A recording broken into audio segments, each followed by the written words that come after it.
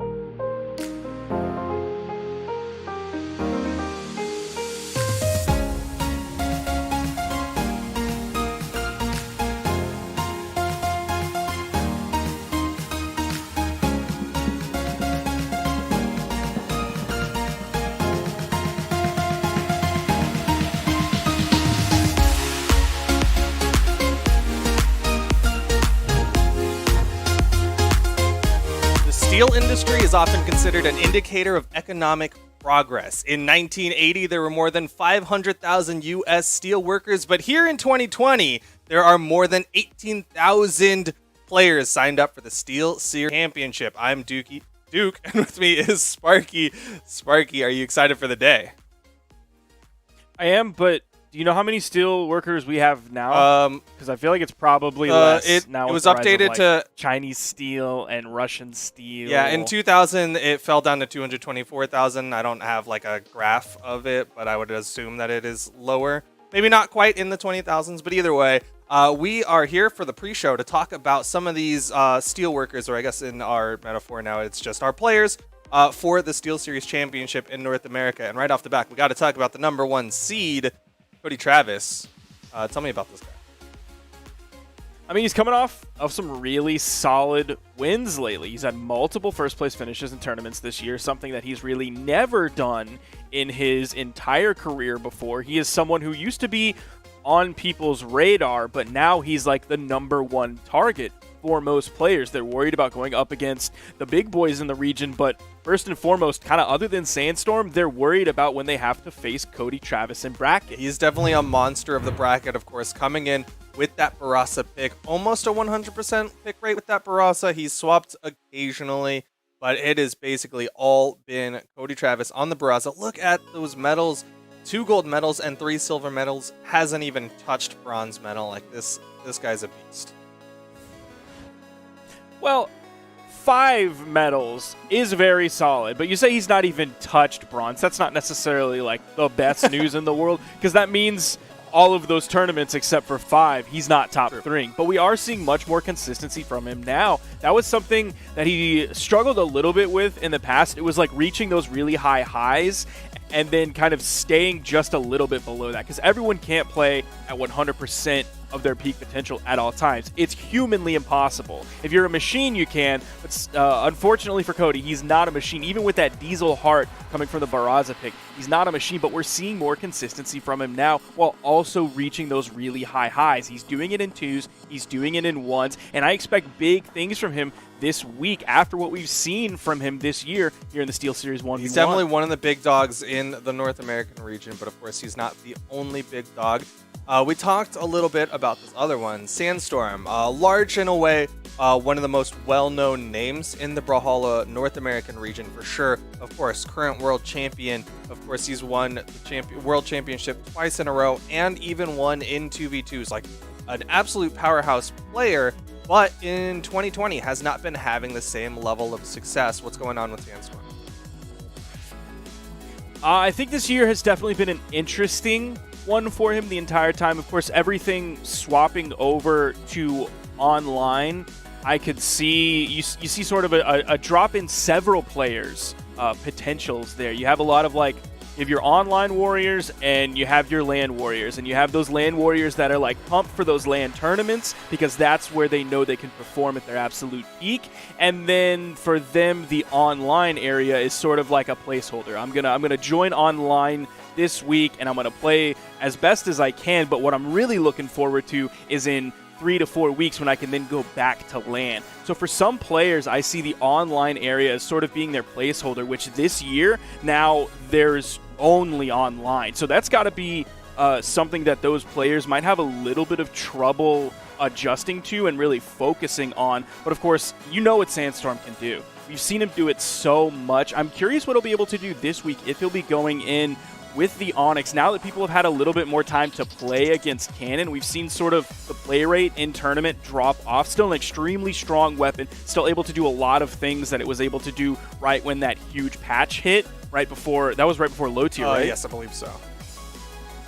Yeah, so a lot of those things are still possible. A lot of Cannon players are still doing that, but it seems like some people have strayed away from Cannon, and I'll be curious to see what Sandstorm does going into this 1v1 tournament, because it's the first 1v1 tournament after low tier, kind of now that people have had more time to play with and against Cannon. Yeah, you made a lot of really good points with specifically Sandstorm. Kind of like, as you started bringing up, like in my head, I'm like, oh yeah, that's really true. And I'm looking back, longtime Brawlhalla viewers will know that even in 2019, Sandstorm didn't have the best online runs. That was where he tended to struggle, but he would go to the offline events and he would absolutely dominate. So it would look like he was doing really, really well, but then you would see his online numbers, and if you just took the trunk of online numbers, they weren't as hot, and that's kind of what we're seeing here in 2020, just unfortunately, of course, just the way things are, it is all online, and that is obviously making it a lot harder for him. You also brought up his character picks, and it does show that he has that cannon, but he's known for the Mordex, and that's what he was playing in 2v2s. Do you think he's going to go in with the Mordex, or maybe he'll go over to the Onyx, or maybe bring out the Zol that we all remember from last year's Summer Championship? He's also been playing a little bit of the Mirage, which I'm not necessarily the biggest fan of him playing, because typically you don't have a lot of people picking up Spear. You have those Spear players who have been playing it for a really long time and now see it in a little bit more of a favorable light due to recent consistency changes in the past few months. Last time I saw his Mirage, I really wasn't the biggest fan of it. Of course, we love his Scythe. I feel much more comfortable with him on the Mordex pick if he wants to play Scythe than I feel on the Mirage pick if he wants to play that Scythe. I don't think we're going to see that Zol pick coming out. I think it's going to be between the Onyx or the Mordex pick, with possible Mirage on the side. Okay.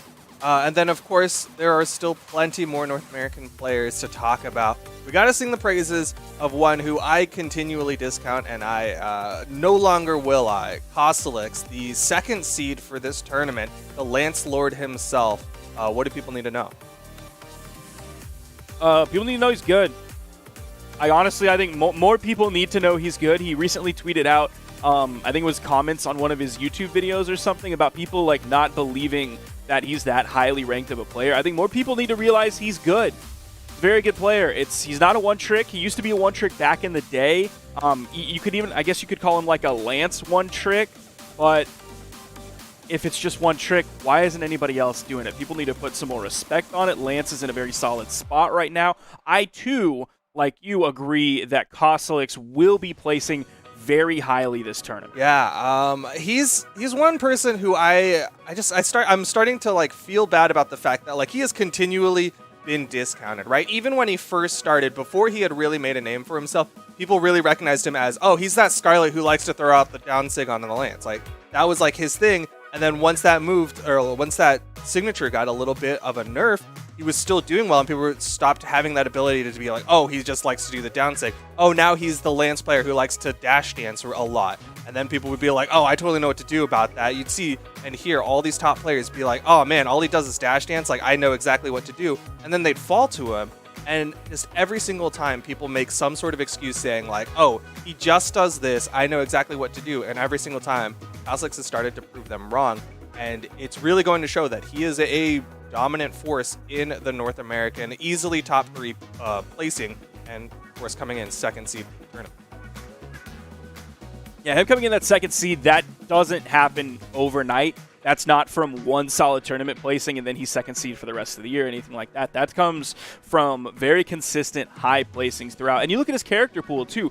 Even beyond just him as a player, you look at his character pool. He plays the Olgrim, very highly sought after character right now. A lot of people playing it in singles and in twos. Then of course, one of the scariest characters, one of the characters that I never want to play against in ranked. If I had to pick one character to not play against, I'll play against a Cannon before I play against a Scarlet in ranked. She is so scary. You don't have to have the best hammer in the world to play her hammer very well. And of course, that's Kosalix to me. He's not the best hammer in the world. He's far and away from the best hammer in the world, but he's still able to make it work. He can still use that signature kit. He can still utilize her stats very well. And then, of course, there's the other side of that character, which is the Lance. He can also completely destroy with that and does it on a regular basis. Yeah, and to that point, you talked a little bit about how he's not as strong with the other weapons as he is with that Lance. Of course, he is far and away known as basically the best Lance player in the North American region, maybe arguably the world. And one thing that you and I always bring up whenever we are talking about Kosalix, whenever we're watching his games,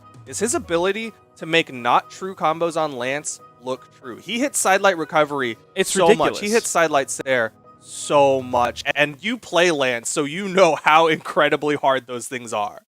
It's annoying. it's frustrating. How does he get away with it? I don't get it. Because it's not even just like he hits it. He goes for it the exact time that they don't have a dodge. He recognizes they don't have a dodge, and then it's basically free for him. It's not anything like that. He's hitting it when people have a dodge. He's consistently finding these inconsistent options, which is just nuts. It seems like that's something that very few people are able to do. I don't know if it's just because he plays that Lance, which doesn't have those true options anymore. It does have true options, but not necessarily those true options anymore. And you look at any other weapon like Sword, the regular bread and butter for that is D-Light Side Air, D-Light Recovery, occasionally the D-Light Dare Recovery. Specifically, Ethan's going a lot for the D-Light Dare Recovery out of there. But you look at those other weapons and they have their bread and butters are consistent options and they're like the best options. You don't necessarily have that on Lance, but he's able to turn these not true things into theoretically true, right? It's crazy. He makes them look true. But of course, there are definitely other names in the North American region. One that I have watched grown up from a wee lad till now, Boomie. What do you think about Boomie? I don't know about Boomie anymore. There was definitely an extended stretch of time where I thought he was a regular tournament winner, a regular top 3 placer, and we just don't see him quite hitting those very often anymore. I'm looking back at his previous tournament placings throughout this entire year, and he does place extremely well. Like, you see his stats right there. He's in top 3 a lot of times, but also that 24 medals that he has, that's over an extended long career. You look at him recently at the Summer Championship, he's 4th. That's outside of the top 3. At low tier, he did place top 3. But then scrolling down, you look at him at Combo Breaker, came in 2nd, very solid. Then throughout the rest of the year, excuse me while this loads for just a moment, you have him in the Spring Championships coming in at 9th.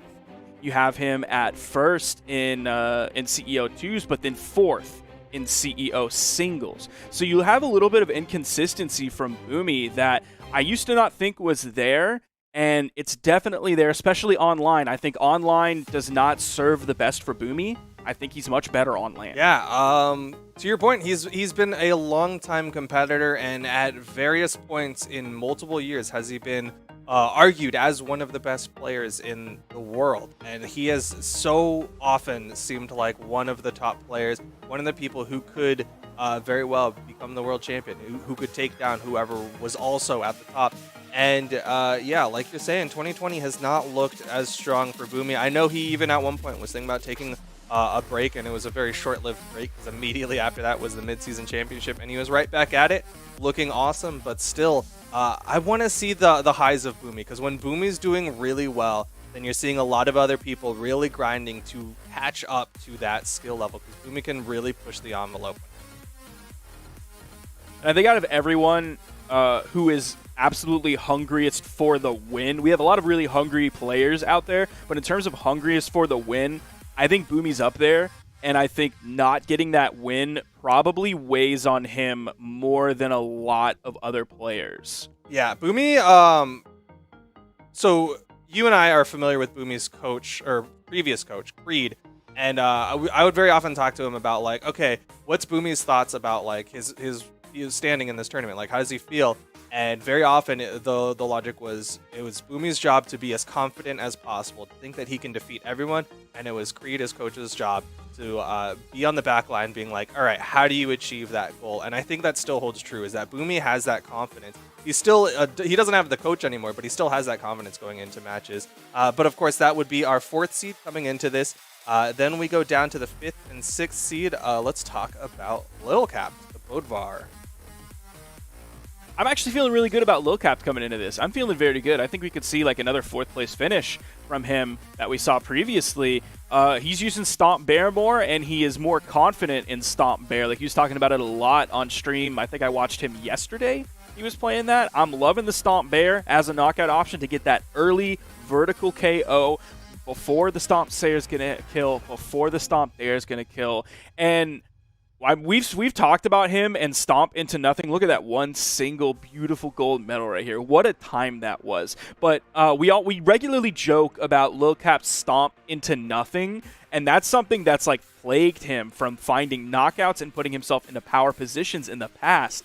So if he's more confident to throw out that Stomp Bear, that Stomp neutral signature on Bodvar's hammer instead of just Stomp into nothing, I could see him finding those knockouts earlier, securing those victories earlier. So I expect big things from Lil Cap this. I don't know if I'd put him in my top 3, but I would put him in my top 5, maybe even my top 4. Yeah, easily guaranteed to get a top 8 at the very least. And like you said, the Stomp into nothing, it was always interesting because it was a very uniquely Lil Cap thing, and somehow still he finds a way to be unique with his hammer play. Considering Bodvar's, we talk about it, he's one of the original characters of the game, like one of the original 6 to be added, and still Lil Cap finds a way to be unique with his playstyle with a character that has been in the game longer than basically any other character. That is impressive from Lil Cap, and I'm curious to see if people are going to find solutions around the downlight bear, because of course it's not a true combo. It is when he switches over to the core, and I do want to say that I am worried if Lil Cap runs in to Cossalix, because I think Cossalix has really been the kryptonite to Lil Cap, because we've seen Lil Cap far and away known for his Bodvar be forced into other picks because the Bodvar just does not work against Cossalix. I do like the core though. Yeah. I would like to see him work on that more. He regularly streams, I believe it's twitch.tv/LilCap. So if you like him, you'll see him regularly get hosted by the Brawlhalla dev streams. He's regularly grinding on there, so if you want to see more of his gameplay, go there. But man, I want to see him work on that core more, because I really still do like that character. Not the best character in the game, sort of like lukewarm in terms of the way people think of core, but core has a lot of stuff. Core's got a lot of stuff. Of course, that Stomp Imsig that we saw him throw out consistently, put out like 4 or 5 of those almost in a row. Insane. Gauntlet's thought of very well right now. The heavy weapon hammer thought of hugely well right now. I think there is definitely something there with that character that I would like to see Lil Cap pick up. I'd like to see someone pick it up, particularly like a Gauntlet player, because I think the core signature kit definitely lends itself to a really good long-range Gauntlet player. But we've talked about 5 of our favorite players, but I think it's time to talk about who our top 3 for the tournament are going to be. Sparky, I'll let you start it off. My top 3 are going to be very similar to the results of Low Tier City, with one important shuffle. Coming in at 3rd place, similar to Low Tier, I have Cossalix, just like we talked about earlier. Cossalix, a very strong player. We both expect great things from him in the tournament. I expect really great things, but not past the bronze medal. Coming in right in front of him in line, opposite of what we saw at Low Tier, Sandstorm was in 1st. I put Sandstorm in 2nd.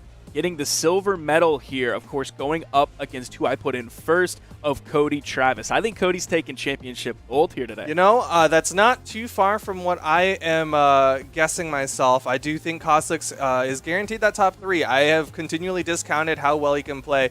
I think he can get that top 3. I do think that Sandstorm is going to take the dub over him. Specifically, I'm gonna go so far as to say in winner's semifinal, I think Sandstorm is going to take the dub over Cossalix and then go into that winner's final. I think Sandstorm can go all the way. and get that grand finals victory over Cody Travis. And specifically, I already knew that you were going to come in with the Cody Travis pick, and I picked Sandstorm as the counter to that. And specifically, I want to point out, in 2020, Cody Travis has only beaten Sandstorm once, and that was when there was best of threes before the top 8. He won 2-1 over Sandstorm. But aside from that, Cody Travis has not beaten Sandstorm in 2020 in 1v1. Just saying. That's true, but I still expect great things from Cody. Hopefully he's been grinding. There's been like a month now between low tier city and SteelSeries 1s. Hopefully he's been putting in the work in that time, maybe spending some of that summer break, grinding out those hours, labbing out those things, figuring out how to beat the other best player in North America, because that's who it comes down to a lot, is Cody Travis versus Sandstorm. The fact that you're able to be at the top and look at that other person at the top and realize there's a good chance that's the person that this is all going to come down to, so I can focus on just that one person. You're not a top 16 player or a top 8 player guessing, well, who am I going to run into this time? Who has happened to going to be in my way here that I have to deal with? It's Cody looking at the finish line, realizing Sandstorm's going to be right next to him. Yeah, well, we'll see which one of us ends up being right, or maybe we get completely upset and some new player makes it into the grand finals. We'll have to find out later today. But once North American completes for the SteelSeries portion, of course, anyone who's familiar with our tournaments knows that we've got plenty of other regions. And after North America comes the Australian portion of the SteelSeries Championship 1v1s. And of course, you can't talk about Australia without talking about Kyler Alice, the player who most often gets flown out as the representative of the entirety of that region. What do people need to know about Kyler Alice? That Kyler has a lot of gold medals. You see him right there, 10 gold medals, no silvers, and 1 bronze.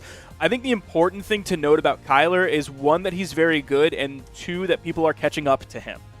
He is not the only man to speak of in Australia anymore, and I think that not only goes to show how good he is as a player, that he was able to be dominant in that region for so long, but also the tremendous growth that this region has had, because you look over to like SEA and it's Tiger. It's the Tiger show. Every single time it's Tiger coming out on top, except for SteelSeries 2s, which we don't really need to talk about this week. But other than that, it's always been Tiger, and everyone else is below him. That used to be the case for Australia, and it is not necessarily the case anymore. So Kyler really has a target on his back. Now, it used to be like a formulaic target or a formality target of like, yeah, I mean, we want to beat Kyler, but are we going to be able to? Now it's different.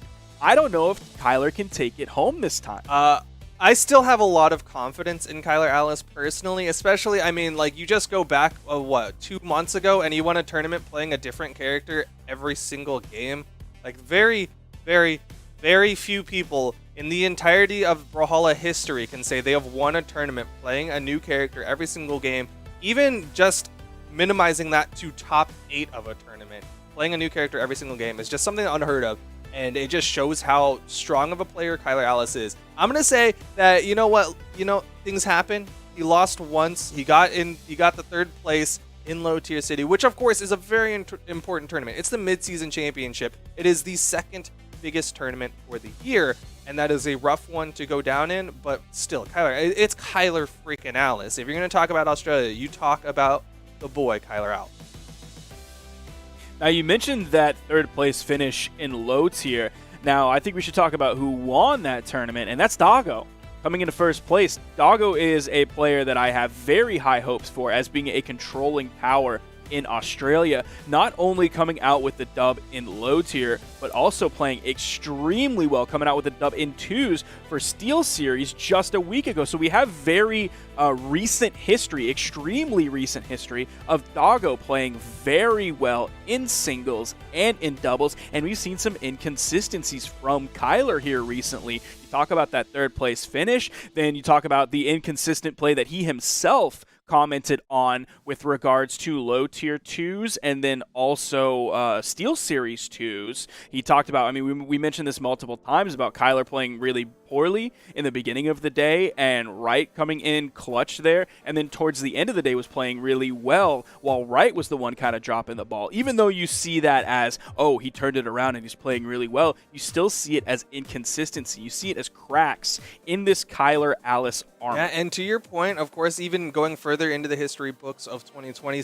Summer Championship, Doggo took that second place. So Doggo has very frequently been nipping at the heel of Kyler Alice, and it was matter of time. Doggo did beat Kyler Alice in the losers final to knock him out and give Kyler Alice that third place finish. But of course, that is a testament to Doggo, how long he has been grinding and playing. Of course, if you want to talk a little bit about some character picks, Doggo does have the Petra, which that's just cool to see. I know a lot of people like seeing the Petra, and I think we've also seen, no, I'm only seeing just the Petra. Oh, there's a Zol. Yeah, there it is. The Zol also coming out Doggo. So Doggo does have a relatively large character pool. Of course, Kyler Alice played literally every character in a tournament, but for the most part, Kyler Alice is more of a hammer player than anything else. We see the Bodvar, we see the Taros come out, whereas Doggo's showing a little bit of a bigger spread with the Petra and the Zol. So now we still have kind of a third, our other kind of big three coming out of Australia, and that's Goddess. I have huge, high, massive, astronomical hopes for Goddess coming in this week. She has shown so much growth as a player in Australia. Not just Kyler, not just Doggo, but definitely Goddess needs to be in the running for coming out in the top spot in this tournament for this region. How do you feel about Goddess this week? I think Goddess is a very strong pick. I almost wanted to come out and just give Goddess that first place over everyone else when we were going to give our predictions, but I don't know if she's quite ready for that first place finish. I do think she's a really strong pick, and I do think that a lot of people have been sleeping on this player, Goddess, and Goddess has been coming out and showing that, hey, she's here to play, she's here to win, and she can take some W's over basically everyone in the Australian region. Yeah, if you look back at Low Tier City, Goddess double lost to Doggo, but she also picked up a victory against Kyler Alice. She picked up a victory against Shadow. She didn't get a win over Baka. Let's see. She also picked one up over Bailey. So in the most recent 1v1 tournament, Goddess has major victories over these extremely prominent players. The only one she lost to was Doggo. She lost twice to Doggo, who ended up coming in first place, showing that at least at Low Tier City just a month ago, Doggo was the only threat to her. And unfortunately for Goddess, she is going to be running into Doggo in the winner's semifinal. So she's got to be coming prepared for that matchup. I think it's time to get into the predictions. I'm going to go before you, just, so you have time to think this one over. Go ahead. I'm going to give third place to Goddess purely on the back of the fact that I don't know if she can get that W over Doggo. If she does make that W, I think she's got a good potential to win this one. But I think she's going to have a hard time getting through that brick wall of Doggo. Of course, someone who has not always struggled against Doggo is the one and only Kyler Alice. I'm going to say he's going to go home with the dub off the back of either the Bodvar or the Taros, coming in with that first place finish. Sparky, what do you think? I'm going to be a same top three, but a different order. I'm going to put Goddess in third place, just like you did. However, in second place, I'm going to put your main man. I'm putting Kyler Alice there only on the silver medal. And then in first place, I'm putting Doggo. So our top threes are going to be the exact same from low tier, but I'm going to shuffle third place and second place. Okay. And then, of course, we talked a little bit about how there's so many other regions that played during SteelSeries, the internationals. We talked a little bit about Southeast Asia, and one name always comes up on top in the Southeast Asian region, especially in 1v1s. 2v2s, it's his own beast. You know what? There's a whole lot of other things that happen in 2v2s, but 1v1s, it cannot be denied that Tiger is the top of the Southeast Asian region. Yeah. He's an animal. Yeah. He's a beast. We've talked about him absolutely ad nauseum. Now, I'm waiting for the day that we don't have to necessarily talk about him winning anymore. It's the old adage of that was in wrestling of lol Cena wins. It doesn't matter who he's going up against because you knew that at the end John Cena was going to hit his 5 moves of doom and he was going to come out on top. It didn't matter. Everybody knew what was going to happen and it grew tired. Now, wrestling, of course, being predetermined is a little bit different here because you can at least see this story. You can see the upside of it being Tiger's just that damn good in this region. Still, nobody can beat him. And we say this week after week, and you've seen in other regions, very few people have ever been able to command their region in this same way. And in those other regions, those people are written into the Brawlhalla history books for it. So we have to do that for Tiger here. It seems like Tiger is the only one who's been able to outlast the legacies in other regions that other players have had. Yeah, I mean, we talked a little bit about dynasties going back to last week and how 3 tournament wins is considered a dynasty. At this point, I don't know what Tiger's infinite number of wins in tournaments really amounts to. Is it what's more than a dynasty? Is it an empire? I'm literally. I don't know what like right the now. tiers of dynasty are, but he has been the longest running champion. Literally, no one in any other region has won as many 1v1 championship or 1v1 tournaments as Tiger. Has had this long of a run for years. Tiger has been the big dog in the region. I'm trying to buy time so that Sparky can tell me what is bigger than a dynasty. I don't think there is. Okay, well he's the truest of dynasties then at the very least. But of course, there's other people in the Southeast Asian region. There's the one, his teammate in 2v2s, the person who has been the closest to dethroning Tiger, Jerry K. Yep, I think Jerry K is likely going to be second place here, like he's been so often in Southeast Asia. I'm very curious how Jerry K and the other like top 3 placing players in Southeast Asia, like I wonder how they feel going into this. Have they just like settled, realizing that I'm gonna play second fiddle to Tiger? Are they going into this being like, this is the time I'm gonna beat Tiger, and then it doesn't happen, and then no, this is the time I'm gonna beat Tiger, and then it doesn't happen? Like, are their mentalities like defeated at this point to where they're just going in to get second place? Are they fighting for that silver medal and that bronze medal like other players are fighting for? I mean, at this point, they're fighting for bronzes. Jerry K has gotten the silver medal in the last 3 1v1s. Like, it's looking like the Southeast. We talked. You said it was all predetermined in the wrestling world. It's starting to look the same for Southeast Asia. It's almost like they've all come together and they're like, you know what? All right, we're gonna give Tiger all the golds. We're gonna give Jerry K all the silvers, and then we'll just figure out what happens with the 3rd place. We'll have a Royal Rumble. It's all good. SummerSlam's right around the corner, you know. But it is interesting to show that like there's like this really solidified positioning. There's these players who have shown time and time again that they can get these positions on the podiums, but then you look at the 2v2s on SteelSeries, and suddenly there's a shake-up. Who do you think is gonna really shake up these top 2 podium spots? I don't think anybody is going to shake up the top 2 podium spots. I'm putting Tiger in first. I'm putting Jerry K in second, and in third, I'm putting Sphinx. I am going to exactly mirror what happened in Low Tier City just a month ago. I see Sphinx coming in. He lost twice to Jerry K in Low Tier. I expect him to at least lose one time to Jerry K here to get that 3rd place spot in second. I have Jerry K coming in right there. You mentioned 3 tournaments in a row now grabbing second place. I think that's going to continue. And then, of course, Tiger in first. I'm expecting something similar from you, but is that bronze medal going to be different? No, I really can't say it's gonna be different. There's the chance of Far on making that comeback. There's the chance of Dolan making that comeback, but I really think it's gonna be Sphinx with the 3rd, Jerry K with the 2nd, and then of course Tiger in the 1st place finish. But there's 2 people who love to argue against us, maybe just on the point of being contrarians. Steven and Foda, do you think that we are wrong? What was the question? Just come in, yes. Whatever it is, everything you said was wrong. That's good improv skills, you know. Yes, and maybe we are contrarian. Yeah. I don't think we're contrarian. You're just wrong. I think that's the difference. No, Tiger's gonna win. Oh, that's true. Yeah, that's who's contrarian about that. Yeah, that's pretty. But imagine the day where he doesn't. Good luck, Tiger. I don't know. My imagination is not that big. I've tried to imagine that day, for like 5 years now, and my imagination doesn't have any more imagination juice to imagine that anymore.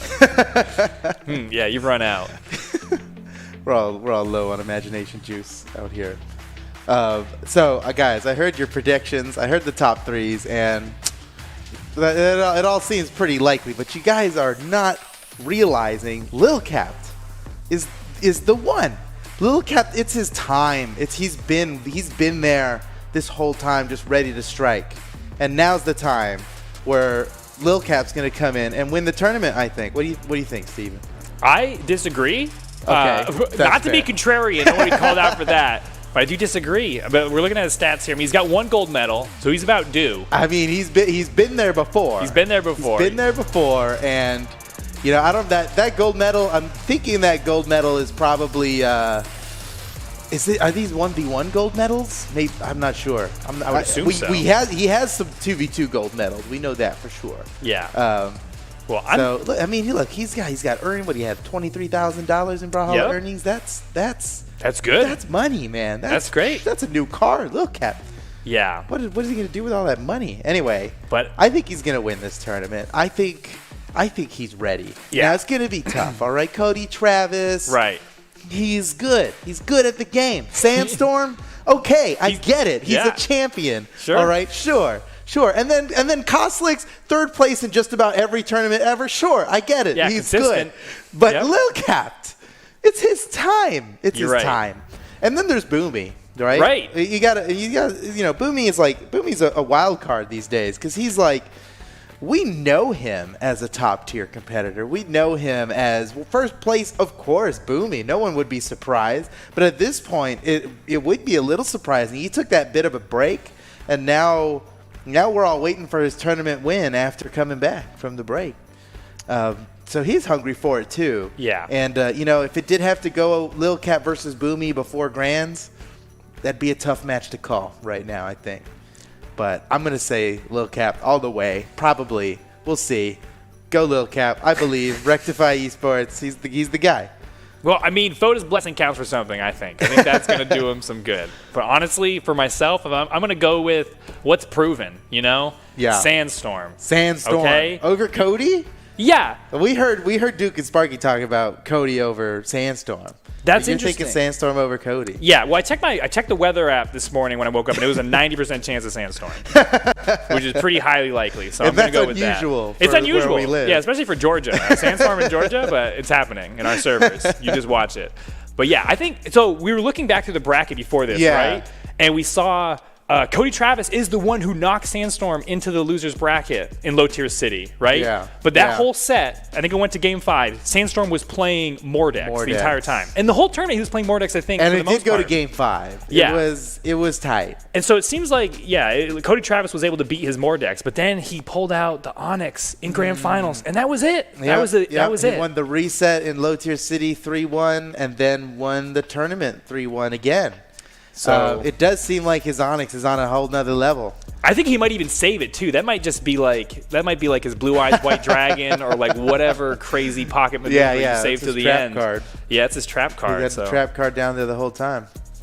We'll see. It's a little interesting where Sandstorm's at. We all know him as like the Scythe Master. Yeah. But you were just talking about it before how lately he's not super big on the Scythe. He wants to keep playing Scythe, but he feels like it's just not.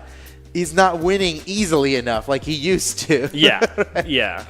That was his feeling. And I'm guessing the cannon is a different story. He's probably loving the cannon and how he's winning with that one because he really, Sandstorm pioneered cannon gameplay. That's true. I mean, truly, it was a meme. He literally before flipped. He came onto the scene. He flipped the tier list right on its head. And nothing had even changed from one tournament to the next with cannon. He just decided cannon. That's where it's at, and he made it happen.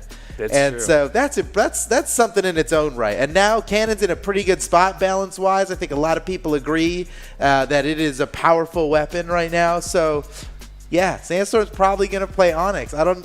We'll see if he does the same thing. Maybe he plays Mordex until he loses once, and then he's over Mordex and goes back to the back to Onyx and that cannon. It's not just cannon, but it's that Onyx down sig, the Gauntlet down sig. I mean, he's great. Onyx is a perfect character for him because, like, even Mordax, even when he was all about Scythe, he still made plays with the gauntlets all the time. Yeah, people slept on his gauntlets. He didn't call himself a gauntlets player, but he was probably the best gauntlets player back in 2018 when he won the World Championship for the first time, right? Yeah.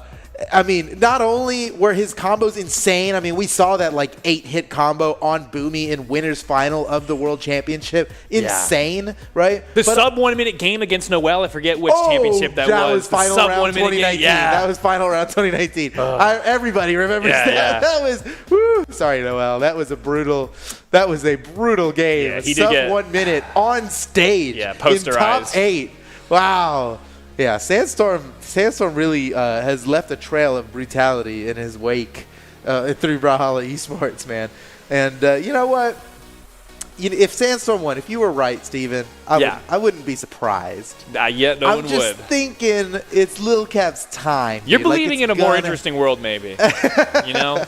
Where dreams come true. Things are interesting in my world. Yeah. You should visit sometime. It's a good world. Maybe sometime. Lil Cap wins. Katars are the best weapon. Nice. Suri's neutral sig goes twice as fast. Oh, that's we all want that. We all want that. Come take a visit in my world. Come stay. There's vacancy. Let's take a look at the overview of today's schedule here. Not just NA, right? There's more than NA here today.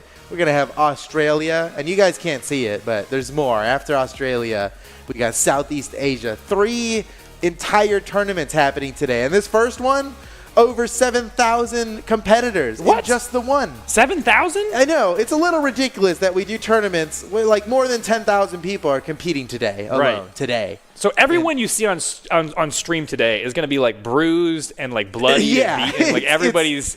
It's insane. I mean, let me just give you... we're waiting for matches here, right? Like we're not even... This tournament's so big that we're not even in top 32 like when we normally start these streams. We're in top 256 right now. Just to give you an idea of how much is happening. There are 64 different pools in the first round of this bracket. 64 different pools. A pool is basically a whole tournament in itself, right? And then top 256, you would think, oh, in top 256, that's just one big 256-person bracket, right? No, there's 4 pools in top 256 alone. So right now, the competitions that are happening are these little double elimination brackets in these different pools. And the pools have, like, they're seated in a way where, like, the all-stars are all in different brackets. So right now there's a pool in top 256 that has Cody, Travis, Santi, Wrenched, and Snowy in it. That's a scary pool. It's a pretty interesting pool. And then there's another pool with Costelix, Faison, Ethan, and Impala. Another pool with Sandstorm, Stingray, Noel, and Isadrew. Oh. That's a fun one. We've seen Stingray beat Sandstorm in bracket before, right? Yeah. Winter Championship, it happened. It can happen again.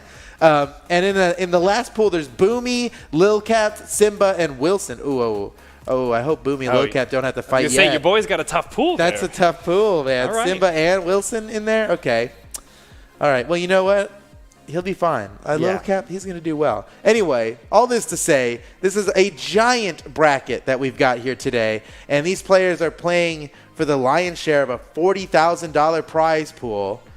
And I just couldn't be happier. Also, shout-outs to SteelSeries. Let's just go ahead and get one SteelSeries shout-out out the way, helping us run this tournament. We appreciate them. There's a 12% discount on the SteelSeries web store if you use code BrawlSeries. So if you were thinking about picking up the best keyboard in the world, the Apex Pro TKL, now's the time. 12% off on the web store. They have other stuff, but this keyboard's really my favorite thing.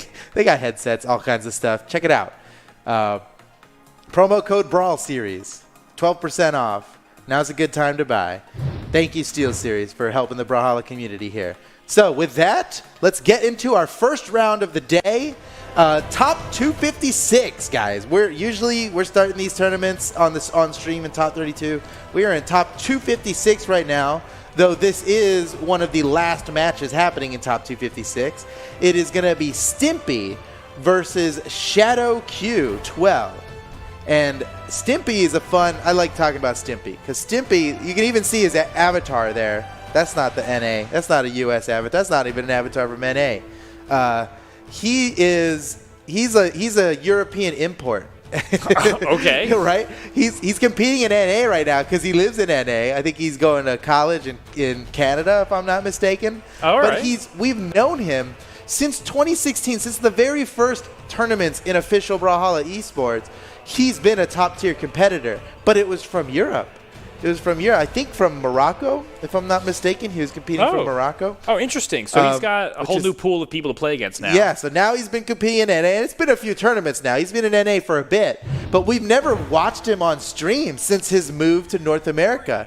So it's pretty cool. We're watching Stimpy here. He's going to be going up against Shadow Q. Shadow Q, look, he's sponsored by Dire Esports. He's not nobody, but it's going to be a tough match for him against Stimpy, I think. Stimpy's got a history of results. I mean, he's got earnings. He's been, granted, that was back in 2016 where the earnings were It's a different game now. significantly less. Yeah. Yeah, it's a different game It's a whole different world. The average player is a lot better than they used to be. I mean, you've been giving Stimpy a lot of credit here, but Shadow Q in the lead on this first stock. Yeah, good point. He's been doing some good work that with the seems sword. to happen to me a lot. Maybe I just shouldn't cheer for Stimpy. It's like, Yeah. Stimpy, no chance. There's no way he could take out Shadow Q here. It'd be a miracle. And look at this. Stimpy already in the lead. It worked. It's working. Okay, yeah, your deck is working. Shadow Q off the he side. missed the slide kick. Oh, that would have been a nice slide kick, ground pound KO. Shadow Q lives to fight another day. Nice dodge. What? So. Okay, weaves his way through, gets that weapon, has a scythe in hand. We saw him with the sword. Maybe the scythe is his preferred weapon. Why? He picks his character. Wow, with the full reach. He gets that down signature. Had Stimpy off the stage. Stimpy picking up that neutral barely. air. Now Shadow off in the edge and the scoop. The old scoop. The old X-pivot scoop over the corner. Yeah. Slick play. Just a fast fall on it. Look, he came down so fast. Yep, to scoop that him. was a very slick play to catch somebody on the wall there. Yeah, Good and- stuff from Stimpy. Now he's got a stock lead here. He's going to have to get some damage for it to have mattered at all that he took the first stock. And Shadow Q has a good opportunity to take him out. Oh, there it is. Okay, people talk about that move not being great, but I don't know. I just think it's different. You know what? It's real good in Kung Foot. We know that. Yeah, It's it a has its top-tier places. Kung Foot move. I've been waiting for that True Blue, Jiro Master to come through and show what this character's really capable of. Maybe Shadow's the one to do it here. Okay, reversal. I don't know why he threw Stimpy towards the weapon, just toying with him now. But yeah, we are all tied up on the second stock. You bring up a good point. We haven't seen a top tier hardcore Koji main. The best we Jiro? had are yes, Jiro. Koji, you haven't seen a Koji main? Yeah, okay. There's a couple Koji mains out there. But Stimpy, that weapon throw almost came through. Shadow able to dodge it, has no dodge left with the Stimpy reversal. He tried to fight on the corner again, and Shadow wasn't going to fall for it twice. Both players without a weapon. Stimpy grabs one. Shadow Q not far behind. Knocks him off the corner here, but Stimpy's got him in the danger zone. He could take him out quick. I like that play. You can play from mid-stage with that down signature. That's what I'm saying. It's Jiro pretty fun. He's such he plays different than every other sword character. That's true. And scythe character, really. Stimpy trying to get the X pivot down air again, but Shadow didn't fall for it. Doesn't matter, though, because Stimpy just catches him anyway. And now he's got some room to play with. Now Stimpy's time to push his lead here. And Shadow Q, he's going to have to take Stimpy out quick to stay in this game. Oh, okay. Stimpy Loses his weapon, though. Oh, now's his chance. Oh, Shadow Q. Yeah. He got a side air off of it. It wasn't nothing. He's got Stimpy in the red. He might be able to take him out. Looking for the edge guard here. What? Shadow Q looking for it. Man, he wants that down Threatens signature it. badly. He's just threatening that space. Okay, has This Stimpy is off it. the side. His dodge Oh, is the down. breakdance! Oh, the breakdance. Stimpy can't make it back. Oh, no. that he was can, and Shadow Q missed the neutral light. But thank goodness he leapt right over top of that down signature. Great spot dodge. Oh, no. That looked like a misinput. No! Oh, he's really paying for this one dearly. Oh, my You see God. that? Yeah, I He saw it. The fast fell regrab. and grabbed the Yeah. That was slick. Can we get that? What a juke. Okay, wow. Exciting first match here. We got Stimpy and Shadow Q, but Stimpy coming out ahead. That was amazing. That last bit there, he Yeah, threw we're the going to see weapon. that in the replay. That was really cool. Yeah, not, here we not are. yet. Oh, We this got a is couple the kills first to go. Okay, stock. that's the nice X pivot kill. That was a good one. And then this one was, it was aight. Yeah. It was aight. It was a whipped edge guard into a KO. But look at this, where that sucks. Sorry, Shadow. Then the regrab. Oh, that was so clever. The regrabs. That was so slick, dude. He probably thought he was home free after that. Okay, Little but did he know. we've got ourselves the win and switch. No, wait. Yeah, the Yeah, win and yeah. switch. Oh, yeah. True combo. Winning into switching. That's Winning into unusual. it's actually like Stimpy was doing fine. He didn't need to switch his character out. I like the golden fire extinguisher he's running here. Yeah, color swap. I don't the think look I've is ever fresh, seen. But Shadow Q already doing pretty well. We won't call it too early on this stock. Stimpy looking to get another weapon in hand. All right, Stimpy switching to John Cena. I wonder, is this for the stream? I mean, did he? Yeah, is this I a wonder. meme for the stream, or is he A really meme for the stream? The old stream meme? Yeah, is this a serious pick? I mean, Hattori, Hattori's a serious character. Yeah. It's not mainstay in unusual for tournaments. anybody to pick Hattori, I should say. But there was no reason for him to switch. He was doing great. Okay, I like that on weapon the swap. Scarlet. Into the recovery, but the side stick coming through. Now it's Shadow's chance. He's got to get the edge guard here. Oh, he's opting to fight on the corner instead of going for the edge. Man, I think he had a good opportunity on the edge there. Oh, the dodge? Once But he has no again. dodge. Oh. Oh, he went for that breakdance again. You see it's a common edge guard by Shadow Q. Yeah, he'd almost rather be guarding the corner unarmed than anything else. Weapon throw. Whoa. Uh-oh, he's in trouble. Used his dodge early. Oh, yeah, that's he gonna used do that it. dodge early. Stimpy knew he could just come out there and get a free hit since Shadow decided to use his dodge so early. Now, I'm thinking Shadow was hoping that he'd get his dodge back by the time he got back to the stage, but wasn't quite far enough out for that yet. Now, Stimpy's got a stock lead here. Shadow trying to equalize. So Stimpy's getting some good damage. Yeah, he's getting the some good double. damage. That's nice. Off the dribble. Good play by Stimpy. And he's still going. Oh, man. I think he's showing off for the stream a little bit here. All right, Shadow Q not out of it yet, though. Oh, the Nice. weapon throw perfect. He dropped down to get the was a low good angle read. on him. Yeah, that was a good read. Stimpy did the down air out of hit stun. We see that a lot. It gains you, it nets you just a little bit more horizontal movement than drifting alone. So Oh, he did the, Stimpy! he did the unarmed down air. Uh-oh, Shadow. Yeah, he goes around the other just side. barely enough. Catches him. See, Shadow's in trouble, man. He may have to- He needs a gimp. Yeah, he needs a gimp. He needs an old-fashioned scythe gimp. Oh, Stimpy might want to give it to him here, though. Yeah. He's willing to play out there. That's a good time. Should be Stimpy. Shadow can just get on the wall. Do the classic like fish for the nair. Get the nair, active input, reversal. Oh, here we go. He has his dodge. Here we go. See how Shadow? He's going deep. Oh. This is his chance. Oh, he gave Wow. up on it He early. Yeah, he was babysitting that whole way, but he didn't. He didn't find his opening, whether or not he had it. It might have been worth doing. Oh, no. Now he's down a stock. Stimpy's in orange. He's got some room to play with here. Shadow's going to have to play a stock of a lifetime here. This is a best of 3. If he loses this, Yeah, that's it's it. over. He's going to go down to the lower bracket. All right, Shadow Q making his final stand here on this last stock with the sword. I mean, I almost feel like I prefer his sword. Oh, yes. Nice. Down signature, Still got nice. more work to do. He's got to win this edge guard on Stimpy. You know what? Shadow he never goes for the edge guard. He's always guarding the corner instead. Look, that's going to work in ranked, man, but this is a tournament. This is top 256 players in the entire continent. Yeah. Oh, Nasty! yes! Nasty! Oh, my Stimpy. goodness. A good highlight to finish off his stream debut competing in North America. Yeah. Stimpy's going to move on. I believe that sends him into top 32 now, which is big plays for Stimpy here. Congratulations to him. Shadow Q goes down to the lower bracket. And then I want to see this last KO again. Here it comes. Look at this. Oh, He look goes how way down there with the gravity. doesn't have that much cancel down damage on light. him. And he's, again, Shadow used his dodge on nothing in the air. You got to be careful with that stuff. Yeah. Your dodge in the air is precious. Right. Yeah, you have a longer 3 whole seconds till you touch the ground again before you get your jump, before you get your dodge back. That's big time. Anyway, good game. That's a good way to start off this stream here. I'm getting excited. Let's go on into our next match where we've got Wubs versus Matt. Now, this is pretty exciting here. Yeah. I got stuff to say about both these guys. Okay. Big one is Matt. Now, Matt, to me, is he's a dark horse, right? Yeah. Maybe not even dark horse. We've seen him compete at LANs before. Yes. And he's had spectacular results at LAN. We've seen incredible 0-to-death combos from him in high places in the bracket, too. I'm talking like top 128, landing these 0-to-deaths on people. But also, this guy, and I don't like to harp on one single result too much, but I'm going to do it anyway. Okay. He 3-0'd Addy Mestic, dude, at Shine 2019. Wow, okay. It was nuts. That was a huge game for him, taking out. I mean, Addy Mestic he's the #1 player in Europe for a long time. He was very high ranked going into that tournament against Matt. And Matt, I mean, the point I'm trying to get at here with Matt is that he is capable of a lot. And he's got some really cool moves, too. Plus, he's an Asuri main. I mean, he's kind of my guy. But, you know, but then Wubs has also, I mean, he has really been showing up lately in tournaments and in competition in general. Like, he's a ranked warrior. Yeah, big that's true. time. I was going to say, where I usually see Wubs is in everybody, all the pros, like, videos. Yeah, exactly. He's always always see him show competing up. with people. He's always, like, on streams.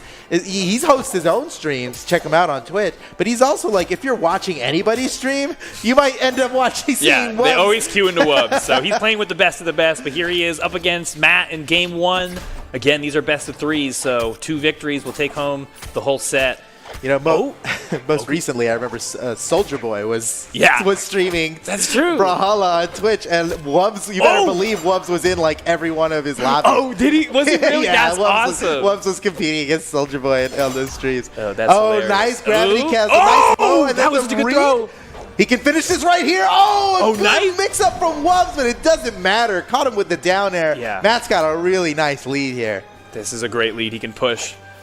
And he has those guitars, seem to be his favorite weapon. He built up so much damage the first stock on Wubs very quickly. Wubs now with that spear in hand. I like this pick. You don't often see too many Kayas, even though spear, everybody's saying is good. Bow, I feel like bow is always good. Bow's always good. Whether people are talking about it or not, bow is like always a very, very good it's a weapon. solid weapon. Great gimp potential. Its off stage is nuts. The mix-up you can do in neutral is great. Yeah. Wubs, we'll see if he can get anything done. He's done good work on Matt's first stock, though. But he's so close, and that's going to do it probably. Yes, the bubble. And that'll send off the first stock of Matt. Now 2 apiece. And Wubs isn't taking too much damage. He's picking up that bow, rotates out. All right, already catching up. I mean, even game. The aerial play out of Wubs with that bow. Such a great usage of that neutral air to keep his opponent juggled and throws him back in the air, chases him with the hollow pearl. That's not supposed to land outside of bounds. Oh my gosh, another hollow pearl. Oh, in the down airs, he's looking for that final hit. He's taking the lead all of a sudden. Oh, wow, that was actually a crazy call out Wubs did there, but shut down by Matt. Matt now looking to come back here. He's got the damage going. He needs a little bit. There he is. Now Wubs in the red as well. Game is tied up. They're both looking for those big hits. Yeah, Wubs trying to get tricky with it, and Matt's not falling for anything. Yeah. Nearly.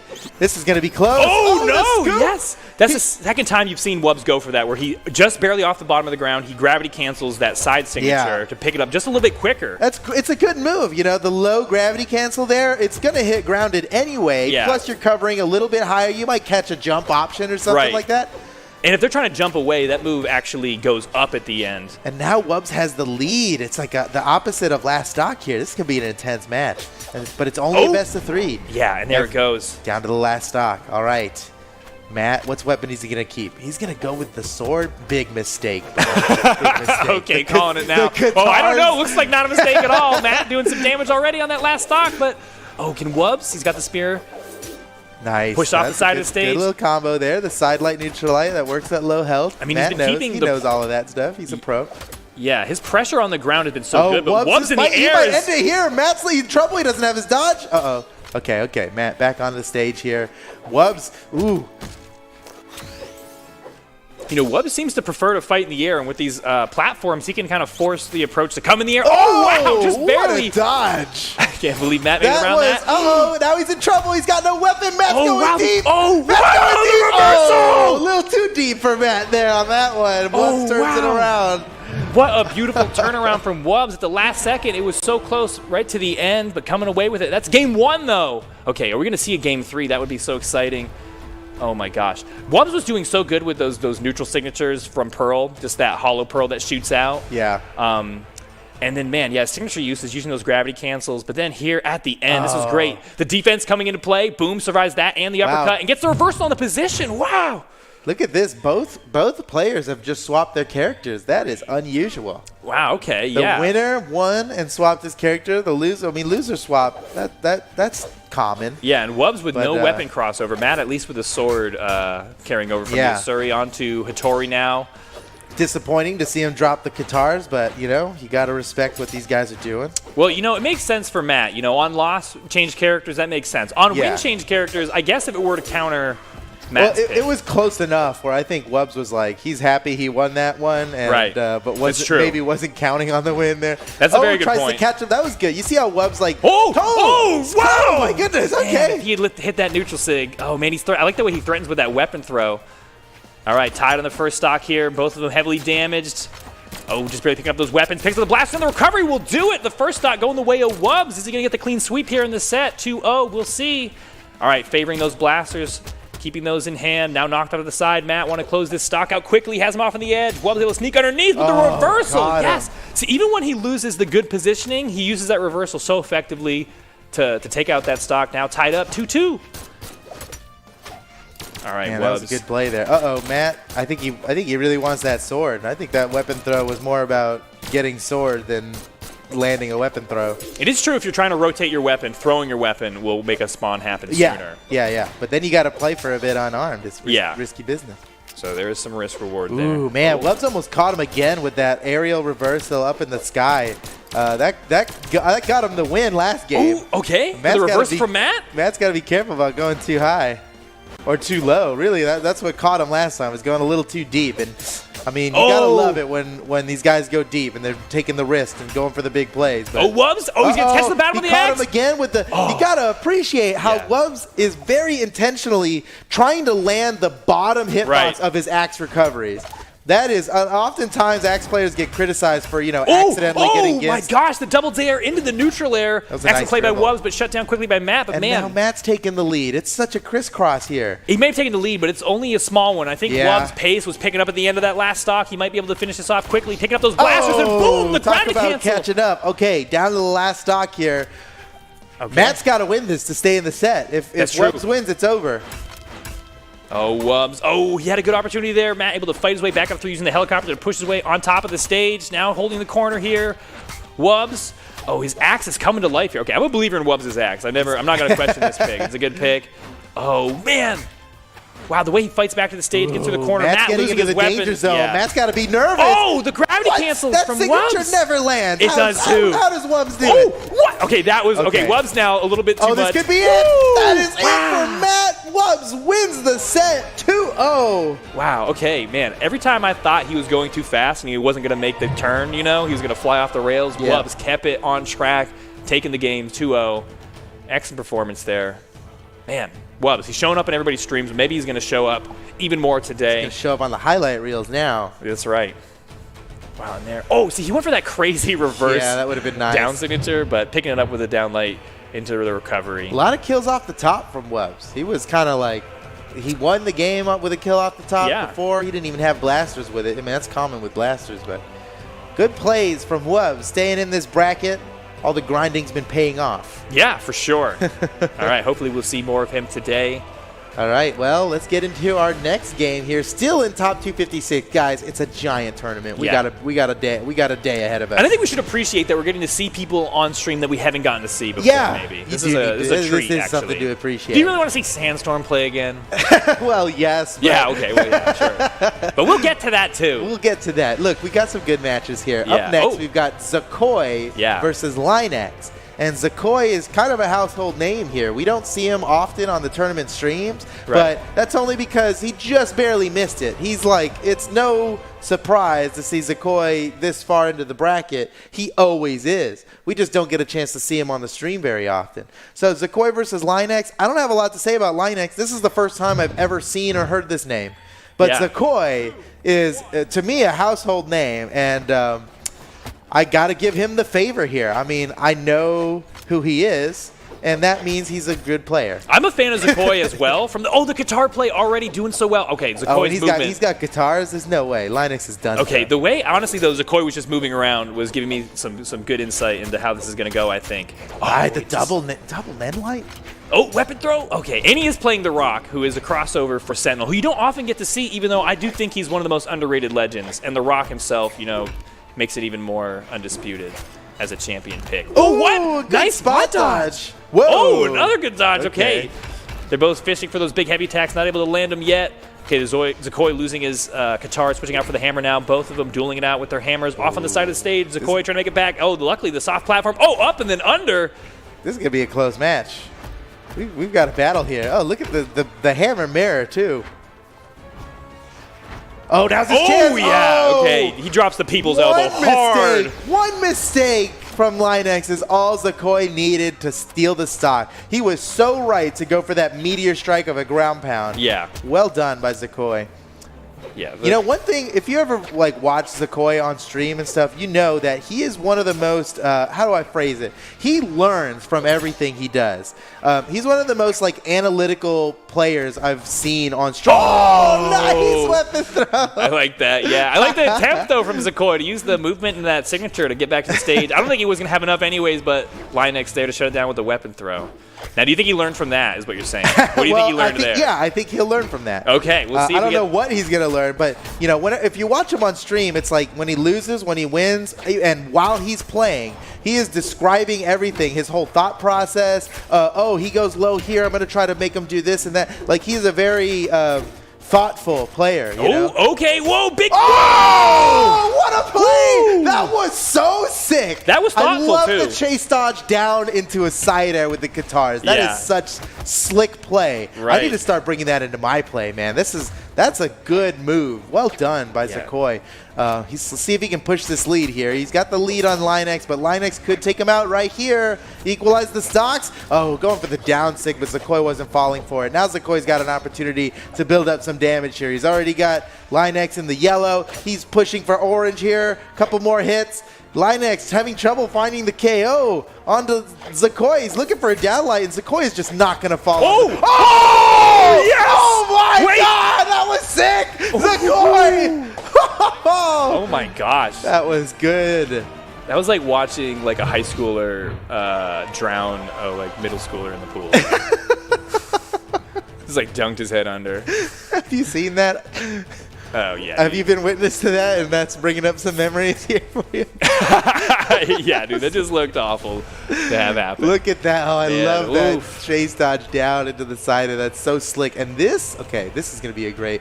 We need to get some slow-mo. Oh, Oh, so good. bold. This chase dodge down. And look, Linx was like, I've seen this episode before. I know what's going to happen. He's going to side air me. So I may as well use my dodge right now. But Zakoy was so ready for that. He hesitated. Instead, he gave him the quick little hezzy and jumped after the nair. Or he jumped and then landed a nair because of it. After stuttering his chase down just a little bit. Oh, Zakoy, what a play. What a play. Oh, weapon starved here in the beginning. Zakoy holding onto those guitars, and I would agree with this pick. It definitely seems to be the weapon that may get him farthest through this bracket. He just has to get through Linx one more time. Switch to Taros. Let's see what Linx does here with this switch to Taros. He's probably hoping for a nice neutral sig gimp. I mean, why would anybody? Why does anybody pick Taros? Right? It's for the neutral sig. It's for the beef, dude. It's for the beef. You know, if you want the beef, you got to go with the bull, and he's nice bringing it. Wake up, man! Zakoy with the neutral. He's getting a lot of neutralites. You know. Oh, but you know what? Zakoy has a bull of his own, and I think he might be unstoppable with it, pulling it out again, getting some more damage. All right, has Linx so heavily damaged on this first stock, but Linx, okay, still fighting his way through, looking for that big hit, but that slap will do it, and taking it out. It's good to see the Rock being played in a tournament. You know? Yeah. It's like, hello, The Rock is in this game? Right. That's and he could be watching.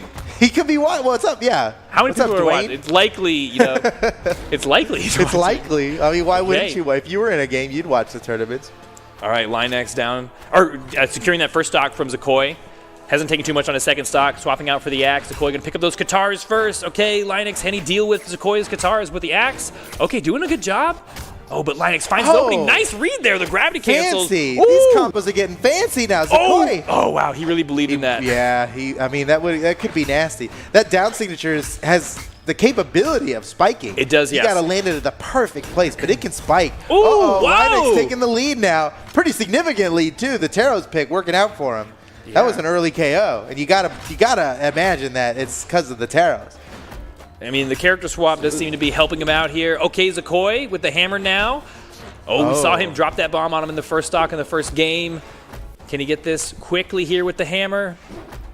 Oh, you know what? He's not even using the People's Elbow hammer that comes with the yeah. Skin. I think that is the problem here. Yeah, that is a problem. He's going to have to swap back. If he loses, we'll know why. Ooh, oh, okay, but Linx off on the side. Nice Still high has weapon the opportunity throw. here. Ooh, wow. He didn't even need anything that whole time. Yeah. Actually, I'm thinking if Linx wasn't doing so many aerials, he probably would have been able to drift back. Some of those aerials slow you down a little bit. Oh, yeah, might not have been the most optimal route back, but Zakoy looking to already send him down to the depths yet again on his third stock and final stock. Zakoy a little bit behind. He can close out this set here if he gets the win. This is doable for both of them. But Linx has to win to stay in this. Yeah, this is all or nothing. Oh, going for it again. Oh, Zaky, and he's mixing it up every time too. As soon as you think you know what Zaky's up to, that's when you're done. Because he's expecting you. I think Zaky is very aware of how he conditions people, and then how he mixes up what he's just conditioned them to do, and gets W's off of that. Well, he's done a good close. Job. Oh, wow, barely alive. Thank the Rock for that defense, but the Scoop's going to get it. That's a tie, 1-1 now. We're going to game 3. All right, excellent play there by Linx at the end, securing the win, keeping himself in this set. Oh, man. Okay, this is going to be a close one. On to game 3. Yeah, I'm liking this pick from Linx. I think the Terra's pick is what he needed. He needed boost in strength, just bigger, harder-hitting weapons. And he's sticking with that pick here. Going on to game 3. And Zaky, of course, going to stick with a rock. Why change? You've already got the People's Champion. Might as well rock it. Might as well rock it. All right, here we go. Total rematch. Is this the same stage? No. We were Brawlhaven last time. Were we? I don't even remember. Time is a blur now. Yeah, but that's all behind us. But This is the only thing that matters. We fought through all that just to get here. Oh, big hit confirmed for Zaky. Has him off the side of the stage. Linx, nice there to fight his way back up the top. And the reversal off in the edge. Now's an opportunity to get Zaky with an edge guard. Okay, they just keep trading positions here. They're fighting around this corner, hitting each other off to the side. And then again, another Linx reversal. loses his weapon. Now's his chance. Ooh, nice read. Oh, he pivoted that. Yeah. That was a good one. It's kind of a 50-50. He had the right read on him there. A little bit, yeah. Yeah. I mean, that signature is great for following up on dodges. Because, I do believe it would cover more than 2 options. I mean, that's going to cover spot dodge. That's going to cover dodging up and away or up or down and in. Oh, this second stock of Linx. Oh, no. Oh, Linx. no. That's right. gotta hurt. Okay, we need a miracle now for Linx to stay in this. Otherwise, it looks like this game's going to Zaky. Zaky. No! He wants a 3-stock on stream. He's gonna get it too. It looks like. Oh man. Oh, he's a mad dog, dude. He's hungry. Oh no! Oh, he catches the corner just barely, reducing the force. Oh, what a way to get back to stage with the weapon throw. Something tricky. Yeah. Oh no! Yeah. Well, okay. that's talk about being lost in the sauce. He got lost in his own sauce. That's right. He was really going for it there, and I commend him all the way for that play. It would have been. And he's got the lead. Been intense. Ooh, and it only took one quick hit to finish it. We're not as excited about it as it would have been if he got on that last play, but still, W's a W. He moves on in the bracket. I believe that sends him into top 32 now. Did you see the back of the Rock's head? Oh, you can't see it anymore on stream. I'm staring at it in the thing. I've never looked at it before. I wonder if we looked up photo reference for what the Rock's head actually looks like back there. I'll have to ask Dave. I'll figure that out, everybody. Look at that, Zaky. Ooh, he wanted wow. that so bad. Imagine the true combo off of that long range weapon toss upward. That would have been fantastic. Too bad. Oh well, still good. Still good. He got the W. That's all he got that the matters. W. He got a little bit of flash there on stream. Look, we got to move quick here. Let's go right into our next match. It's going to be Ithro versus Ilyu. Oh, okay. Yeah, and these are names we know here. Now, Ilyu, I'll say, I don't see him as much pop up in like top 32s or that far into the bracket. Yeah. But I know from his experience playing with Crocky and Twos on his streams and just in streaming in general, Ilyu is such a nutty player. He is a top tier player for sure. For sure. We don't see him in top 32s a lot of these giant tournaments, but he is a top-tier competitor, no doubt, and I think he can give Ithro a run for his money here. Yeah, and Ithro, a real contender in this tournament to go pretty far in, so this could be pretty exciting here. Oh, Ilyu! Okay, Ilyu known for his Lucian. Oh, yeah. I like this. I like how this is still the character he's playing after all these years.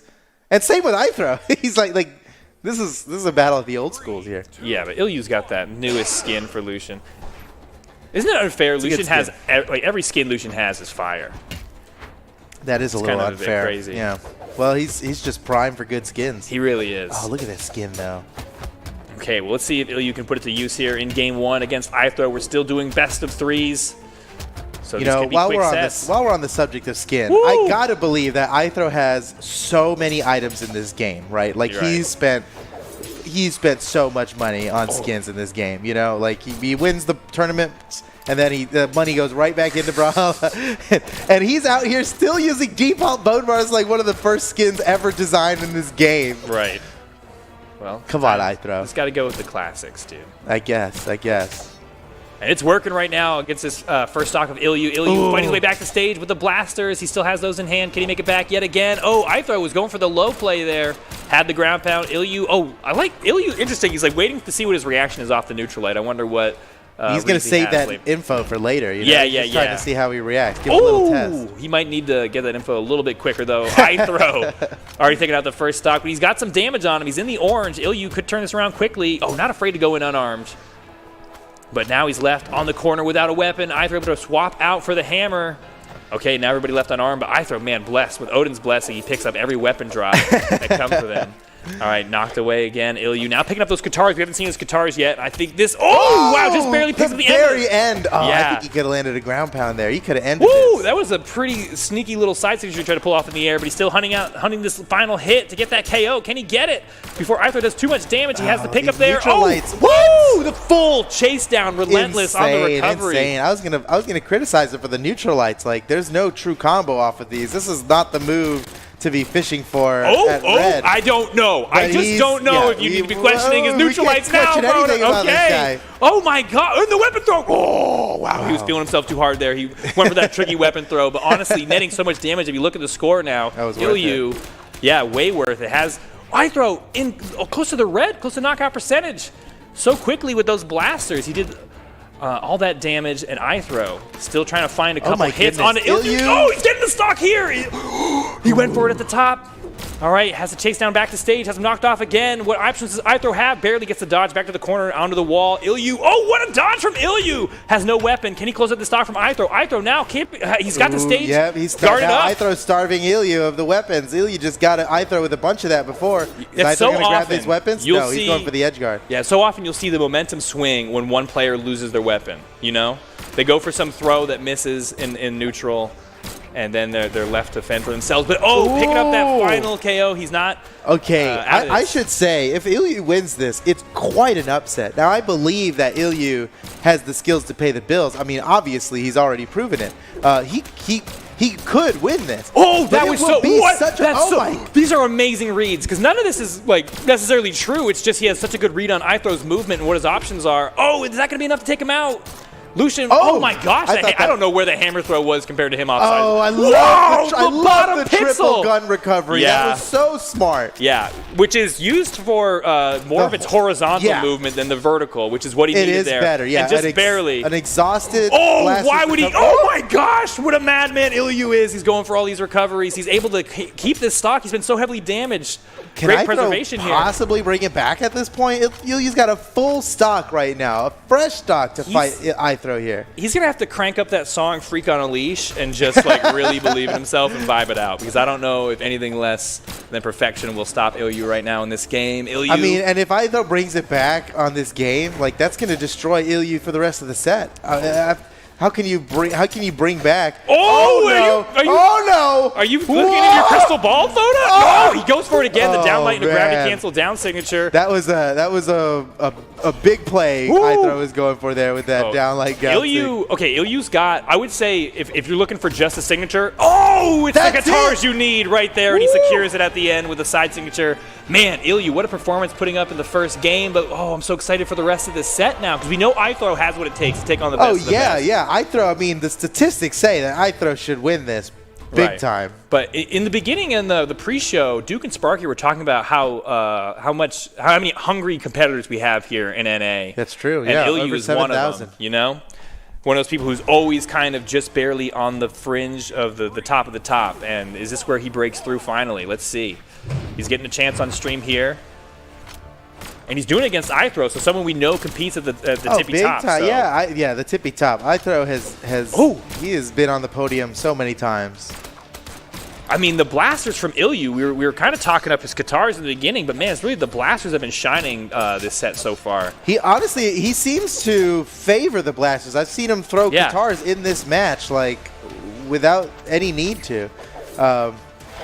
And then it looks like he uses the guitars for the finishers here because they got great set. I mean, to catch people with SIGs, those are the SIGs. Those are the SIGs to use. Yeah, his guitar SIGs, I would say, are more killers for sure. Oh, and just as we say what a that, combo! That's some good looking play right there. He's out here looking good. Oh, I like the way he's just holding down that corner, giving some pressure there. He's got the lead, so he doesn't have to do too much when Ithro is off on the wall.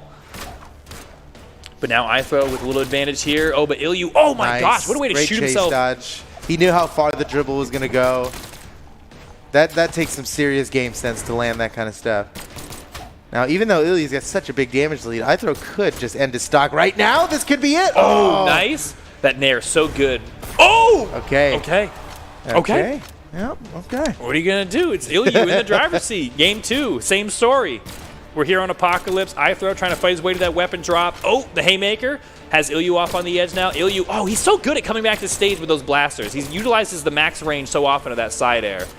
And it is a lot to deal with, honestly. Woo, okay, knocked on the side. He loses the guns as well. This could be good for Ithro to secure this KO. Yes, the helicopter coming through, feeds him to the dinos. Now, okay, he's got the advantage here. What weapon is he going to come away with? Prefers the sword. Ilyu now hunting a weapon drop, or maybe he's just going to go in unarmed, you know? He's been fighting those chosen bots. He knows where it's at. Okay. I mean, a little bit, yeah. A little bit of damage here and there. A little bit, yeah. Everybody, they're poking. They're feeling each other out neutral. Well, Ithro needs like kind of a big reset of momentum here. So resetting the neutral and trying to find ways to engage where he can pick up this damage, maybe what he needs to do to change the momentum of this set. Yeah, honestly, I mean, for Ithro to slow things down can only be helpful. I feel like Ilyu's been riding the momentum for a while here. And when he gets going, I mean, we've seen him take those combos so far. Right. Okay. Oh, Ithro, get the edge guard here. All right, Ilyu with a small wall to work with. Able to still, man, Ithro is not pushing that pressure too hard on the corner. He rarely does. Oh, good wake up, but he missed the follow up. Oh! Okay, that was a tricky spot in the air. Yeah. Still good. Good damage. I think that's the finisher. Be it. Oh wait, I don't know. But he does have the blaster's recovery will get him there. Oh wow! You know what? He definitely would have made it before because that weapon throw almost didn't even kill him. Okay, Ilyu now down to his final stock. Are we gonna see Game 3? That would be exciting for these two here. Okay, now with the spear in hand, Ithro. We saw him using that spear so well with Nash last weekend in the 2v2s. Yeah. And so we know he's got some good spear play. Wow, I like how instead of weapon starving, he was using that weapon as just a bait to keep Ilyu in the same area and net some damage. But Ilyu, maybe can close out the stock, but Ithro with the advantage. He's got the down airs coming through. Ilyu makes it to the wall. Now on the corner here, Ithro so heavily damaged on his second stock, he could lose it. Ilyu's not out of this. He's pushing his lead, though, Ithro. Yeah, he is. Yeah, this is really good for Ithro. Look at this. Ilyu kind of entering red health himself now. Ithro's got a lot of room to work with. This looks like it's in the bag. Oh, can he make? Yeah, he's got the blaster's recovery for all that horizontal movement, but that's gonna do it. Woo. 2 stock for Ithro. Okay. Game 3. First Game 3 of the day. Ooh, man. Do you have any predictions for Game 3? Ithro. I think Ithro. Okay. As you know what, I love Ilyu's guitar combos and stuff, and as much as I would like to see that continue. Well, you're not going to see it continue at all. I'm already seeing his next character looks like he switched. Okay, well, and then all the more reason Ithro's definitely going to win this. Yeah, okay. Well, you know what? I'm actually, maybe I am a contrarian. Maybe they were right. Which is weird of me to agree with them being such a contrarian. But I'm going with Ilyu on this one. Of you. No, it is. I disagree, it is. And Ilyu's my pick here. Here we go. All right, starting it off. Ilyu, wow, okay. See, he's got a fire lid under him now. He's got this game on lock. Oh, yeah, okay. This is maybe what he's been polishing up. Maybe he was going with the comfort pick, but this is the new hotness he hasn't even dared to crack out yet. And we're going to see it. All right, I like the bait on the down signature,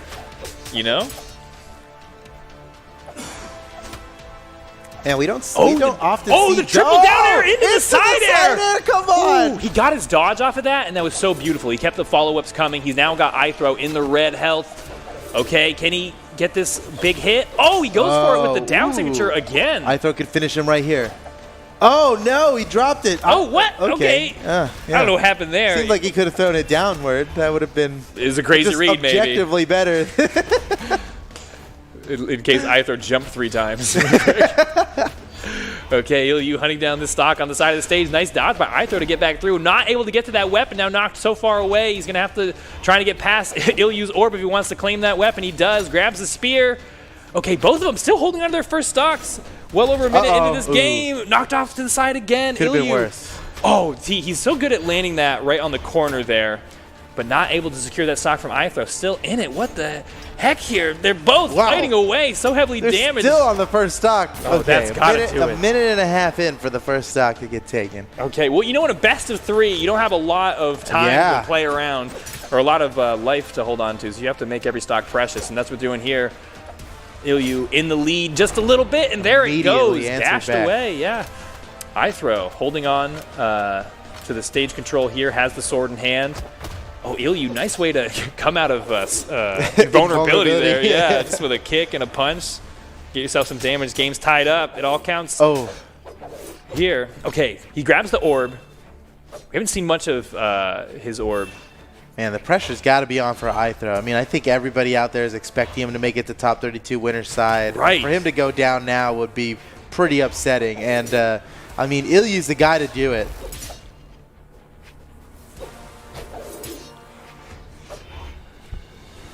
Looking for an opportunity there, being careful now. Down to game 3. Can't be too careful. Everything counts. Every little thing counts with how close these games have been. Yeah, your hesitation could be someone else's opportunity. So it's all going to start counting for big here at the end. Ilyu has lost the lead just a little bit, but they still both have 2 stocks. Is this fight going to go the distance? Are we going to round 15? Or whatever boxers used to fight to? That's too much. That's ridiculous. That seems like I don't a think lot. they do that anymore. It's like, yeah, so much brain It's damage. It's like illegal to Oh do that. my gosh, but Ilyu, can he secure this edge guard? Oh, what a crazy option he went there. He was favoring the active he's frames. in trouble. And that's Okay. going to cost him the whole stock. Big one. Yeah, he didn't have his dodge after that. Yep. Yeah, that is And he used the jump just to get into position. Right. Okay, now Ilyu onto his final stock. Keep the dream alive of coming through the tournament on the top side. Ooh, yeah. Making top 32 winner side is a big achievement. Okay, Ithro, he needs this stock right now here. Oh, he goes for the wall bounce, not able to pick it up. Ithro fades low, able to come back up on top. Is that going to be enough to do it? Yes, it is. Just barely gets that stock there. Switches out for the spear. All right. Ilyu trying to delay the weapon spawn, able to pick it up quickly before Ithro gets to it, has the orb in hand. Ithro left unarmed, but Ithro going to fight his way through. Ilyu trying to hold down this weapon drop. Ithro won't be denied, grabs the sword. Okay, now Ilyu again throws his weapon away. We were talking about that earlier. When you lose your weapon at the final stock, that might be it. Ooh, Ithro is starting to get some damage off of this. Ilyu still without a weapon. Oh, lost his recovery. Ithro, I can't believe he didn't go for a ground pound there. He didn't have anything left. Oh, man, the pressure's on, you know. You just get worried about taking any kind of risk like that when it's game 3. I mean, I guess he has no need to do it, right? He's in the lead here. If he can just keep this going, nice and steady, slow and he steady. had the lead. Oh, but Ilyu, and again the weapon throw, losing it out. Ithro, now with all the weapons on the field, the sword hit coming through. Has a second sword in hand. But you know, Ilyu, he could come back from this. He's whittling away at that damage. As soon as he gets Ithro into that knockout percentage, then it becomes a scramble for that final hit, and Ithro can't let it get to that. He's got to finish it off on the side of the stage. Ilyu able to sneak it back up through and get that spear. This could be the end. Oh, but boys, the Ziner finisher. Ilyu fighting for his life. He's barely holding on. No! And that's it. Ithro wins a celebratory neutral sig from him to finish it off. What a play. What a match. Yeah, able to win it out in the end there. Oh man, we saw such good moves out of Ilyu, in particular in game 1, the game he won in that set. So we'll have to see if he can make that loser's bracket run. But Ithro still on the top side, looking for that top 32 winner side position. Yeah, after all that work, Ithro just had to get that one signature to finish it off at the end there. And that will do it. GG. A very GG. Ithro got a breath of relief from Ithro, I'm sure. Ilyu was so close to stealing it from him. Ooh, that would have been crazy. Ithro staying in the game. Probably not the last we'll see of Ilyu. He goes down to the lower bracket. We'll keep this going. And now, look at this. coming up next, we've got a happy surprise here for Steven. Yeah. because Atrophus is coming out now. Now, has he been Competing this whole time that we haven't seen him? Yeah, he's been competing this whole time. We usually see him at the lands. He comes out to every land. Yeah. He'll drive a long distance to come to a land here. Atrophus. He's been competing a long time, and in these online tournaments, he goes the distance. Yeah. We see him, and he's in top 32 just about every time, but he doesn't make it onto the stream. Usually the streams, we only do top 12. Now today, we're getting top 256, we're getting top 32. We're going to be watching a lot here on today's stream. So Atrophus is going to be going up against Zinquer. Okay, Zinquer. Zinquer? I'm not as familiar with this player. But Zinquer going with the Koji pick. And of course, Atrophus is on the Mordex. Anyone familiar with him knows he was one of the OG Mordexes. You know, one of the first Scythes. He really is the OG Mordex. I remember, or OG Scythe, really. I mean, he picked up Scythe. He was pioneering Scythe back in the day. I mean, remember, it wasn't that long ago. I guess it was. It's 2017, you know. We were hailing Atrophus as easily the best Scythe in North America. Right. And it wasn't until Sandstorm came along and totally took the thunder out of Atrophus's Scythe, out of his Mordex. He took Mordex from him. Oh. That must have been a salty time for Atrophus. He's like, I had an identity. That was the guy. And then Sandstorm came in and stole it. Look, he's out here to reclaim it. Because, look, Sandstorm's not even playing Mordex anymore. Ooh, he's already looking good here. This is going to be nasty. Yep. That's it. Zinquer can't make it back. Wait, yes he can? Atrophus thought the same thing I did. It looked like it was enough, but with the dodge early enough, he was able to make it back. And now Zinquer, no. Okay. Atrophus has such a lead. Oh my gosh, Zinquer actually coming back there hard with that fast flurry of sword swings, and now he's in this game in a big way. He's got Atrophus already in the red on that first stock. He's in the red himself on that first stock. But is he going to get the edge guard here? No way. Atrophus had it. Wow. You know, I can't believe Zinquer came back. You know what I was going to say in the beginning of this? What I was excited about with the top 56 is that maybe we'll see some matches where the players are a little bit farther apart in skill gap. And sometimes those are riotous matches to watch when someone gets really stomped. You know, you would. My gosh. Zinquer might be doing it in the opposite direction than I was thinking it was going to go. Zinquer already dominating the second stock of Atrophus. Look at his bow play, just as good as his sword. Atrophus literally can't get in on him. Cannot get in on him. That is crazy. A whole nother stock has been lost here, basically. He's down in the red again. And he had it. I mean, Zinquer should be down to his second stock by now, for sure. Zinquer is just dominating in neutral. Then when Atrophus gets in the air to try to approach with those down airs, he's devouring him as well. Is this a 3-stock? I can't believe this is happening. Atrophus had such a strong lead at the start. He basically did all this damage onto Zinquer the first stock within the first 20 seconds. Yeah, and the rest is him just trying to find a killing blow. What a read! Did you see that? Oh, my God. Zinquer, this is too much. Gosh. Atrophus was mentally defeated after that stock that should have been taken, but he didn't take it. He can't even get the uppercut. No way, a 3-stock? Oh, no yes, way. My God, he's picking up everything. Oh, no, and he missed the ground pound. Oh, Atrophus is hating this. There's no... Oh, and that might be it. That would be 3-stocking Atrophus on stream. Is Zinquer a legend? The next legend to be born into the Brawlhalla? Oh, no! Oh, how is he not dead? He has to hold on to this. He's got to get the 3-stock. No! Yeah, okay. Well, that's over. Atrophus is not going to let himself get 3-stocked on stream. 3-stock, yeah. But it would be a tour de now, force. what if Atrophus could bring it back? I mean, that would be a really insane comeback. There's the likelihood of that is just so... The thing is, he has to play absolutely perfectly, and he's got a good start on this second stock, but that's going to be enough. He doesn't have that much room to work with. Man, what a surprise from Zinquer. Yeah, that was huge. It seems like Atrophus is really good at taking somebody to red and then has trouble finishing the stock. Well, you know, because he got him to red again there in like no time. He was like 2 combos. That's a great point. And we were talking earlier about Sandstorm kind of having similar thoughts on Scythe being a good weapon, but harder to KO with. He's still got all those great SIGs. He's still, that's the thing about Mordex in particular, though. His signature kit definitely makes up for the lack of kill power and just the base Scythe itself. Yeah, all on both of his kits too. But it is true. If one of those stocks of the 3 of your opponent aren't like some dirty gimp Scythe, you might be a little bit behind in the DPS to keep up.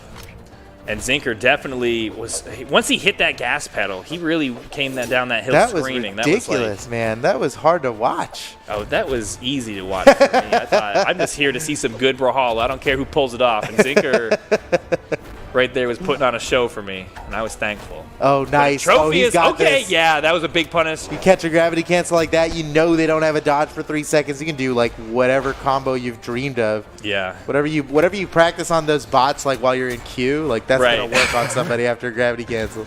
Oh, wow. How did he get her? Oh, he gets around both the arrows. Oh, Atrophus is avoiding a lot of killing blows here. Man, just over a minute. Oh, That's okay. not gonna do it. Not even close. Not even Atrophus close. barely damaged by that. Oh, What? Woo, what a call out from Zink. Oh, he goes for it again, too. That would have been sick. That would have finished the stock, but he still has one more big hit to get. But can Atrophus land it first? He has Zinker off on the left side now, throws away the weapon, left unarmed. He goes for it even without a weapon on that corner guard. But now he's between. Okay, Zinker had the block off there, but Atrophus able to go high, grabs the gauntlets, now off on the edge. And you said he had a hard time KOing with the scythe. Maybe the gauntlets, he's got some more confirmed KO potential here. Oh, but he throws those away. Yeah, he just needs small hands, not big hands. He just needs little tiny little hands. He gets that haymaker to take out the first stock from Zinker. And Zinker, ooh, he could be so close to follow with a stock off of Atrophus. Atrophus has to push this lead. Any hit he gets, he needs to maximize on here if he wants to stay in this game and ultimately stay in this set. Now knocked down to a second stock as well. Zinker has the field. Okay, wow, he goes up way high to throw the bow up to try to delay the spawn as much as possible. All right, gets a hit. Oh my gosh, the chase down by Zinker. He has, okay, so much pressure here with the sword. What? Again, the sword play from Zinker. Atrophus has such a hard time breaking neutral against Zinker, and Zinker has all these follow-ups. Has Atrophus close to the red on that second stock. Atrophus with the reversal. He needs to maybe play on this side. He might need to have to play an aerial game off on the edge to try and steal a stock from Zinker, because Zinker in Atrophus, neutral just has the pace. At this point, I mean, Atrophus is in trouble. It's the best of 3, too. It's over if he loses this game right now. Yeah, 2-0ing Atrophus would be big That's for Zinker. huge. That's a breakout performance for Zinker. Maybe I don't know what his usual tournament results are like, but Atrophus is like Atrophus has 25 different top 32 placements in his career. I mean, for him to get eliminated, or not eliminated, but knocked down to the lower bracket before even top 32 is pretty unreal for Atrophus. He's got so many results like this, but Zinker is like, I mean, he is really proving himself here. Oh my goodness. Oh, I like that. Those down airs, so good. Catching him right over the top of the corner. Oh, okay, picking up that big neutral sig. Okay. You know, Atrophus hasn't taken too much damage on this final stock. He's got Zinker now in the red.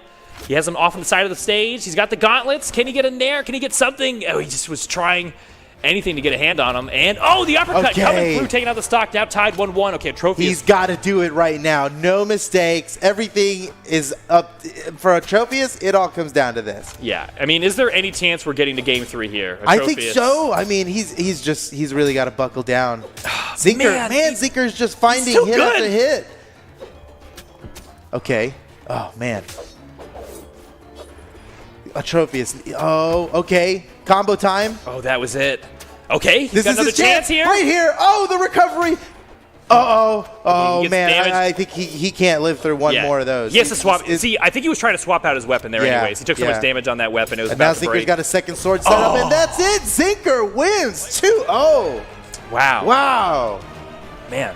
Okay. All right. Well, wasn't expecting that, but, you know, it did get my heart racing, so I'm excited. And we'll have to see how far Zinker can make it up through the bracket here. We're not in top 32 yet. Let's look at some of our highlights. Man, Zinker with the sword and the bow. I think both weapons he was dominating that game with. It was so hard for Atrophus to get through. Zinker was just dominating in neutral. Man. Man, he really was. Once Zinker got going, it was like Atrophus just wasn't landing anything. He's getting hit at every time. Every time, like, Zinker's just waiting for him. Atrophus comes in, boom, just knocked away. Atrophus just could not find his way in. You'd said it right in the first match there. It remained true ever since. He just could not find his way in once Zinker got going. There's some really good fundamental play from Zinker on that. We'll probably be seeing more of him. Top 32, winner's side. That's a big, big achievement for Zinker there. Yeah, so that was a promotion match. He's made it in. I believe so. You know, I've been saying that a lot. I should probably check. We don't have to be super correct with what we say. Oh, but this is an exciting match we have on stream now for you. We've got Pugsy, XD, and Isadrew coming up. See, these are both names you will recognize for sure if you're a Brawlhalla fan. And Pugsy on the Petra. I don't know if I've seen him play Petra before, but I like this pick for him.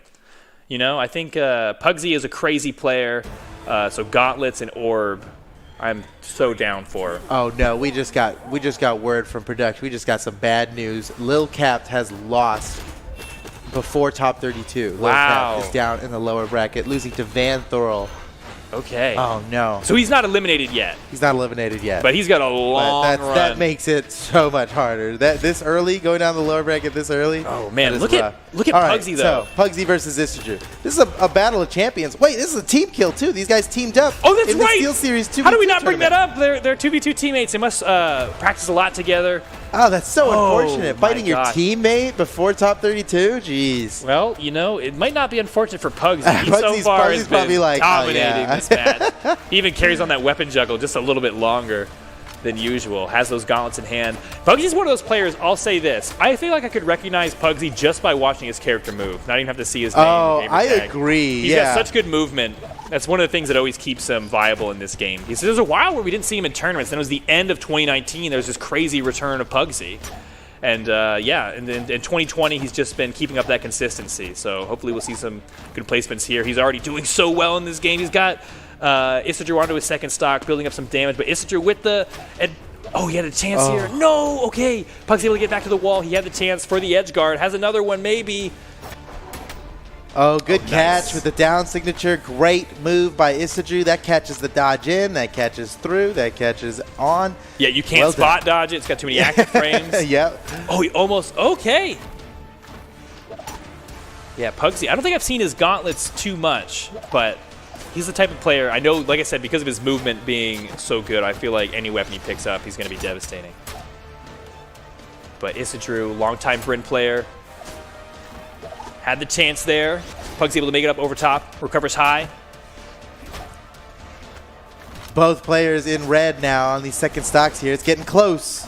It was looking at the start of this, I was like, oh no, Pugsy's just going to put his teammate to shame. This is going to be embarrassing. But yeah, so true. Yeah, he had that great start, but Isadrew was able to equalize pretty quickly. Dude, he's keeping up now too. Got Pugsy without a weapon. Pugsy's going to be looking to go grab that weapon. Isadrew trying to guard it, but ooh, Pugsy just finds his way around him. And what a risky... Isadrew's so crazy, dude. He's so crazy. Yeah, risky, ill-advised. He went for it. And the thing is, Pugsy knows, you know? It's not going to catch Pugsy by surprise. It's his teammate. Pugsy's probably, like, waiting for, like, all right, it's Isadrew. I know he's going to do some kind of crazy Hail Mary type of gravity cancel here. And Pugsy's just waiting for that punish.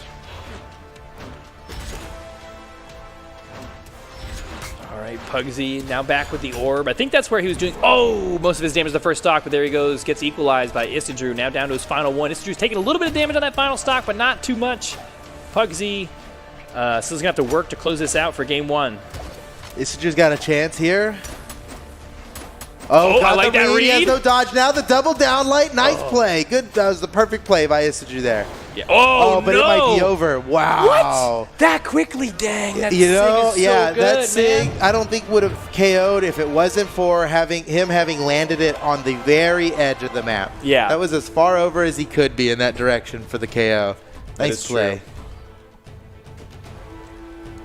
Okay, well, we're going to be getting into game two here. Oh, see, I love that read out of Isadrew. That was a very good read. That was a good play there. But then just comes over on the... Yep, that's perfect. Perfect positioning for that. Yeah, I think when Petra came out, I feel like her side sig is something I've always been wanting for a gauntlet character. And Val sort of has it, but just like go straight forward and hit. Forward, hit hard. Yeah. You know, it's got that little bit of combo time, and that could be detrimental in like 2v2 and stuff like that. It's true. But right here, perfect place for it. Oh, but I like this swap out of Isadrew going into game two. He's pulling out the Orion. Okay. Ooh, interesting. He obviously wants that spear. We've seen Isadrew playing like a lot of Ulgrim too. A lot of Ulgrim, yeah, that's where his lance is coming from, I think. But he didn't want to lose the spear, clearly. Loves that spear, uses it a lot on Bryn and everything. Wow, he's going crazy with these neutral airs. It's a good move. Yeah, it's a good move. Yeah, if he can land it. But Pugsy doing enough damage to take out Isadrew's first weapon. Now swaps out for the orb, hunting for that first KO of the game. Can he get it here? Isadrew has the spear now in hand, has Pugsy off on the side, was trying to keep the pressure going. Nice pickup there, reverses, has him off the other edge, was going for that down center. You saw the first frame of it come out, but Pugsy with the down air to shut it down. Now Pugsy with the advantage off on the side of the stage, is looking for another dunk, but not going to get it. Wow, Isadrew just going, he's like, yeah, he just throws out these signatures at random times. Oh, but Pugsy picking up the ground pound to finish off that stock. I don't know, you know, when they land, you think he's like, you know, how do they calculate that? Yeah, but Pugsy's expecting that. He's like probably going through this fight just waiting for the crazy sig. Like, oh, okay. Well, he's not going to have to wait too long because there it comes. Can't finish see off all the of them stock. coming. Yeah, you can't see that one coming. Waits perfectly, picks up that spear. Trying to delay the weapon spawn as long as possible for Pugsy. He's going to starve this one out. Yep, no weapon for Pugsy. And Isadrew's got another spear waiting for him, which I'm guessing is the favored weapon for him here. Oh. All right, Pug's able to sneak on through, grabs those gauntlets, but not helping him out yet. Oh, wow, breaks through that combo, picks up some damage onto Isadrew's second stock, but he needs to pick up the pace here on this second stock. Isadrew's looking to close it out already, getting close. Wow, he goes for that so early. Again, too. Wow, he's just like, okay, but he goes for that down signature one more time. He's got to. Oh, he did. He went for it. Frame one. I saw it, dude. I've got like octopus eyes. I can see. I've combed through all these animations so many times in my life. Okay. That's the perk. Oh man, geez. he really is. That's his knockout move. You got to look for that. That's the one. You know, he doesn't go for the dunk. He doesn't go for the side signature. I'm surprised we haven't been seeing any Orion dunks, you know? I guess you just figure, like, it's not going to work on this guy. Just spin it to win it, dude. Let's what? go. Whoa, no! Oh! But the ground pound to seal it away. That's a good catch-up there for Pugsy, because he was trailing by a good bit, but the ground pound's all he needed. Now Isadrew's got to play catch-up here, and, nope, well, okay, he did. Not very much ketchup needed on that. I almost said sandwich. Who eats ketchup on sandwiches? What kind of sandwich would you put ketchup on? Yeah, let's say hot dog. I used to eat like bologna and grape jelly sandwiches when I No! was a kid. Yeah. Oh, jeez. I love that. Let's get back to the game so nobody has to visualize that. And I would dip Cheetos in ketchup, dude. The caveman kind, the one that looked like little caveman clubs. Okay. Oh, all right. Okay. No, final stock. Oh, he's going for the dunks now. This is a great time to dunk. Last stock is Dunkapalooza. This is the Dunkapalooza. Oh, he's looking for it still. He's still looking for it. He wants to neutral item off the edge and then get the slam dunk. If Isadrew ever gets him on the corner, you best believe there's a dunk coming. If he ever gets him on the corner, though. Oh, wait. Okay. No, it's a down signature again. Uh-oh. I like the weapon throw. Nice. Preserves the other two bullets. He's just going to do it with no way. Isadrew taking the game. You see that? That was nice. He had his ammo stored up. 2 shots. And wait, was Isadrew's clan name I Love You, Pugsy? It might be. I'm pretty sure. Pugsy's is I Love You, Sparky. So oh, that's what it is. Maybe they're having a little fun. No, it's not. No, okay. I got a little mixed up there. Yeah, Pugsy's I Love You, Sparky. All right, I love this play at the end here. He threw the first spear up because he knew he wanted to have 2 throws, I think. He said, this is a 2-throw edge guard. It's a 2-throw kind of edge guard. Yeah. All right, we're going to game 3 now between these 2 Titans. No telling who's going to win this. They are a 2v2 team. They did pretty well together. They did. In the low tier or in the SteelSeries championship for 2v2. And Pugsy is always my wild card pick, to be honest. For someone who could come after his performance in the Winter Championship this year, right at the start of the season, coming out with a hot win. I mean, he was looking so strong too. It's always like, well, sure, Pugsy. But these guys together, the 2 people we are watching fight right now, got 5th place together in SteelSeries doubles just last weekend. Oh, Pugsy with these sweet reads. He gets the reset and the pickup. Dealing out lots of damage. Isadrew swapping out for the rocket lance. Luckily has it in his hand. Can he fly back to stage? No dodge. Yes. Oh, Pugsy catches him with the uppercut on his way back. He's still got an opportunity here, but now Isadrew touches the floor. Oh, no! Good punish. It was a good punish. Not enough. That might be it. Yes, it will. Take out the first stock of Isadrew down to his second one, but Pugsy's taking so much damage on this first stock. Isadrew can still make a comeback here. That's a good way to start it off with the uppercut, trying to fight his way to that weapon spawn. Pugsy was holding it down there for a second. But Isadrew able to come through with that spear. Man, you've seen Isadrew has kind of sat in that dead spot over gauntlets right above them, and he gets those down airs all the time with spear. Oh, nice down sig. Oh, jeez, that's as bad as he gets. That's just the move. Punching the wrong way, stacked on top of somebody. It is. Now, what I love about Orion and why I think he has such a good spear kit is he has a really amazing stacked option, which is something you're kind of hurting for aside from maybe a quick jump down air on spear. So it fills in his kit nicely. And that is a good point, yeah. Has clearly favored that move beyond any other. Man, are we going to go a whole set and not see a slam dunk from Orion? And both characters actually have dunk potential because Petra has the down signature on Orb. Oh, yeah. A giant energy bomb. Yep. That could definitely get some hits. The double weapon throw edge guard. He threw away his healthy weapon and kept on with his damaged weapon. Yeah. Don't be surprised if he gets disarmed here in the next couple hits. Oh, and that would have been it had he not died. His weapon did get disarmed there. Well, perfect time to lose your weapon anyways. Now on to his last stock. Good point. But yeah, like you were saying there is a mechanic. The weapons do have health bars, and he was trading out for the old one. Probably not health bars, but health values. Oh, okay. Invisible health numbers. The bar is invisible, invisible, so it doesn't exist. There's no bar. It could be a health pie chart in your head. All right, Pugsy, can he hold on to this second stock? Is he going to get the two stock here? Isadrew is having trouble finding a KO here. Pugsy's just loving it. Well, the thing is, what Pugsy's doing isn't easy, weaving in and out of all the hitboxes. Of Lance, yeah. Of all the, of huge any hitboxes, weapon. lots of priority. Pugsy was doing such a good job. Very hard to get in on a Lance. But Isadrew now has a chance here. He needs this. We're in game 3. Oh, big pickup there with a double down light coming through. But Pugsy still a little bit ahead in damage. Isadrew needs to come back.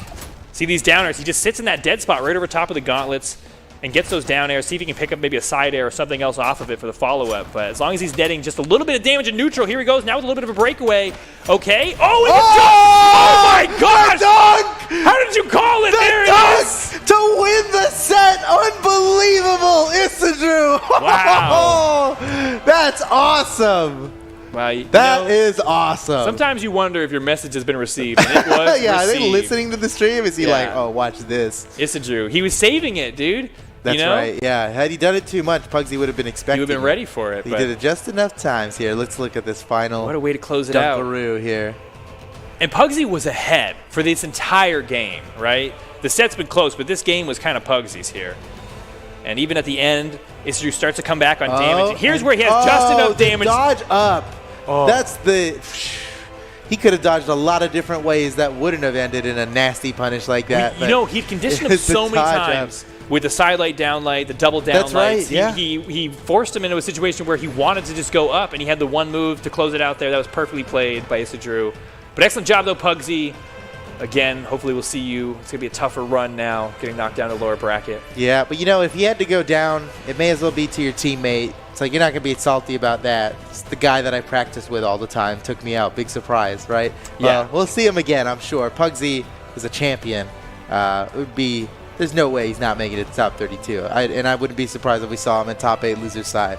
But my goodness. Before that, we've got quite a match coming up here. Still top 256. We're looking at the promotion matches to get into top 32.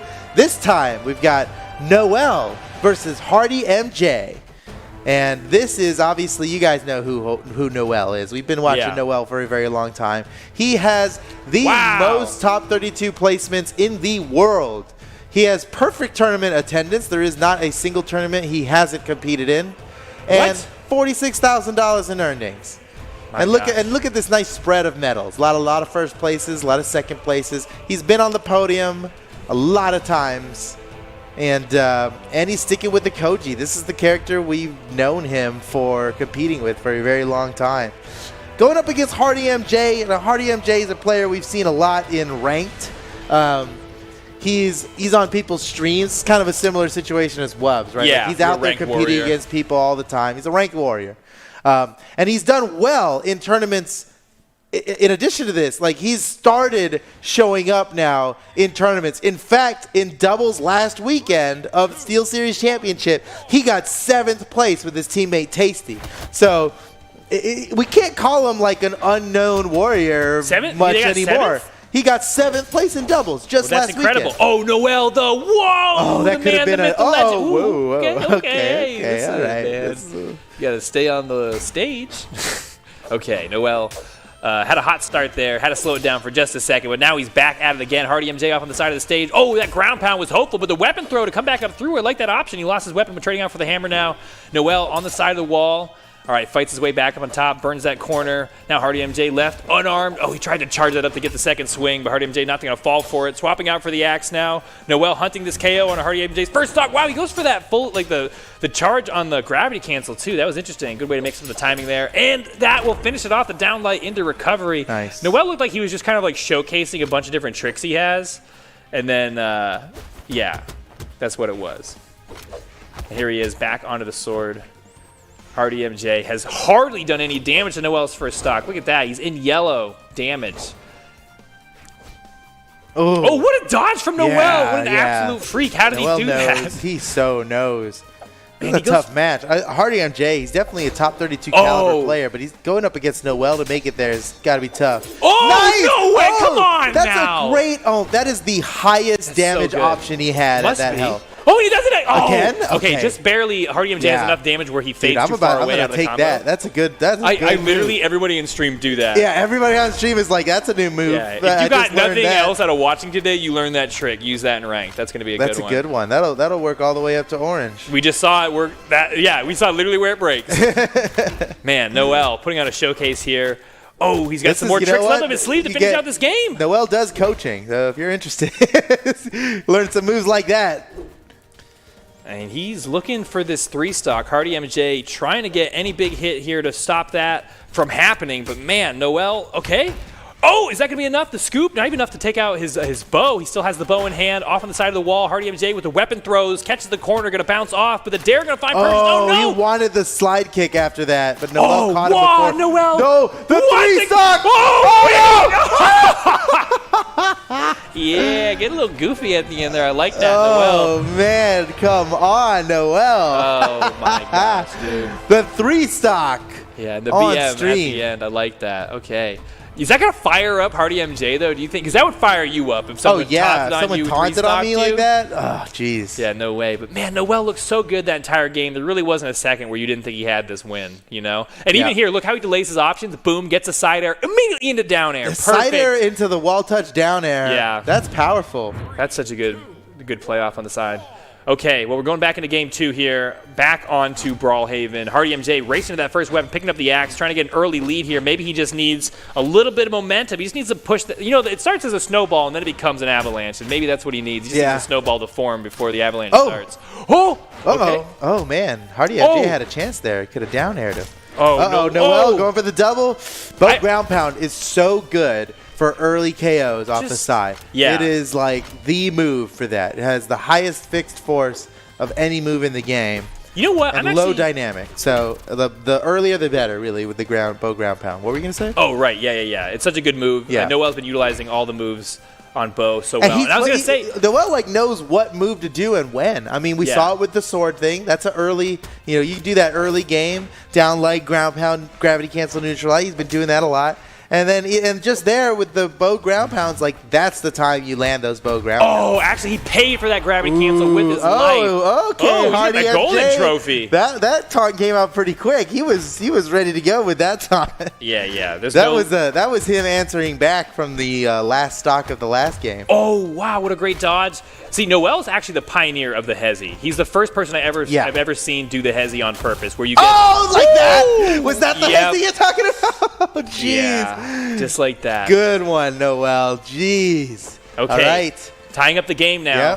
Yep. Hardy MJ, he's clearly he's in the game. He has what it takes to win a game against Noel, but he's got to execute. This is a best of 3. If Noel wins this, it's over. You've not a lot of runway to figure out a plan that's gonna. You can't. There's not enough time to adapt. Man, Noel is so good. How do you adapt to that? Again, that's the highest damage option he could have done, and that only is going to work at this particular amount of health.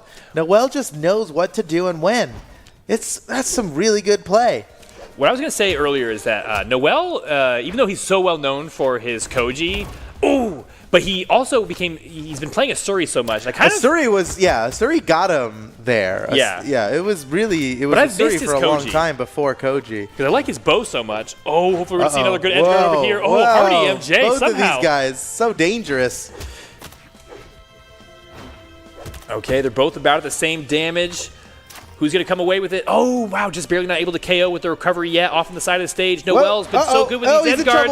Wow! Oh, my gosh. And Hardy MJ does not have a lot of options to work with. Never mind, he had all of his options Wow, to work yeah, with. he made it back pretty safely. Noel wasn't able to close it out there and capitalize on the situation. Now Hardy MJ with a little bit of advantage here. Noel left defenseless. No weapon off on the side of the stage. Odin blesses him with another hammer. Yep, he's starving him now from those weapons. Noel can't grab one, and he comes back up. What a way to enter back to the stage. He's going to delay the weapon spawns here for Hardy MJ. Oh, Hardy MJ waited just long enough. He used his invulnerability perfectly there. Oh, caught off the side. Instant taunt again from Hardy MJ. Oh, man. He's trying to get in Noel's head. I don't think you can, though. Noel, he is a very mentally strong. What's the mentally fortuitous? Yeah. He does not. That's not going to shake him. You can't tilt him with taunts. Oh, what? Okay, I really love the gravity cancel side light on sword. It covers so much range. Such a good option.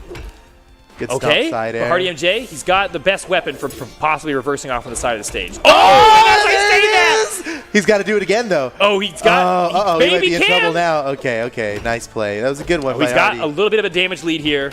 He's got the hard-hitting signatures and the hammer of Taros. Oh man. Noel with no weapon. Hardy MJ with all the weapons in the world, swapping out for the axe now. Another hard-hitting weapon. Can he get this last hit onto Noel? Oh, jeez. Noel is starting there it is! Man, and again with the taunt. 3 stocks, 3 taunts. Everyone Hardy MJ took. Okay. I like that. He was so quick on the taunt afterward, too. You could tell. He was upset by Noel taunting that last one. I mean, it was a 3 stock. It was cool. But, from getting 3 stocked to winning the very next game, Hardy MJ is definitely showing his fortuitousness. Is that a word? No, probably not. Fortuity? If you tried to play that during Scrabble, I would flip the board immediately. Okay, but Noel's trying to flip the board here on Hardy MJ. Or maybe Hardy MJ is actually going for the board flip because we expect Noel to come away with the victory, but here we are in Game 3, and anyone can get it. Hardy MJ with the corner guard here. Hardy MJ has shown that he could do it. Plus, we're back on the same stage, and it is so like Noel to go right back to a stage he just lost on. And one on, though, so they're tied on this map, so no advantage, really. This happens with Noel sets so often, too, that the whole set will take place on the same stage. And I love it when it happens, honestly. Yeah, minimize variables. Minimizing variables. Same characters, same stage. They didn't even change skins. So it's like, this is just the players now. And now that we've seen both of them win once, this truly is just who's going to play better in this set. I'm going to have to give it to Hardy MJ on this first stock. Oh, man. Noel's got to be feeling it right now. Ooh, it looked in the bag. It looked so in the bag for Noel before. Oh, he has to eat a bunch of options. Okay, he's able to get back to the wall there. Hardy MJ looking dancing around. He's dancing around. Oh, that weapon doesn't hit. That was I don't know what was happening there. They're both just playing this mental game on the first stock, trying to get the advantage here. Hardy MJ, makes it to that weapon spawn before Noel can bat him away. Looking for those big hits, those bow shots on that, I don't know what you would call that. Stealing the weapons from him now. Oh, not enough to KO. But, man, Noel's taking so much damage. Whoa. Any one of these hits, that might be enough to do it.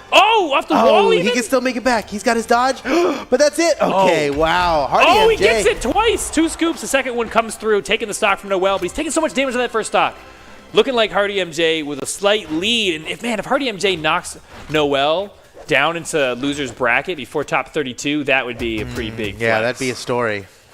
Okay. Oh, what? Wow! That? Oh, I can't believe he stopped it with a gravity cancel slide kick. Another hezzy too, dude, where he just waited on it. Oh, man, and now Hardy's starting to run away with a lead here. Now he can start doing some more risky business, a couple crazy plays.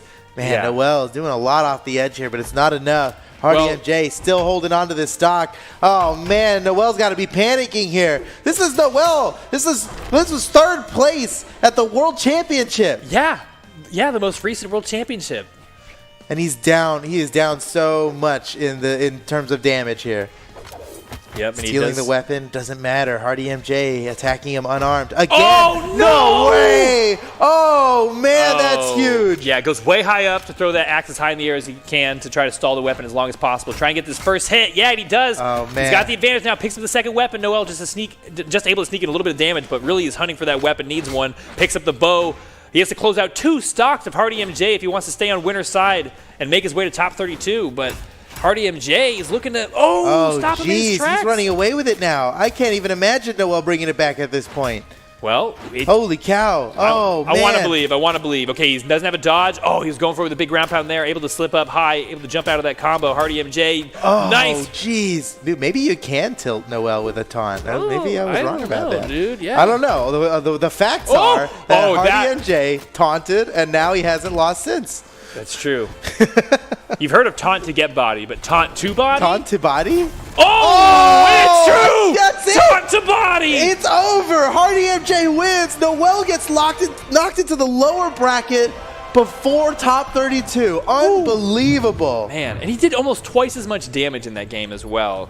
It wasn't just like that last hit is what did it. He was consistently winning this entire third game of the set. Man, looking good for Hardy MJ's run through the bracket today, huh? I mean, already taking out a contestant like Noel, that's like, that's got to give him some confidence. And we've talked a lot about how confidence goes so far in this game. All right, well, looks like we're going to be getting pretty quickly into our next set here. We've got Remy going up against Snowy here. Who are you favoring? I think I already know, probably. Oh, Remy. I mean, okay, yeah. Remy. Big time. Yeah, big time, probably, yeah. Big time. But if Snowy is actually going to lock in with Amethyst, I'm going to go Snowy. And I think probably because that's what he was playing in 2s as well, correct? Yeah. Playing a lot of Zol or Amethyst. I like this look with the axe that comes from that Azoth skin. That's a fun mix. Yeah, the summer Azoth skin, There's something about negative space, It's fun to play with that little hole in the middle. I bet in Amethyst, she's so fun. I bet she could, like, blow bubbles out of that. Like, it's like, not only is it a weapon, but it's like a toy. Amethyst wood. That's just my head canon for it. All right, but we're going to see some actual canon here coming out from Snowy in game 1 up against Remy, the favored one to win. Now, despite me thinking that Remy's got this big time. Big time. This is, I believe this could, a similar situation as like Noel coming in against Hardy MJ. Yeah. We've seen some upsets already today. Yep, I think this could be the same thing. Like, we know Snowy's good enough. I'm sure Snowy's beaten Remy and ranked a couple times. Right. I'd love to see their record. That'd be cool. Probably find it in the video. That would be interesting. Oh, but man, the record today is looking like it's in Remy's favor. He's got Snowy off on the edge. Already has him disarmed. Trying to find his way around. Goes high. Remy not able to pick. Oh, but able to get to the weapon spawn first. What? Oh, wow. He challenges that bear claw, but cannot beat out the down air from the hammer. That scoop will do it. I really like Remy's loadout. He always uses the anchor hammer. Yeah. Which is from, deep cuts here. That's from back when every character had every weapon early on, and that's Thatch's hammer. Back when Thatch had a hammer. Snap. Yeah, did you know that? No. Yep. Because that hammer came out pretty late. That wasn't we repurposed. Yeah, we repurposed it wasn't there. It wasn't in there since the beginning. I mean, it was technically right back in the old days when there was 4 characters and everybody had every weapon, and there was like 5 weapons or something. Okay. Wow. Snowy needs to find this hit onto Remy, and there it is. Okay, getting that second stock. Yeah, and the other thing I want to point out is he's also using the sword from that the zombie thatch, so it's got barnacles on it. So both his weapons have barnacles, even though they're from 2 different skins. Man, this is really a top tier loadout for Remy. Yeah, I'm just saying all that. It's going deep. You could tell this is a person who's been playing this character for so long that even like the meta of their look is developed. He's like a lot of thought went into this. Oh, man, and Snowy is having trouble on this second stock as well. Remy keeping the lead. Oh, the recovery. The side, weapon toss. Oh, and he just barely missed the killing blow. Oh, doesn't matter. My gosh, yeah. he just can throw out a bunch there. He could afford it with how much of a lead he had. Now the lead extends onto the final stock of Snowy's. Remy, getting picked up. Getting tub thumped. I love the bravery. Look at it in the eye, dude. He's so familiar with the spacing that he's ready to just stand there. Yeah, Sandstorm accidentally gave everybody a real good look at Zol's signature for a long time. So Remy might have some familiarity with that. But he actually isn't too far away from losing that stock. Snowy looking good. Maybe can take this stock and tie up the game here in the first game of the set. Okay, looking for the read off of the side light. Not able to pick up anything yet. Cannon known for those big dodge reads off the side light or all kinds of different damage strings you can do. We haven't seen that happen quite yet, It's a weapon that came into favor with a lot of people, but still the ones who are making it look the best are the ones who have been with it for the longest time, like Sandstorm and the Ninja 729 from EU. But Snowy finding that connection, picking up that stock, and taking it down to a one-stock game now with the axe. Oh no, throws it away and gives up the weapon spawn to Remy. Uh-oh, might have been a big mistake there. He needs every bit of advantage. He's looking around for a weapon. Okay, yeah, all right. Finds it. By the grace of Odin. By the grace of Odin, he finds his weapon spawn. Oh, down air into the falling neutral air. I like that. Cannon play is interesting in the air because you just kind of like shoot yourself around in all different directions. It is crazy. It's one of the crazy only to fight against too. Yeah, it's one of the only moves that has a this vertical. Is coming down to the wire. Ooh, wait. Oh, Remy disarmed at the worst time to get disarmed. This could be it. Oh, he's got the hammer now. Okay. He's looking for a stomp, but Snowy is just all over the place. It's like moving so fast. Okay. Actually, He what happened knew because it was a gravity. It was a gravity cancel. It You couldn't only be get. three. You can only charge it to the second pillar. That's exactly true. That is impressive from Remy. Yeah, he knew. So confident around these down sigs. It's got to be because he's played against so much. Oh, no! Wow. Oh, that's disappointing. I mean, to see good job by Snowy, but you hate to see it. He was Yeah. going for the full-on Russian Mafia. What a sick combo. And instead, he whiffs the last hit, and it turns into a KO against him. Man, wow, Snowy, what a comeback there. We were talking about Remy being the favored one to win, and he was doing it. He was proving us right for most of that game, but really at the tail end there. Look at this. Stomp. Oh, Boom. and then. Oh. Do you think he thought You he have was no gonna... way to know. Yeah. You can't know along the way. You just have to be right. It has to be like the very perfect amount of damage. And, you know, he's looking at colors, right? So he's got to like kind of estimate exactly how much damage he's at in order to land that combo. And then Snowy just reversed it. Wow, good play by Snowy. He held it. He held on there. Back to the same map, Okay, same big start characters. for Snowy there. We're seeing. Okay, now we're seeing some of these longer extensions on the cannon. Maybe it took her the whole first game to kind of figure out some of Remy's dodges and jump reactions out of these combo starters. But is this going to snowball into Snowy's favor? Is that Snowy really? ball? Is that really what we're about to see here? Okay, able to swap out. We actually haven't seen any of his axe yet. I think the axe is mostly a projectile this game. Snowy, yeah, I think more of an accessory. It's really about getting the cannon as soon as possible. In fact, he just tried to throw it away for the cannon there and ended up re-grabbing his axe by mistake. Okay. Got rid of the axe. gonna Okay, need step that cannon. one. Oh, he got the lucky spawn there. Nice three-piece combo from Remy. Okay. All right. Well, Remy now with the lead here. But he had the lead the entire first game, so can't get too comfortable. Snowy is a threat as long as he's on the field. Oh, nice weapon throw to break neutral. Carries it on. Has Snowy off on the edge of the stage. Snowy trying to find an opening on the way through. All right, back up on top now. All right, dodging over. So close to getting this first stock off of Remy. Remy so heavily damaged. Remy's being a lot more careful about this now. I think he's respecting Snowy's ability a little bit more here after losing the last game to him. Yeah. So now he's being a lot more careful about it, and it is really paying off. He's got almost a full stock lead at this point. Oh, perfect dodge. He's still going in there. Remy. Oh, wow. He caught that at the perfect angle to not catch the corner of the stage. Yeah, that's like Somehow. as high as it could be. That was amazing. All right. Well, okay. That's not going to be a three stock, though. Snowy's going to stop that right in its tracks. Now looking for a weapon here. Grabs the cannon. Probably what he was wanting. This could be a good play for Snowy. Unless Remy just comes in and doesn't care at all about the cannon and starts slicing away with that sword, dealing out damage now to Snowy's final stock, and he's got the full stock lead, like you were saying. Full stock lead now. It's going to be hard for him to drop this, but we've seen Snowy bring it back before, and we've seen bigger comebacks than this on the reg, so anything could happen here. Now this is a bigger lead than Remy had in the first game. So it's seeming maybe more like his game to win. Oh, he tried to go for the juggle there, for the dribble, but couldn't catch him. Remy's getting close. Yeah. It seems like this is in the bag. A whole stock and then some. That's the way it's starting to feel, but Snowy You never know. is going to hang in there for as long as he can. Oh, nice weapon throw shutdown. Oh, just barely outside of the range of that side signature. The neutral light not going to pick it up. Okay. Oh, he's Oh, just barely again outside the range. He couldn't get to it. That would have been the hit that would have taken out the stock from Remy, tying up the game. But, man, Snowy is close to losing his final stock in that. Yeah, Remy was looking for a stomp for a while there at the end. He was stomping all over the place. He finally got one, and it got the KO just like he wanted. That's game 3, ladies and gentlemen. It comes down to this. Yeah, these two competitors. This is the promotion match to get into top 32. Yeah, we started this, like I said earlier, in the top 50, 256. I was expecting, you know, more matches where you see just a really skilled player take out somebody who's also skilled but not quite at the same level, and it just becomes like a full-on onslaught. But that's not what's been happening. There's so many good players in NA and all over in Brawlhalla that are just being challenged here so thoroughly by now Snowy against Remy in Game 3, trying to get promoted to top side of top 32. Who's going to come away with the victory? Yeah, it all comes down to this for these two players here. Going down to the lower bracket before top 32. I think both of these players would be very disappointed for that to happen. Yeah. That would be what you call a bummer. The technical term. Technical term is a bummer.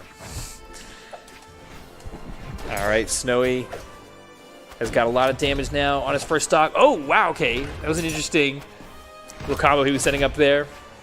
The clash out, pushing Snowy off the side of the wall, able to utilize that side platform to get back up on top. Now Remy's off on the edge. Great gravity cancel, using the dodge portion of it to actually dodge something. And he let him cross through him too, and attacked in the other direction. That's just it was such a good play. Okay, Snowy now with the cannon in hand was building up the damage, but now he's left unarmed completely. Weapon. And Remy, he got the recovery. He knew he was donezo. We saw those orange stars come out over to the side. Yeah, it meant that his recovery was gone. He had no options to get back, so might as well ready to play, get the game going faster, you know? Yeah.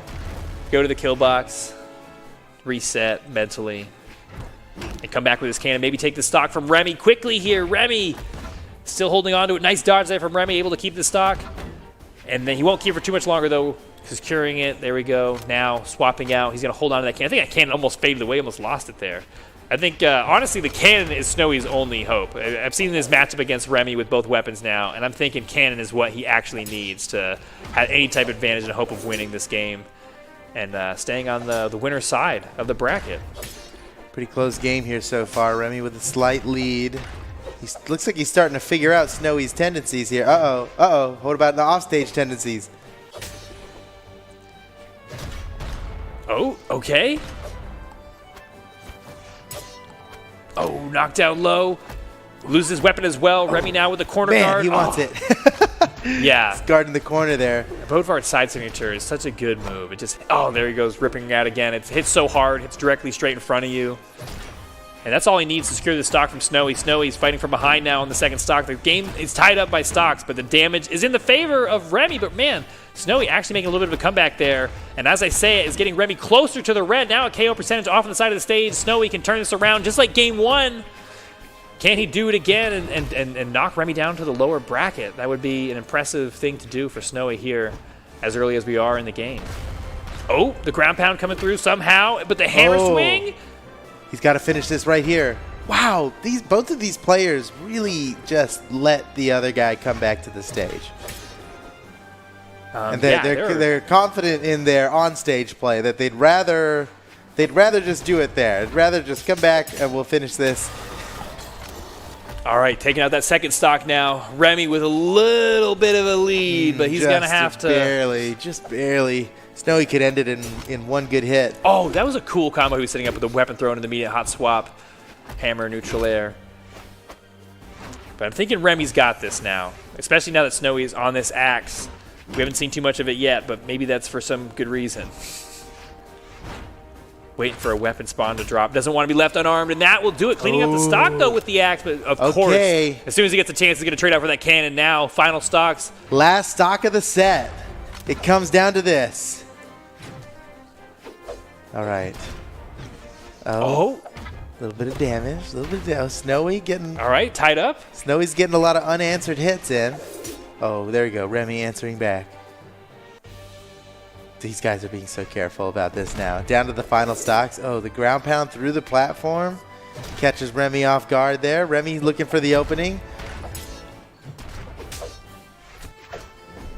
Oh man, Snowy's landed more ground pounds on stage with Cannon than anyone I've ever seen before It's in my life. unusual, really. Any ground pound on stage is a little unusual. Oh wow, he comes in with that down air so quickly using the max range. Remy's still a little bit ahead in the damage, and that might be enough to secure the this KO. Could be it. A weapon throw finisher. Oh, wow. Snowy stalled just long enough using the side air very creatively to get back to the stage.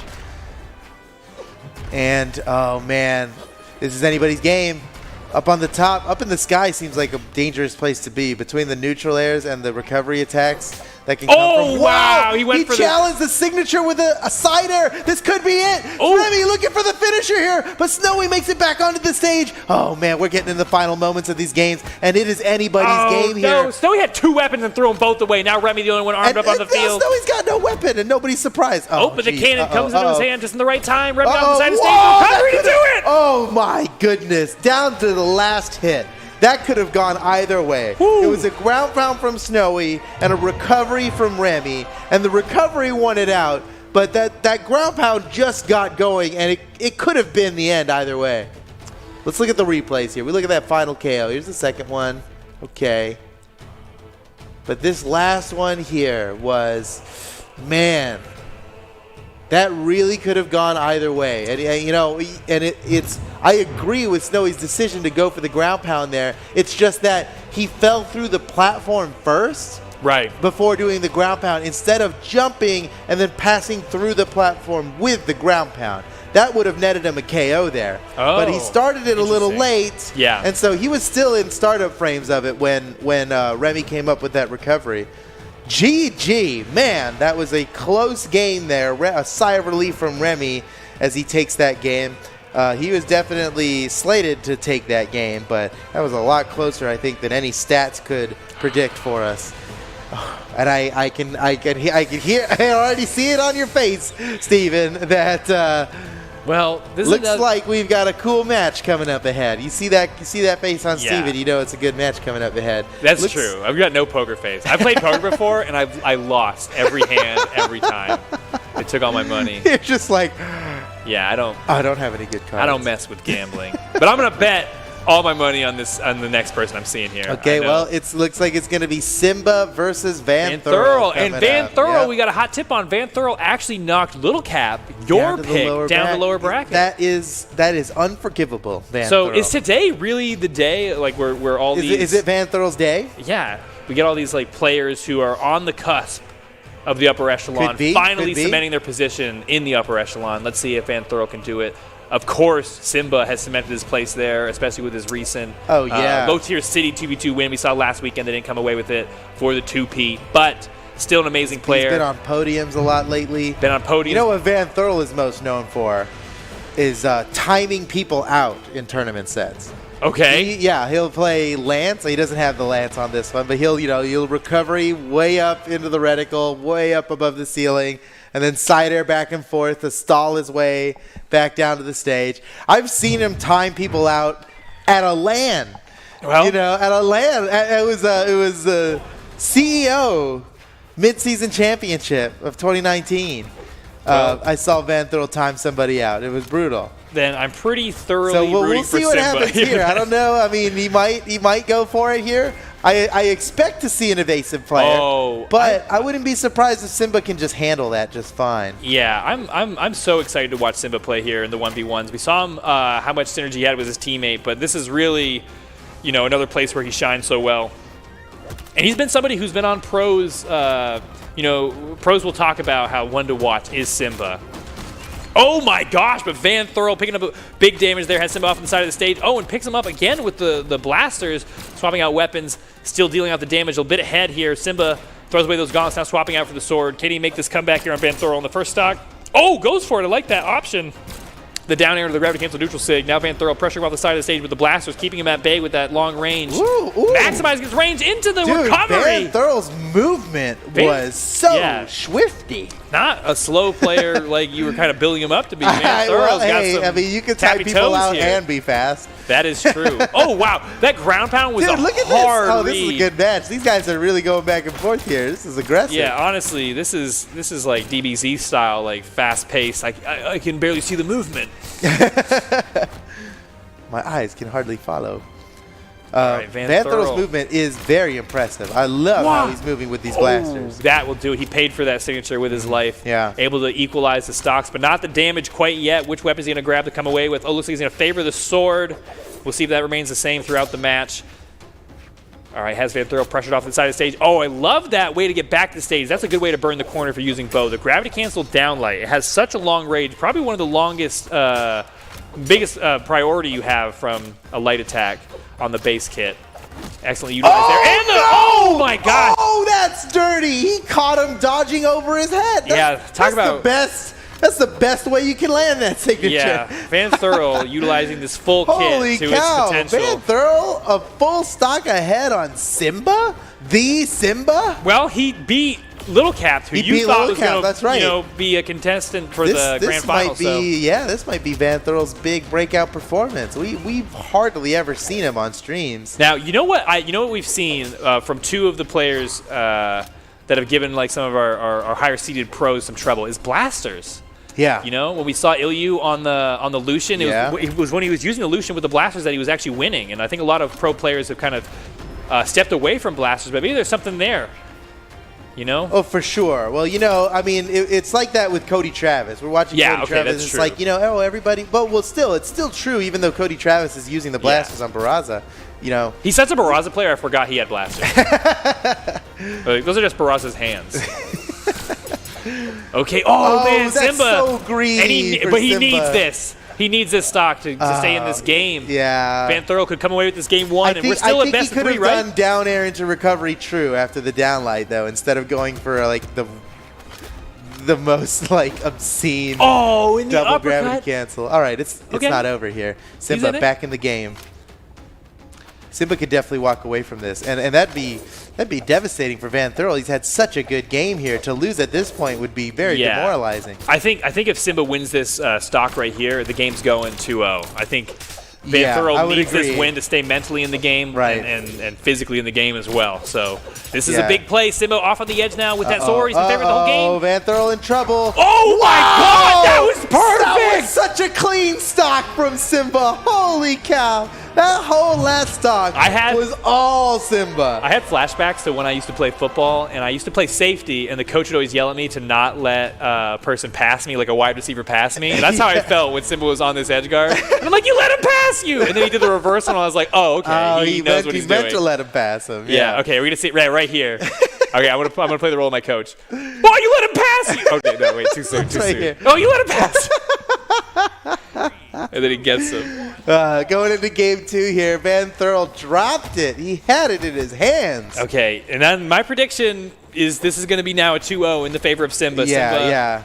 I think Van Thurl could have taken this set. Oh, what's he doing? Oh, he's getting started with his shenanigans, dude. That's the classic Van Thurl Oh, stuff. you think back to the wall? This is where. Well, I don't know. I don't know that Diana's a character that's going to get it done the way he likes to do it, but. Okay. I mean, he's, you know, I gotta say, you know, he is fighting. He's fighting well here. I mean, there's no he is. happening. Okay, the reverse off on the side of the stage. This is what? Oh man, Diana is such a strong character, and we've not seen her represented as much lately, and that's kind of sad. She's got those really big down signatures that reverse, and you've seen Van Thurl net KOs just like off of that move alone. Yeah. So, a strong pick, Van Thurl making it work. And has a lead yet again against Simba here in game 2. Okay. Pretty big lead, too. I mean, we've seen it's hard to take much stock into them now that we've seen how capable Simba is of turning things around. But, right. But, man, that's got to mean something. Look at this lead. He just keeps going the double down light. Okay, Simba the That's madman. only going to work after you take their dodge. Oh. Okay. Slowing it down now. Simba looking for his opportunity in. Van Thurl trying to keep his distance, get the combos out. Okay, Simba, if he can take the stock quickly, he hasn't taken too much damage. Oh, somehow threw the shuriken. Oh, nice. Loses his weapon, but quickly swapping onto the unarmed, now grabbing the bow. Van Thurl is running away with this lead, dude. This is huge. How is Simba going to manage? Simba just needs one good hit to take the stock. But yeah, every time Van Thurl gets a hit, it is extending the lead more and more. All right, now tied up on the stocks, but Simba is going to have to do a lot to equalize this damage here. All right, again. Oh, no, he's trading out for now the gauntlets. Maybe he's going to switch up his strategy. Before, in game 1, we saw him favoring the sword, and it did work out for him in the end, but, man, this whole game has been sort of a different story. Oh, nice. Oh, big my gauntlets. Goodness. Oh, He's that was going. huge. I was asking how he's going to do it, and that's how, I guess. He's Yeah, gonna a couple more runs like tons that. of plays. Oh, he can get it. No! Wow. Oh, Simba, lucky to be alive. Yeah, I thought that Van Thor was going to lose that connection there and steer out of it. Oh, but Simba. Uh-oh. Oh, that's bad Yeah, news. he lost it there. Okay, Wow. Van Thor still with a very hefty lead. Yeah, it's a that big he lead. could easily carry into victory, but if it's anything like last game, Simba's just going to start bringing it back big time right here. I mean, this is where he has to do it. Crazy. Wow, okay, yeah. He is really I like desperate that. for some KOs now. That was such a telegraphed ground pound. He's just hoping that something sticks now. Well, you know, that maybe all he has is hope left. So let's let him have it. If it lands, then GG ties it up. So he's got to go for it. He didn't even get punished for it, so there's not much to criticize. Oh, ooh. He went for that neutral signature again. All right, now has Van Thurl off on the edge. Oh, the ground pound coming in, but Van Thurl fades off the side of the wall, not able to pick it up yet. Van Thurl still with those blasters. Nice. Oh, connection. He's picking up some two-piece combos here and there. Everywhere he picks up damage, just pushes that lead even further. But nice one by Simba. It's not enough, though. Van Thurl's going to be able to make it back with his blasters. Yeah, Simba didn't have a weapon there. Oh, but that'll do it. The sword down air to finish off the stock from Van Thurl. Now down to his last one. Man, Simba again. It's kind of a similar situation as Very last similar. game here. Yeah, let's see. Simba might be able to just bring it back. I'm sure Van Thurl's worried about it. Oh my gosh. I can't believe he guarded that weapon so perfectly. The weapon throw into neutral light, the despawn into regrab. He's got the weapon now. Van Thurl's got Simba in red. This is his game.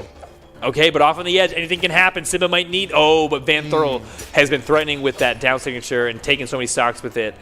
Simba seems well aware of that down signature my now. gosh, Wow. just barely out of the reach of it that time. Side light got Simba out of the way. This could be it. No, he's got enough to make it back. That's it. No. Okay. Gosh. We're going to game 3. Game 3. Yeah, you know, you don't really sound off the horns for game 3, but this one I think we need to because we've got Simba versus Van Thurl. Van Thurl on the come up here.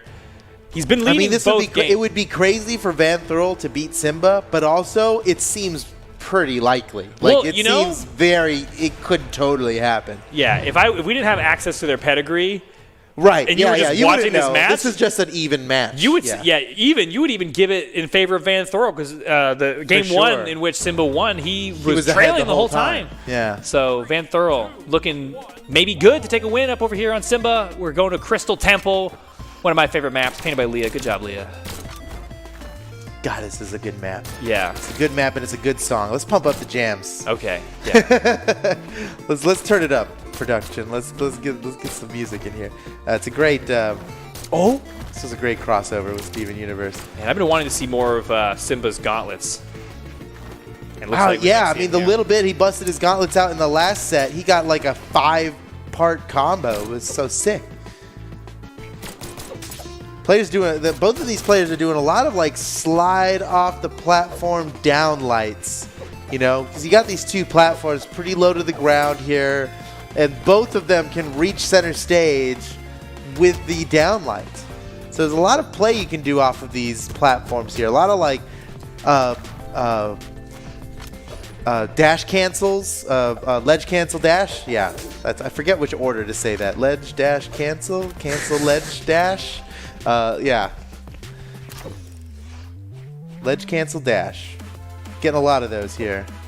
Simba's definitely makes a lot of good use out of those ledge cancel dashes. Oh! Wow, he had him right there. Okay. Oh, okay. Yeah, but no, wait. Van Thurl's still in it somehow and definitely going to make it back to the stage unless Simba can stop him. Oh, he can still do it. He's got the exhausted. Did he touch? No, I don't. Yeah. He could have used an exhausted Blasters recovery instead of the jump and he would have made it. Oh, interesting. Take note, Blasters players. Yeah, but way better to do an exhausted Blasters recovery than a jump. Okay, I do see what you're saying now. This is, he's going to get started. This is so Van Thurl. Get a little my gosh. surprise. Okay, now I'm fully rooting for Simba. Let's go, Simba. Finish this off he just here. paused it a little bit. He's just... I lost my faith. Here we go, Simba. Let's do it. That wasn't too slimy, you know? It was just a little, it was just a little bit of like, Oh, am I AFK? You know. Oh, man. Okay, Simba now doing some work with his sword yet again. Vanthorl losing his weapon spawn. Okay, has Here the we go. bow. Now, we saw a lot of those stocks taken with that down signature. Now, I'm thinking maybe that's what Vanthorl was doing, though. He stands on the corner, and he's just trying to set himself up for, like, high reward. Oh! Just like that. High reward.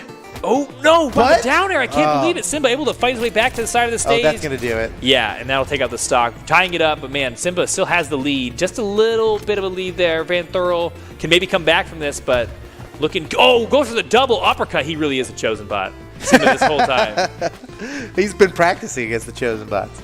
Dude, they're good practice. I won't lie. They really are. They'll teach you something. You play a chosen bot, then you play a medium bot, and you feel like you're actually the strongest man in the world. It's crazy. Oh, big hit. Vanthorl off on the side of the stage. Uses he's got dodge the to get dodge past Vanthorl. now. Oh, now he's a chase dodge. Gets back to the wall. Wow. Just barely able to get through that. Simba was pressuring the fact that Vanthorl used his dodge early there. He went down there looking like he was going to get a gravity cancel downlight, but Vanthorl just fought his way through. Now Simba still trying to get Vanthorl's second stock here, and Oh, where did that weapon what? throw come from? Oh my, he threw the weapon, and then Simba caught him in the neutral signature. The weapon, Yeah. while still moving, interrupted that signature. That was Man, like some that's Donnie rough. Darko time warp business. Somehow, the weapon throw coming through, but not enough to save his life. Down to his final stock. Vanthorl in trouble in Game 3 against Simba. Can he turn this around? I mean, this is the first time actually we've seen Simba leading into the final stock of all 3 games. So Yeah, maybe looking good for Imagine Simba. that. yeah, Not Simba- having to come back at the very end exactly. for a win. Maybe an easy path to victory here. Has Uh-oh, Vanthorl ooh. off on the side of the stage. Oh. Oh, wow. Goes for the side signature, the air version with that dunk. Oh, this Can is be looking like devastating. Woo! Simba's game. That could have been it right there. Okay, Vanthorl going with a weapon. Simba able to sneak on through, grabbing those gauntlets.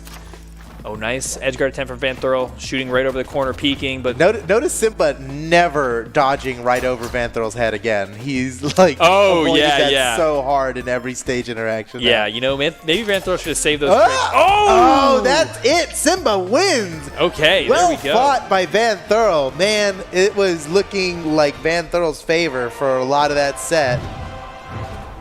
And wait a second. Wait, are we in best? Oh, wait, what's going on? Are we No, wait. confused? Are they confused? Are we confused? Are they? We might be confused. Let me look at this. Oh, it's top 32. Oh, yeah, best this of- is a oh, it's top this is a top 32. 32 game. Oh, Woo! we are so sorry, everybody. Woo! This Yeah, is top 32. How many did we say best of 3? Oh, We did. We definitely lied did. to you guys. So many Sorry times we about say that. best of 3. Ooh, nope. This is top 32. These are best of 5s now, ladies and gentlemen. Okay. Ooh, Sorry, we got confused. we Because it's got not often we start off the 1v1s with the yeah, we're usually in top 12 by the time we start these. So, Okay, well, Vanthorl has some time to Back plot. to the best of 5s. You know, a change of strategy here to get another win off of Simba. He's got 1 in the set, but Simba now 1 away from closing it out here in best of 5. You heard it. You know, you heard it Best from of us. 5? Yep, we'd never lie to you about Never lie that. to you. Now, would we spread? Whoa! Oh my gosh! Oh, and he's taught. He deserves that Oh taunt. yeah. He deserves Now that taunt. this is where it starts to snowball out of control. You know, You Simba's start got the getting lead, taunts, you start looking like you're having fun out there. and he's a full stock ahead now, going into Game 4. Our first Game 5 of the day. Vanthorl was looking so good in the first 2 games of the set. It's going to be hard for him to come back at this point. I mean, a full stock. Look at that. Look at the color. Look at the damage. It's a full stock. It is purely just 1 stock. All right, Vanthorl. He's going to need to gimp him. And he's got the tools. Yeah, with you can this see he's character. hanging on that corner. Yeah, Maybe that's he where he's wants trying the to play. down He's sig. fishing for He that totally reversal. wants the down sig. But it's going to take more than the down sig at this health. He's going to have to, like, knock him off the side and then get, like, a gravity cancel down sig. Well, it does at least set him up for some sort of edge guard opportunity. He's trying to pressure Simba off the side of the stage. And that's such a good weapon to do it with Bo. That neutral signature has that down diagonal send. Oh, and he's going for it there. See, he has 2 good moves for whether he's approaching the corner or coming back from the corner, which makes Anna such a good character. But, man, Simba, maybe too much. Just maybe too much. Honestly. Maybe too much, yeah. He's, I mean...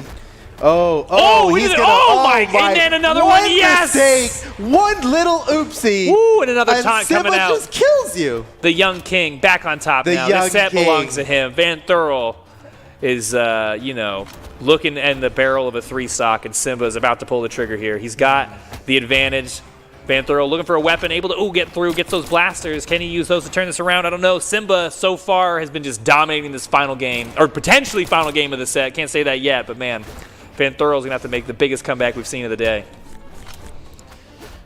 All right. The return of the king. Okay, yeah, return of the king, and there he goes, returning back to the depths of heck. But he's back. I think we could say hell, dude. We got Hellboy in the game. I know. Right? You know what? That does change the game. I was like, we have to call him Heckboy? How do we get around that? That was a funny joke around the time. Oh! Okay, no jokes now. Vanthro is actually hunting the stock for Simba. Hunting for it. Oh, no! Wait! Oh, jeez! Okay. Yeah, Simba he went a little deep for that one, and Simba almost turned it around on him. But Vanthro's got no other option. He's got to get this done now. Yeah, it's do or die for Vanthro here in Game 4. This is the only way to preserve himself in this set and to stay on the winner's side. He already fought through the likes of Little Cap to get here. Now he's going up against Simba. His run can't stop here. Imagine if Vanthro brings this back, it'd be so legendary at this point. I mean, full stock. Oh, uppercut. Nice pickup, but weapon throw to get back down to the stage, but losing his weapon, neither of them armed. Vanthro the first to get to that, picking up the bow. Is that going to be enough to take out the stock? No! Top corner, hardest, the farthest the KO box to get to. Yeah, that is the least efficient route to take to get a KO. Oh man, Vanthro desperately looking for a KO, and then he's still got a mountain to climb after that. Yeah, he has a whole other stock to get through. This is not looking good for Vanthro. Imagine though, imagine. Oh, nah, these nairs aren't going to do it. We need a Zing. We need power. Oh, the side air almost does it, though. Simba's taking so much damage. Even bouncing off the ground, the side air nearly did it. Oh, man, what's he going to do? My and that's it. Yeah. Okay, this time for real, Simba wins. The set is over. This time. No take-backsies on that one. Congratulations to Simba. And honestly, congratulations to Vanthro putting on a really good show out here. Oh, that first stock. Okay, we saw it there. The first stock of. Oh, and this second the first stock was nasty. Oh, actually, the first two stock stocks was were also gross. nasty. Yeah, that was. Wowza. Yeah, that was pretty crazy. All right, well, Simba carrying on. Big win from Simba here. Jeez. Yeah, so we're still in top 32. Yep. Next match coming up is going to be Cody Travis versus Remy. Okay, Ooh, lucky this is us. good. We get to watch this one. This is going to be a good one. All right, make some predictions. Let's go. What do you got for me, Thoda? Cody Travis. Okay. I like Remy. Yeah. I would consider Remy a close friend. Got it. Cody Travis is probably going to win. Okay. Wow. Okay. You know, I hope to one day have close friends like that too. But I also might have to agree with you, Cody Travis. He's got the pedigree, you know. Whoa, wait, hold on. Are we seeing? No, they're swapping around all kinds of different characters. They're trying to trick us. Oh, Don't fall for it. Did you say Remy when you meant Faison? What? Did you say Remy when you meant Faison? Is this the actual match we're seeing up here? Oh, it could be Faison versus Zinker. Do we have a bracket now to look at? No, this is supposed to be Cody Travis versus Remy. Oh, okay. All right. Well, yeah. I mean, we can look if we No, we can't look at a bracket this soon.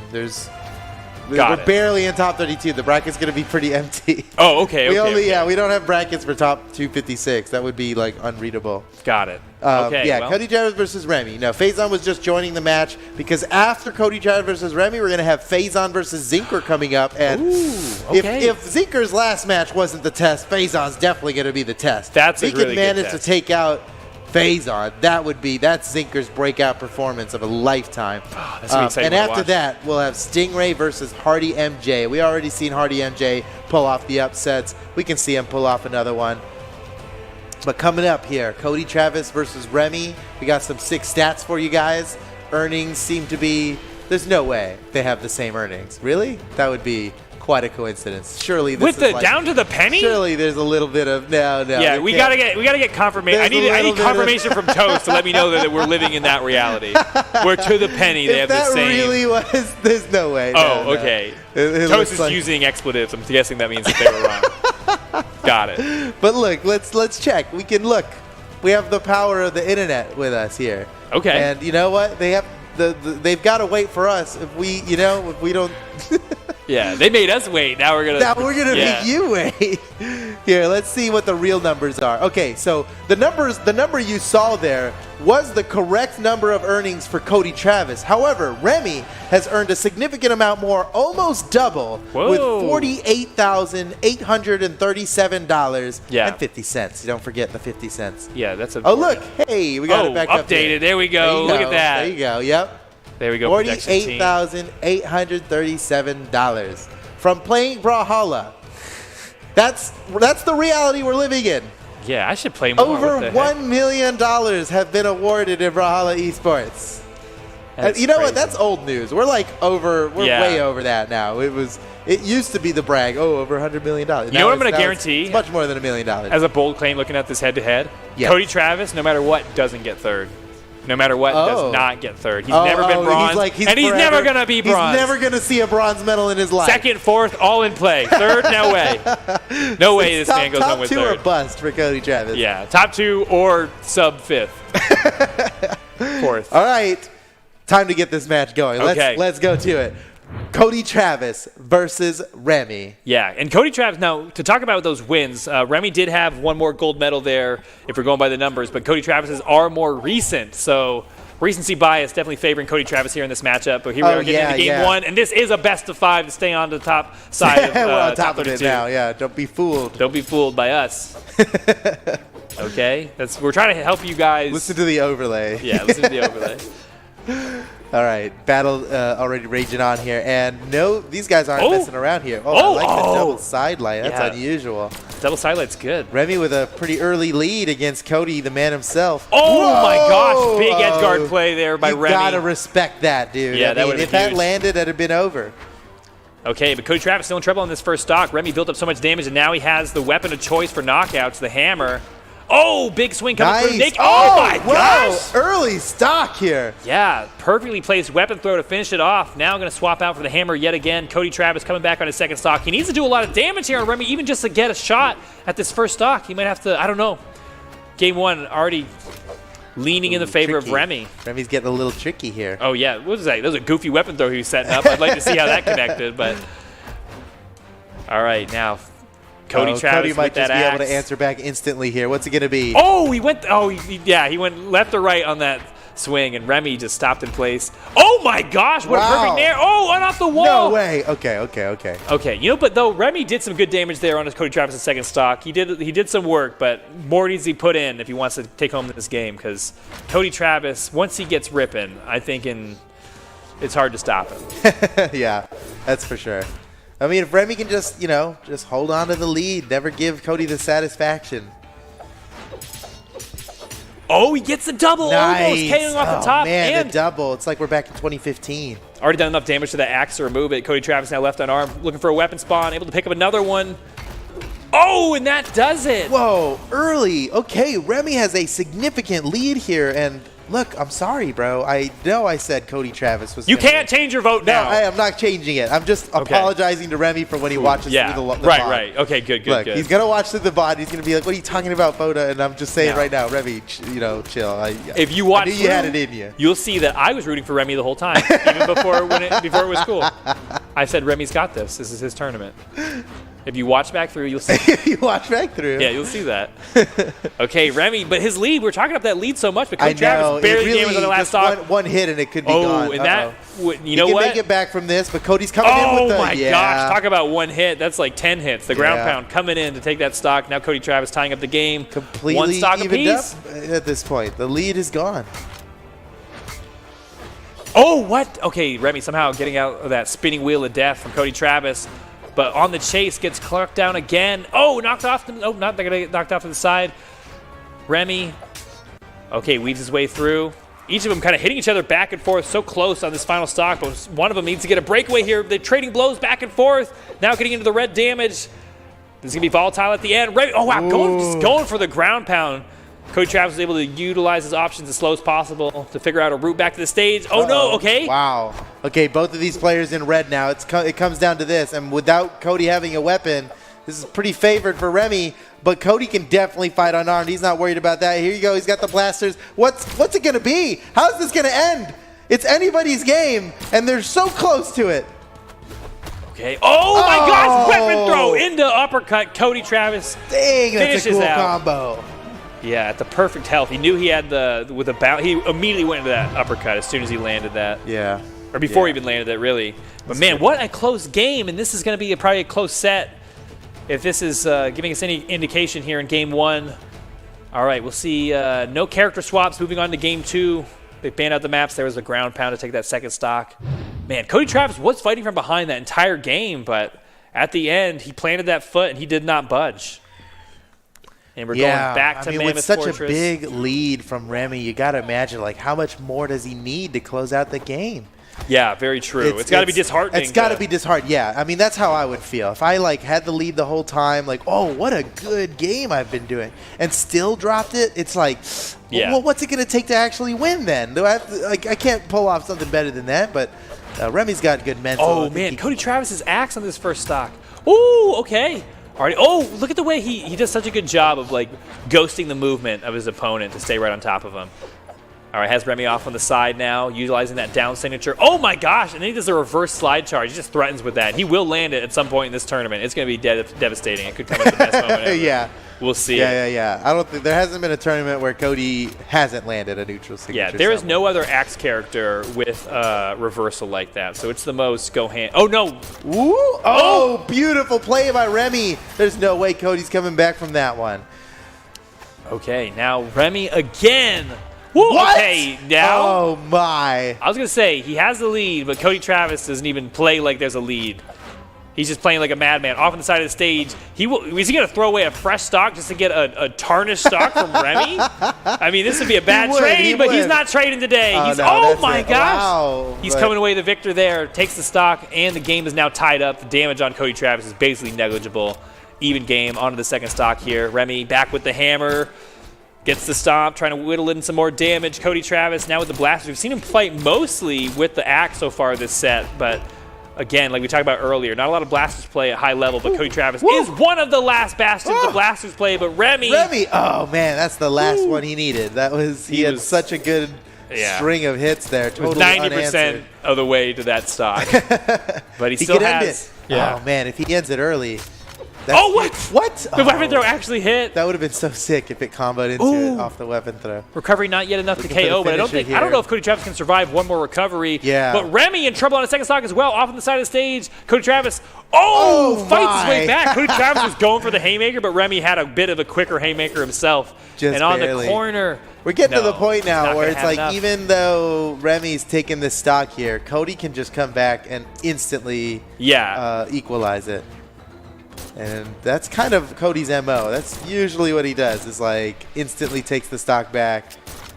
He's looking for it here. Remy, he's already in the positive. He's got some damage out. And that does it. There it is. All right. Okay, recover to secure that stock. He's switching out for the axe. Like I said, we've seen him play mostly axe today. Maybe that's what he's favoring in this matchup, or just right now. All right, even damage on the final stocks here in Game 2. Cody Travis came away with the first game, even after trailing for the whole time. Is he going to have a similar story here in Game 2? Okay. It's so close, man. It really could go either way. What's it going to be? Oh, nice. Nice. Oh, again. This keeps happening to Remy. Now, that time he had the positioning, but Cody Travis had his dodge. He just had his dodge up. Oh, no! Wow. Perfect answer to a spot dodge reaction. Oh, my goodness. Cody Travis taking it with that gravity cancel. And that was the first time he used that move, this whole set. Right there. And dude, that was beautiful. I mean, he must have known. Because Remy does react like that a lot. He does, like, anticipate something, stand still. When you see a sword player standing still like that, you know what's happening. You know what they're trying to do. They're going to spot dodge down light, you know? So he saw that coming. Oh, okay, yeah. And he got the punish. That was really well done by Cody Travis. And we are going right into the next match. Woo, 3-0 potential for Cody Travis here. Remy needs to get a win to keep himself in the set. Let's see how it shakes out back on a Mammoth Fortress. Cody Travis. Oh, what? He high and low. He's dipping all over with these blasters, picking up good damage onto Remy's first stock. Remy now with a little bit of an edge guard. Has Cody Travis on the side of the stage. Has the sword. But Cody Travis with the reversal. Okay. Oh, without his dodge, what does Remy do? Has him off on the side of the stage. He's going for that down air, but Cody Travis not able to recover from that situation. Remy now with a big lead. Can Cody Travis come back from this lead, Foda? Is this a lead Cody Travis can come back from? Probably. I mean, oh my god, and he almost did in that one sequence, and now off on the side of the stage, Remy, looking so, the ground pound, just barely. Remy fading off the side of the wall. Cody's over. He's over that. Okay, onto the other side now. Yeah, he was over it. He had to get under it. He had to do all kinds of stuff to get back to the stage. He was so over it that he had to go under it. Okay, now Remy can lose this first stock, though, at any time. Cody Travis has the hit power. There he goes. That's the move. That could do it. Remy just needs to build up some damage. Oh, but Cody Travis picking up the pace. Oh, I like that. Oh, Remy, this could be. Oh, man, he just keeps winning all these interactions. Cody Travis a full stock behind at this point. This could be, over this a could full be stock. Two stocks right now. Or almost. Oh my gosh. Clean. No! 2-stock lead for Remy. This is huge. Okay, that was good. Now can Cody come back from this? Oh, he went for it with the haymaker. Oh, my gosh, that was so cool in the ground pound follow-up. A good idea from Remy. And that's not even going to be enough yet to take out the stock. What more does Cody Travis need to do? Just one more side air. That will do it. Okay. It was the positioning that got him last time. He was well in kill range, but he caught him so far over on the side that just couldn't finish it. Remy is such a big lead, dude. There's no way he loses this one. No way. Yeah, this will be quite a comeback from Cody Travis. Now, again, Cody Travis does have 2 wins in the set, so it is by no means over for him here. Yeah, and Remy desperately needs this alive. one to stay on the top side of the bracket. So Remy really has to make sure he comes away with the win. And it's looking pretty good, but man, Cody Travis laying on the pressure. Has the blasters off the he's side of the starting to bring stage. it back here. Could we see a reverse 3-stock?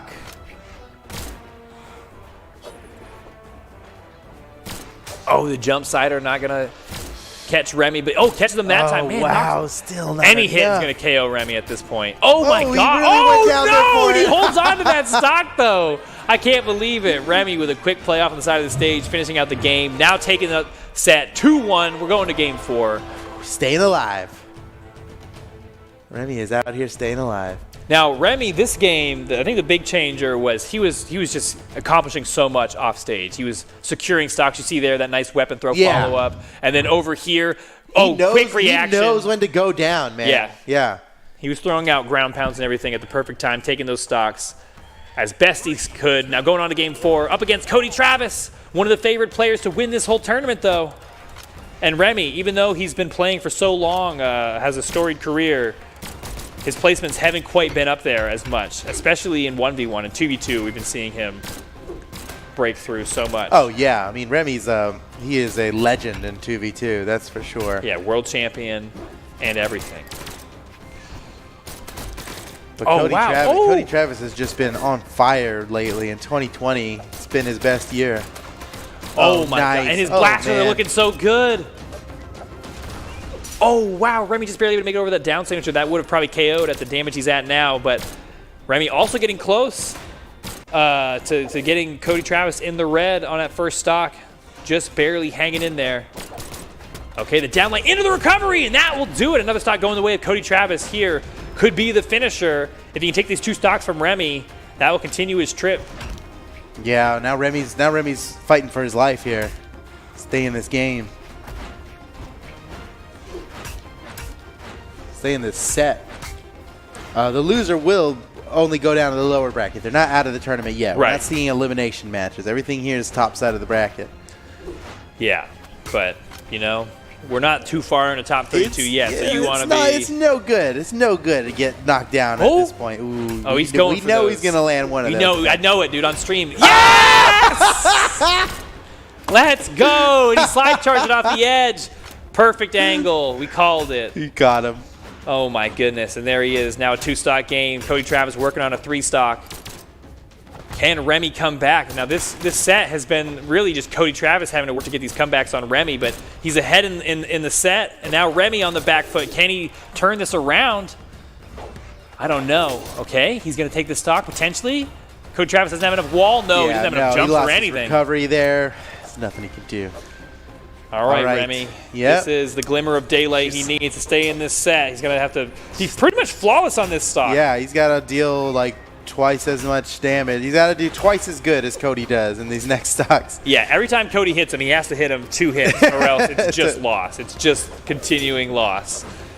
Okay. Yeah, and at this point, he's got a. Oh, did you see that? Yeah. The jump, the little bitty jump from the axe neutral light jumped over that the was sword down light.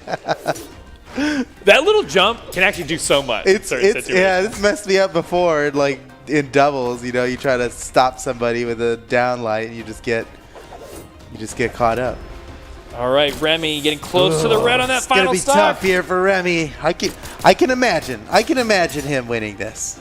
Oh, he's at the edge guard It's opportunity. just gonna take some plays. I think against Cody one of Travis- the best players in the region. Cody Travis's health bar on those blasters, I think, is diminishing. Now, Remy with a fresh hammer. This could be the advantage he needs. No, throws it away. Now unarmed. Cody Travis able to burn that corner easily. Remy has to retreat back to get to the weapon, but able to pick up that sword. Okay, Takes advantage of the situation. Remy. Can he do this against the currently #1 power ranked player in North America?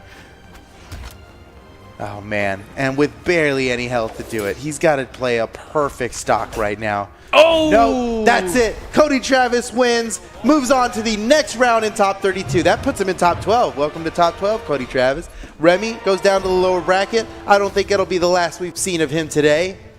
Oh, and there it is, that neutral signature. We knew he was going to land it in that set, and it came through for him there, coming away with the win. Goodness gracious. What a set. That was a fun one. Check out this bracket, guys. The battles are raging on. Oh, look at that. Santi up and Java. Santi wins. Boomie took out SCTP Wilson in top 32. Got lots more action coming up, guys. Lots more action. And a long day of tournament matches ahead. Because even when we're done with North America, there's still Australia and Southeast Asia. Everybody, we're going to take a super quick 5-minute break. We'll be right back with some fresh casters for you guys. Don't go anywhere. See you in a bit.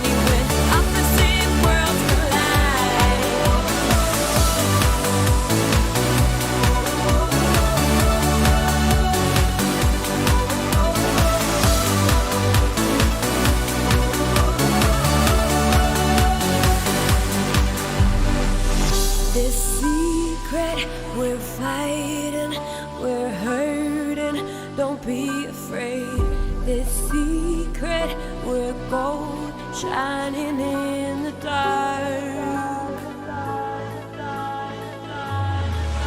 When opposite worlds collide, we know there's nothing but space between us. We will crash under the burning sky. Only when opposite worlds collide. When opposite worlds collide, we know there's nothing but space between us. We will crash under the burning sky. Only when opposite worlds collide.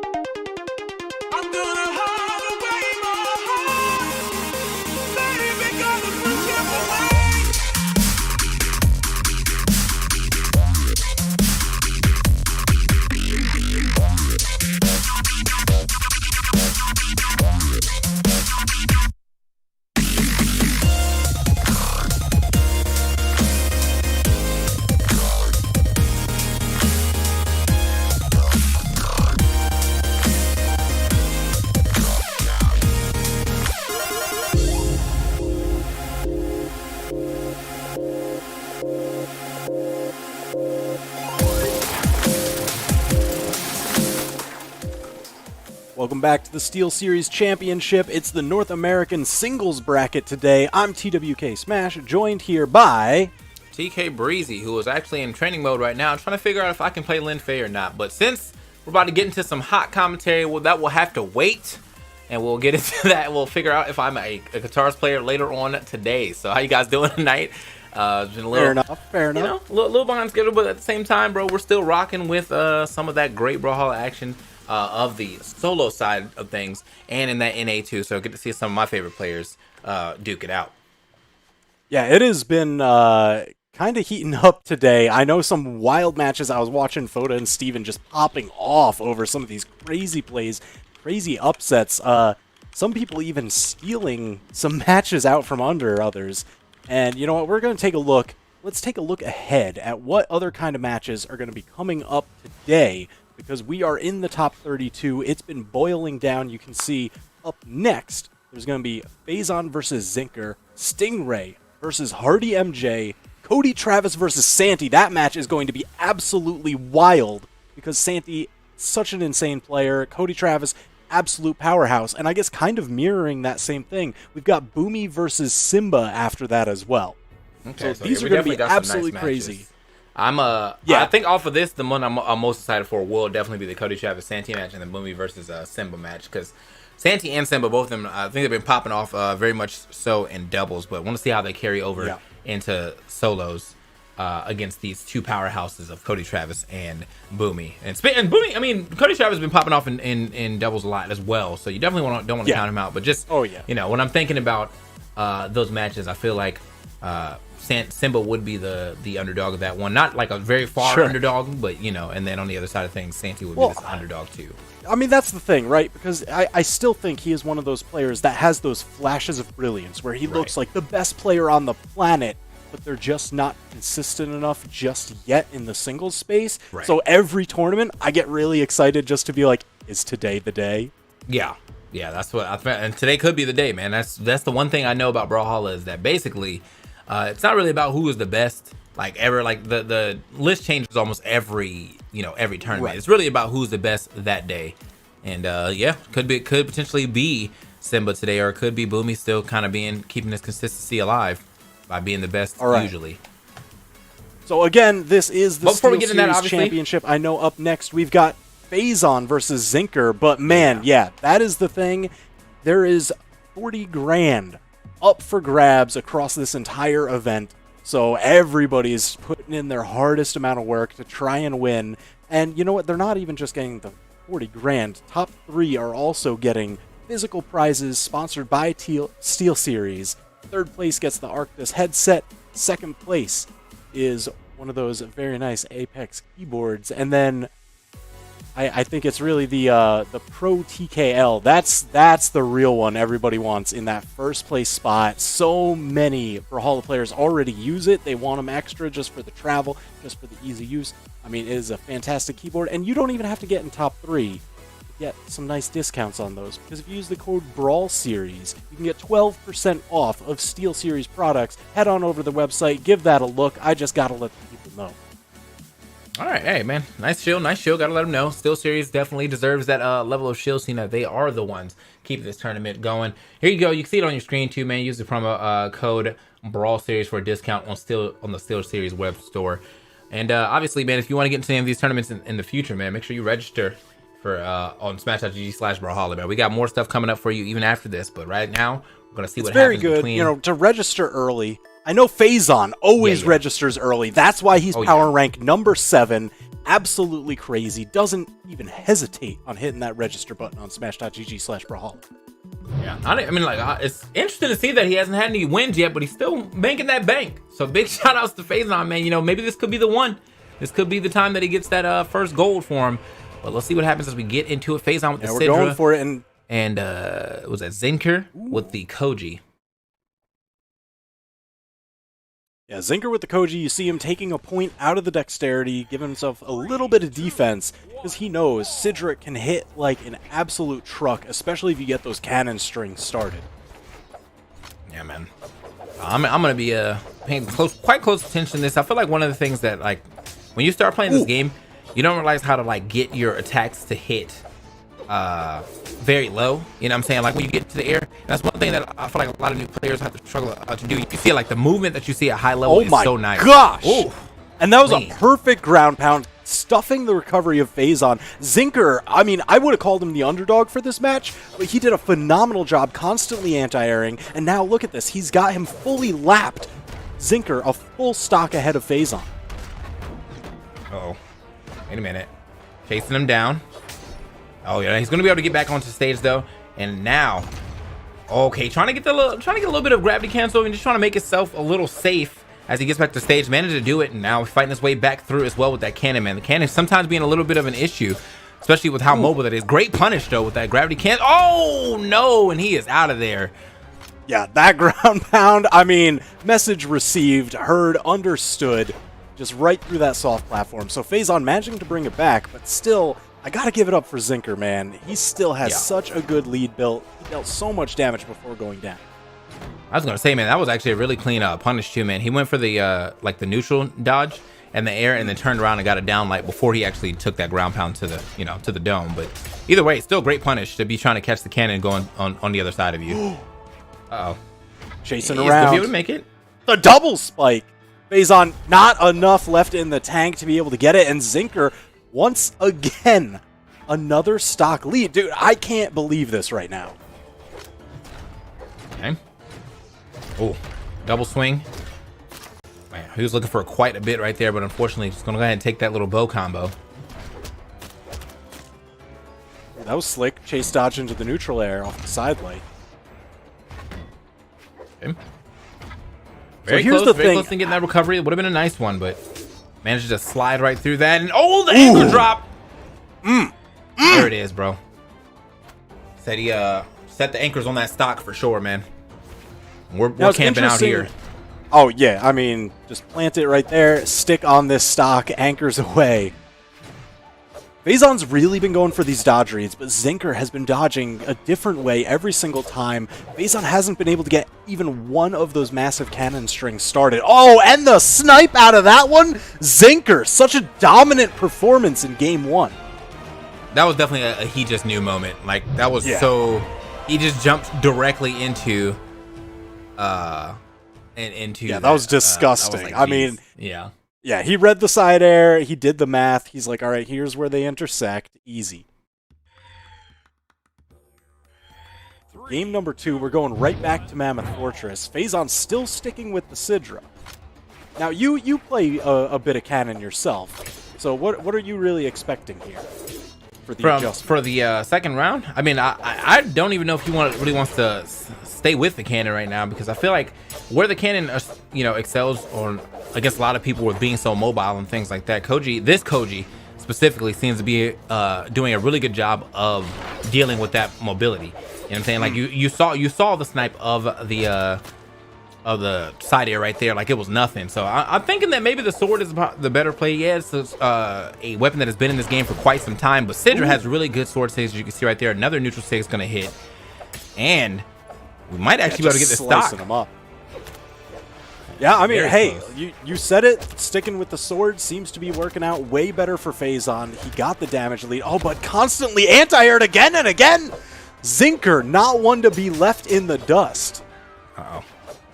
Yeah, look like I'm kind of struggling to find his way down. All right, here we go. Got the cannon in hand. What are we going to do with this? Oh, just a strong neutral air. Maybe not expecting him to meet him in the air like that, but the quick neutral air is going to go ahead and take that stock.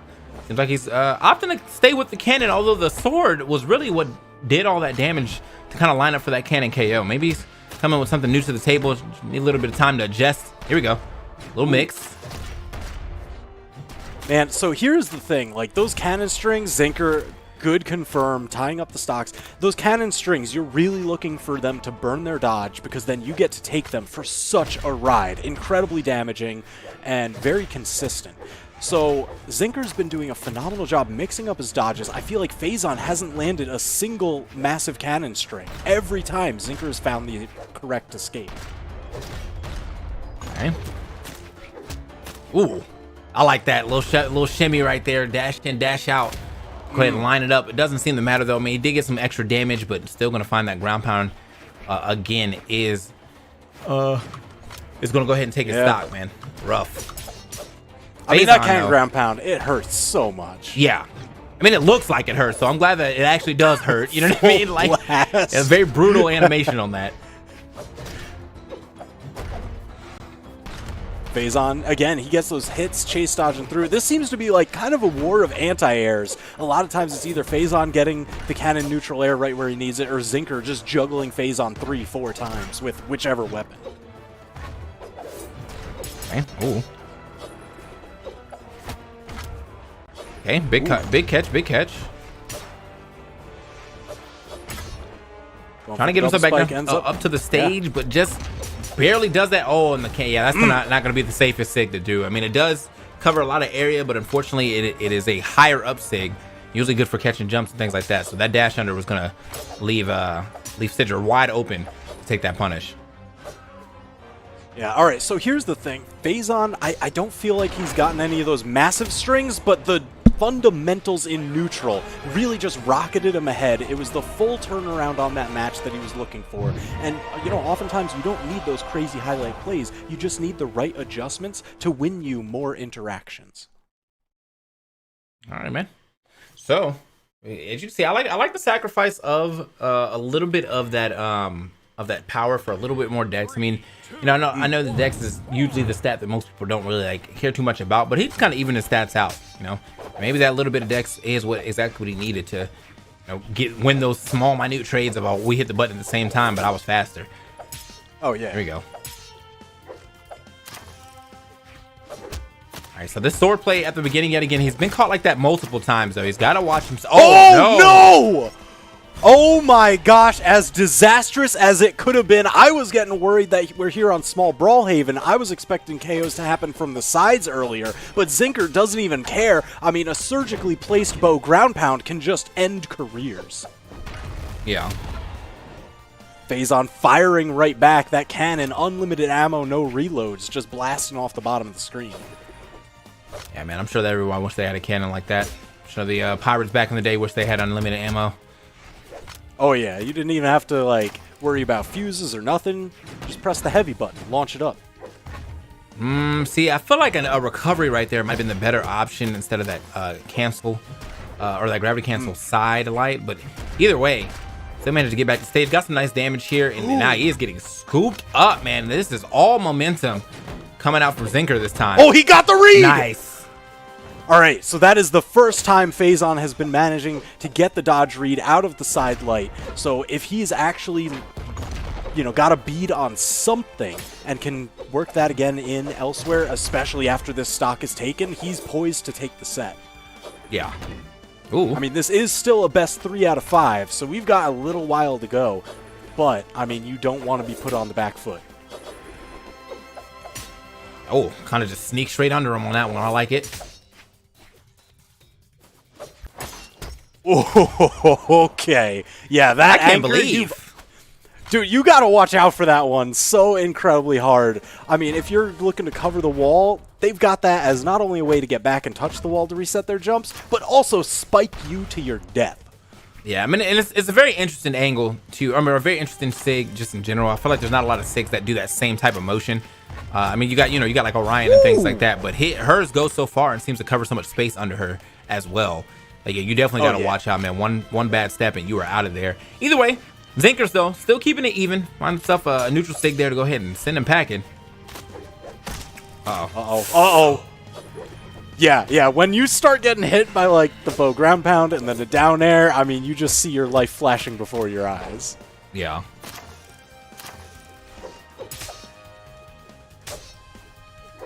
Okay.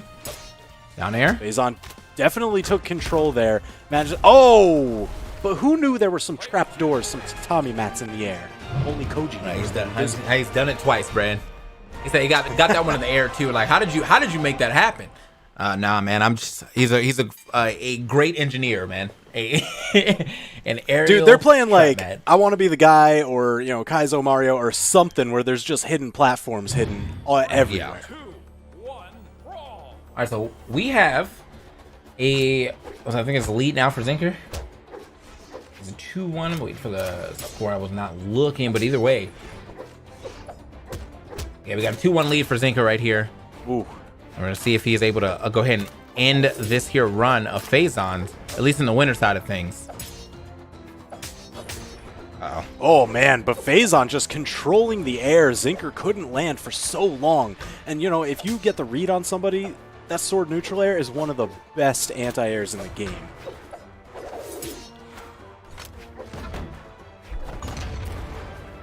Yeah, just make him think about the cannonball. Oh, yeah. Just leave it out there so you can go ahead and cover that middle stage yet again. All right, getting a little overzealous with the ground pounds. This one actually hitting the ground. Super lag on that. But at the same time, though, you know, those ground pounds have been doing Faison some justice just throughout this set. Oh, didn't quite get the read there. The spot dodge from Zinker. It's got a little extra invulnerability time than a directional dodge. So he was able to get through not only the attack, but also the attempted follow-up. Okay. That anti-air just right off the top. And you see Faison tossing that weapon up. He's trying to starve Zinker out, but Zinker not having any of it. The haymaker right into grabbing the bow. Yeah, there we go. That's some good damage right there. Little three-piece action. Ooh. Okay. Wait a minute. Faison kind of catching Zinker in the reads that he was getting caught in earlier. A lot of those dodge ins were getting caught by Zinker earlier. Now Zinker's starting to dodge in and get himself caught here. Oh, a little delayed dodge on that one. Yeah.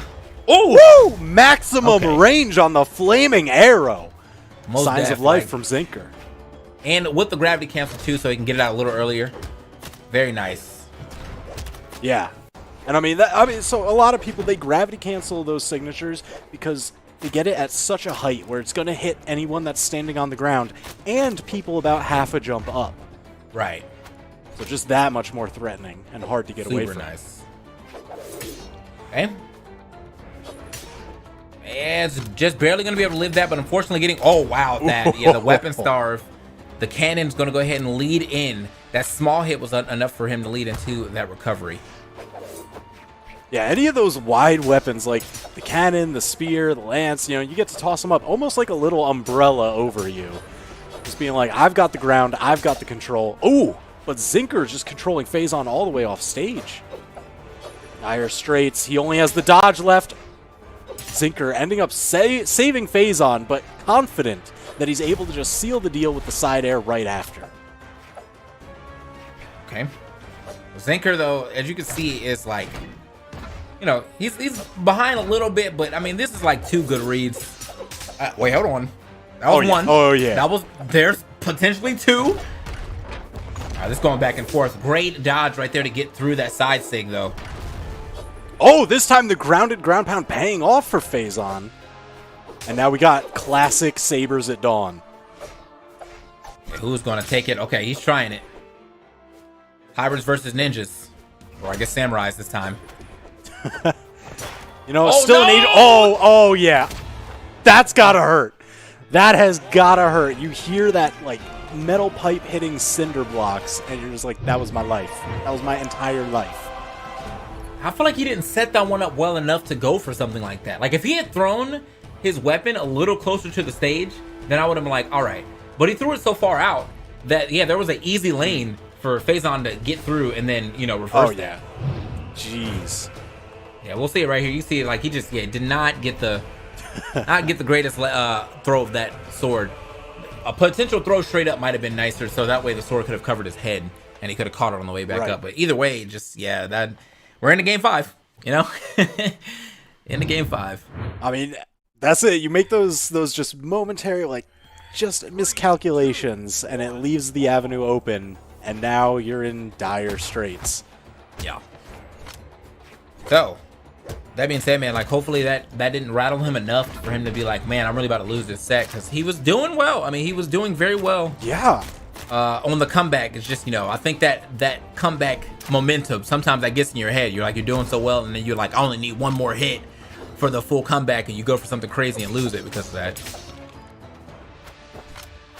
Yeah, I just can't believe that Zinker has brought this, like, all the way to a game 5. He was up on set point earlier against Faison. Now, this is crazy because Faison, absolutely phenomenal player. You know, he's taken a ton of trophies in his time. We've seen him in multiple top 3s and 1v1s, 2v2s, absolute powerhouse. And Zinker, I don't know if I've ever seen him in a top 8. I don't think so. All right, well, I mean, this could be a chance. You know, sometimes you take the momentum of like almost, you know, getting your first like big win, like, or maybe your first like win over someone who was potentially supposed to put you out, and you just keep running with that same underdog momentum all the way to top 8. So we'll see. However, yeah, don't think he's going to be able to get past through that. However, he does have a lead just a little bit. Just a little. He did take the first stock. Hey man, you don't need a huge lead at the end. You just need to be the only one left alive.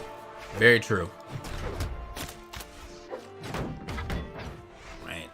Ooh, dodging through that final recovery hit. Zinker held on to it. 'Cause that's the main thing. When you're fighting against Cannon, you've really got to decide, when am I going to spend my dodge and how am I going to get away from this? Yeah, looks like he is having a very hard time getting away from this. However, oh. Back. Had a dance on him real quick. Got that center stage. I like the usage of the gravity cancel. Try to get up there for that extra neutral layer too. Yeah, I mean, that's the thing. You get the extra height just so that way it's more likely to knock out, and you also get that coverage of just trying to slice the top of somebody's head. Right. So Faison now, he's poised to take the set, move on into the top 12, looking for the top 8 qualifier match. Whereas Zinker, he's got another stock to make up before even getting a shot. Yeah, he is kind of letting this one escape him now. I feel like Faison's kind of in his head. He's pretty much figured out everything he needs to figure out right now. Yeah, I mean, the last couple minutes of tempo have all been Faison just dictating where you're going to go, how you're going to fight each other. Look at that, the double down air spike. Zinker really running out of options. Oh, okay. Beautiful punish. That's exactly what we're looking for. You've got to be cognizant of that option. Faison used it so many times over the course of the set, and Zinker this time was perfectly ready for it. He pretty much, I feel like he knew that time. There was not much he can do to get back to the stage, and Zinker was like, you know what? It doesn't matter what you pick. I'm most likely going to be here. Zinker, though, might not be able to see it. He will not be able to take another one of those, so he is susceptible to pretty much the entire... Oh, that's it. Yeah. That's it. Faison 3-2 over Zinker in an absolutely crazy set. So Faison will be moving on. I mean, all right, let's look at these replays of how Faison got to that point. There's the recovery off the top, and this one I thought Zinker was going to turn it around right there. Yeah, what he did I thought Faison was going to turn around after the dodge and just go immediately for a recovery at the top of the screen. But instead, he was like, you know what, I'm gonna hold down. Let me get back down to the ground and then just get the safe recovery or the safe down light into the recovery to go ahead and finish the stock off. So either way, man, Zinker was so close. You know, a 3-2 set. I know. He was pretty much one good read away on that fourth game from taking it, but unfortunately went a little crazy at the end, and then let Faison find that fifth game, and you know, it's over now. Yep. So that means that Faison is moving on into the winners quarterfinals, where he's going to face off against Total Advantage Kosalix, and that's going to be a crazy match to watch in the future. Zinker not out yet, though. This is a double elimination tournament, so he still has another shot in the lower bracket, even though that is shark-infested waters. And it always, man. When you get into these top 32s, pretty much it doesn't matter where you go in the bracket. You're probably still going to have a hard time, you know? Oh, yeah. I mean, as hard a time as Hardy MJ versus Stingray, this is going to be a match. Okay. This is going to be a match. So Stingray, he popped out onto the scene not too long ago. Absolutely crazy performances. You know, this Orion, which we haven't really seen in the competitive scene for quite some time. And he just took, like, absolute massive placings, grand finals, time and again, like, crazy. Hardy MJ, one of those more, like, you know, middling players, I guess, where he's, like, always trying to crack into the top 8, not necessarily making it. Just waiting for his big breakout still. Yeah, I'm honestly, I'm just loving this Taros color pick, man. I feel like I've yet to ever see this Taros pick. This is a nice one. Nice color palette. But anyway, now this is the one thing that I've oh my gosh. Okay. Well, That's why everyone loves the Teros pick. They're just waiting for those gravity cancel neutral SIGs. I mean, Hardy MJ, like, let's face it, he got so much damage early on onto Stingray. He was just taking him to town that entire stock. So, of course, he's going to end it that way on small Brawlhaven, no less. But he showed his hand a couple of times too. So I'm very surprised that Orion decided to step in the danger zone, if you will. Oh, not this time. So, yeah, not that he's like, I'm good. He's like, you can't do that. Again. Like, right up. I thought you knew, Stingray. You made it seem like you knew. This time, though. It was on the other side, so he wasn't ready. Oh, right. That's right. That's right. He's not ambidextrous with it yet. He's got to, still think about it. Jesus. Man. Oh, my God. So Hardy MJ working on a 3-stock, and he's building up so much damage. Stingray almost into the red. Don't get fooled. Just because he has an axe, he still has a gravity cancel neutral SIG in your future. Don't get caught. No weapon for him yet, but however, Teros says I might not need it. Going for the clean 3-stock. A lot of SIGs being thrown out here. No. Okay, on the stage this time. A lot of SIGs that being thrown ground out bounce. The line robbed. of sight around the corner. Yeah. All right. Stingray, he caught the landing. He's got a chance to stabilize, but I think it's only one chance. All right, maybe 2 chances. I mean, if it's a SIG, yeah, he's got one chance. But I'm thinking aside here. The ground pound on the stage. That was a bold option. I mean, it covers a ton of space, but jeez. That's a bold option for the sole fact that like once you hit the ground, you are stuck there for a bit with the axe. Man, he just knew. All right, I kind of spit out my water here because, like, I know the replays are going through, but I'm looking over at the character select, and Stingray is now mirroring with Teros. They're running it right back on small Brawlhaven. He's just like, no, that wasn't okay. That was not okay at all. I'm gonna show you. All right, now let's see if he has the same. You know what I'm saying? He's got the same game plan here. Let me get over this edge and get that pull. That pull was accounted for 2 stocks. Just both plays all together. Oh yeah. Coming in from Hardy MJ. Definitely just showing it to him like, hey, you remember this? We had some good times. And that neutral air covers a lot of space. Nice. Okay, good weight. Don't. Yeah. You can't threaten that corner until he's spent the gravity cancel. Yeah, and even then, man, I feel like he probably still doesn't want to go over there with Hammer having all these like displacement moves. You end up getting recovery on accident, things like that. You're like, oh, well, I thought I was safe, but I guess not. Nice. The turnaround. The 3-piece. Paul with the neutral. Yeah, even that's enough. Teros with massive strength. This stage being so small, it is just a recipe for quick stocks. Almost. Okay. Still making it back. Woo! Oh, I like that. Yeah, that was nice. The fake out. Oh no. Okay. Jeez. That would have been amazing. They're scheming on each other. They're all scheming. Yeah, I see nothing but style coming out right now. Because Hardy MJ, like, he's determined to be like, no. Match 1 was not a fluke. You're not going to beat me with my own character. But Stingray's like, dude, look at the score up top. Okay. Maximum height on that weapon throw. Still opting for the axe. Trying to starve Stingray out. But can't starve him forever. Okay, a lot of neutral lights coming out right here. Got that first one to hit and then look for a side into neutral. Getting him punished there. He is. Got back down to the ground. Okay. That's the weapon toss. Unfortunately, though, the movement. Wait, this Teros looking a little better right here, man. He was like, you know what? I do play Teros. Thanks for reminding me, Hardy. Like, this was a good legend. Thanks for keeping him warm for me. Oh, yeah. Gosh. Hey, just barely juking that. Gets back down to the ground.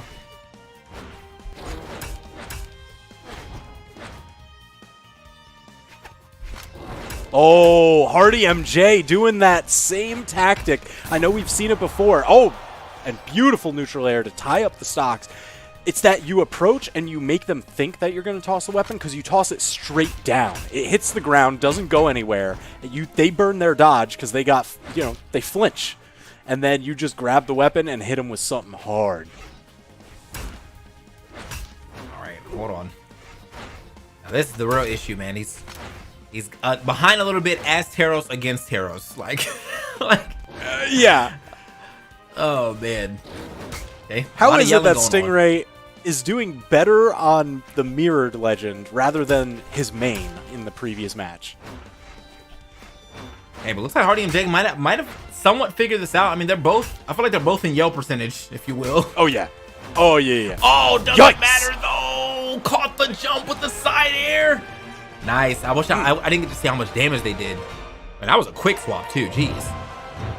Oh, yeah. I mean, Stingray was right. He's like, no, just queue it back up. Obviously, Hardy MJ wants to go as soon as possible to maintain this momentum. Look at that knockout there. The final knockout happening here, just ready to chop him off the side. And we're just going right back into the next one. But Stingray has another swap in mind. He's like, hold on. I really like that extra strength, but the spear is my home. I need the spear, so it's Queen Nai. Okay. Neutral. Nice, I like it. And it's getting that little extra damage that Queen Nai can usually get off her SIGs. And there are some pretty quick SIGs. There it is again. Neutral SIG's gonna find his mark. If you've caught their dodge, I mean, you get that follow-up for free. If they didn't spend their dodge, I'm gonna give you a little tip here. It isn't actually a true combo. You can get out by dodging straight up. It's like a forced 50-50. Okay.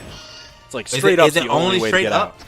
Only straight up, because movement from a dodge begins 2 frames before the invulnerability begins. So you kind of like outrun the hitboxes. Makes sense. Hey, so Queen Nai right here. Now, one of the champions I feel like kind of fell by the wayside, but apparently is, still got some representation here. Doing some work right now. Jeez. Hardy MJ, he always goes as high as possible. Rather than like charging a weapon throw up, he's just like, no, spend all the jumps, the dodge, everything, and then toss it up. All right. So we're looking for it. Now again, guitars, I feel like a weapon that, we've seen a lot. We don't see a lot in doubles, which I've been commentating more of, but like in singles, man, this weapon can be a little bit of a terror. Oh, yeah. I mean, it's just so much quicker than a lot of... A little bit late on the combo, and Hardy MJ finds the dodge to survive. And a great pull-off angle, too. However, that recovery is going to find his mark. Wow, that was able to pick it up in time to go ahead and get himself another hit on that with that side light before he loses his stock, though. I gotta say, gravity cancel side light on Hammer, a really strange option to be pulling out there. Because certainly that's like the only thing that doesn't have the chance of knocking out. Right.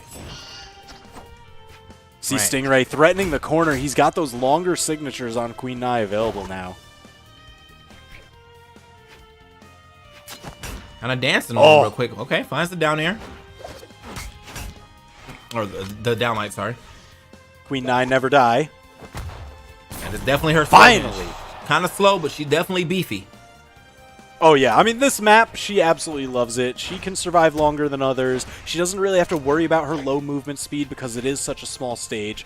And then she knocks out people incredibly early because she's got crazy high strength. Okay, hold on now. Jockeying kind of dancing for around each position. other real quick. Who's going to get that? So the first little bit of a lead on this last stock. Looks like it's up. It's all Taros right now. Hits on hits. However, she's pogoing off his head right now.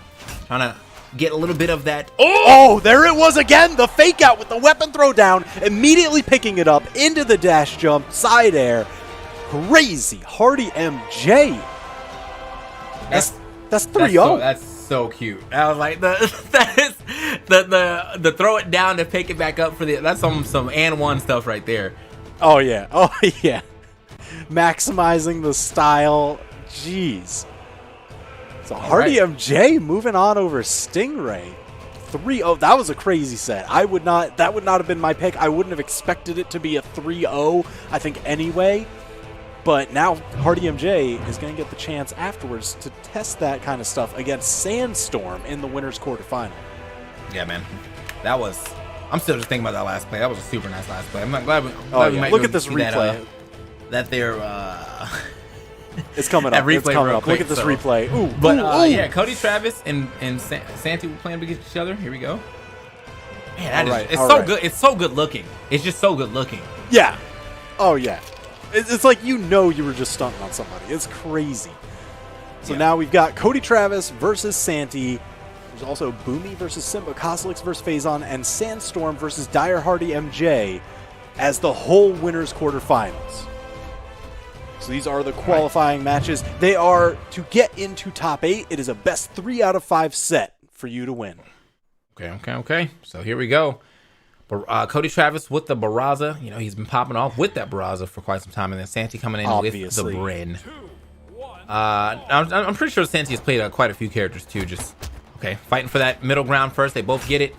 We'll get the same start, but luckily, Cody Travis was able to get the first weapon. Now, Bryn, very solid weapon choice as well with the axe and the spear. I feel like that's just, to me, that's like the most solid combination of weapons in the game, you know? So. Yeah, it's incredibly strong, and like her stat line is really good too. It's pretty much all midline and then a little bit extra in the speed. All right. Ooh, good catch. Ooh, bouncing him off the wall. Cody in trouble. He's now unarmed. And the ground pound from Santi.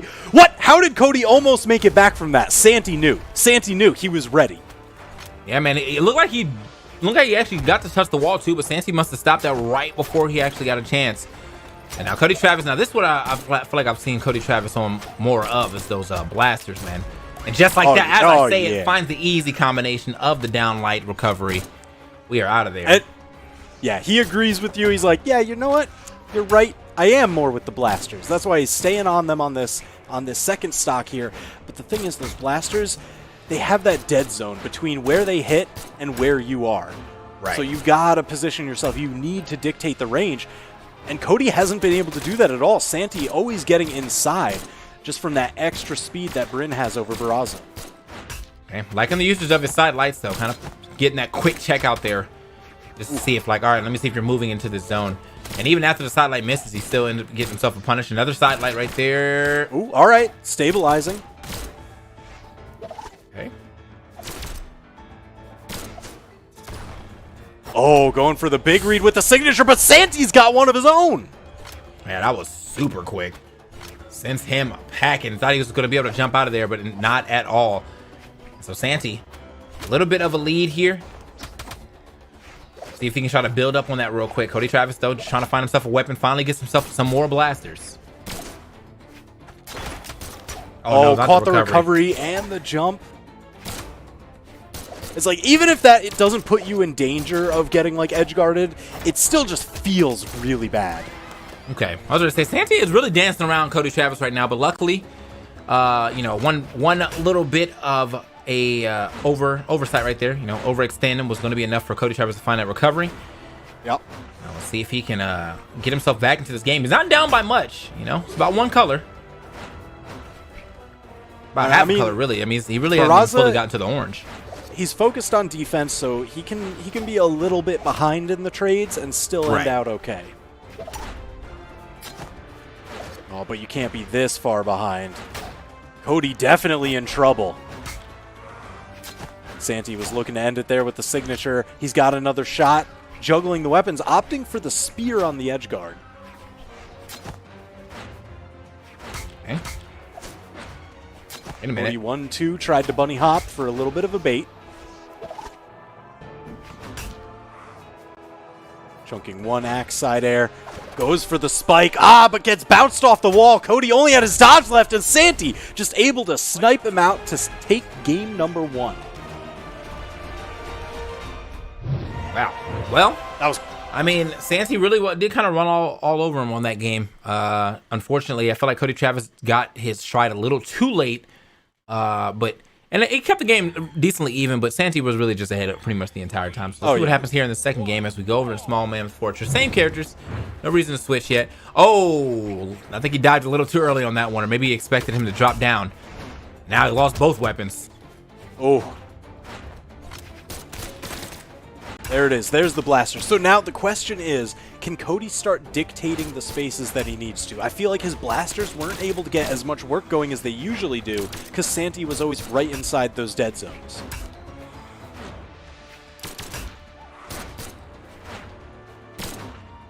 All right, hold on. Ooh. Yo, Santi going to work! Even got the latest hit possible. Just as that axe is winding back around. It loses power the longer the swing goes on. Yeah. So right at the end, it's a pretty soft hit. All right. Yeah, they are. Oh, okay. Jeez! That was the definition of footsies. They were just whipping attacks in neutral just ever closer and closer, and it's really just who's going to be able to, you know, get that last little extra inch. I was like, what is that? That was actually max space right there. Battle of the Sayers. Yeah. Ooh. Oh my gosh, and caught him. Does he even have enough to make it back? Managed to touch the wall. Smart. Wow. Having to dodge right through the weapon toss, but Cody ready to hit that blaster's recovery as soon as he popped up over the edge. Okay. He dancing. Oh, yeah, wow, break actually, dancing. He was dancing, yeah, break dancing real quick with the down heavy, so the unarmed down sig right there. So, ooh, Nice little early 3-piece. When that side air doesn't send them as far, you can just pogo right off after it. Right? Yeah, that's the one thing I do like about the Spirit Chew is like, you know, it feel like it sets you up for safety a lot. You know, you get that hit and you're back to safety. You get that neutral air hit, it bounced away from you. You get that down air, they bounced away from you, or you bounce away from them and they bounce away from you. So yeah, you're trying to keep them at arm's length plus a 6-foot pole. Oh yeah. Yeah, this is the perfect tool for social distancing right here. That spear. Yeah. There it is. Oh social distance that stop. Jesus, get him out of here. My gosh. And just juggling the weapons for as long as possible. Where's the next spawn going to be? Cody having to hoof it. No, gets the extra. He's still fighting? All right, that was slick. That was really slick. Yeah. Just playing a little bit of leapfrog before grabbing the blasters and the stock. Okay. So Cody not far behind at all. Yeah, not by any means. Like definitely can get himself back into this match. Man, Santi always so good at just getting around people. Just sneaking right behind them so that way their attack misses. Cody having to adjust and do things a little bit further away than he's used to. Okay, Cody, not too far behind either. So you say you got the deep yellow to like the light orange. They're pretty much very close to each other. However, you know, again, as you said, Braz with that high defense is allowed to lose a couple more of these trades. But I mean, it's still getting a little dangerous. We're on the last stock here. Cody finds another hit. Woo. Just got up over that signature. Santi just bouncing right up off of Cody. Now Cody's got an edge guard attempt. Going for the weapon star.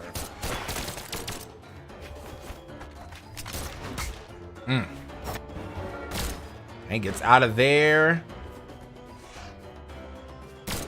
Going for it. There's the edge guard going for the spacing. No, Santi chasing up. Cody again bouncing off of the soft platform as it was moving. The stars aligned. He always finds it, man. I feel like I see that combination from him quite a bit of getting that soft bounce into the side air as he's falling back down. Oh, yeah. Yeah. There we go. So Cody Travis managed to steal that game from behind.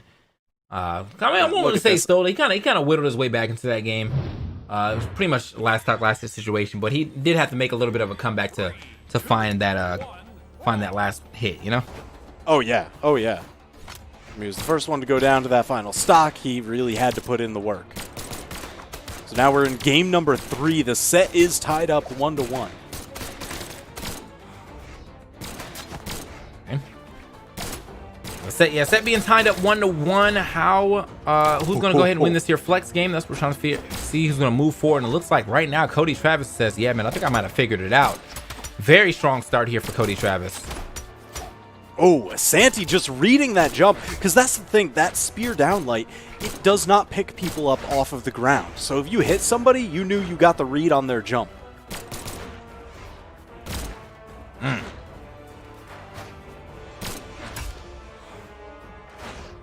Cody really trying to hunt down Santi, but Santi has done an amazing job extending this stock. I know the blasters have a little bit of a tougher time knocking out horizontally. You got to build them into that deep barbecue color, but Cody, he just believed in it.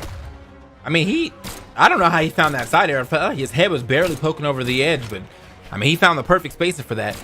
Go ahead and get that side air to hit him as he was like riding that wall. So Cody Travis tries to go for that X pivot down air, but go off the mark regardless. So he's got momentum.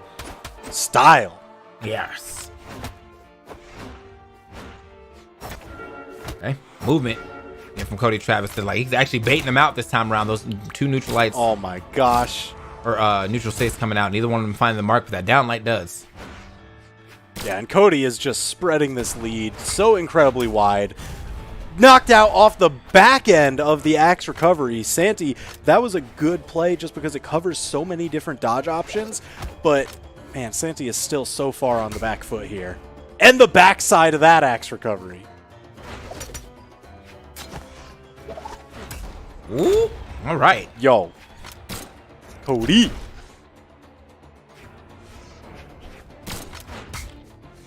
So Cody with the full stock lead. Santi is going to have to do some serious work here lest Cody goes up to set point. Damn, okay, he was actually kind of smoothing for a second right there. You saw him go for the double angle chase dodge right there, forward and then up, seeing if he could line it up well. Okay. Ooh, caught. Yeah, the movement is looking. Side air, another side air. Ooh, Santi getting just inside, but the barrel roll. Just ready to dive right in. Cody Travis, king of adjustments right here somehow, dude. Like, that first game, didn't look so well from the second game. It was super tight. Now this third game, a 2 stock. 617 to 344. My man was delivering damage. I mean, look, if you're the king of adjustments, obviously you got to play Barraza. Because, look, he adjusted his face into a mask. He adjusted his left arm into a mechanical arm. Same for the right. He's more machine than man now. That's true. That's true. It's like he said, I didn't really go through anything bad. I just felt like there were some adjustments I could have made to my life that makes me better. And honestly, it did. He's heavier. He's more defensive. Probably stronger than the average human. Let's get it. His heart is a diesel engine. It's in the lore. That's actually OD. Yeah. But now all those sounds make sense. So, oh yeah, when he's revving up, he is actually revving up. Yeah, for the longest I thought I was like, oh, this must be like a powered axe. Nope, it's him. Okay. Nice. Ooh. Somehow turned that one around. Still living though. So it's really interesting that Santi has opted to go over to Ragnir here. We've seen the Bryn time and time again, and I wonder if he just felt like, hey, that last match really was spreading a little bit too wide for my taste, so... Ooh. Keeping with the axe and catching the recovery, Santi on this Ragnir. I'm curious to see how these Katars play out. Hey, wow, big dub. They're not gonna. They're not gonna play out at all. Goodbye. So, I mean, big duff happening right there, man. I like that, but we're going to keep it moving as we even it up. Okay, swinging here, got him kind of stuck on the ground. Both of them with axes in hand. So, should be seeing some pretty meaty hits coming out. Ooh, almost got the soft platform reset on that combo. Ooh.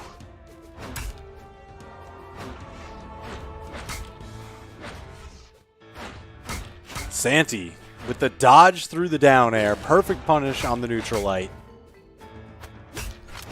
They're just trading blows back and forth, and we are neck and neck, second stock apiece. Yeah, I'm definitely seeing a lot of side light into that neutral layer too to get that easy damage. Now, might get the battle of the stairs again. Oh, no battle of the stairs. Actually called out that jump with the recovery. Still living though. Oh, not living actually. Caught him on the distance. Yeah, I think he forced the air dodge early, so therefore he wasn't able to touch the edge. Very nice right there from Cody Travis.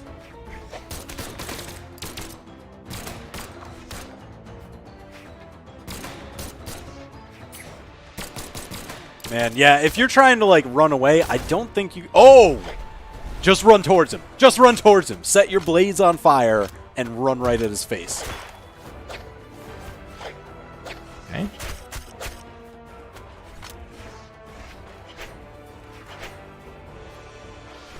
Really, just Santi getting away with tossing out that neutral light a couple times.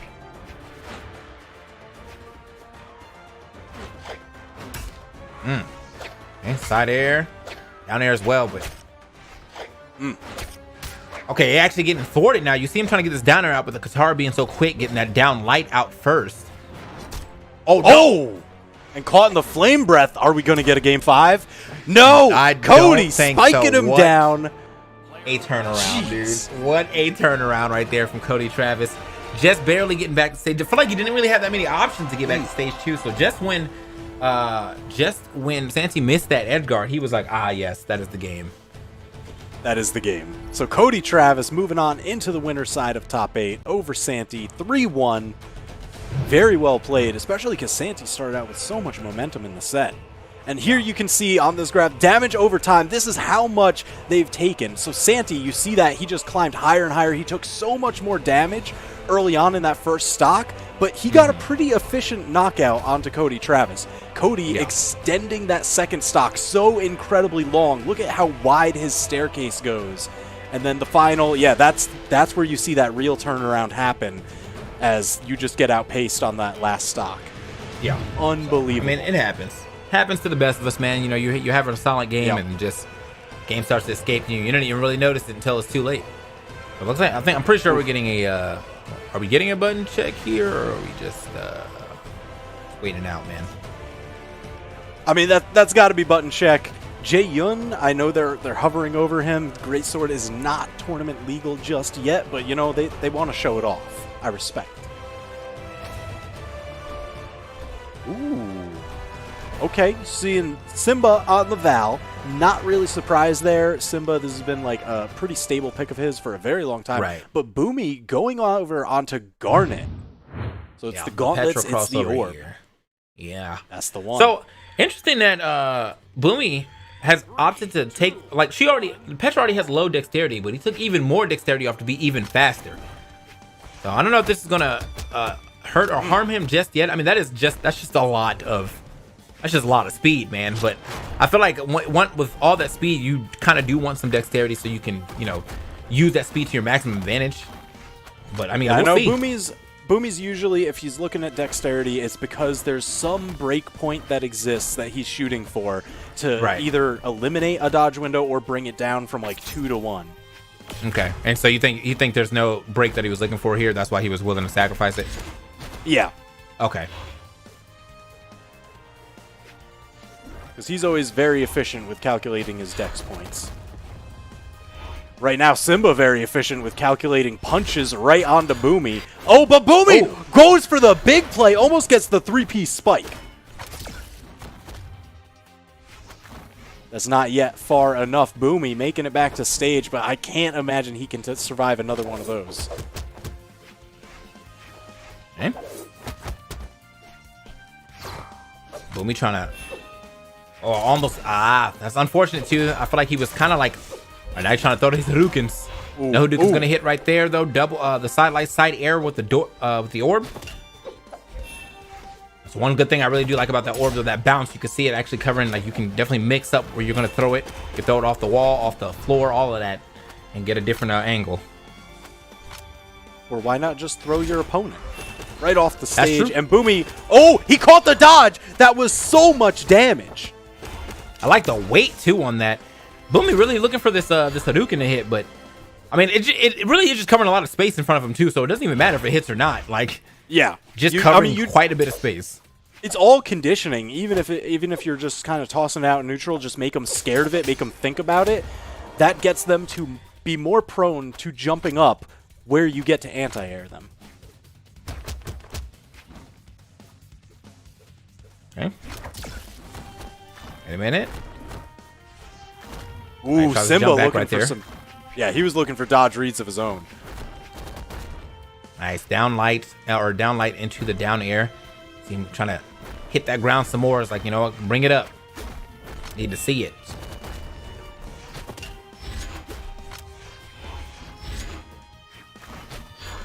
Or some good slick movement right here from Boomie. Finds himself with another side light, side air.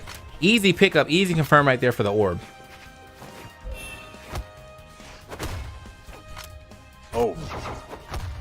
Oh, that's cool. Riding up the wall. Yeah, the wall ride right up top. Yeah. Boomie having to be very careful. Oh! Simba just reading wide into the push-off column. That was beautiful. Yeah, great call out right there from Simba. It was like, you know, you're going to keep doing that. I'm right here with it. So even, I mean, Simba like really did have a tough start for this, but it's a pretty even game outside of that. Boomie has to get back on stage. Simba getting thrown off right there. Wait a minute. Uh-oh. Oh! The turnaround does get another. No, Boomie fighting his way straight back up. Gets the teleport. Nothing personal, kid, but you're out of here. That was actually the coolest end of this game. Yeah. Oh, my God. Give me the replays. Give me the replays. Give me the replays. So, yeah, Boomie, that was actually, that was turning into what could potentially have been like a last stock, last hit type situation. Simba was starting to gather some momentum on his side. They were going back and forth from the right, dude. It was basically just like a revolving door of momentum right there. Oh. Jeez, closing out on that signature, just always stylish. So we're running it back. Same legends. But I missed the map bans. Oh, no, it's Small Brawlhaven again. They're just happy to go here. Stocks fall so incredibly fast. Okay.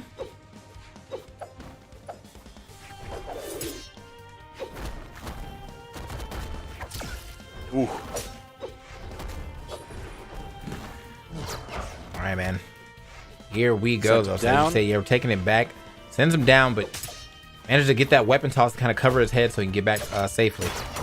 Ooh, speaking of weapon toss, that weapon toss, I thought he wasn't going to be able to pick that back up, but he managed to sneak that back in there. Oh, goes for the ultimate dunk. You can charge up that signature. Doesn't get caught by the reverse gravity cancel that Simba was scheming for, trying to cover the wall. Yeah. All right. Nice. Great recovery right there. I was not expecting him to recover so quickly. Kind of mixing it up. And also just trying to see if he can catch Simba on the way up. But Simba playing a little patiently. All the fireballs are out. Oh my gosh. Man, this is just dodge, leapfrog around. Maximum damage. Finally enough to take him out with the big uppercut. Man, that was him. It made it look like a Karashore you right there, dude. That was mad distance. Get the forward roundhouse into Shoryu, Sagat style. All right. Well, either way, though, they're still going to be able to even that up and keep this game decently close. Oh, okay, he is actually beating him up straight up right now. Oh my God! It never ends. Okay, so even after all that, though, I definitely thought I was going to see a little bit of the higher damage right there, but somehow Boomie comes out with just into the orange. Still, though, I mean, that is a momentum killer right there. Oh, yeah.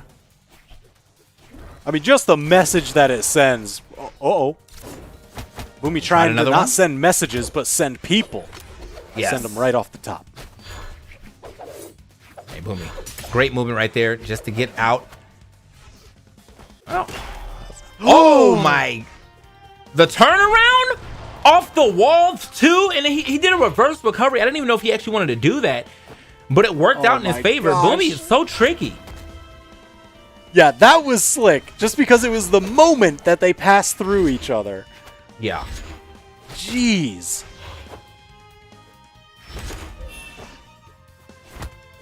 Hick. Now, Boomie, it's really the question of how much more damage can he get for losing this stock. Even the bounce off the ground, not enough to save Boomie there. Simba determined to take him out.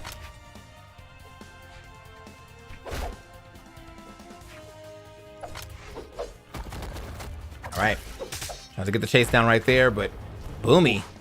Oh, almost got the double up right there. I don't think I would have taken that stock, but it would have been very close. Very dangerous. Oh, he's back. Scooped up. Tried to get the weapon toss. Wide weapon toss. Not going to find his mark. All right, Simba doing a good job. Unarmed to find himself a weapon. Oh, the out in. Footsies. A footsie to fireball at that. Yeah. And again. Boomie with the ricochet shot again. He didn't even need it that time. That was just for style. Like, he could have actually just turned around to the left and hit him with that one. But no, he was like, you know what? Let me hit him with the style points on that one. All right. Look at this. There's the uppercut. And then here we're going to get that ricochet right through as they pass through each other. Dang, he did that off a wall jump, too. Nice. That gave him, like, the perfect distance to just get that short ricochet. Yeah. So here we are in 2. Game 3, man. It is definitely getting crazy here on the Brawlhalla, or the SteelSeries tournament here on the Brawlhalla stream, and we are going to continue going forward as Boomie is trying to continue going forward in this tournament. He's got the 2-0 right now. Simba, he's getting closer and closer to getting himself a W here, but is it going to be too little too late by the time he finds it? Ooh, Boomie again into that side light side air combo on the orb.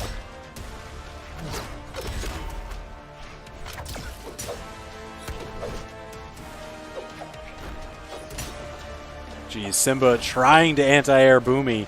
It's been a lot of... Ooh, Simba with the gravity cancel, but a little too off. And Boomie just quick to turn it around. The uppercut was waiting in the wings. Yeah. All right. Okay. Ooh. About a 4-piece almost, but luckily Simba was able to find that dodge through and find himself an uppercut instead. Still though, some good damage. Boomie was able to lay on, put him into the yellow at the very least, but you know, Simba, I mean, we also saw Simba put that man into the orange last game off one combo. Looks like he's going for it. Oh, the reversal. Ooh. That was slick. Taste of your own medicine. Okay. A grounded throw right there, basically. Like, he was so close to the ground. Somehow still managed to get that scoop. Oh, wow. That was such a stare down, and Boomie blinked. Oh, no. He just has the dodge, and Boomie going up a little bit higher to secure the ground pound. Nowhere to go.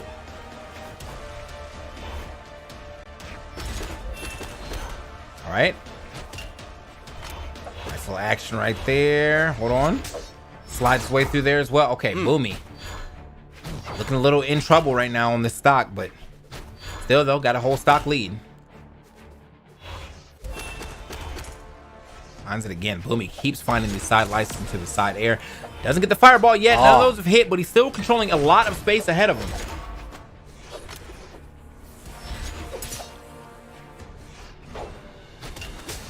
Oh, going for the ricochet shot once more. Man, I see why Boomie's allowed to play with so much speed, man. He doesn't really need the power. Like, he will find the KO anywhere on the map anyway. So, he doesn't need the raw power to get you from the middle of the stage. This is true. Caught the recovery, so he knew he had him spent on just about everything. The side light into recovery, definitely one of the more devastating options you can go for if you're looking to secure a knockout. Yeah, that was a bopping right there from Boomie. So, but what do you expect? I mean, Boomie, top player for a very, very long time. This man knows his game probably better than he knows himself. You know, like, I mean, there's a very clear reason why Tempo Storm picked him up, because he just doesn't stop. Yeah. Jeez. Right. And so that's going to be him moving on over Simba. He's qualified into top 8 winner's side. And look at that. You can see the damage. Boomie and really extending that first stock. And oh, look how early he knocked out oh, wait. That's That was Koslyk's Faison match? Oh, they already swapped the names on us. I see what was going on. Okay. Yeah. All right, but it was Boomie Simba Data, but they swapped the names because up next we've got Faison versus Koslix. They're going to be trying their hand to break it into top 8. Yeah, man. So far we've got we got Boomie in top 8. I think we got Cody Travis in top 8, and we're gonna see in these last 2 matches who gets on the winner side of things. Very soon. Yep. Koslix, my boy, but we going up against Faison. So Koslix using the Macho Man, because obviously the Macho Man only KOs with the Macho Man. And then Isadrew, obviously just a very solid legend here. Cannon sword. We've seen Faison pop off a little earlier today. We did see one of his matches earlier. Yep. And see if he's able to take out Koslix. Now, from what I've been watching, I've yet to see anyone really just handle a Lance player yet. I've yet to see it. Okay. I know that there's. I mean, I've seen some people beat Lance players, obviously, but I haven't seen anyone like truly handle a Lance player yet. And Koslix is, one of the Lance players out here. Oh, absolutely. I mean, if you just mention competitive Lance, like in that same sentence, you must say Koslix. It's almost like contractually obligated. All right. So the main question I have here is, Faison, I feel like he wasn't really able to get any of those cannon reed strings started in his previous match. Will he be able to get that here against Koslix, who is known for being one of the more mobile players in the game? I feel like that's the one thing that I'm actually kind of like. When I think of Lance, I don't think of fast, and Koslix got a decent amount of speed on him, definitely above average on the speed here. So, like, just when I think of Lance is like in real life, I don't think fast, but Ogrim is like, nah, not me? Nah, I'm actually a rocket kind of quick. Lance. Yeah. he's gonna be boosting everywhere. And like, Koslix just as a player, he dash dances constantly. That's just like a thing he does to keep people from getting a solid read on his position. Okay. So let's see. I mean, no rocket lance in hand yet, but like as soon as he can get it, he found it. Got the quick axe combo, and I was like, and now we are back to the lance. He even primed his next one. Yep. I mean, that's what Koslix is going to do every single time. You can keep an eye out for it, just because he is such a Lance main. His secondary weapon is almost an afterthought. It's like if he gets set on there, he feels like he messed something up.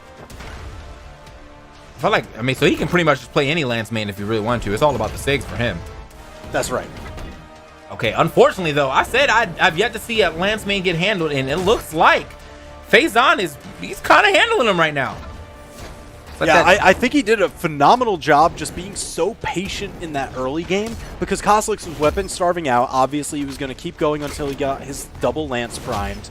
And Faison was like, all right, that's cool. That's cool. I can slow down. I can wait for the cannon to come my way.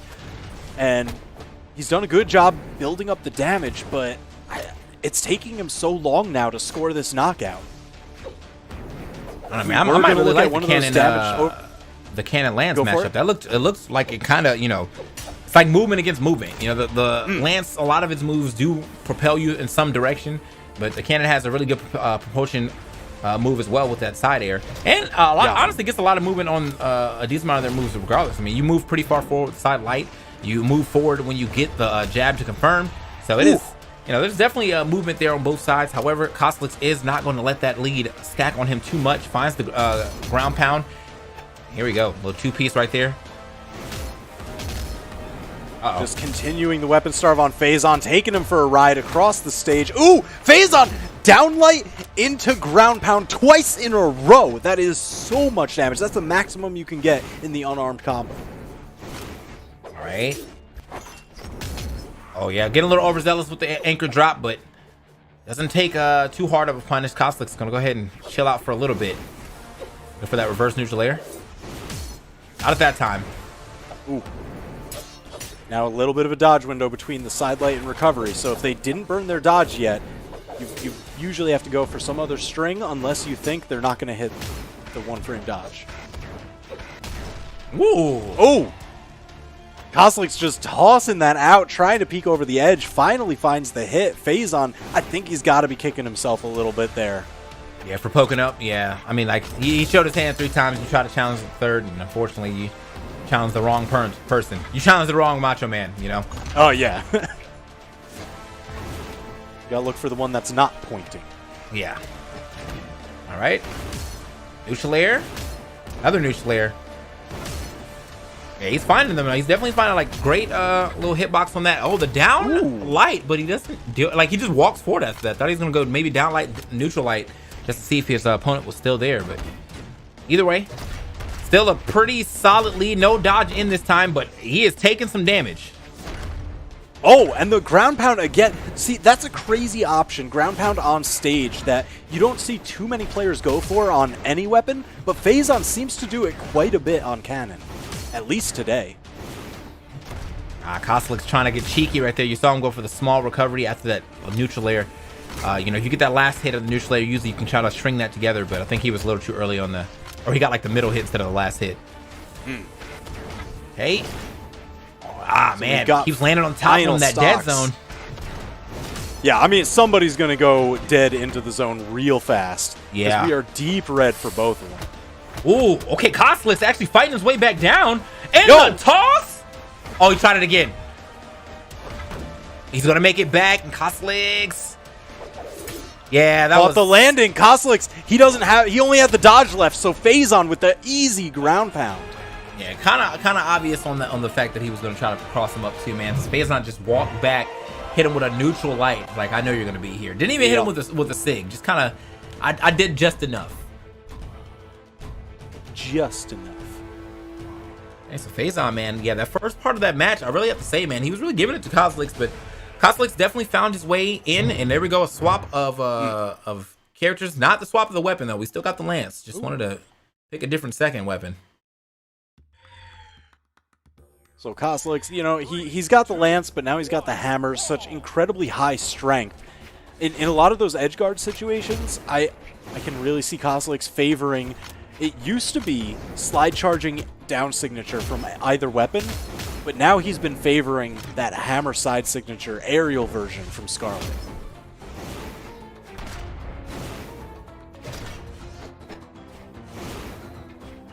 Jeez, both just kind of playing leapfrog across each other here. So I'll attack, you'll dodge. You'll attack, I'll dodge.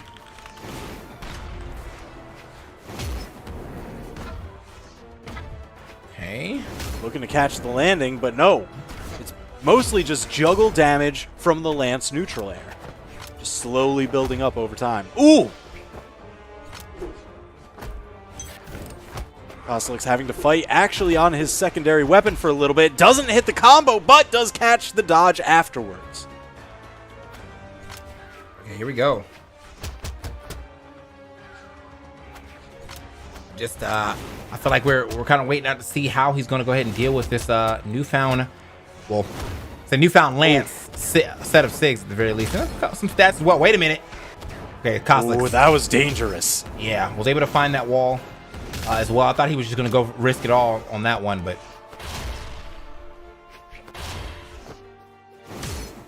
just taking that lance for a ride. Ooh! Tried to go for that neutral signature on the hammer. Scarlet, if you hit him in the right way, I think Faison might have actually died up there. Ooh, double neutral air. So much damage. Catches the recovery. There's the arc toss. Faison, knowing he didn't have enough to make it back. He got caught after his first jump was spent. You're not getting that one back. So now Koslik's actually working on a 3-stock. Faison so incredibly behind here. okay. Faison, though, as you said, definitely incredibly behind. Finally gets himself a stock, but it might be a little too late, at least on this game. I don't want to count anybody out, though. Hammer in hand for Koslik's. Not super known for the hammer, obviously, but I'm sure that he has picked Scarlet for a reason. Maybe one of his better secondary weapons. A lot of dashing, like you said, though. Like, I'm definitely seeing a lot of dash dancing. And now you never know where he's going to be. Yeah, that's just a hallmark of Koslik's play style. He was one of the first to really just embrace it as kind of a mix-up option in the movement. And then he's just been honing it ever since. Getting a little bit more economical with it each time. Yeah. Ooh! Faison cannon neutral air finally paying off. Taking that stock now. They've got it tied up, but Faison still has a little bit of a hill to climb. Oh! Just rolling right down that hill. Koslix claiming the summit for himself. That is now up. Oh, is that tied in the set 1-1? Yeah, that's tied in the set 1-1. I was going to say, man, that was definitely like a Sparta kick back down the hill. We were like, he has to climb this hill, and he was like, absolutely not. He would not be climbing any hills here. Hiking is canceled today. So again, we've got Faison on Sidra, Koslix on Scarlet. The set is tied up 1-1. Who's going to take the advantage point? 3, 2, 1, brawl. Going Apocalypse. Faison claiming the first weapon. It's the sword, but Koslix soon after grabbing exactly what he wants, the lance.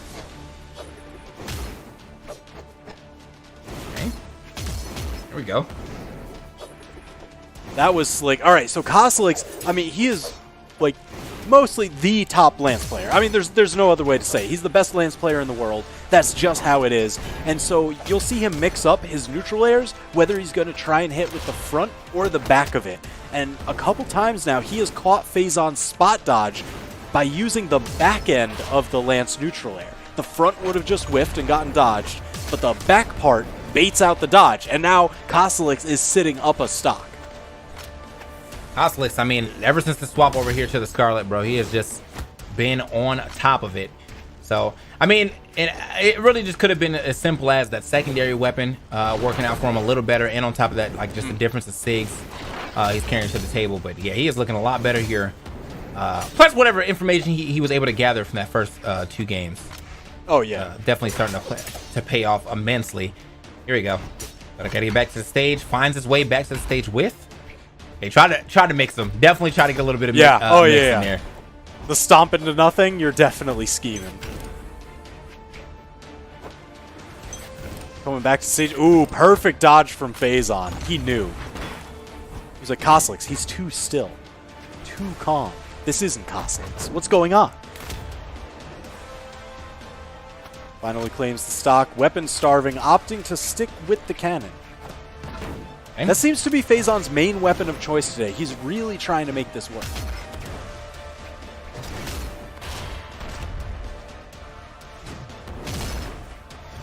Ooh, and just like that, Koslix coming down with the side air, claiming the stock, and priming yet another lance. I know we've got like all these different stats and like, you know, data tracking and everything. I want to find out how many lances does Koslix go through in the course of a match? Wow, that rode really high up that wall, and he must have actually touched the one and jumped off like immediately after. That was, I would also like to know how many. I want to know all of Koslix's Lance Legends levels. Let's see how much time he's putting everyone. That is a good question. Okay, wait a minute. Gonna get out of there. Like I feel like I don't think I've ever seen his his Orion and Artemis. Orion not so much. Artemis not so much. It used to be like swapping between Roland and Scarlet, and then Ulgrim and Macho Man obviously came in. Yeah. I definitely remember the Roland. So here we go though. He is pretty much one hit away from taking this to game 4 with him having one more hit. Yep, there it is. Yep. Yep. I mean that's pretty much. So there used to be. Yeah, there used to be this whole thing of like kitchen sink Scarlet because she's got, let's face it, the 2 largest weapons in the game. So maximum strength with the large weapons, you can actually do quite a bit with just tossing those things around and just getting hits here and there because her strength will kind of make up the string difference. And those big weapons, they're gonna score knockouts if you make them burn their dodge. And even then, like, it sets up pretty well. Right. So, here we are into our next game. Trying to figure out if... Oh, he actually brings out the Cody. Okay. I'm seeing if he is able to get it to a game 5, or is Koslix going to go ahead and close it out right here, right now? It's looking more likely that might be the case. 3, 2. So this is always where you kind of get the answer to that question of like how much has someone actually shifted over to this as a main, or are they like, you know, kind of experimenting out with it, trying to get it up to snuff? Because when the chips are down, the legend that they pick, that's where you can tell where their comfort is. Right. Like, they're like, all right, if I've got one last shot, what's it gonna be with? Okay. Okay, but Cosmix is still kind of dancing around him, though. Might not even matter if he picks this other legend. He is moving and grooving.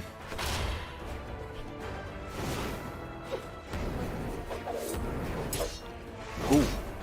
Oh! Big ground pound, and Cosmix not able to get the neutral air. Faison just fading a little bit out of range of it, preventing the chase dodge back to stage. That was smart.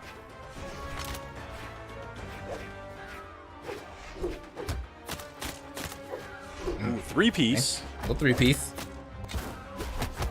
If we would have held that, maybe. But regardless, that weapon toss was going to be able to come down and get the hit. Cosmix.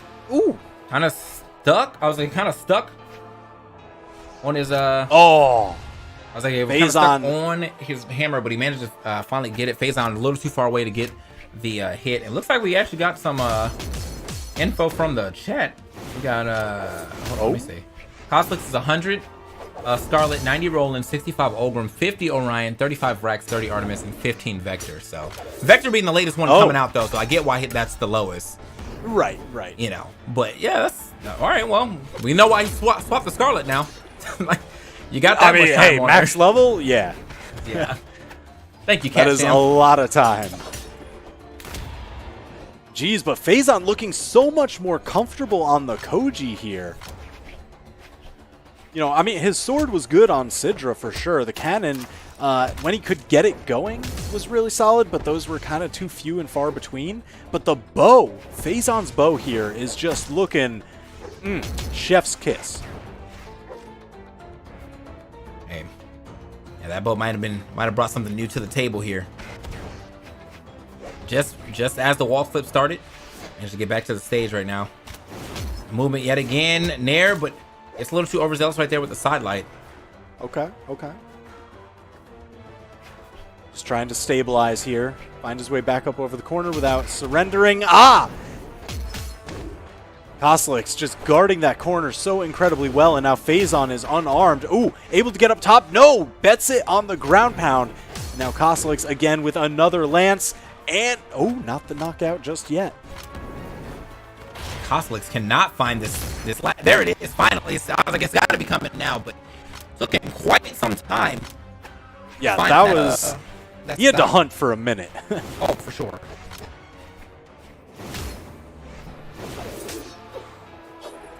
Faison catching Cosmix's landing. But Faison didn't build enough of a damage lead to feel safe or secure in this one. He's got to keep putting in the work.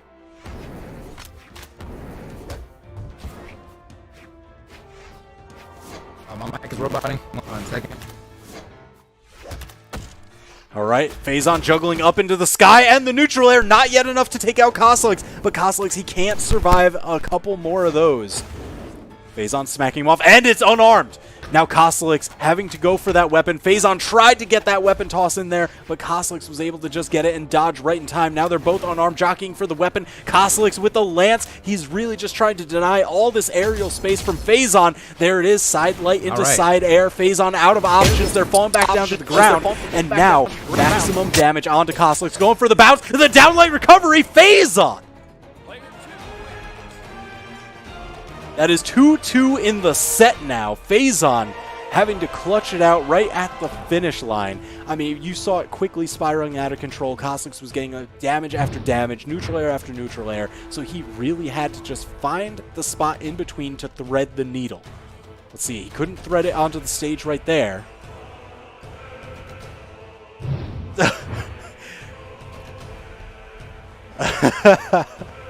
I mean, hey man. That's just how it goes. Jeez. We are game number 5. It is tied up 2-2.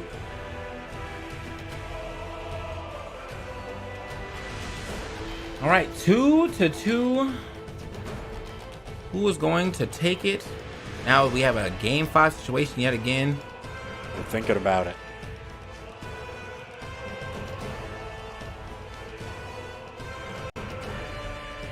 Gotta grab some water after that one. Yeah, So you Faison. You were up there. Hey, man, they just kept bouncing back and forth, and like damage was building. Somebody was gonna die. Wait, is my mic still doing that? Oh no. All right, you sound all right to me.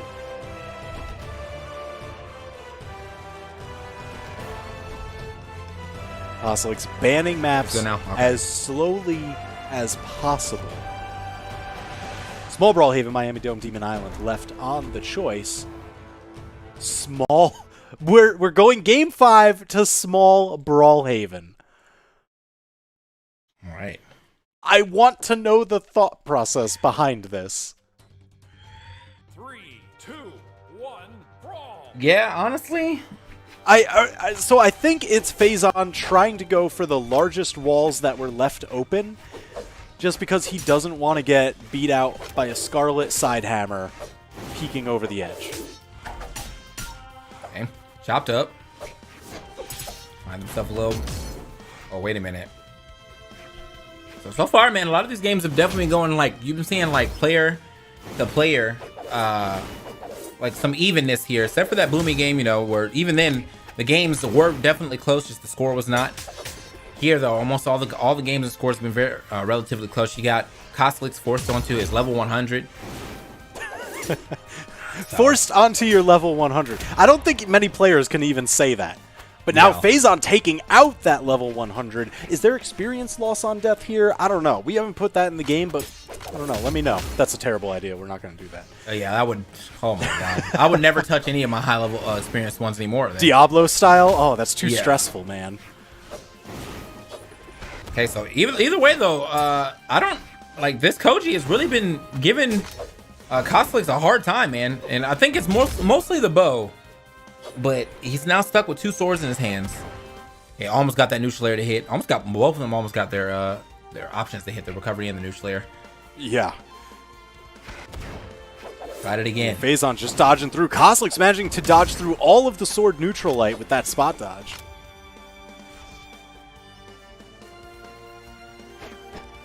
Ooh.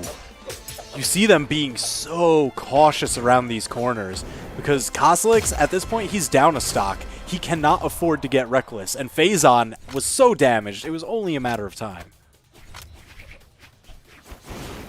Oh, actual schmovement right there, stabbing him Damage. up. Hold up. Damage.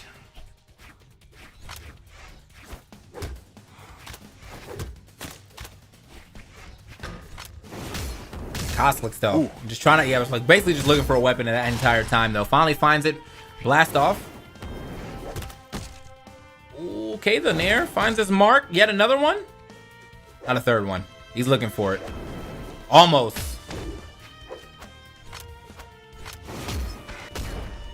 Nice. I think that might have been the setup, man. He got up with a late hit, or forced his, or got his. I think he might have got his dodge too. So.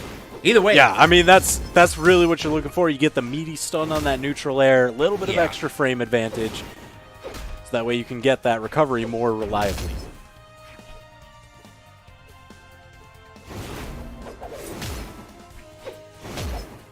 Oh, man, each of those neutral airs just pushing Faison into the red.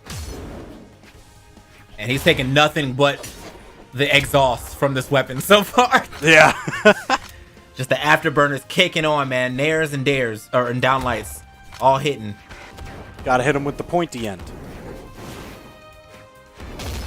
Oh, the side air and Koslix. That's gonna be taking it in a clean final game. 3-2 over Faison. Faison not yet out, but he's got a longer road if he's gonna be looking at the end of this tournament. Yeah, man, I really thought Faison was. It looked like Faison kind of figured it out, like he cleared it up or he cleaned it out, but just somehow he like kind of lost momentum after like his first stock was gone, and then Koslix just really ran away with that after that. So happens, you know, happens. Yep. Looks like we're gonna be moving forward though. Now we got Sandstorm stepping up. Ooh. Okay. That's Koslix moving on into winner's side. Top 8. Look at that damage. How long Faison extended that first stock, but his second stock and third stock so incredibly short. Look at how steep those staircases are. And Koslix, the widest staircase on the map, held onto that second stock so incredibly long, not even touched on his final one. It was really that second stock of Koslix that turned it all around. Yeah, man, that is a staircase right there, bro. That is a mountain to climb. So, all right, staircase straight into top 8 for sure. So yeah, he's in there on the winner side of things. Good stuff. The Koslix. Now we have Sandstorm and Hardy MJ stepping back up. Hardy MJ getting himself a little speed here on the Teros, who actually. I'm looking at Teros. Teros is never really that slow to begin with. It really is just his dex that's holding down, which I guess he doesn't really care because he just wants to hit you as hard as possible. And then low on the dex other on side, some of the slower weapons. Oh, yo, let Okay. him know. the Fate. All right, Sandstorm right. picked the Fate. So, all right, Sandstorm, you know, a lot of people, we've seen his lance in the past, and then he shifted over to the cannon for a while. Or we've seen his scythe in the past. He shifted over to the cannon for a while. But, like, early last year, when Fate, like, first came out, first was tournament legal, he stuck on Fate for quite a while. He's like, all right, scythe and really good orb signatures? Okay, I am with this. And he rode Fate to a ton of victories, so I'm really eager and excited to see this return. Man, I'm always looking at that you know, those earnings, man. That man really is making 6 figures. That's crazy. Oh, yeah, he is. He's pretty well set. I'm struggling on a normal day to make 5. Anyway, let's get it. Like, let's just go ahead and get in here, bro. Oh my gosh. Ooh, slicing him up. Damage building. Uh-oh, caught him unarmed. Hardy MJ definitely doing some serious work this tournament. Claiming the first stock against Sandstorm, no less. Hardy MJ, this is a massive performance. Man, I mean, back in the day, Sandstorm did have like a Mordex, didn't he? Oh yeah. I think so that's the what scythe is most not people new know to him him for. by any means. Right. Most people know him for his Mordex from both his tournament championship wins. Like, he is the technically 3-time world champion, 2 singles and 1 doubles trophies to his name. Nice. Okay.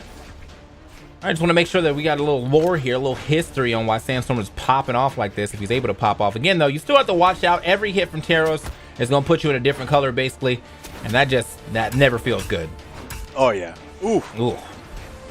That 3-piece right there, you're about to die. I mean, he's ready for it. Hardy MJ going to be scheming with some of these signatures.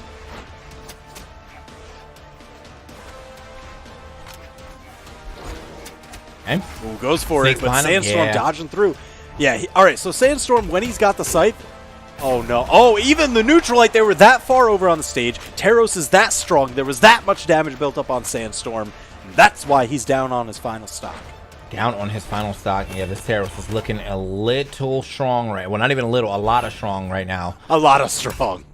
Just very much strong. So, either way, Sandstorm might be able. Oh, wait. Okay, just barely avoiding that. And the turnaround? Oh, beautiful I like that. snipe. You saw him actually trying to. It looked like he was staggering his jump so he could potentially get his air dodge back in time. But Sandstorm definitely, caught wind of that and was like, well, let me go ahead and send you down even faster with the down light into the ground pound. But let me get that damage built faster. Sandstorm already in the orange. Hardy MJ just needs a couple more hits to take game number 1.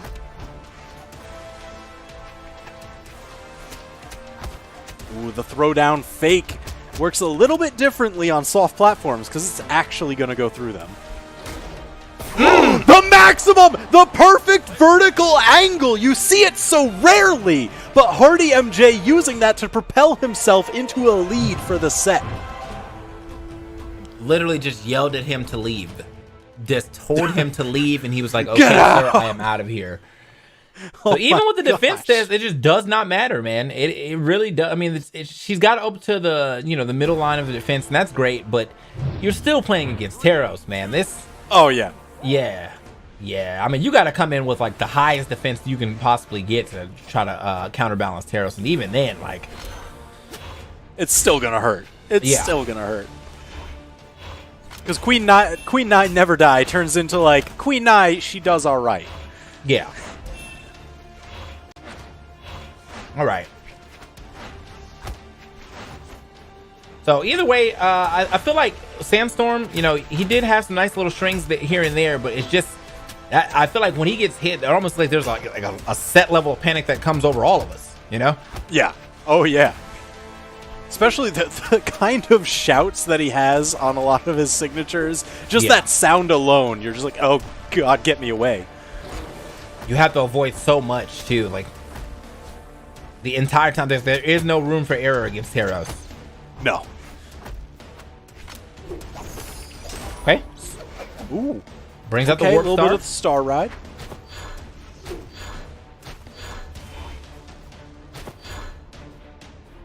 Ooh. Trying his hardest to get those, but Hardy MJ landing the gravity cancel neutral sig even on Sandstorm. Got the recovery, but wasn't enough to... Okay, and the turnaround. Oh. That should be it. Okay, yeah. Yes. Sandstorm.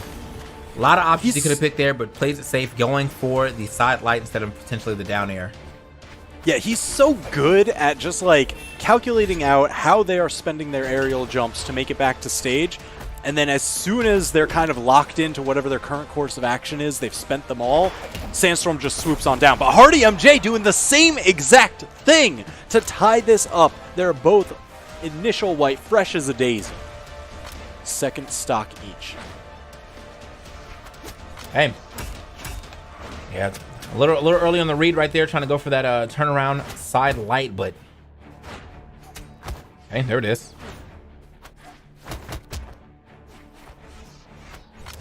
Some good movement right here.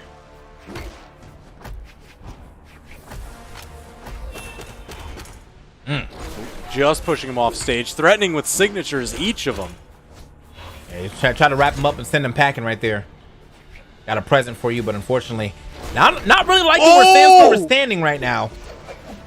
I mean, he's playing a very dangerous game because he's standing there the entire time. This time, though, he caught the recovery. Hardy MJ, he doesn't have anything to make it back. Just in 2 down airs, back to back. That's it. You're done. Your stock is gone. Oh, man, Sandstorm, he was definitely playing a dangerous game, but that was the risk versus reward right there. Oh yeah. Oh yeah.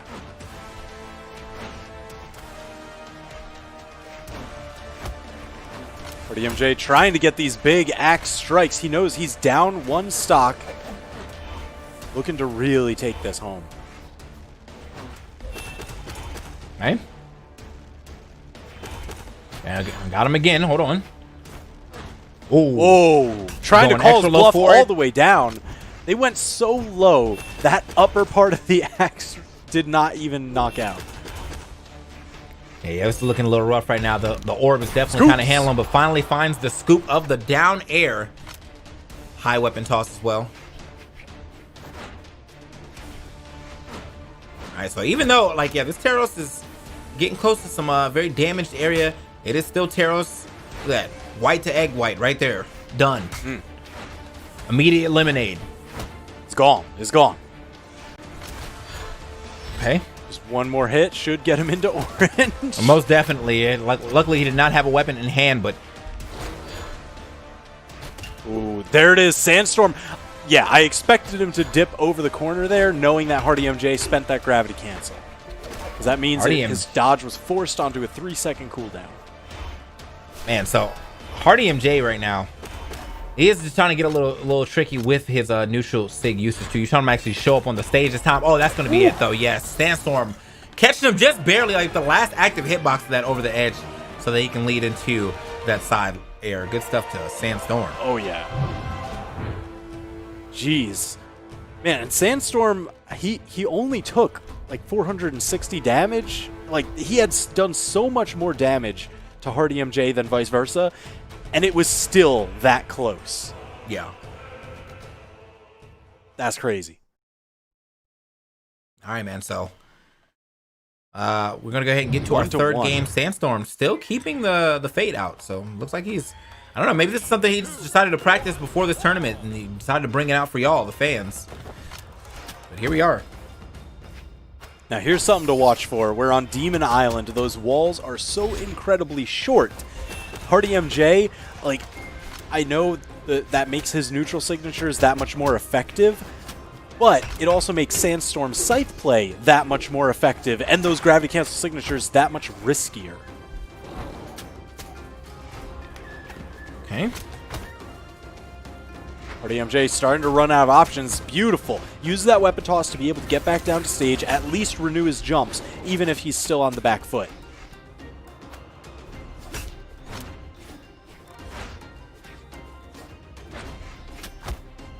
Oh, Sandstorm going for the setup. Didn't expect the spot dodge, I guess. Okay, well, Wow. that was actually really late in that recovery. I don't. Does it ever get weaker?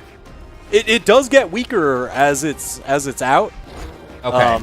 But yeah, that was like just enough juice to score the knockout. He was like just sure. starting to slow down. Right. They scooped him. Oh, tried to get fancy with it off the stage. However, took the recovery.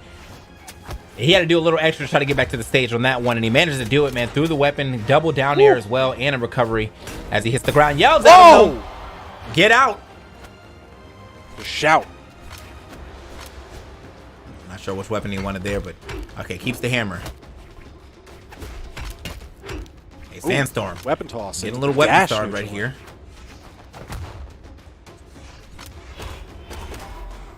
Ooh, a little bit of that juggle into the side air. Almost gets the soccer spike. There it is. Wrap him up. Gift present just for the left side of the screen. Saying, yo, Valkyrie, I got you something. Gift receipt attached. He returned him back to the stage. It's all right. He's going to try to get kind of like line it up where he wants to go here. Nice.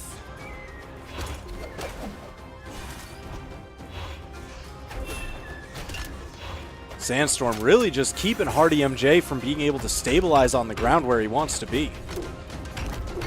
Ooh, okay. Hold on a second. There it is. The fake toss. Burn the dodge. Double neutral air. Hardy MJ with the plays.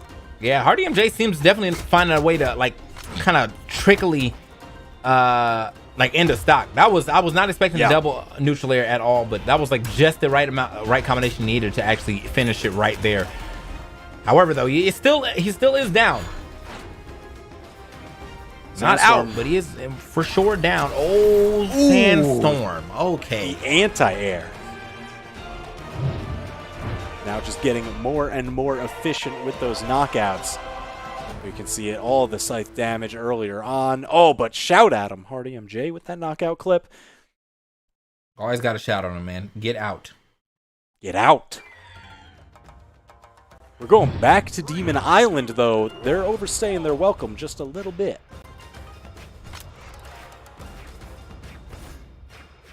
All right. I feel like, well, this is the last time we'll be able to come here anyway. Unless Hardy MJ is able to find himself a win here. He's definitely going to be looking for it, but right now it just seems Sandstorm has got the read. Download complete. Okay. Jeez, again with the anti-air.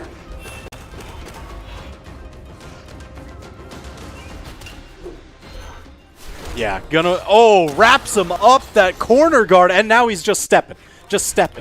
Quick steps on him.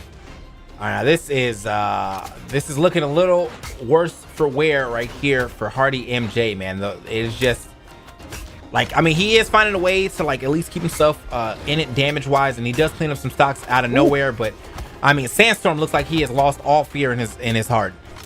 I mean, he is running directly at Taros. He's just swinging. He doesn't doubt it for a moment. If he gets tagged back, he's just like, all right, we're not going to let up. That's fine. All right. High recovery. Ends up juking back. Doesn't get the pull, though. Warp Star. Oh, my gosh. Yeah, this is starting to spiral out of control for Hardy MJ. Sandstorm, just the confidence. Ground pound. No questions asked.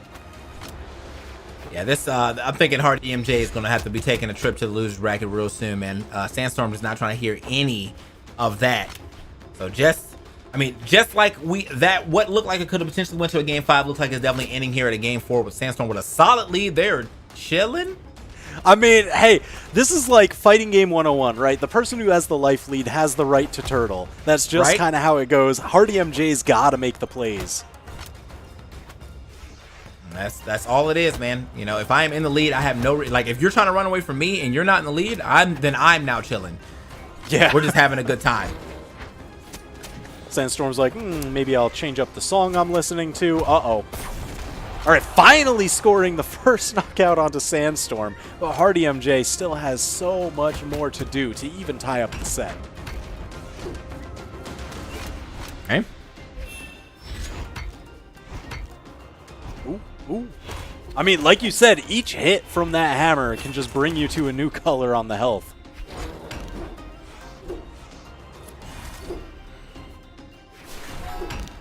All right, man. He is back in there yet again.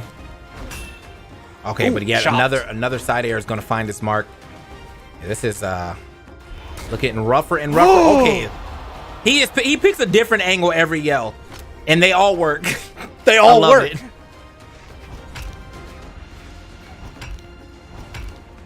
Oh my gosh. Hardy MJ actually bringing this one back. Yeah, what is going on, man? I really thought Hardy MJ was out of this by the time we got to that last stock, but this slowdown has worked in his favor. And Sandstorm, I think that's the thing, is that like even though he didn't have to approach, Sandstorm's aggression was really got him those first 2 stocks, and him chilling out might have given Hardy MJ the time that he wanted to really. Yeah, he had time to think. Actually, Yeah. just be like, okay, what was going wrong? How do I? And usually you only get that in between games, but having that moment here actually let him turn this around. Ooh, the active input, hard Okay. send, active input on the gravity cancel down light, and Sandstorm taking the set 3-1 over Hardy MJ. But can we just talk about the fact, my man really, I mean, I'm pretty sure before we got to the second half of this match, it was probably like 500 damage to like 200 damage. And now it's like 608 to 565, respectable damage all around. But yeah, no, that is going to get Sandstorm moving forward. So our top 8 winner side is decided. Cody, Travis, and Boomie, Costlix, and Sandstorm. Good stuff to all of our players Look on at the this winner change side of things. the change in tempo that Sandstorm had for his team Tempo Storm. He had the aggressive plays, then the slow plays, and then turn it up back again at the end to secure victory. I just want to say tempo. Man, that was actually an exciting set. One, because like we really thought that man was just gonna go ahead and move forward, like we out, you know. But nope, not It at was all. looking like it. So I think we got 2 more sets for you. Hardy MJ's got to feel pretty good about that one. I know he's going into the lower bracket, so that's going to be a rough time for the rest of his day today. But, man, I would not have guessed that his matches with Sandstorm would have been that close. Hardy MJ is on the grind. Yeah. All right, man. So, Hardy MJ, I definitely think he's going to get back into top 8 at the very least. But we're going to see who ends up getting into winners finals with these next 2 matches, as we have Cody, Travis, and Boomie stepping up, and then on the other side of things, I think we have Costlix and Sandstorm as well. That's right. That's going to be there's going to be some pretty high flying matches. We're still in the best 3 out of 5 area. Obviously, things don't change, and we're just waiting for Boomie, I guess, to pick a legend. But we already have Cody Travis locked in on the Barraza. Tried and true. Okay. Yeah, I would be very shocked if he changed off of the Barraza. I mean, he's been playing it for years. No matter where people think he sits in the meta, where his weapons sit in the meta, it's just like, Cody is Barraza. That's it. All right, man. Cody is definitely Barraza. I mean, who has he played before this? Because I feel like it's been so long since I've seen him play another character. Dude, it's just Barraza. It's always Barraza. It's just been Barraza? You could go back years and just be like, oh, there's Cody playing Barraza. You know, I mean, at this point in time, like It's Old Barraza is Faithful. definitely he's one of the first few champions put in, or legends put in too. So, like after the game was released, I guess, or after the original, like up to I guess Lucian. He was like, was that 1, 2, was that number 4? So yeah, no, he's the third been in for a Axe while. legend put in. Like, he's chill. Yeah. Been here for quite a bit of time. Ooh, Boomie locking in the Garnet yet again. So now, all right, so we've seen Boomie going for a lot of those the Hadouken projectiles, launching the fists at him. That signature actually has a little bit of a charge effect. It launches a faster projectile that goes farther if you charge it up to like stage 2. So I wonder the side sig? Yeah. Okay. Yeah, so I do wonder if we're ever going to see him. There's been a lot of times where he's spacing it out, and we see people just getting into that footsie's range just beyond where it hits. I wonder if we're going to see him kind of change up the charge timing there to actually bop people who start sitting just outside its initial range. I definitely think that's something I would like to see as we get into our match. Boomie is going to go ahead with the Petra, and then Barraza is obviously going to go with, Cody Travis is obviously going to go with the Barraza. Here we go.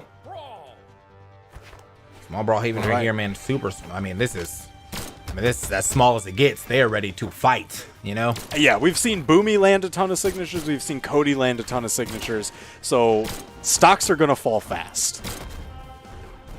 Hey, Boomie almost going for the double dunk right there. Ooh, gets behind the blasters. That's the thing about that neutral light. It does last a little bit longer, so it gives people a bit more time to get around behind and punish. Okay. Try to get sneaky with that one, but hasn't really found too much success with that just yet. We saw the one ender from a game, a match ago. But as far as him getting a lot of those, as many as he's thrown out, he's probably like, oh, but the down airs, he gets so much success off of that. Double bicycle kick. One off the wall and one off of Cody's face. Wow. That was beautiful. Oh, yeah. All right. Jeez, Cody didn't take long to tie it back up, though. Yo, not at all. Don't want to put Cody too far behind him. I don't really think this is going to be one where anybody's getting 3 stocks or even 2 stocks, but we'll see. Yeah, I would be shocked. Ooh, there it is, launching the projectile. So is it only level 1 and level 2, or is there a level 3 too? Just level 1 and 2. Okay. Yeah, the big spirit bomb charge up thing on the orb, that down signature, that's got 3 levels. Nice. Okay. I might have to look into some Petra play, man. Maybe that's my next character. Yo, she's good. She looks fun. Very fun. Okay. Ooh, oh my speaking of fun, gosh, the perfectly spaced. I thought, we were going to say there's not like huge stock leads going to be happening, but Boomie with the most efficient knockouts, that bicycle kick to seal the deal on the final one. Cody wasn't even that damaged. It was just as deep as you could get it. Cody just heard what I said, bro. That's all. Like I was like, or Boomie heard it. I was like, there's not going to be 2 stocks. And he said, yes, there will be. Here we are. He's like, hold on. Cody's Cody's playing a little reckless though against Boomie though, in my opinion, off the stage. Like if Boomie has shown me anything over the years, is that is one person I definitely do not want to fight off stage. Jeez, but Cody, showing no fear, just immediately takes it to offstage combat. Yeah, I still a little surprised on that one, but either way, makes out, stock in hand, and it's pretty much even on damage too. Oh yeah. And I guess that can be kind of important, just because if you oh no, I was gonna say you got to make Boomie uncomfortable off stage, but he's so comfortable. He's just chilling. He's all wrapped up. He's snuggly. He's got the hot cocoa there, right between the gauntlet ground pounds that he knocks you out with. I don't think he has a disadvantage off stage, man. I think it's just advantage in neutral. Like there is no disadvantage for Boomie off stage right now. Hey, finally, fireball. Barrel roll off the top. Cody tying up the stocks, but again, Boomie with the significant advantage, similar to game 1.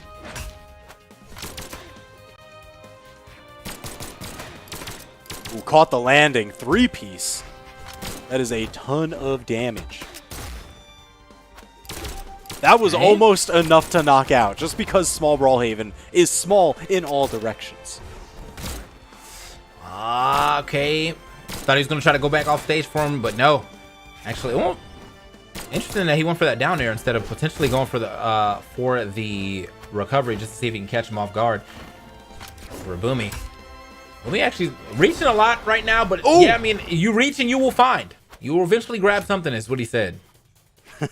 just keep reaching. Arms just waving out there. Yeah. I'm going to keep the orb on hand. Nice. Oh my Great God. pussies right there from both of them. Cody was so patient. He's like, I know you got the weapon. I know you starved me out of the next weapon. But I'm just laser focused. Okay. Liking the down air almost conversion too into that. I think that was a recovery potentially, or was that forward air? Might have been forward air. Either way though, Just smacking him. yeah, he's trying to get what he can. And run over, rush attack, but no one there. Ooh. Yo, juggle into the dribble. Side air, that's enough to do it. And Cody tying up the set 1-1. Man, not expect that much power off of that, but yeah, he went flying. Woo. Jeez, check out some of these replays. The barrel roll off the top. That's a Cody classic. Then just the patience on that uppercut. And then the side air for the knockout. Yeah. So Game number 3, we're running it right back. Nothing has changed. Legend, stage, it's all the same. Just hit rematch. and great start right here from Cody. He is okay. Got the turnaround too. You got to get the turnaround if you want that to hit. Ooh. Let's go. Okay, back on stage.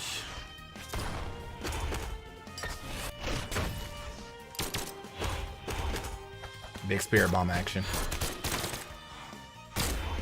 Oh, and caught the falling side air. Boomie having to dip way down to make his low recovery. All right, well, reach a little bit too hard punish. for that one. Yeah, You said reach and ye shall find, but like reach and you just might get that hand stomped on. Hey, I mean, he found something. It just wasn't what he was looking for that time. Okay. Oh my gosh. Blasting him real quick, and that should be it. Yeah, quick, big pickup. Cody Travis is trying to land on the stage safely, could not do such. Just quick, big pickup right there from Boomie. Ooh. As he now adds up that damage.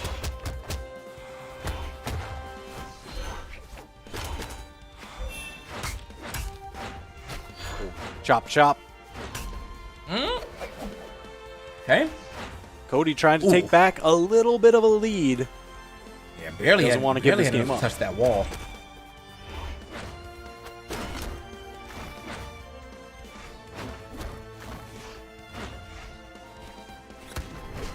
Oh, Man. goes for the teleport. Cody is like either dodged it or smacked Boomie out of it every single time so far this set. Yeah, and like Boomie is not really off the mark either for those either. Like he's very close to lining it up, but yeah, it just seems like Cody Travis kind of got the read on when he decides to go for it. Maybe showing his hand a little bit too much with that.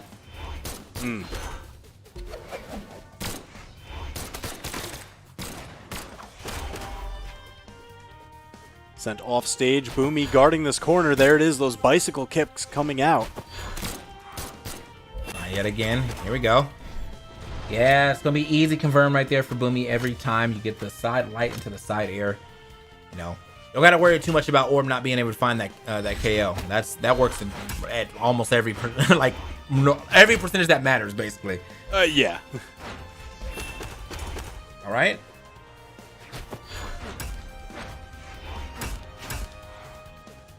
Ooh, Cody still keeping the advantage. Caught him! With the fling! That was just enough. That was the most efficient knockout I have ever seen with that attack. Oh Wait a my minute. gosh. That was on stage, too. Cody Travis, right now 2-1 over Boomie. This could be him getting into this winners finals right now. I mean, Boomie is putting up a great fight as well. It's just like the clutch moment at the end. Cody Travis keeps finding.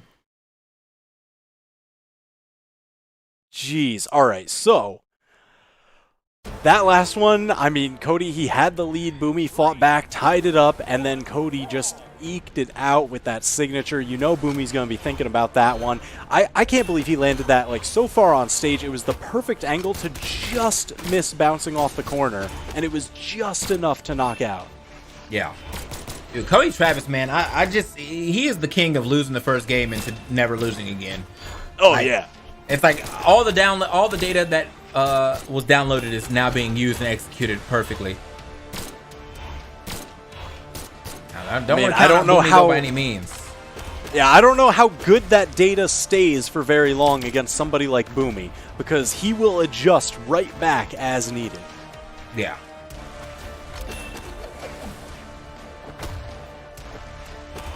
All right. Well, the side air, not yet enough. Oh. Yeah, just shy of the corner. I was like, I was actually really wondering where he was going, but yeah, no, unfortunately, just did not get a good part of that stage. So Boomie about to lap Cody Travis here, especially if he keeps grabbing these landings.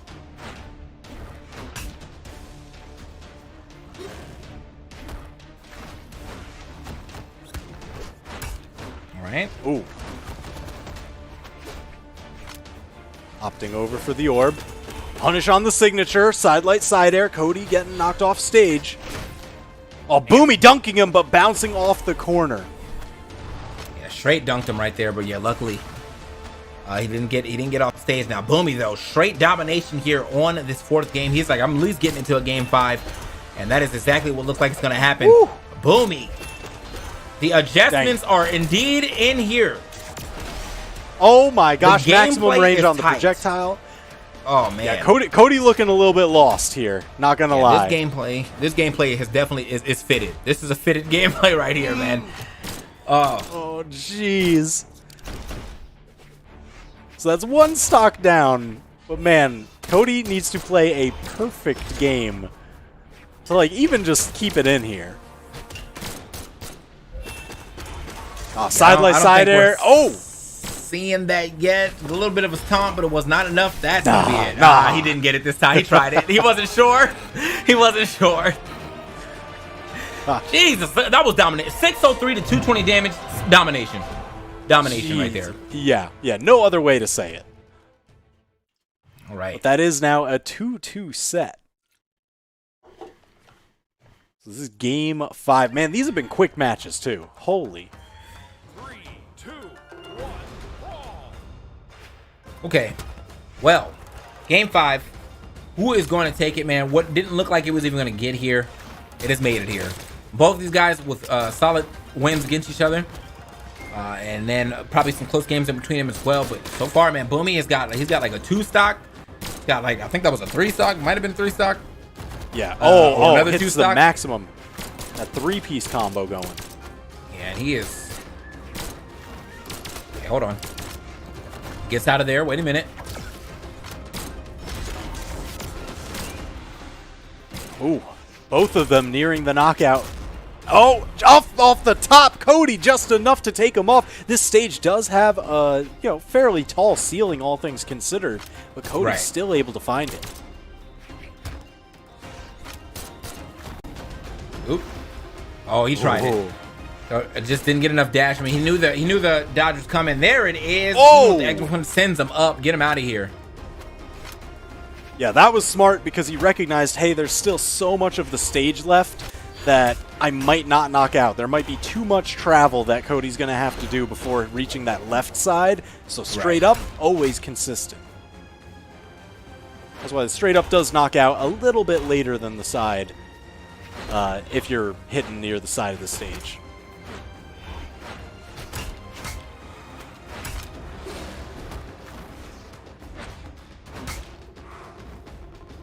Jeez. I mean, for as much as, like, I feel that Boomie has been dictating and landing more strings and just winning more interactions in neutral than Cody, Cody's right there with him constantly. You always look up at the damage and you're just like, yeah, both of them, either one could get knocked out right now. It's crazy. Facts. And I feel like that's the best part about this, these high-level matches. That, like, yeah, even though some people do end up looking like they're getting destroyed for, like, a good part of it, the comeback is almost always real. Ooh. Good call out. Good call out. Where are you going? Not here. You can't dive kick through all that. You crazy? Okay. And all this power, too, on the Petra, man. Very high force legend here. Do not have to worry about getting these KOs.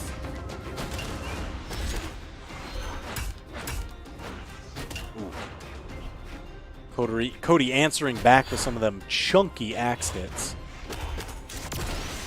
Uh-oh, blasted with the projectile, caught with the side air. Cody running out of options here. Caught the landing. Cody, I don't think he's got anything to make it back. Okay, just enough. Barely.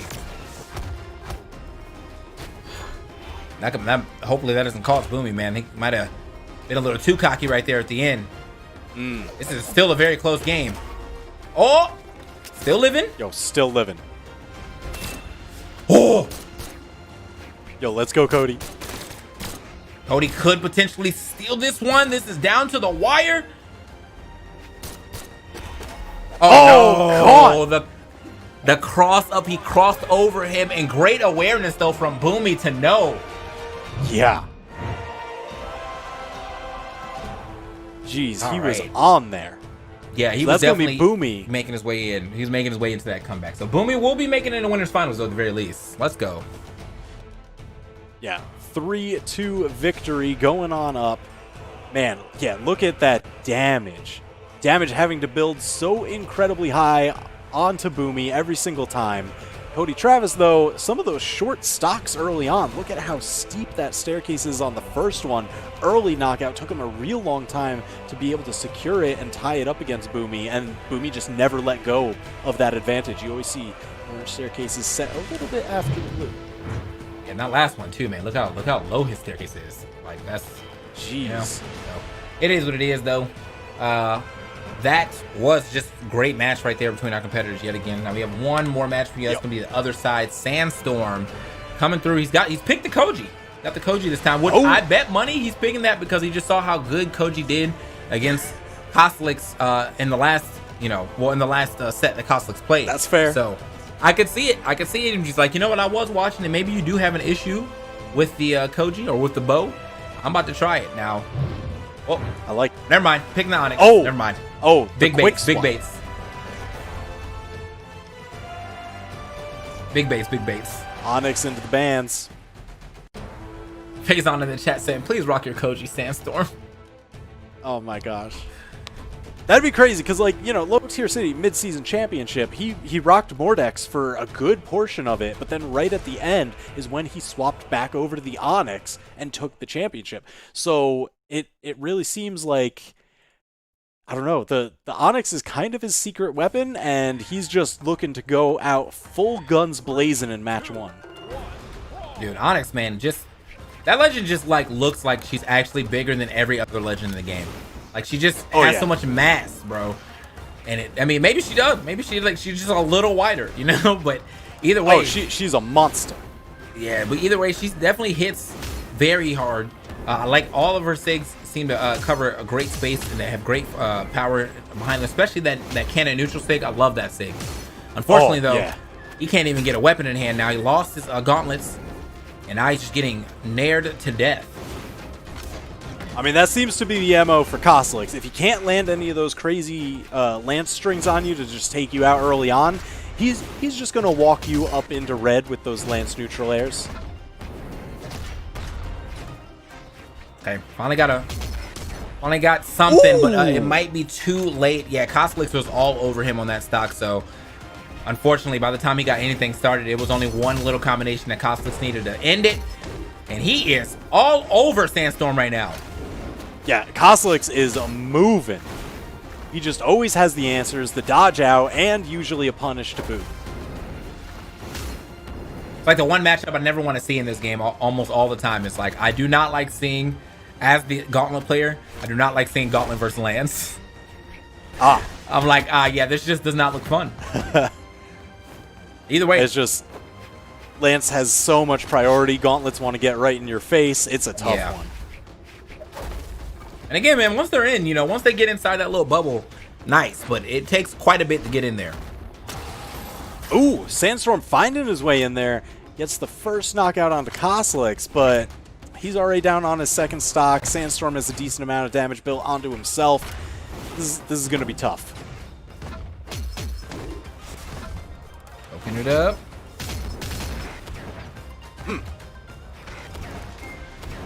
Oh! Sandstorm seemingly just got shook. Like he must have thought he got hit or something, but no hit was out, and he just did not decide to press that side air to see if he can get back to the stage yet again. Yeah, I think he expected himself to have one more option than he did. Didn't expect to get caught on some of the landings earlier.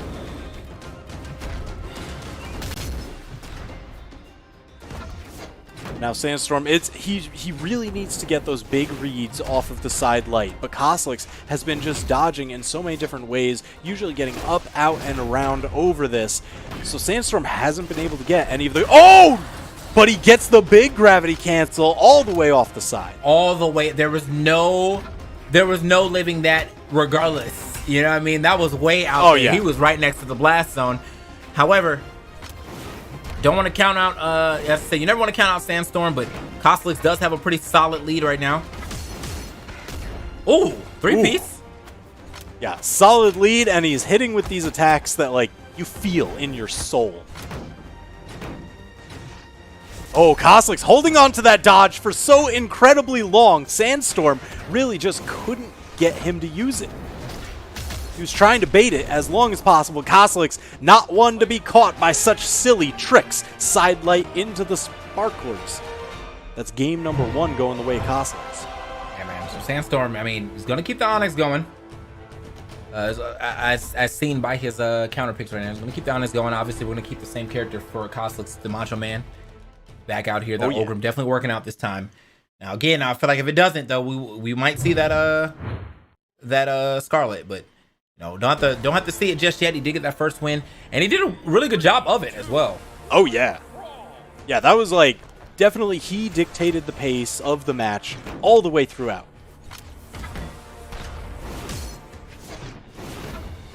Okay.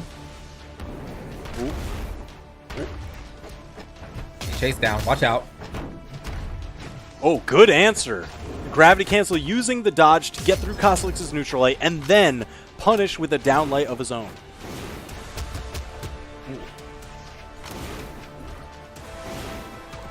Now Sandstorm on this matchup that you say you really have no taste for. Not at Gauntlets all. versus the Lance. Not even a little bit. Not even once. It's too bitter. It's way too bitter. Oh, yeah. Okay. Gotta watch yourself if you're trying to get over the edge. Oh. Finds the neutral air yet again. Ooh.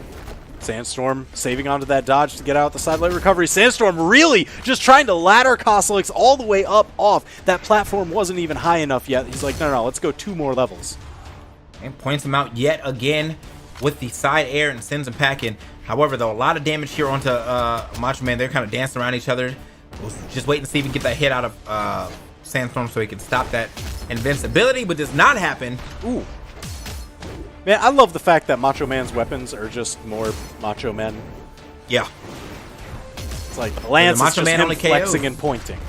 The Axe, it's just him flexing. But Sandstorm flexing out onto Koslix, scoring that knockout. Just a little bit behind in damage, though.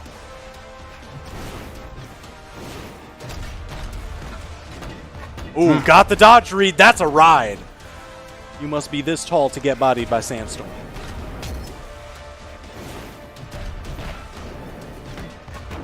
Okay. Oh, that neutral signature. You said you love it. Sandstorm does too.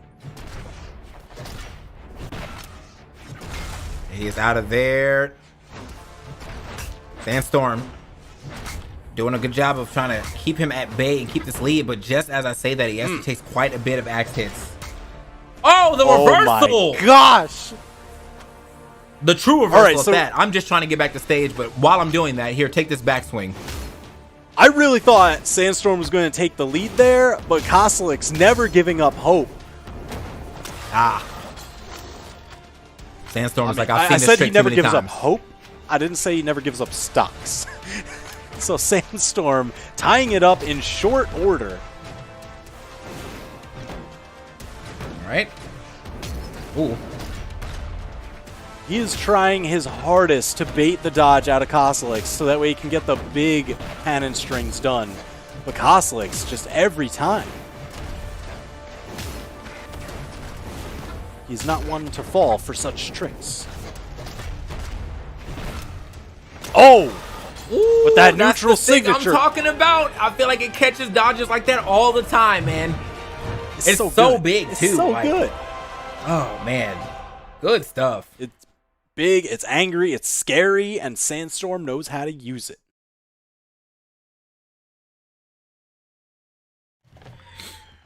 That's actually one of my favorite things in this game. The animation looks good. The how fast you fly looks good. It just feels right. Beautiful.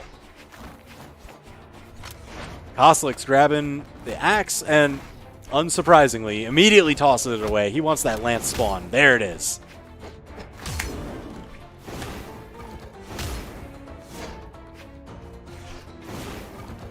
All right. Just kind of chasing him around right now. So it's like Koslix kind of being the aggressor. Just a little bit. I mean, he's winning every interaction. Sandstorm into the red, and he's unarmed. Koslix came into this match hot. Okay. But he managed to sneak a weapon right there. I like that. Side light. Dashes forward, grabs a weapon, and then continues the combo as the cannon.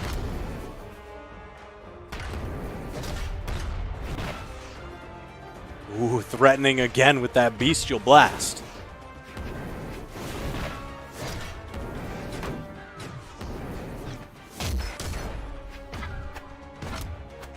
Ooh. Oh.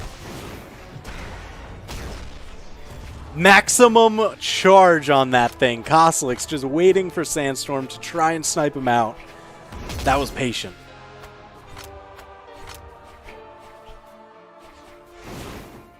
All right, man. Yeah, you see them both just dashing around, jockeying for position. The Sandstorm does not want to give up any bit of lead to Koslix. He's already down a stock. He can't afford to take too much damage. Ooh. Okay, he's out of there. Jeez.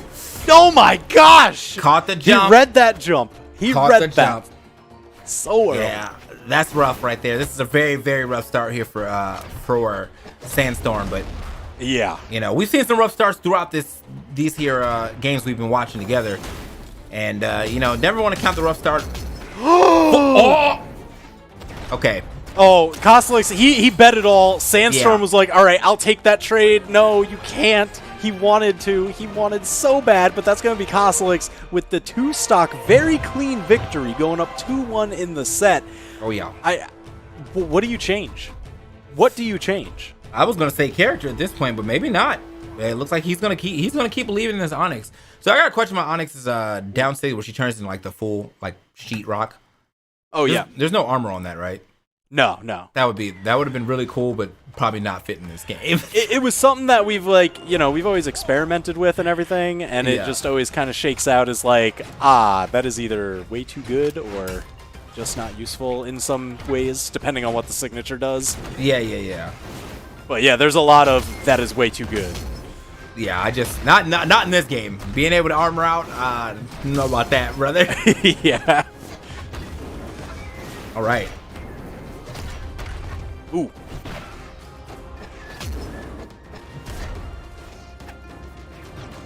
So Sandstorm, you know, fighting for his life right here. His winners finals life at the very least. He's trying to get into winners finals. Oh my Potentially gosh. might not be happening here though with the way that Koslix is playing. Very good start, or very good gameplay just all throughout from Koslix. Very good little freeze out game, a little space game right there. Tried to go for it all, but nope, a little off the mark. However, this time around, it's looking a little more even than usual. Yeah, I mean, I don't know if it's just a little bit of a mentality change, if Sandstorm had a moment to think about what was going on in the past match, the previous match, or if it's Demon Island where he just really feels comfortable. But yeah, this is dead even between these two. First stock, Sandstorm, taking it, stopping the momentum of Koslix. Love to see it too, man. I feel like that's one of the more forgotten confirms because I barely get to see as much down lights as I used to see earlier when the cannon first came out. But yeah, he got it. The down light to the neutral air sends him right off the top.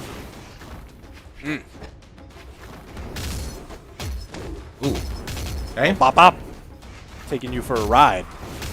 The damage, it never stops. There's always more in store. You're doing a good job of at least mixing up where he's going, you know. Not giving it up or giving up the jump so easily this time. Beautiful. That's so smart. Koslik's now starting to dodge down to get under those neutral signatures.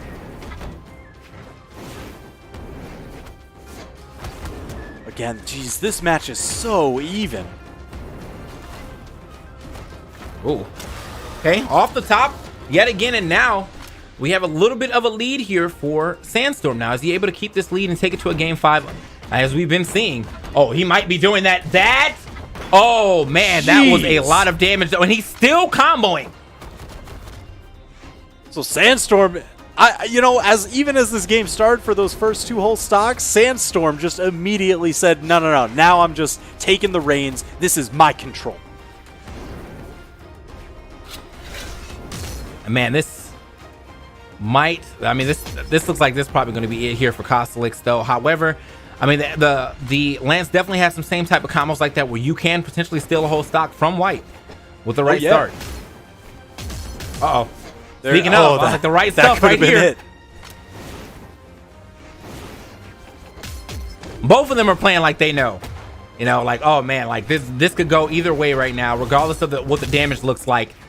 Oh, and the damage has added up so much for Koslik. The neutral layer finds on the other side. Wait. Woo! Okay. Very close to finishing him right there, but did not get the... Tries it again. Sandstorm trying to tie up the set here. Damn. Does it! Uppercut off the top. Sandstorm in a roller coaster of a match, tying it up 2-2. That end was a pretty big read right there from Sandstorm. Like, I think he knew that Koslik was going to scramble to get that weapon as quick as possible after he threw it, and was like, all right, well, this is where you'll be, and this is where I'll be too. All right, game 5, man. Game 5, man. These players are going back and forth now. I don't know if the seesaw is going to tip into the favor of Koslik since the last game went to Sandstorm, but we will find out.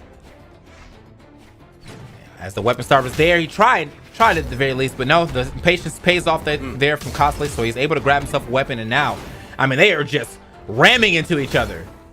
Oh yeah, I mean, just always hold forward, always press attack. Let's go. Oh no. Ground pound for ground pound's sake, but Koslik's fighting his way back to stage and getting a ton of damage, and almost the knockout on Sandstorm. And he finds it with the down air, though. Sandstorm just leaves. It's like, you got it. Yeah, he's like, I don't have enough options. You got me after I spent them. Done deal. Right, so Onyx, a.k.a. Sandstorm, just looking for a way to, that nice read right there on that one. Okay. It's a neutral sig. Show him the claws. Having to dodge away from that one.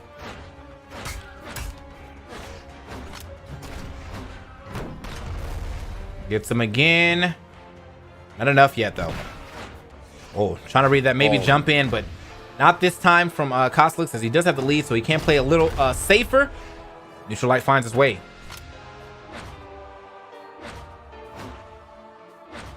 He's got to get back on that stage soon. I was going to say that wall slip is definitely coming. Played it very patient there on the left side, though. Didn't want to give it up too freely. Nice downlight. Okay. Well, anti-air action. Oh, geez. Koslik's now starting to run away with this one. So much damage. Edgeguard attempt.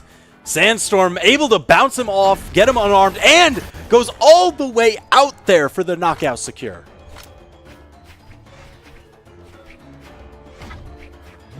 All right. Jeez, so much dashing movement. Oh, big read from Sandstorm and a huge payoff.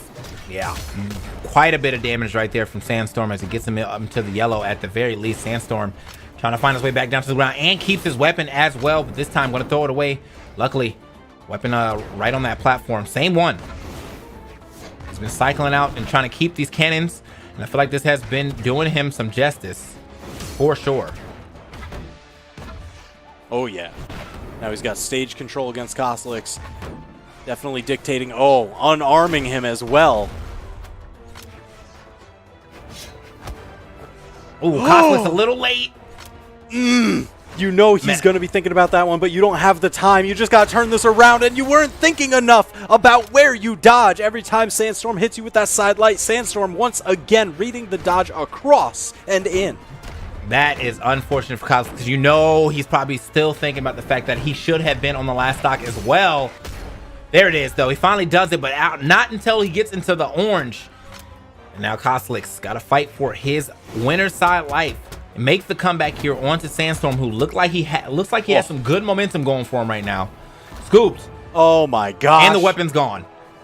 Dribble into the uppercut. Coslick's manages to get a new lance, but he's got to break the seal on this thing real fast. Yeah, it might not matter, dude. He is in that barbecue red right now, for sure. Goodbye. He actually had the lead there. Coslick's not finding any of these nairs, unfortunately.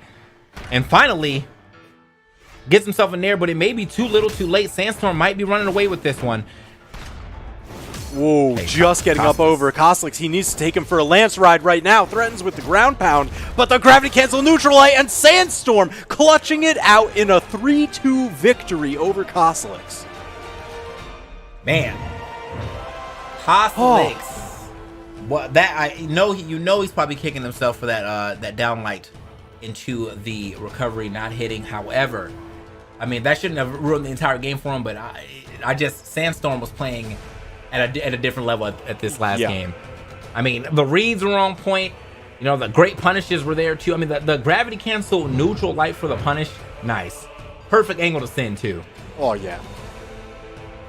Jeez, man. All right, so that dictates our winner's final. It's going to be Tempo Storm's Boomie against Tempo Storm's Sandstorm. This is going to be absolutely wild. Both of those players guaranteed at least top 3. They've got the shot to move on into grand finals. And it looks like down in the lower side of top 8, there is Santi versus Snowy and Faison versus Hardy MJ. Cody, Travis, and Coslick's, they're going to be sitting down there as well, waiting for their opponents. I have no idea what's going to happen now, but I am really curious to find out what the thoughts are from some of our other more analytical commentators. We saw them doing the pre-show earlier. You guys, how are you feeling? I know you had your own special picks going into this. Now seeing crazy matches like that pan out, how are you feeling? So I'm feeling good. My predictions are pretty on track, except for Cody Travis isn't in the top 3 guaranteed the way that I had expected. Sparky, on the other hand, had Cody Travis set to win it. Are you still feeling as confident, Sparky? Oh yeah, Cody's still the #1 man here. But I didn't think Boomie had it in him. Very, very true, and we'll see. Why you gotta say it like that? I didn't think he had it in him, man. It's crazy. You saw the way he played against Cody Travis, but one thing I did really want to point out about Coslick's versus Sandstorm. First of all, obviously it went all the way to Game 5, but there were like 3 important moments in that set towards the end of it, like 3 important set-defining moments, one of which was Game 4. It was right at the end of Game 4. There was a weapon toss down from Coslick's. Sandstorm barely avoided it. If he didn't get out of the way of that, it would have bounced him up, likely would have led to the Coslick's either maybe getting a side air that might have knocked out or a recovery that definitely would have knocked out. And that would have been the set right there. That one single event was so huge. That could have led to the entire set because Coslick's was already up 2-1. Then, in Game 5, the second stock comeback from Sandstorm when he was a complete full stock behind, not getting knocked out, and then his final stock with the unarmed damage against Coslick's when Coslick's had the weapon advantage. It was huge. The end of that set from Sandstorm was so well played.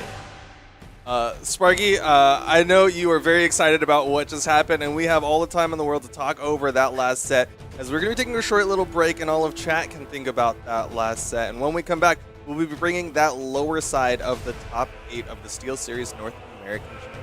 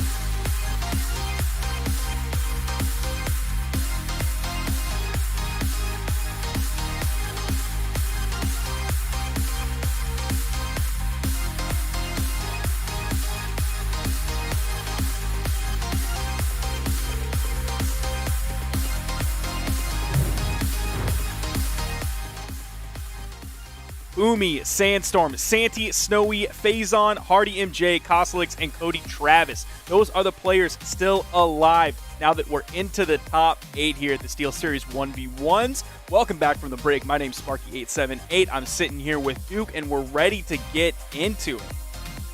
Yeah, we are, and so are the players except Snowy, because Snowy dipped out right before we were about to get ready. But our first match of the day, of course, is that lower top 8 match, Santi and Snowy. And then on the other side of that, we'll be watching Faison versus Hardy MJ.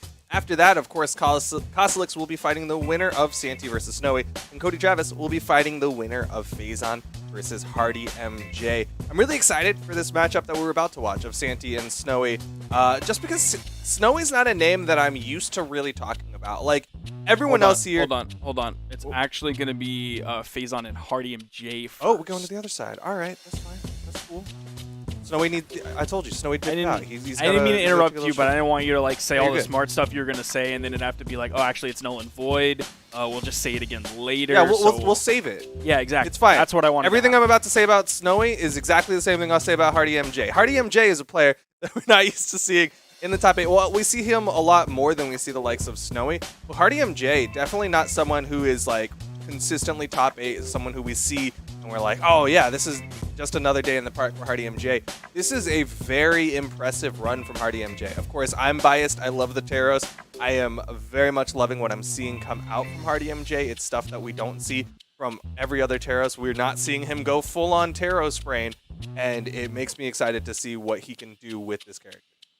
Now, just looking back through his route through the bracket, he came into top 32 on the winner's side. He went 3-0 over Stingray. We've seen big stuff from Stingray in the from the past, but we haven't seen him quite capture that any time here recently. But still, Hardy MJ coming in 3-0ing him, very strong. Then going into Sandstorm, kind of hitting a brick wall there, but of course we've seen amazing play from Sandstorm today.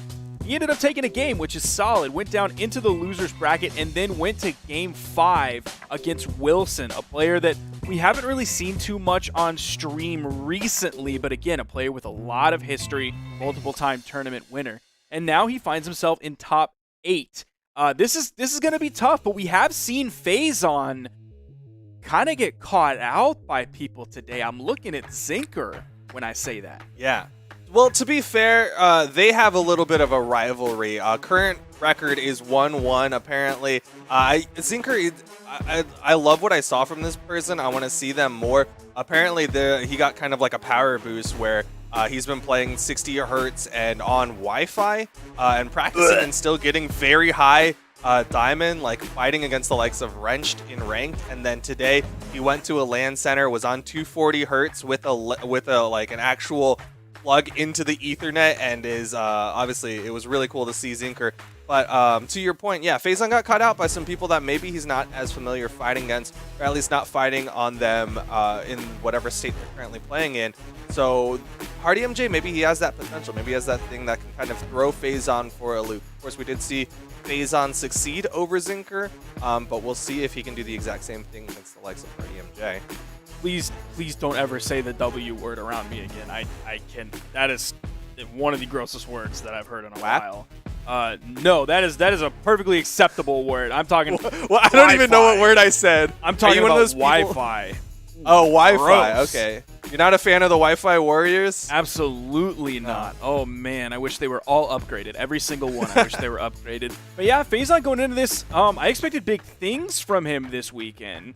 And not quite getting what I would have expected. Maybe it took some time for him to kind of warm up. But after that Zinker game, no disrespect to Zinker, but I mean, Faison's been looking real good recently. Cannon's really strong right now. Sidra's looking good right now. Sidra feels really good to play. I've even started playing some Sidra in ranked at a near professional level, but I'm not seeing that from Faison, and I think you might be exactly right here. Going into this against Hardy MJ, against this Taros, that might be enough to shake it up. Yeah, it is worth pointing out Faison isn't on his kind of characteristic picks, the characters that we're used to seeing from Faison. Instead, it's the Sidra. Of course, there is going to be that carryover with the sword, a very common North American weapon. It's not something that's going to be too strange for too many people. But of course, bringing in that cannon, kind of the meta weapon, it is interesting considering cannon. We talked about this during the pre-show. Cannon was really popular right after the recent balance change, right? Going into low-tier city, everyone was like, this is the best weapon. Everybody is just going to be all cannon. We did see quite a bit of cannon. And then coming into SteelSeries, it seemed like it fell off really, really hard, and there weren't really too many cannon players out there. Even coming in today, it's like Sandstorm and Faison, and that's about it as far as cannon characters go. Man, I just want to see Faison play the Wu Shang one. I just want to see him play the Shang more in ones. He played it in twos quite a bit, but I just want to see the Shang come out more. Strong signature kit, spear is good, gauntlets are good. That's what you should play, but I'm sorry I interrupted you earlier and said that set wasn't going to be played, because now we're getting word that set will be played. So I'm going to let you transition now into that set with what you were going to say. Production really giving us these mix-ups. They're giving us the 50-50s on this one, the hard reads. But yeah, we're going to be switching over to Santi, Simba. So of course, all those notes that we just put down regarding Faison and Hardy MJ, save those for later. We'll come back to that one. We'll have a pop quiz. But for now, Santi and Snowy. Again, this is kind of a similar storyline. We have somebody who's pretty established in the North American region, someone who we see do really well in 2v2s, someone who we see do really well in 1v1s, and then we have someone who isn't as familiar in the top 8 space, the likes of Snowy, somebody who I really can't say a lot about because I don't see Snowy appear very often.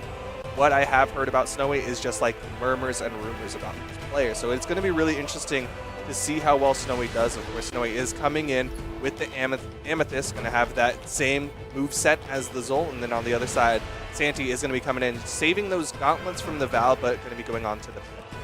Now, we have seen some strong placements in twos from Snowy alongside Zaky recently here at SteelSeries 2s just a week ago. But let's quickly look at Snowy's entrance into the bracket. Started in top 32 on the loser's side. So very early down into the loser's bracket, just out of pools on the loser's side. 2-0'd Brian, 2-1 Isadrew. That's kind of really early to run into someone like Isadrew. 2-1 Stingray, and then 3-2'd Simba to make it here into top 8. But they're ready to get into this. Snowy's already played a lot of games today going down into the loser's bracket so early, but you can see big difference there. Santi coming out just over $7,500 earned so far. Meanwhile, Snowy had a very modest, the number already went away and I forgot it, but it was in the three digits. It's like 380? Okay. So a very modest amount of earnings so far, but that's in a young career that's really just starting now. Yeah, this is definitely a very strong start for Snowy's 1v1 career, but of course that strong start might be stopping soon as Santi already coming out of the gate swinging big with a long orb string. Now we are here on the Demon Island with those teeny tiny sidewalls. We've already seen some cannon play just a few moments ago coming out from Sandstorm earlier on the Demon Island. Oh, Santi opening up big already with a neutral signature. Very little damage on this stock, kind of controlling the game so far. Just about 30 seconds in, we might see Santi finding the first KO early on. Yo, that was cute movement. Yeah, that was really interesting, right? Like 9 times out of 10, especially with Snowy's positioning, a Gauntlet player will come down, go for just that ground pound, maybe even try to go for that turnaround, scrape the knuckles, right? But instead, Santi kind of faked it, dashed forward, and then immediately dodged back, went back, and then threw out the neutral signature, which really threw Snowy for a loop. Snowy was also expecting that ground pound, got caught jumping. That's a nice pickup for Santi. He was able to just glide over on that corner and then glide back on. Snowy has the axe in his hands. Definitely going to have a range bonus here against Santi for every move other than really maybe the Gauntlet downlight. Oh, man, big side air. Yeah. And that's basically going to even it up. At a minute and 15 in, and we're at an even game. Santi's able to run over and grab that orb right as it spawns. Not too much work coming out from Snowy there to keep him weapon starved. Now we're seeing a very different thing coming in with the range game. You're seeing how far he can zone out Snowy with those orb down airs, but he's been reckless so far, and Snowy definitely has the damage lead here. Yeah, what's really nice for Snowy is, of course, on this axe, on this high-strength Zol, going to be able to trade very efficiently. Each of those hits from Snowy is going to amount to 1 or 2 from Santi. You see, and that's why he's got such a huge damage lead built up onto Santi. If that ground pound would have hit, Santi would have been dead. Might not even need it. Neutral signature, that means the dodge is down, but Snowy's being very careful. Snowy is in the lead here, but it's not too much in the lead. You see the way that Santi was using those neutral signatures earlier. I would be afraid if I was Snowy right now. He doesn't want to go too hard in with like a dash D-light into the ground pound because he's unarmed. Picks up the axe. Santi. Nice side air, and there it is. Snowy, dude, what is wrong with him in the best way possible today? He's on something, dude. Is that a good phrase? I don't know. I've only heard that in the worst of ways, but Snowy clearly showing that something is right with him as he is able to get some good damage built up onto Santi and already getting hits onto that third stock, that final stock. This would be a nice dub for Snowy. Of course, winning game 1 gives you the map momentum. Assuming there's kind of like a back and forth in map picks, you ultimately get to get that game 5 pick. Neutral sig coming out from Santi. That's going to clean up that second stock of Snowy's. He's going to spawn back in, but earlier when Santi last had orb before he was just juggling there, you saw him play differently than when he had orb before. He wasn't just throwing out those zoning dares. He was playing much more reactive, waiting for Snowy to throw a move out and then punish it in recovery frames with like a neutral light if he was stacked, or if he was a little further away, you'd see him throw out the side light. So much different, already some adaptation coming out from Santi after earlier in the game it did not go his way. I think Santi's really starting to recognize that Snowy's playing this range game, really trying to play defensive, force Santi to make an approach and then start punishing it.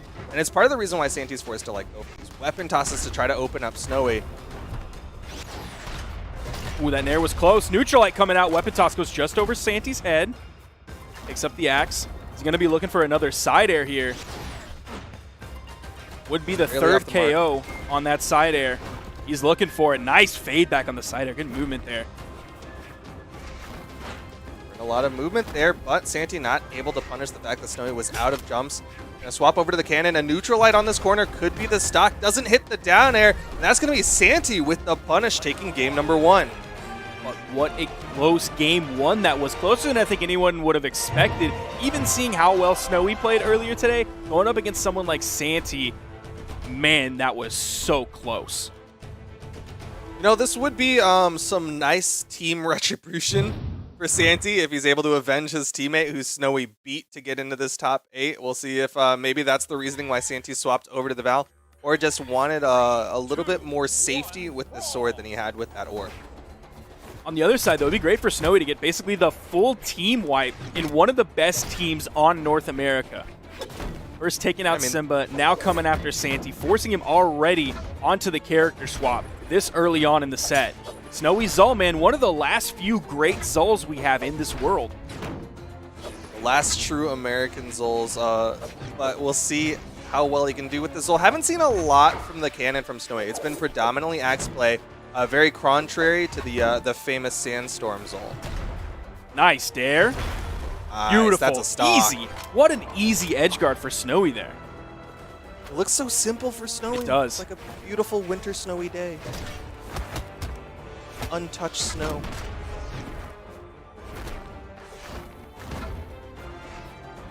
Santi kind of thrown for a loop here. Doesn't quite know how to initiate. Goes for the dash sidelight. Isn't able to turn it into anything other than that. Yeah, he's struggling. He is not finding hardly any initiations here. You've seen him use a bunch of different moves to no effect. You see him try to hit that downlight. Didn't work, even though it was max range. The sword, on the other hand, though, he's finding a lot more success here. That might be his focus weapon that he chooses to spend most of this game on. These downlights are connecting onto Snowy. Couldn't quite find the finisher at the top of the map, and now Snowy's back to the axe, and Santi has to readjust, try to find different ways to approach onto this axe. Gets the downlight recovery, still not enough. Low strength of the Val going up against this relative defense of the Zul. Now with that low strength, Val is going to have some higher than average defense, but if Snowy's able to run through that, whoa, that movement just barely got around that sword down air from Santi coming out. Snowy's building up this damage. Santi, oh, he just turned red. Oh, but even the GCD light. You saw how far that the delay sent on him. that. Snowy about to extend this lead even further, still sitting on that first stock. Santi about to lose his second one. The neutral light will finally finish off the first stock of Snowy, but Santi's got to come out with something big to even up this damage, because Snowy just needs to find a downlight and he could take this stock. Yeah, if you're KOing with a sword neutral light from like the right third of the stage, it's taking you a long time to get those stocks. Now, that's not necessarily the worst thing if you're ahead in damage or your opponent is slow to build up damage, but that is not a problem that Snowy has. He's able to take his choice of weapons here. Of course, he's going back to the axe. Gonna strip the field for just a second, throws away the axe, picks up another one, keeps Santi more and more off of this weapon. Lucky for Santi, though, you see that spawn coming in right where he was on the right side. Has that sword, his more successful weapon in this matchup so far, but he's so far behind. Basically a stock, one or two more hits, and it will be an exact full stock behind Snowy. Yeah, Snowy is just winning this neutral game against Santi. Santi does not know what to do. Here comes the big cannon string, getting it a nice three-piece. Barely misses the down air, but still damage is being done. Oh my God! Come on. You watched all three. You could see the target on the ground. But come on, how many Zuls do you expect to just full charge that one? I still think the single charge is underrated. Oh man, big dare, weapon toss down. It's gone. Easy, It's easy gone. cleanup. Snowy, man.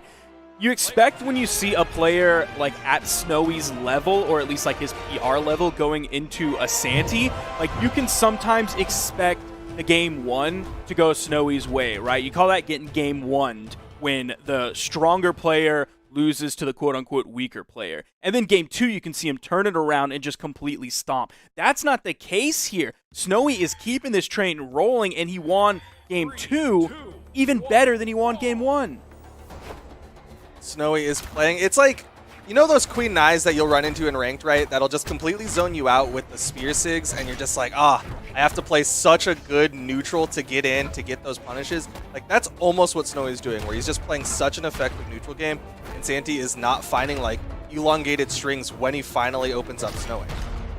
And that's the thing, like Santi's playing those gauntlets, a string weapon, except Snowy is now playing cannon, and he's finding better strings with that than Santi is with his specifically string weapons. That's a bad spot for you to be in if you're Santi. So we're seeing Santi switch over to the Petra. We'll have those same gauntlet strings, but we'll at least have a little bit more damage behind them with this higher strength on the character. But Snowy back to the axe. Santi not finding any hits with the orb.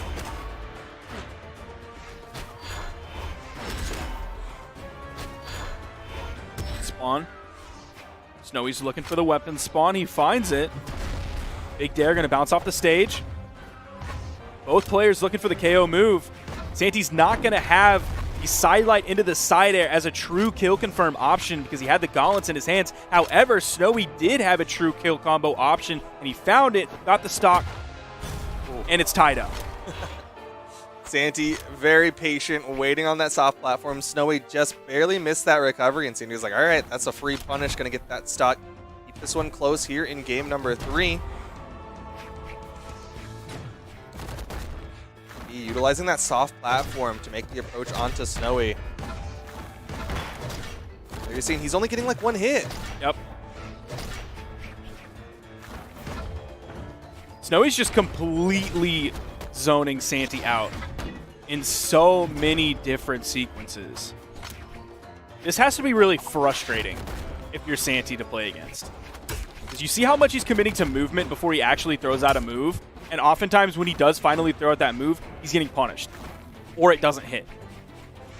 I guarantee you, if Santi is salty right now, the thing he is saying is like, oh, why do I have to do so much more work than my opponent? That is like #1 salt statement when you're playing against a player like Snowy. And that's what's happening right now. Snowy finding the stock off of Santi. Santi's got to do his best to stay calm. Hopefully Simba's in his ear like, look, I know exactly what to do. You did this exact same thing against me. Here's what you need to do. And hopefully what you need to do is not switch to hook. Now, I don't think Santi is like the salty Twitter guy who's going to tweet about something that he's angry about after this tournament. He very well may, but let's just say that he was for a second. He couldn't even complain about Canon like a lot of people are on Twitter right now. He can't even say it's just Canon. He can't even complain about like Onyx signatures either because Snowy is winning this with Canon. He's also winning this with Axe. You could see him come out with like a heavy weapons though. Oh yeah, absolutely. Big Nair You coming hear out me from complain Snowy. about heavy weapons all the time. I hear you complain about heavy weapons when you're playing against someone with no heavy weapons. You just get mad. Abatas going in. This is Down all but to. over, and it is over, man. Snowy takes it. That one, I'm telling you, man, the one blast, it's a solid signature if you just go for the one blast. Well, that was a clean bait, too. He did the weapon toss, and then Santi reaction dodged in. Snowy is like, all right, picks up the weapon again, immediately single blast, puts the flower underneath them. And Santi is going to be forced over to the Sentinel for game number 4. Now, normally when you see a player running through this many characters, it's never a good sign. Yeah, that's a bad look. It's like maybe when Kyler did it when he was randoming every game, like that was a different thing. But when you do it and you're losing, it's never a good sign. Now you also have another close range weapon here coming in with the Katars on this Sentinel pick. Now maybe Santi can turn the tide here with his hammer, but he's not doing it so far. Yeah, the one thing that's going to be nice for Santi on this hammer is if he does get stacked up, he does have some true combos he can go for. You saw that downlight into the down air. Those combos are going to be so incredibly vital. The hard part is he's going to a different string weapon, so he's got to relearn how Snowy's going to react out of these string openings. And not only is he going to another string weapon, but probably one of the less highly thought of string weapons. Like you compare that to Orb, people like Orb more than Katars. Compare that to Gauntlets, people like Gauntlets more than Katars. Nice. Oh man, that was close. That's stock. That gravity cancel sidelight is really, really good for just keeping the opponent just barely away from the stage, and that's what you saw. Santi going to take the first stock off of Snowy, and we're seeing what Santi can do with these Katars, but Snowy, again, playing that patience game, just staying just outside those hitboxes. Yo, the Katar's coming out for him. Trying to get chopped up.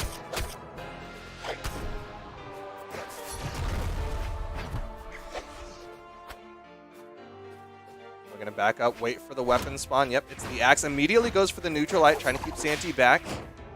Punish. That's the down air. That's going to be the stock evener from Snowy. So my guess is him going in with that ground pound is he's seeing Snowy in orange, and that's Santi thinking he can make a huge play here.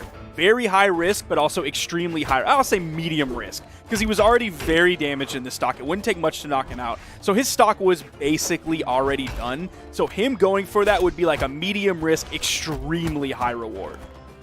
Yeah, it definitely would have been nice if it hit, but didn't lose too much on that one considering he was already on his way out the door. Nice downline side air will put Snowy off stage.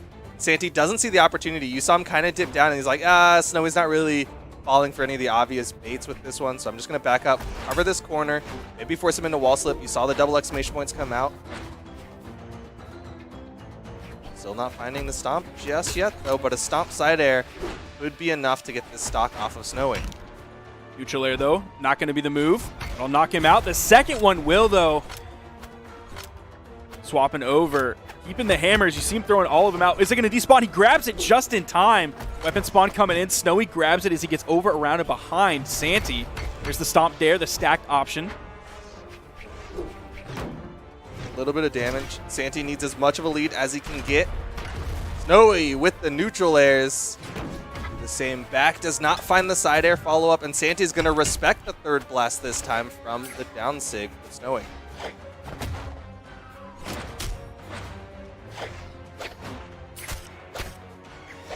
Snowy's very close to getting the stock. He wants that axe there. He finds it fading away. Pretty far. Gonna go back, maintain stage control. Also grab a weapon.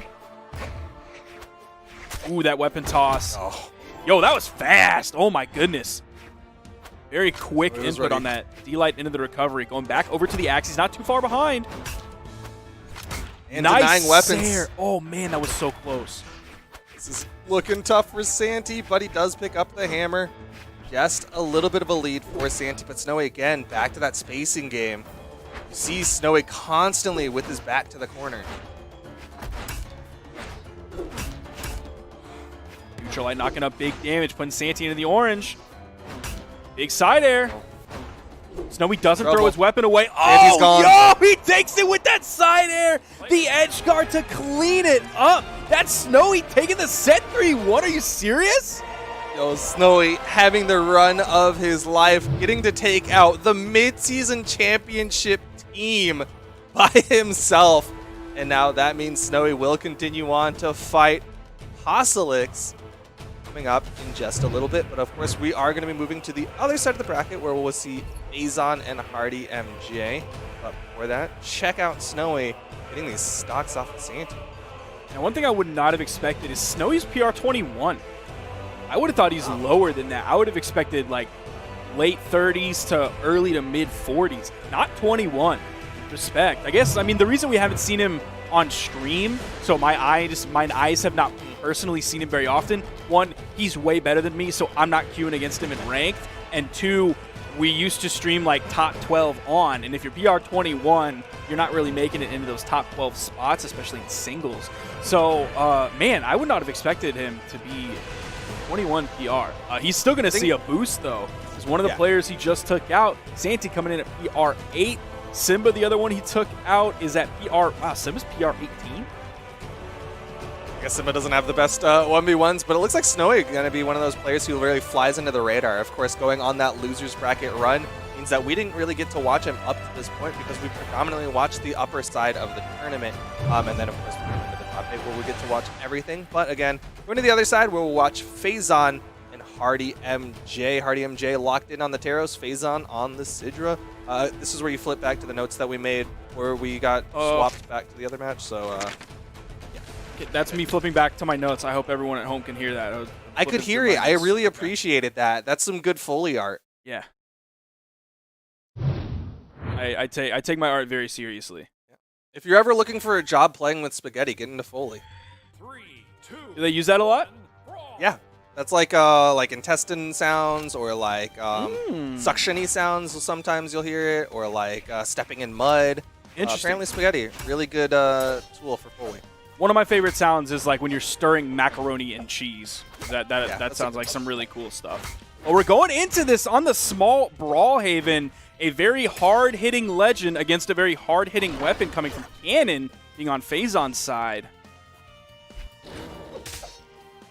Risky option there from Hardy MJ, going to throw out that down signature, hoping that the bottom swing of the axe will catch Faison. Faison just barely enough in the air for that neutral sig to hit, and is still able to get that wall touch.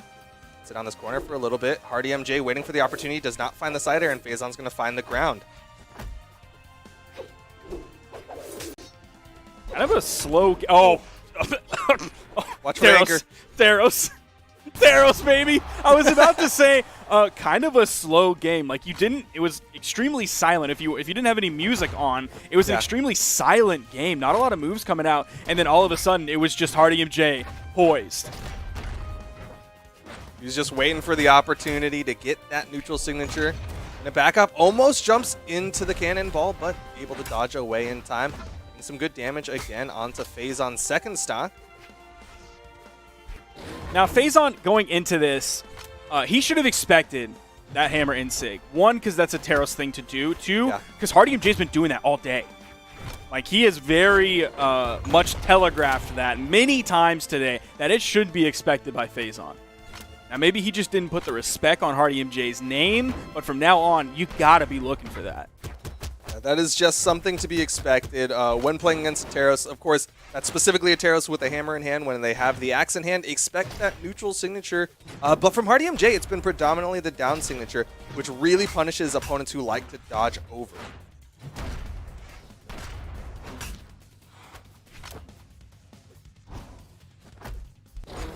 Standing right on that corner, throwing out all kinds of moves. Faison's able to get back to the middle of the stage, grab a weapon.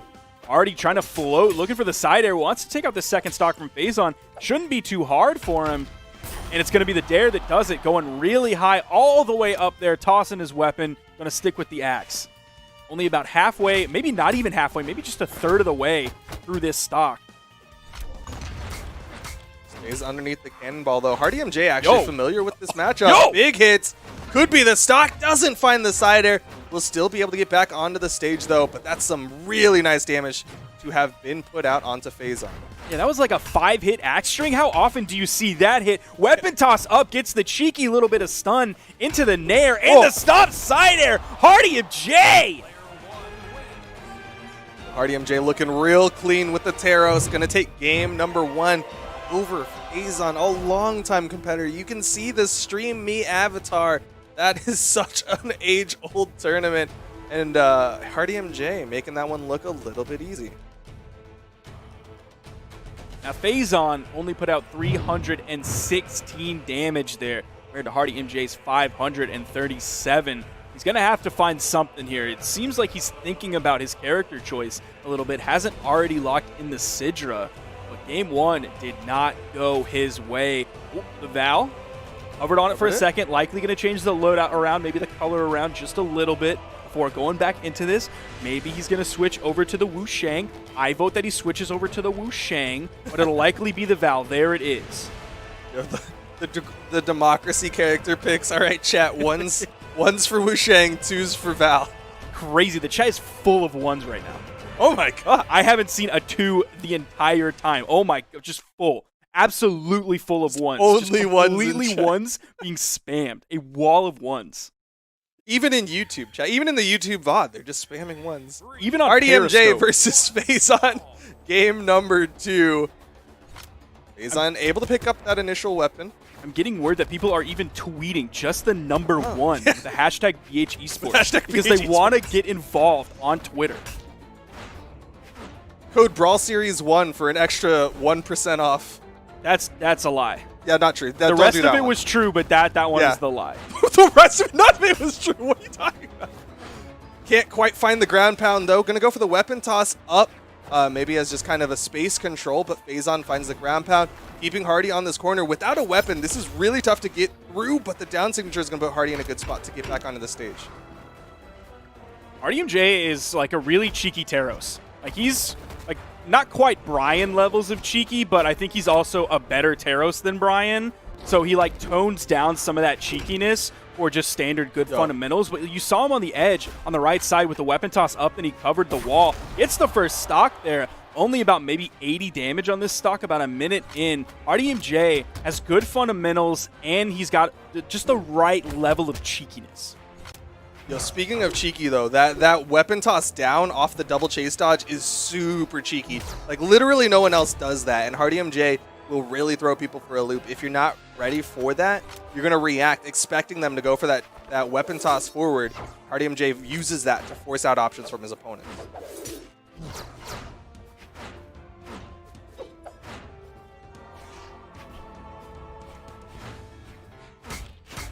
Everything's neutral-like, going to connect on the Faison.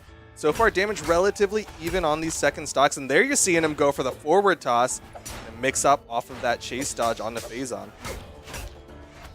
It does it again. You have to be ready now for that weapon toss after the neutral light. That's also something he's been doing. He hit that before on Small Brawlhaven. That was when he hit like the 5-hit string. It started with the side light nair, then he went with the Sair the other direction, reading the dodge in, trying to get like maybe over him that Faison threw out. That time, Faison didn't fall prey to it. Look at, he's looking for the neutral signature. The way that he was backing up with his back to the corner, that reversal property, like he was threatening that neutral signature. But Faison with the nairs from below. Hardy MJ is going to find the scoop up. Who's going to get the stock? Both of them in the red at the top of the map, and nobody can get taken out just yet. Ooh, Hardy was ready for it. He already got killed by the side signature over that corner before. Wasn't going to happen again. That's the cheekiness that I'm talking about. Like, he goes for it just enough to where it's a threat without being a full-on gimmick. Where did it? What? Where did he launch that to the right side of the map? Like, that was a non-threat weapon. That was make my opponent think that a weapon's gonna come at any minute. But that one, he lobbed that to the other planet. Like, that went over to Demon Island. That's straight up the Bobby Shmurda disappearing hat that nobody knows where it is. But one day it will fall. Someone's going to clip it, and then you're going to see a red circle around the top right corner where you saw just a pixel of the axe fly by. But the final stocks here in game number 2, Hardy MJ and Faison even again.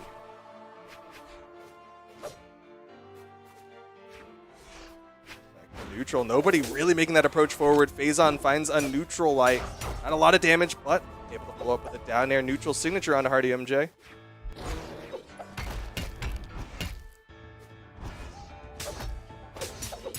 Light side air from Faison. Looking to clean this one up here. Kind of a long game. Almost coming in at 4 minutes here. Gonna have his pick of the weapons. Man, that was close. Didn't quite have line of sight. Ooh! Hardy MJ was like in perfect D-Light territory from Faison, but I think Faison putting so much respect into this now. He's already down one game. Doesn't want to risk anything here. Oh, dude, is Faison going to get handled because he's scared? Well, look at the way Hardy MJ is reacting out of that whiffed side light or that whiffed down light. He'll immediately go for a jump gravity cancel.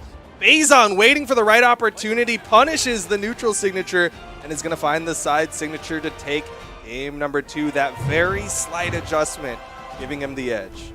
That was so close in the end, though. It was looking like Faison wasn't playing to win, but that he was playing not to lose. He was so hesitant on everything towards the end. Then he finally committed with the side signature over the corner. Even Small Brawlhaven, Apocalypse, and Demon Island open. We're going to Demon Island. I'm guessing Faison wants to be able to cover that wall with those side signatures. I think he picked up 2 KOs last game from that. I don't think it was all 3, but it could have been all 3.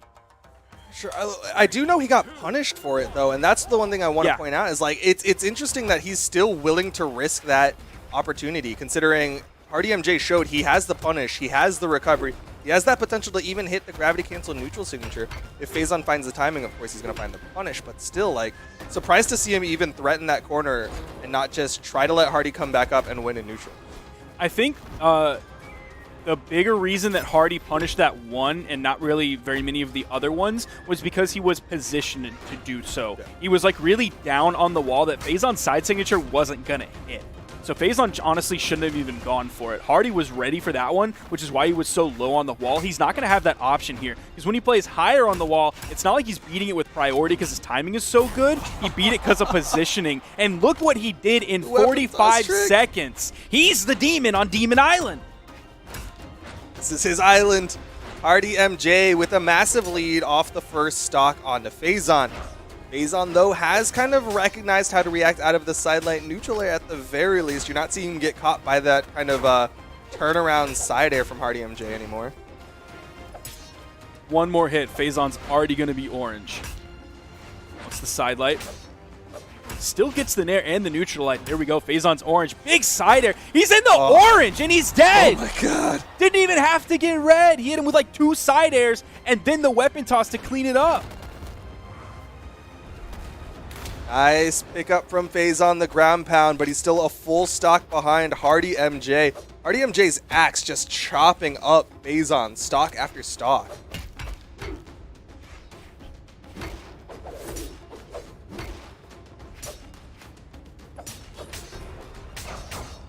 Pick up. Not even going to put Hardy MJ off screen. That is how little damage Faison has put out onto Hardy MJ's second stock. Faison's chasing as hard as he can now, trying to build up this damage as fast as possible. He's finding it so far. Gonna try and control that ground. Another neutral signature. Hardy MJ's weapon tosses have slowed down a little bit. See him playing there low again. Doesn't quite have the options to punish it like he would with the hammer. So we don't see him get the successful punish. Stocks are evened up. Faison's done a tremendous job bringing this game back. Still has a little ways to go, though. Hardy MJ, of course, high strength Peros.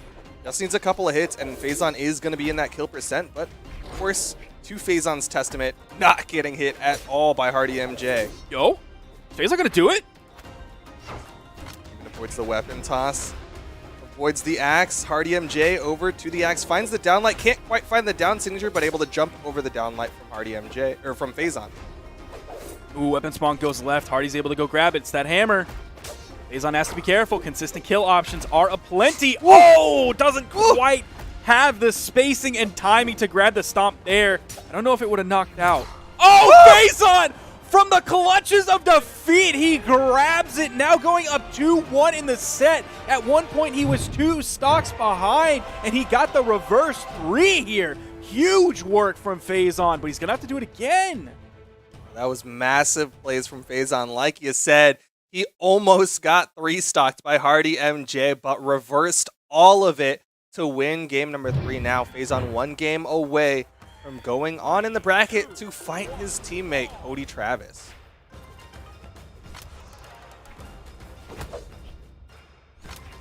Now, with how cheeky Hardy is, the fact that he left Demon Island open again, I expect him to attempt to punish those side signatures that Faison throws over. I expect that to be like very important to his play style if he ever gets on the edge. Otherwise, why would you choose this again?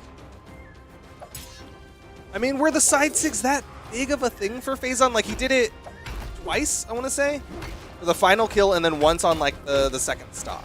That's huge, though. That final kill, like that clutch moment. He's hit multiple game-changing clutch side signatures over the corner. Very fair, but he's also hitting these neutral signatures onto Hardy MJ. Hardy MJ has neutral signatures of his own, and it will disarm Faison. He's going to opt for the weapon control rather than trying to keep that corner. So Faison will be able to get up safely, but Hardy MJ again with the weapon control. Nice recovery. He's like right in the perfect spot to grab that weapon spawn too. Curious to see who gets first stock. Ooh, pivoting that down air right over the corner. He is going to be able to cover almost that entire corner. Unless Faison is like right in the bottom pixels of it, that dare is going to pick up most spots over on that edge. That is hard to play against, especially with how quick that can come out. Really nice pickup from Hardy MJ, and now he's over to the axe, something that he's been able to build up a lot of damage very quickly with. And able to follow up off that unarmed neutral air. What a risky end sig. All right, he went a little too cheeky. Went a little too cheeky. First, in what world was that side signature going to hit? And then let's just pretend that that world exists. In what world was that neutral signature going to hit? I'll give him 1 world. I won't give him 2 unbelievable worlds. Yo, with the infinite universes out there, there is a world, potentially, at least, that hits. But right now, Faison needs to find a world where he can get back up onto this stage, because Hardy MJ, with complete control of the corner, going for these neutral lights. He's just doing can kicks. 1 to the right, 1 to the left, 1 to the right. He's just dancing here. He has a huge lead, too. Gonna have to find 1 axe side air. He's found many of them. Neutral light. If he would have done that facing the left side, that would have been a KO for sure. Ground pound instead, but there's the side air. Hardy MJ with a lead. Not quite the lead that he had in the last one, and Faison was able to bring it back. Can Faison do it again?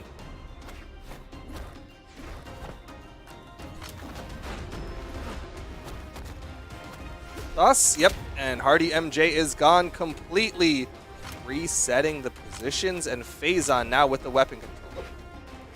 He also has set control so far. He's up 2-1. Has map control as well and weapon control. Continuing to have that. Very important here. Just going to jump. Hardy has to do something. Yeah, exactly. Hardy has to do something. Faison with this weapon control, he's slowly walking the weapons forward. He doesn't have to do anything. Like, he could try and time it out. Yeah, I guess. Like, there's Hope always Faison options. drops one of the swords, catches it by the blade or something.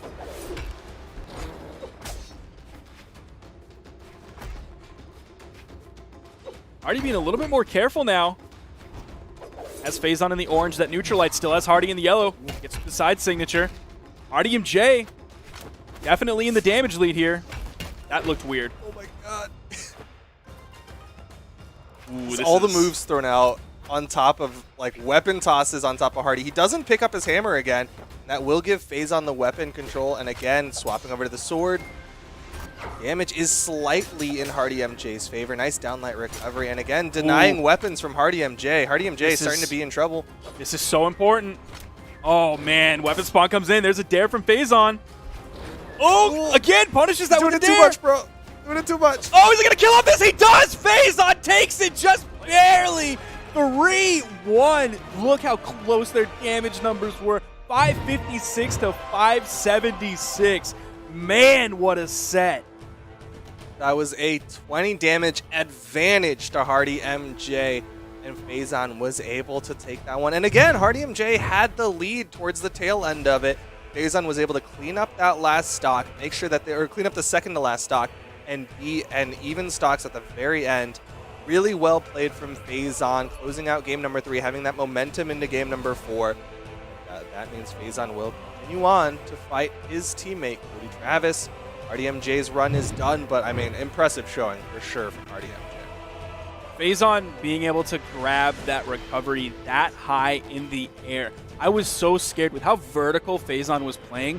I was expecting him to get hit by an axe side air that Hardy MJ had thrown out so many times and gotten so many stocks within that set. Faison being able to clutch that out in the end was huge. And you saw, like we talked about, how cheeky Hardy MJ is early on in that final game. You saw that side signature over the corner, then the gravity cancel neutral signature that Faison punished with the dare and got the KO. Faison was ready for that. He played into that cheekiness, ended up taking the set. But man, Hardy in future tournaments, I am so pumped to see. Yo, but in current tournaments, Snowy going a little bit further than Hardy MJ, going to be going up against Costlix now in the losers quarterfinal. They're already ready to go into it. We've got the battle of the cylinders. Costlix just fought against one cannon player. Now he's going into another, but Snowy's got a completely different play style with the Amethyst. Wait, you're going to have to explain to me what Battle of the Cylinders means. Lance is a cylindrical weapon, and so is cannon. I mean, if I'm looking at a lance, I'm not saying, you know what shape that is? That's a cylinder. There's no world where I'm thinking of that. All right, what, a cone? I mean, it's a lot of, it's different shapes. It's not one shape. It's cylindrical. It's It more is cylindrical not. than, like... It's An more axe is cylindrical than a definitely not box. cylindrical. Yes, Duke, it's more cylindrical than a box. A circle is more cylindrical than a box. Doesn't make a circle a cylinder. All right, what three-dimensional geometric shape is it? Oh, Costlix got the stock. It's not one. That's the point. Is it's not one, so you can't call it just one. Well, meanwhile, Costlix doesn't have to call it anything as he's just calling it the weapon in his hands. Already taking the first stock off of Snowy while we were debating the geometry of a lance. And Snowy now going to have to try to find some sort of response in stock, but a full stock behind. Now, if Snowy ends up continuing to move through the bracket, the interesting thing to see here will be his earnings compared to everyone else, because it's going to continue to be a step up and a step up and a step up every time, going from Santi, who was a 4-digit player, to Costlix, who's a 5-digit player, to possibly a Boomie or a Sandstorm, who are 6-digit players. Man, a very stark difference. But Snowy might not even make it that far because Costlix is handling him here. Costlix having a very strong run right now. Of course, took Sandstorm to game number 5, so Costlix a very strong player, but Snowy able to get a stock off of him. Gonna try to get some damage built up onto the second stock, but Snowy's got to be careful. Lose the stock very quickly.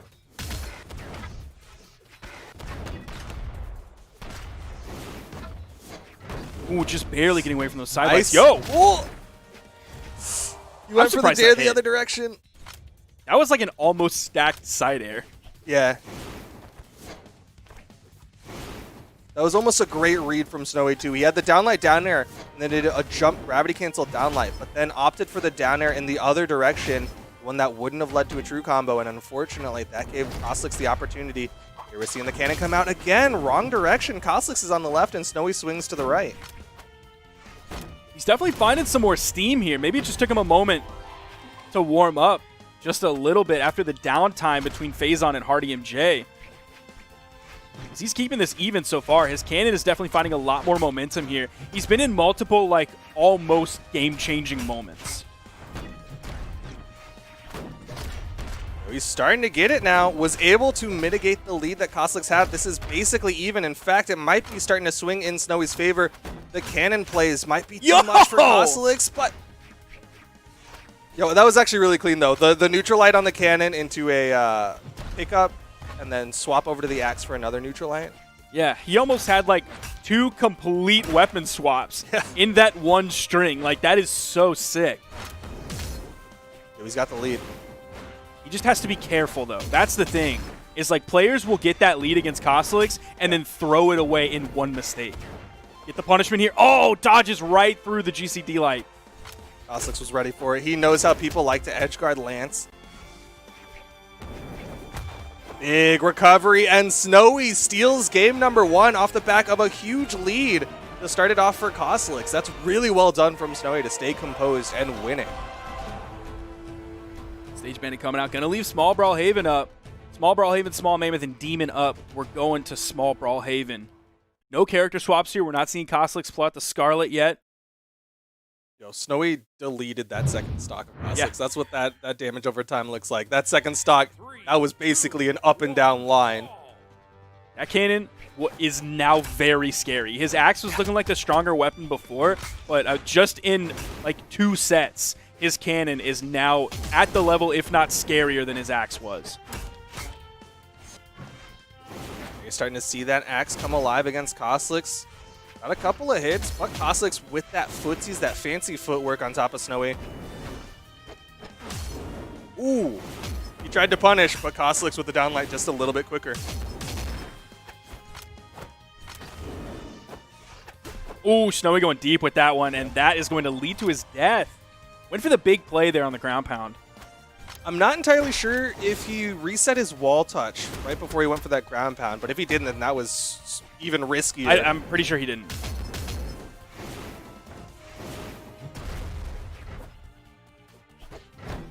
Downlight neutral air for Snowy. I love the intelligence from Snowy to not go for the jump on that neutral air because it was gravity canceled. He just has to fall down, throw out the neutral air. Very smartly done from Snowy to get that stock.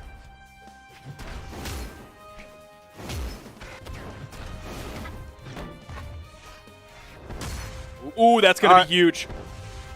Good movement. Snowy gets the turnaround. Koslix still has the recovery. Snowy with the punish downer. Doesn't hit the neutral light just outside the flames, and both of them going to get back onto the stage. I think Snowy tried to go too hard there. I think all he really had to do was a weapon toss and then figure out what to do after that if that wasn't the KO option. Like, he tried to catch the recovery with the down air and then go into, like, the gravity cancel neutral light. Like, he tried to overcomplicate that edge guard situation when a weapon toss early and quick enough to punish the recovery might have just been what he needed. Then he could have gone in maybe with that ground pound that we saw earlier. Maybe he could have gone for a GC D-Light into the ground pound. I think he overcomplicated that too much, and that led to that edge guard being a failure. Yo, you know what? I think it was a highlight play attempt. He was trying to go for the big plays. Koslix trying to go for the big plays. Can't quite connect with that recovery. Of course, not 100% sure where y'all are when you're off screen like that. But Snowy might have the opportunity to finish the stock. No, he's starting to struggle to get this stock off of Koslix. There we go.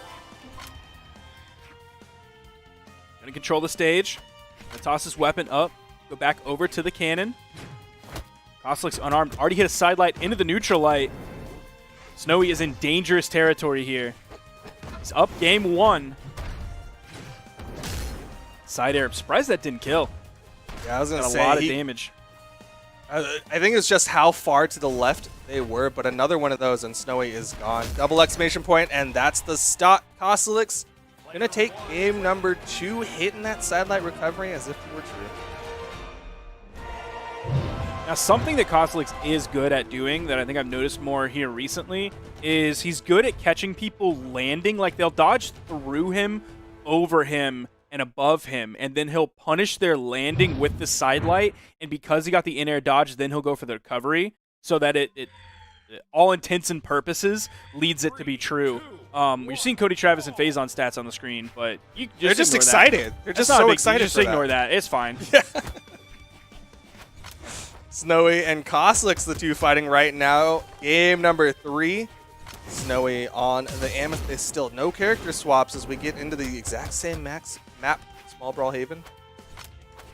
Now, something I've seen Koslix start to do more here, especially in this set, is before he was hitting sidelight nairs or even just his raw nairs, he would go for a jump and then a down air, expecting his opponent to go down. But now he's been following up his nairs with another jump and then another nair to further juggle his opponent up there.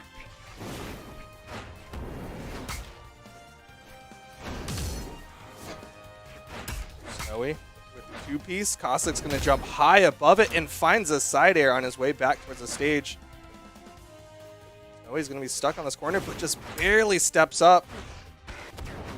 Can't quite find the punish. Koslix with the punish of his own. Both of them getting close to that kill percent. Snowy can't punish the recoveries from Koslix. Snowy wants the side air so bad. He wants it so bad. You see him like fishing for it, and then he realizes in like a moment that he can't find the side air, so he'll go for the down air. And I just feel him being like, I don't want the down air. Just let me hit the side air. Jump. I gotta do something, but let me hit the side air. Just jump for me. But Koslix does find the hit with a jump into that recovery to take down Snowy. Weapon advantage to Koslix, but Snowy finding some good unarmed, getting a couple hits, actually has that health advantage, but of course, going to be hard to maintain that lead without a weapon in hand.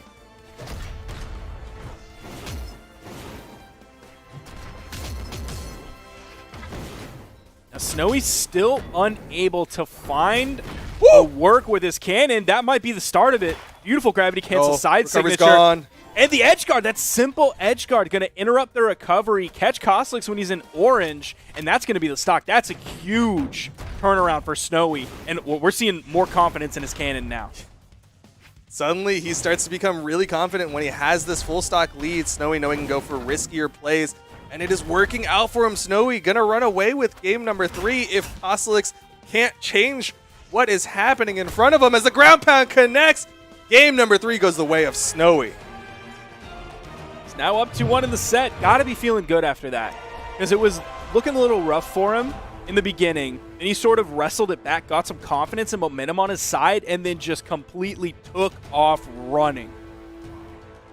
Yeah, Snowy, he saw the writing on the wall and just really ran off with it. Koslix going to make the swap over to the Scarlet for game number 4.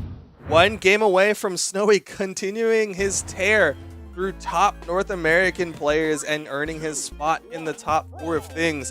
Can Koslix stop this momentum from Snowy?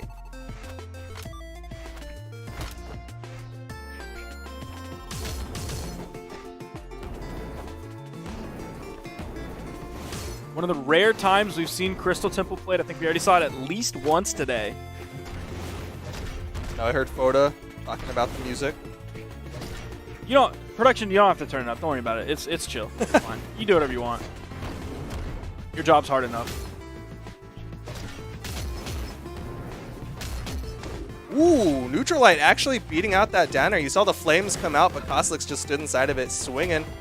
Snowy, though, still having just a little bit of a damage lead over Koslix. Again, Koslix able to avoid these downers, goes and uses the neutral stick to jump over the roses and the recovery to take off the stock of Snowy. I'm a little bit surprised that went high enough to get out of the way of that down signature. There are not a lot of moves that will jump you high enough over that down signature. I'm kind of mad. As someone who has played Zol in the past, ooh, he finally gets that read.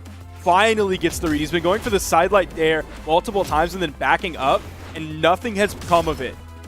He's been waiting for that. Oh, and he gets it the final. I can't believe that didn't knock out. Koslix really starting to run away with this. This Scarlet switch, man.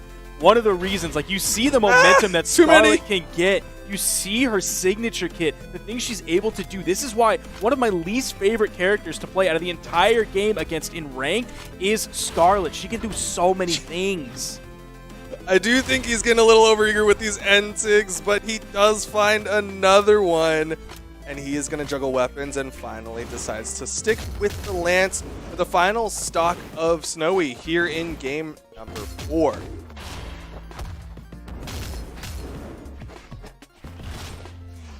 Snowy doesn't punish it.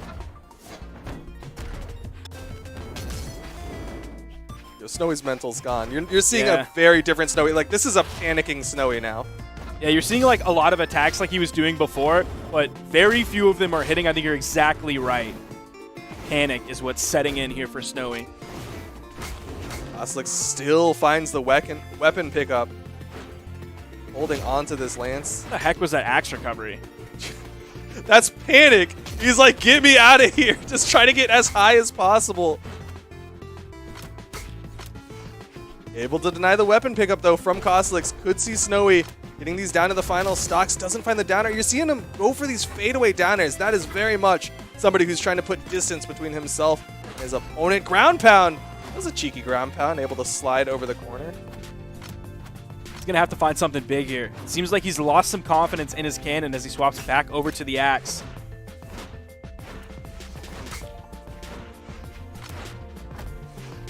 Just barely outspacing. That side air is going to clean it up. Didn't even need the D-Light from before. We're going to a game 5 here between Snowy and Koslix. They're just running it back. There has not been a break between these games.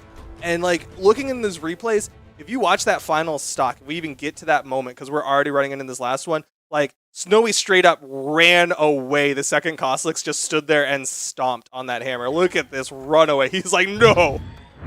And that's Snowy being like mentally broken. He is panicking now. He is going to get the first weapon here. Ooh, he's going to throw it away all the way over to the right side. Right as Koslix comes in, he swoops in, grabs the weapon spawn. Snowy's not disarmed for too long. Getting the momentum back this game.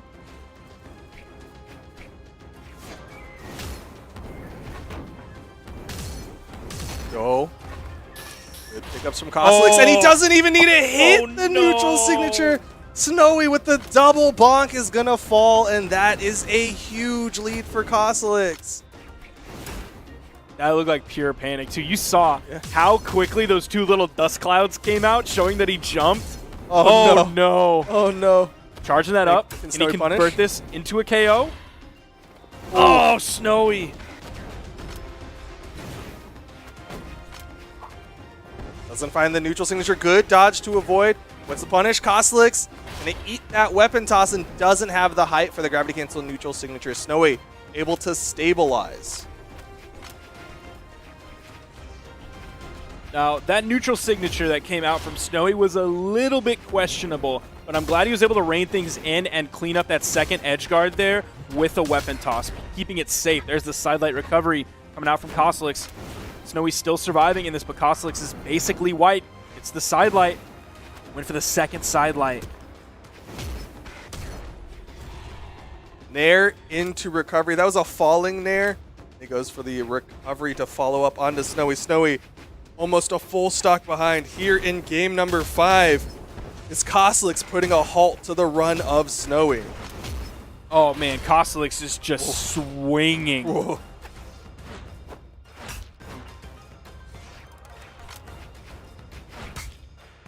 Koslix looks very confident here. He's now continuing to be up a full stock here against Snowy, throwing out raw signatures that Snowy is really kind of unable to punish. Koslix kind of only has to hit one, and that's going to put him in a huge power position. Stomp side air. Going to send Snowy over to the edge. Tries to read high with the neutral signature. Snowy hits the axe neutral light in the middle of the stage. Koslix is red. Snowy needs to find this KO so fast. Yep. There it is. He's going to have his choice of weapons. He's got to play the stock perfectly. Ends up putting himself into a position where he has to run with this axe, and Koslix has the comfort of the lance in hand. Snowy doesn't even hit a move, and that is it. Koslix with a JV2 to close out game number 5 and halt the run of Snowy. But what an impressive run it's been. Yeah, huge. We're going to see major PR jumps coming out from Snowy this week after we just, well, I guess we didn't see the PR jump yet, but the anticipated PR jump from a solid placement last week in 2s as well. So Snowy's going to be feeling the PR love here whenever those formally get announced on the esports dev stream. But unfortunately, it's not going to be any more than moving past this set. He's going to stop here. That's going to be it for Snowy. What a run he had going down in the losers bracket. Very early, fighting all the way through that, taking out very notable players, but his run ended with costless.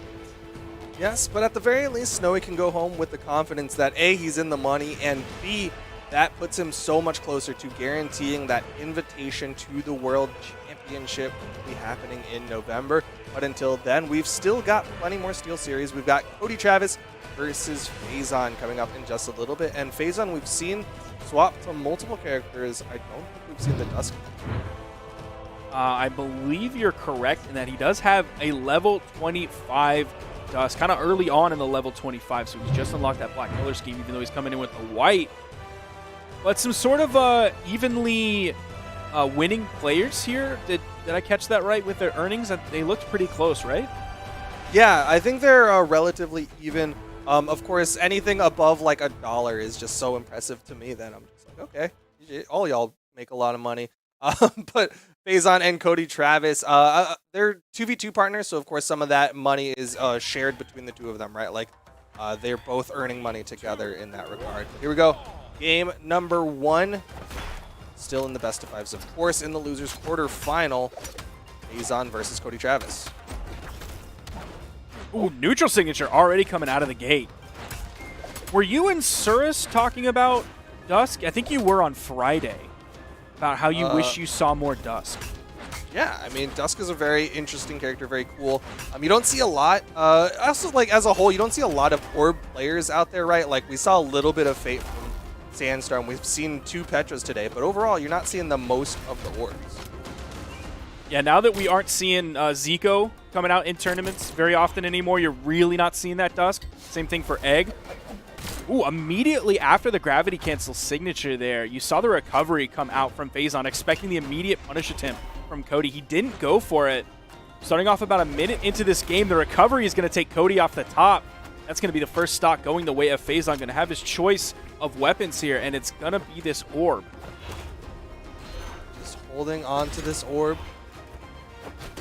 What worked so well for Boomie in his matchup against Cody Travis in the winner's semifinal. Cody Travis with the neutral light going to put Faison off stage. Faison almost. Oh my gosh.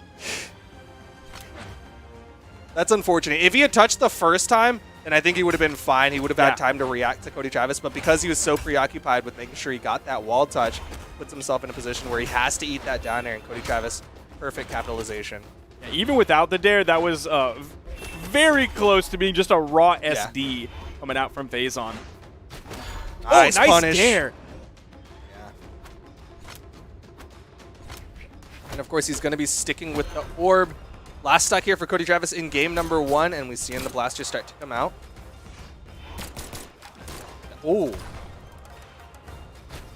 Is that a dash jump recovery that he whiffed? I don't know. I'm looking at Brawlhalla right now to see his level with his characters. Yeah, usually when you see that downlight into a ground pound like that, that's just a whiff dash jump recovery. Cody Travis still able to get that stock off of Faison. So these stocks are even in the final moments of game number 1. But man, what an awkward drop from one of our top players in the North American region. Forgive me while I look for his orb character levels. While Sparky does that, of course, Faison and Cody Travis still slugging it out. Faison gets the opener with the downlight, but not much else. There's the sidelight side air, going to take that stage control, goes in with the spear. Cody Travis with a nice punish from behind. Faison has to get the wall touch, and he does. Corner side air. He's going to get the weapon. Faison gets a weapon. Cody Travis with the punish. Travis blasters. If he gets the downlight, could see that dash jump recovery or just a raw down signature out for Cody Travis. Faison finds the hit with the neutral sig. Cody was staying in the sky, and that's going to be the first game going the way of Faison. Yeah, I can't find it. I'm giving up. Yeah, if you know how to look it up, boys, just look it up. You can find it.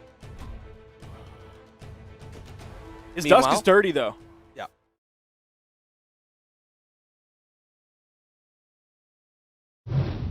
Loving the dusk coming out from Faison. We are going to be going into game number 2. Of course, Faison sticking with the dusk. This is the Raven Shaman skin, if I'm not mistaken. Ooh, you know the names. Ooh. I know if there's like Raven in it, and then sometimes if you just say like another word, then it sounds like a skin, right? That's my caster, dude. Knowing information. Oh my goodness. Side light, down light, side air from Faison. Going for the read with the side signature. Cody Travis going to stay just underneath it. Dodge out of that one. Seeing Still some more has the spear play coming in this game from Faison. Last game was kind of dominated by the orb. Spear play looking good so far. He is a little bit behind. Weapon toss going down. Goes for the ground pound. Still not enough. Side air will guarantee it. Faison taking the first stock off of Cody Travis. Now, that was very smart of Faison in that moment to recognize that that ground pound was the right option. He had blown a lot of his in-air movement options, so he wasn't tunnel vision for the wall, but he wasn't too greedy with it. He knew that that ground pound right there was going to hit. Yeah, usually, especially because he threw away his spear on that one, right? Like, usually once you disarm yourself like that, people will disengage, but instead Faison stuck around and was like, I can see the opportunity. Once they touch the wall, they are just stuck to it. Faison was able to connect with that recovery. Still getting good damage built up onto the second stock of Cody Travis, but Cody Travis blasting back with blasters.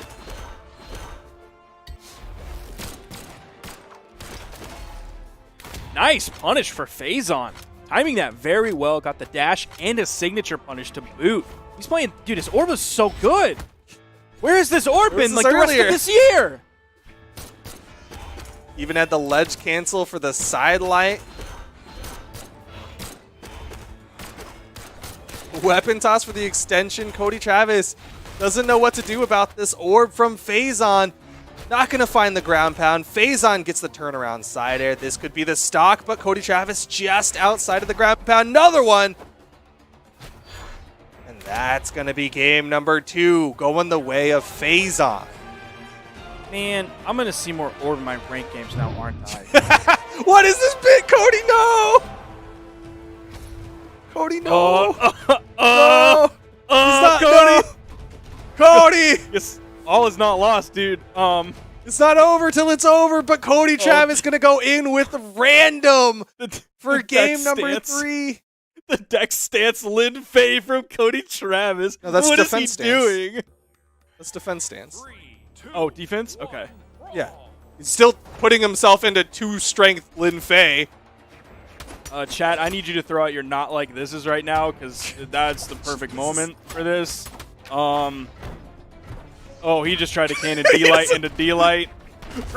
Has he played cannon before? Ooh. He hasn't played cannon before! So he's mentally broken. He just straight up ran to the left, then turned around to the right. He has, like, the most sluggish cannon I've ever seen. Oh, no. On Lin Fei. A high dex cannon. Cody Travis randomed into this one. Faison looking like he's going to run away with game number 3. Finds the side signature on the back of Cody Travis. He's not, like, that far behind. Well, okay, now he kind of is. All right, let's see Cody's guitars. Yo, he played Lucian at one point. Yeah, the year is now 2020. Yeah. So... Oh, no. He even dodged back into that side signature. All right. Avoided the neutral signature.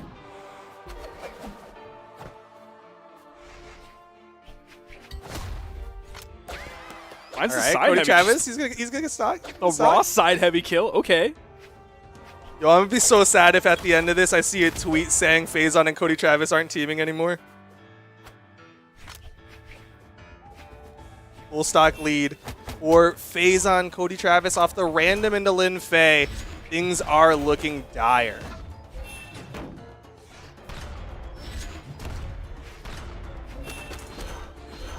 Sidelight, D-Light tries to go for the gravity cancel. D-Light again. He's not just trying to settle for the raw sidelight Sair. There's the raw sidelight Sair coming out. Again, he's constantly trying to find these third move follow-ups with the ground pound.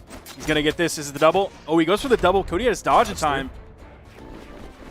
That Sig sounds like a fart, by the way. Side Sig. I expected that to come the second that Sig started. Faison hits the side air. Cody Travis 1 hit away from getting knocked out of the tournament, going home with a 5th place finish. And that will be it. Faison going to be closing it out over Cody Travis 3-0. Yeah, I'm not really sure what that was. We don't really ever see Cody kind of do something like that. So that's a really weird choice that just came out from Cody Travis. Props to Faison for apparently just completely breaking Cody's mental. That's rough, especially like when that's your 2v2 teammate breaking your mental, or when that's your 2v2 teammate who you have just mentally broken. Like, man, things are going to be awkward in the next Discord call that y'all have. I don't even know what to say, man. That's rough. But, of course, tournament rolls on. We are going to be going into another 2v2 teammate, or former. I don't know if they've gotten back together. The rumors they're back together of the Team Tempo Storm, Boomie, and Sandstorm in the winner's side of things. Of course, loser of this not knocked out of the tournament. They will just be going down in. Yeah, this is going to be an interesting set coming up. We've seen these players face each other multiple times in grand finals, in winners finals, but I feel like it's been a while since we've seen it. Yeah, Boomie has not been having the best 1v1 runs. Of course, still came in with the 4th seed, so not completely absurd placements, but still, Boomie hasn't been looking as strong here in 2020. And to that same point, neither has really Sandstorm coming in, and I believe that's the 3rd seed for the tournament. But there you're seeing both of them having absolutely dominant performances in Brawlhalla overall. Both of them triple-digit earners, of course, just absurd amounts of money earned by both of these players. 6 digits. Sorry, yeah, triple times 2 is 6. What's the sextuple? I don't know. I just go with 6.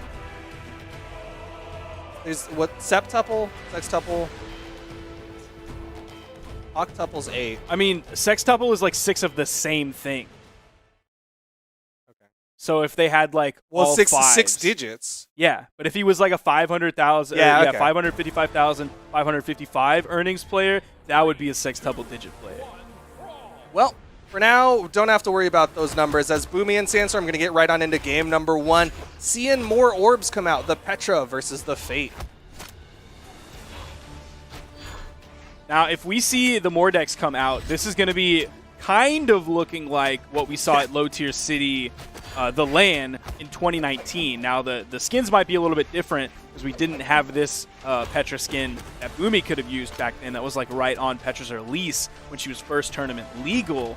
But did we see Sandstorm play Fate that set? I can't even remember. I think it was mostly the Mordex. Yeah, I want to say it was predominantly Mordex in that one. Did Fate even exist in that one? Which one came first, Fate or Petra? Fate came first. I know it was Dusk, and then... Wait, maybe not. I don't remember. I don't know. Either way, Boomie going to get the first stock off of Sandstorm, able to connect with the recovery. Sandstorm with a nice side light. Could see a gravity cancel D-light. Yep, that'll be the stock going the way of Sandstorm to even it up.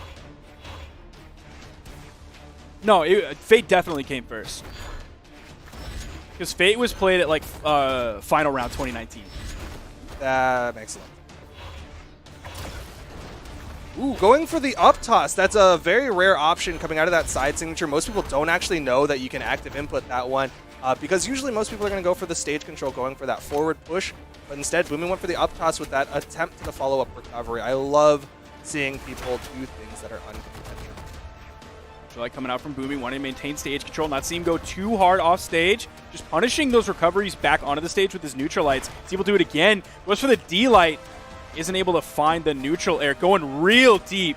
A Boomie classic there, going real deep, going off screen, and still able to get back. Somehow Boomie has more jumps than the average Brawlhalla player. able to attempt to get that recovery, but couldn't quite find it. And of course, Sandstorm was ready for it, but not ready for the side air. Second stock goes the way of Boomie, but Sandstorm has the opportunity. There's quite a bit of damage built up on the Boomie. Toss goes out. Boomie's going to pick up another orb, giving Sandstorm weapon starve. The D-Light, even with the gravity cancel neutral heavy, a shade of its former self, not going to be able to knock out here. And it is still the more optimal force option over the recovery, but unfortunately just not quite as much force. There's the sidelight side air from Sandstorm, and that is going to be the stock even or a little bit of damage in the way of Boomie, and at the rate that this game is going, it will be Boomie who goes home with the dub, unless Sandstorm can do something big.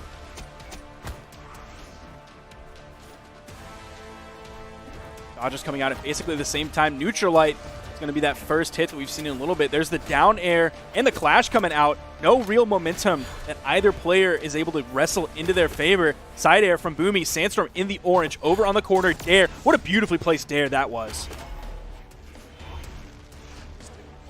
Find a lot after it. There's the down sig attempt. There's the dare again, and Sandstorm's going to fall. Boomie takes game number 1. Going to be 544 damage to 466. So definitely damage in favor of Boomie there. And that's definitely to be thought of going at the end of last game, as Boomie had a huge damage lead towards the end of that game. Yeah, he was doing very well for himself at the very end of that. But here we go into game number 2. No character swaps from Sandstorm just yet. You're going to be seeing more Garnet versus Fate in game number 2. I do appreciate that Sandstorm is coming in with the butterscotch sidekick. Like, Fate has to ride in on the butterscotch. Definitely a cute sidekick for any character to play, but of course if you're playing Fate, I think you're exactly right. It should be all but required. Yeah, it's kind of disrespectful if you don't. I think Garnet might be one of the cleanest skins in the entire game. Yo, I love the fist effects. Ooh, orb versus orb. Sandstorm starting to get the better of Boomie. Boomie with a good dodge through that down air, and 2 down airs means Boomie gets the first stock. So Boomie with the default sidekick, hello?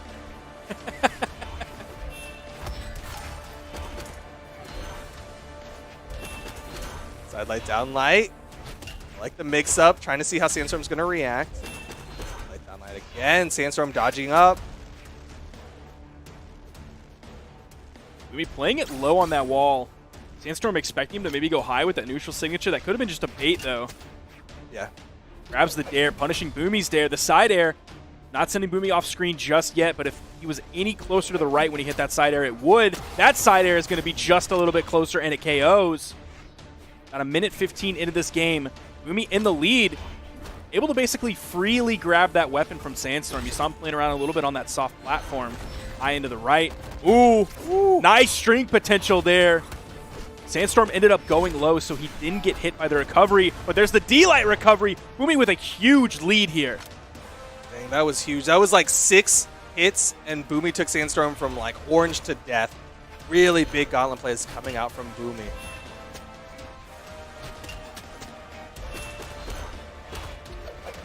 Chase up. Off that downlight, but Sandstorm getting the turnaround. Boomie running out of jumps, does still find the wall touch. Sandstorm gonna control this corner, hits the ground pound. Boomie needs to fight his way back up. Sandstorm's gonna get the stock. Was that a DI sideways off the second down air? Still not enough. Boomie, unfortunately, gonna fall, and that's gonna put down to final stocks.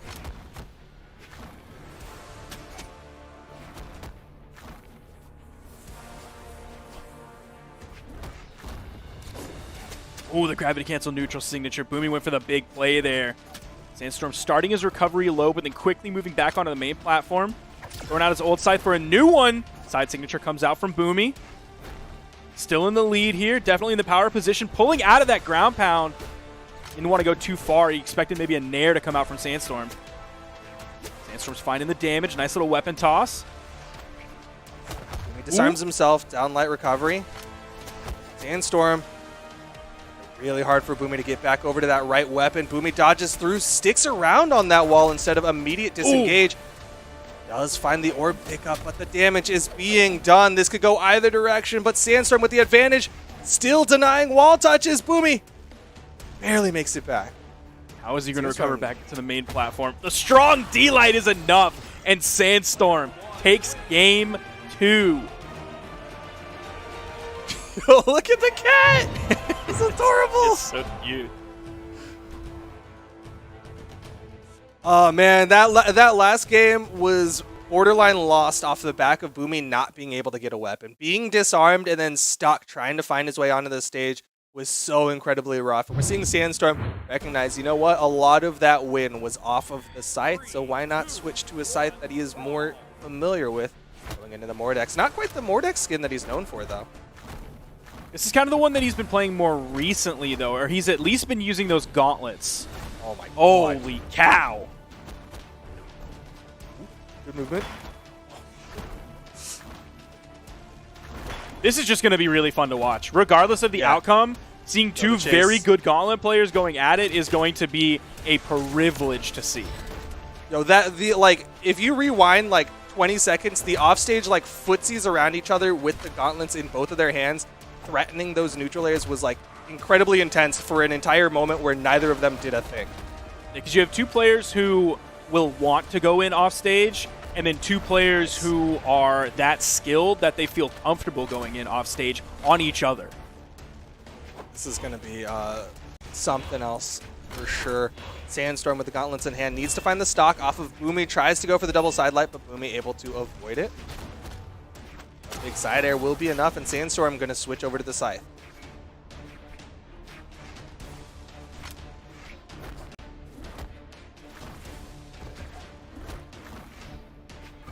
Dodge through from Sandstorm.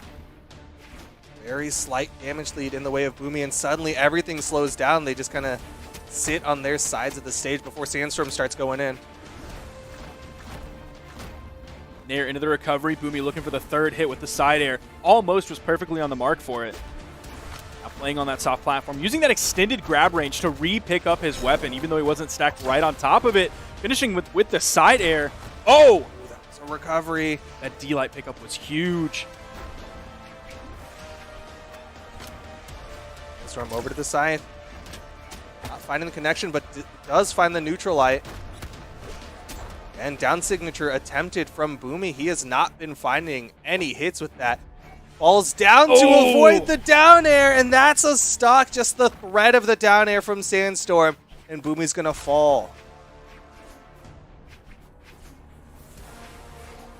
He's unarmed, but in the weapon spawn comes to the left side. Sandstorm not able to keep Boomie weapon star for too long, like we saw him effectively do last game. It's the hit off the recovery and the nair and the he's still going. Dodge through. Side air turnaround from Boomie, but he took multiple hits from that scythe.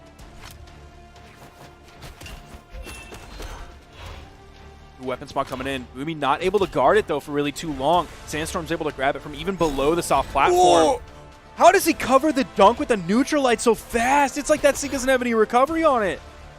Well, that neutral light has next to no startup. 5 frames of startup makes it super quick. Boomie.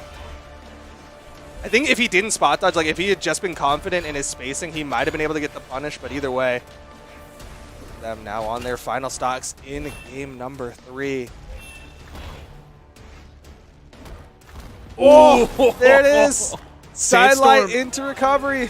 He was being so careful on when he wanted to actually follow up. He wasn't throwing out the recoveries like super early. Like he hit a sidelight and he didn't immediately try to go for the follow-up. He just went back to the main platform and waited. He did that like 2 or 3 more times before finally going in off of that soft platform and getting the KO. 3, 2, 1. All about mixing it up, changing up that timing on Boomie, as well as just changing up how you react out of things. Sandstorm with a sidelight on the wake up on the Boomie, and Boomie not having that same momentum he had earlier. Woo! Some good chasing from Boomie. Gets him the stage, and Sandstorm can't get the wall touch. Complete denial from Boomie. Did it? We don't talk about that. We don't talk about that one. He was on redacted. That's what he was on. Yeah, there you go. Sidelight, downlight from Boomie. Starting to see how Sandstorm's going to react out of this one now. punishes that double chase dodge coming out. Sandstorm and Boomie both on the edge. Neutral air active input sending closer to the blast zone. Even gets the side air. Was looking a little bit hairy over there. Punish. Optical damage. Sandstorm with the wake up still gets the stock though.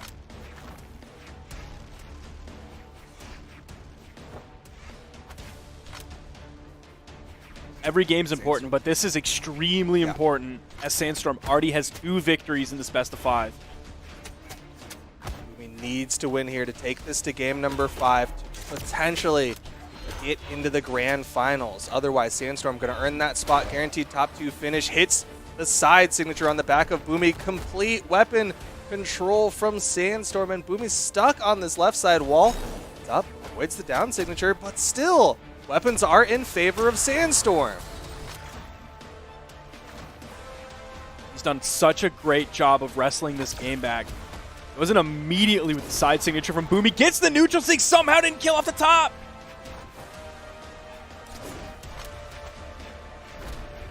Down like ground pound coming out from Boomie. Might have been a misinput. Usually you go for the recovery, but he still finds the side light side air. Oh no! Oh, okay. Okay, he got it. Just for another neutral light. Surprised he kept that facing right. Yeah, usually you want the stage underneath it when you're at low healths with gauntlets so that you can get that extended like horizontal string. Like you want runway with gauntlets. Oh, he went in deep with that. Huge commitment there. Especially when like recovering back to the platform against Sandstorm has been something that Boomie's had a little bit of trouble with so far. He's going to swap back over to the orb. See the neutral light coming. Oh, this dunk. Oh, this dunk is so big. Is he going to be able to get back? He didn't hit the nair. He didn't hit the nair. Oh, he needed the nair to chase dodge up. Sandstorm going to win it in game number 4 over Boomie to earn his spot in the grand finals. And Boomie now has to await his opponent in the losers final. Will it be Koslix or Faison? Man, what a set that was. I swear, every time we see Boomie and Sandstorm fight it out, it's always a treat. You're seeing some of the replays from it now.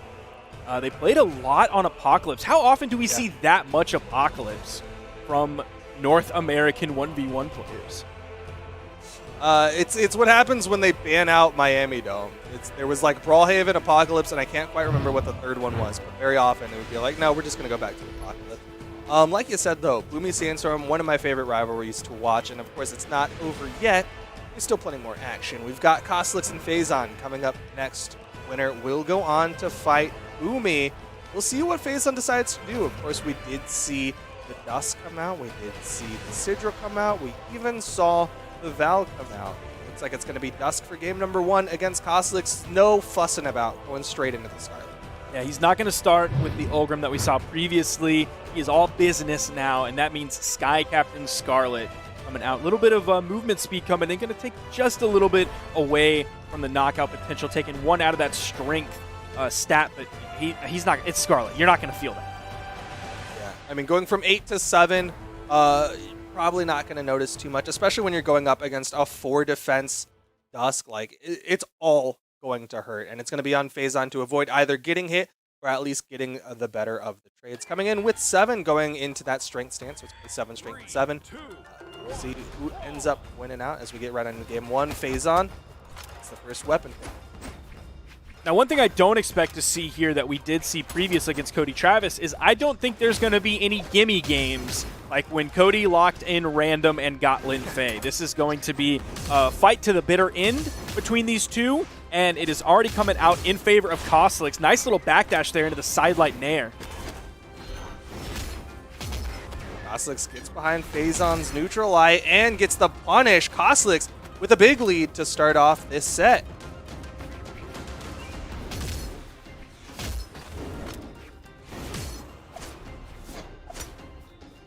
There we go, coming off Faison.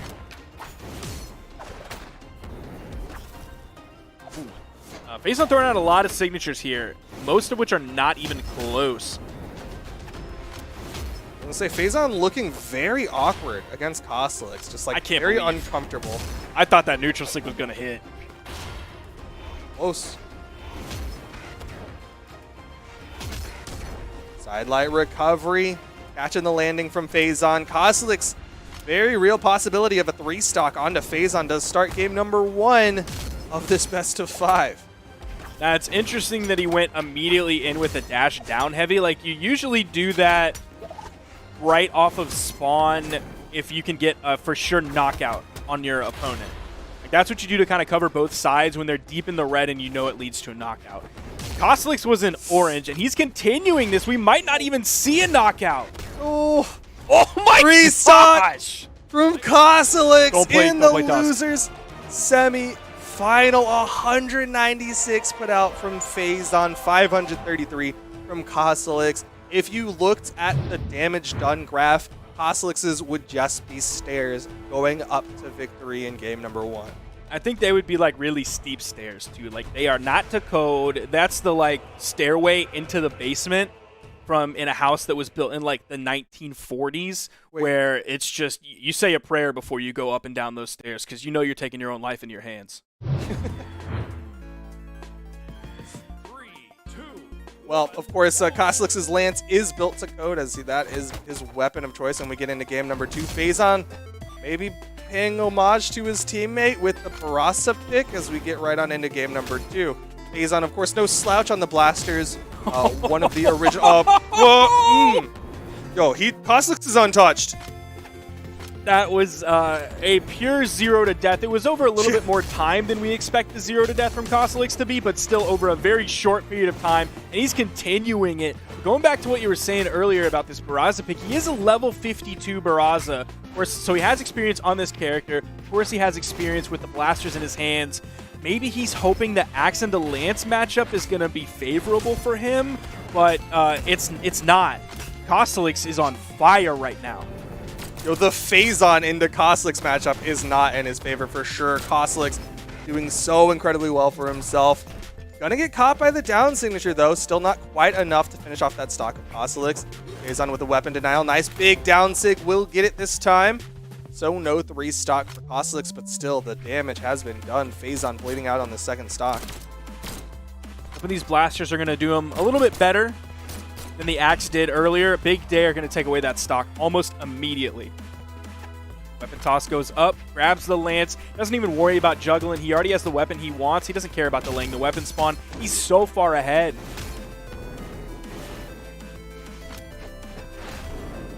Flash out. Again, trying to get these openers onto Kozilek, but he needs to get so many more hits onto Kozilek. Oh, big man. neutral signature. Big neutral signature. Kozilek's going to swap back over to the hammer. Throws out the sig. You heard the startup of it, but Faison was able to interrupt. It is again. Downlight. What in the world? Gravity cancel side heavy? Yeah, I don't really know what Faison's going for here. A very interesting choice. Gets the side signature. The second blast. He's got Kozilek down to his final stock, but he's going to have to play near flawlessly here. The weapon coming in is going to be another set of blasters for Faison. But Kozilek is just kind of avoiding him. You see him move in.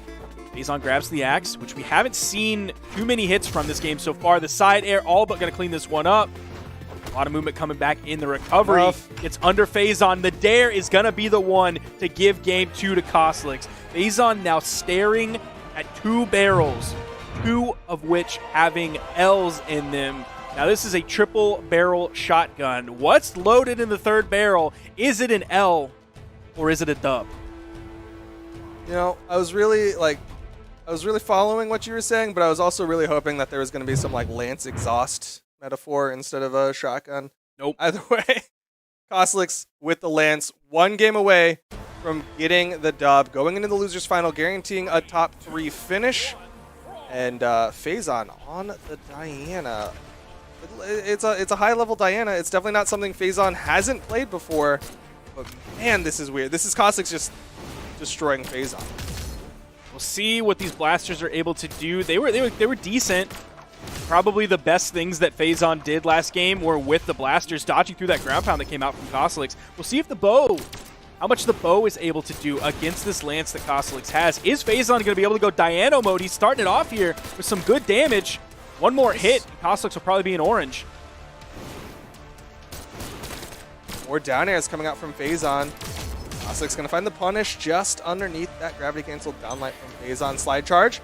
Punish attempt. No! Koslix with the recovery. There's the down sig from Koslix to take the first stock off of Faison.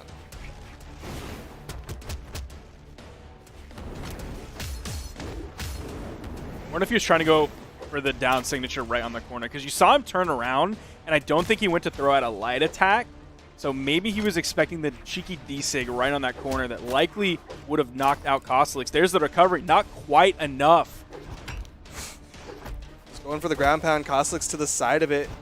Did connect with a neutral air. If you're seeing the way Koslix is moving out, could be threatening that recovery, but Faison going to play that angle that the foe has with the down air to get the stock. I think diagonals are going to be Faison's friend here with the down air and with the recovery. Even the nair getting right under Koslix, maybe able to challenge Koslix's nair. Oh, the neutral signature coming right in the bottom, tickling his feet, but with basically an intercontinental ballistic cruise missile. Not the most enjoyable tickle for sure. Man, that thing, it was like it was losing momentum. It looked like it was going to be inactive, but still had the active frames for Koslix to connect and get that stock off of Faison. Koslix just has to run through one more stock of Faison to go on into Losers Final and fight against Boomie.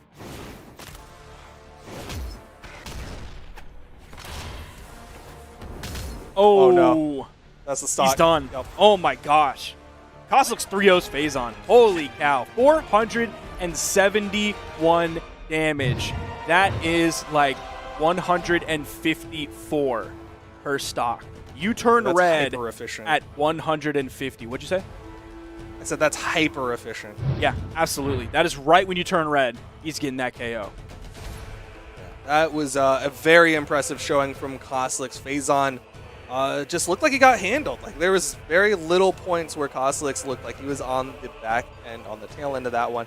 And that means that Koslix is going to earn his spot, guaranteeing a top 3 finish to go up against Boomie coming up in just a little bit. We're seeing him already locked in and ready to go. Boomie, of course, going to be coming in with the Garnet. On the other side, Koslix going to swap back to the Macho Man.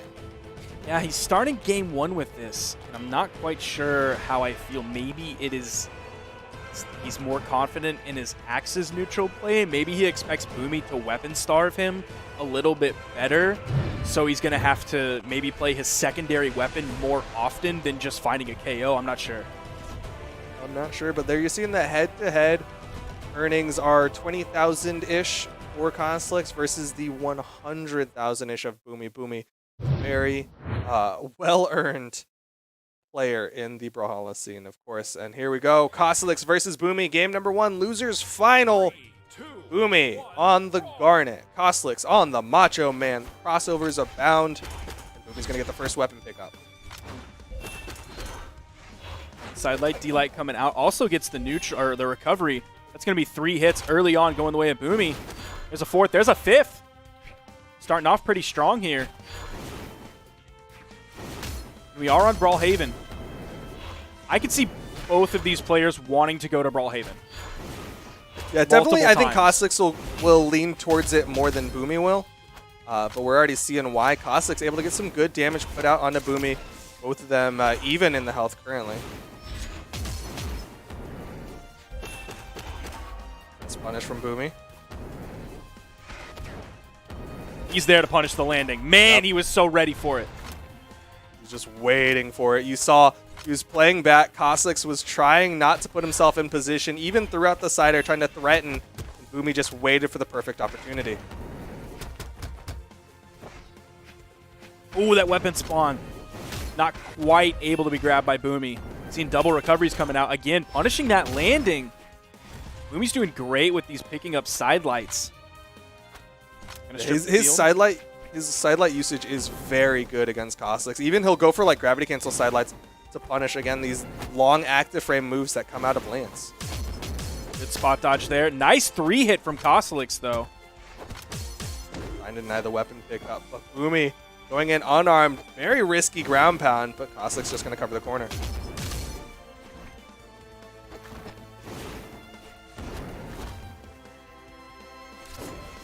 Both players basically dead even so far. You're already seeing multiple signatures coming out from Boomie.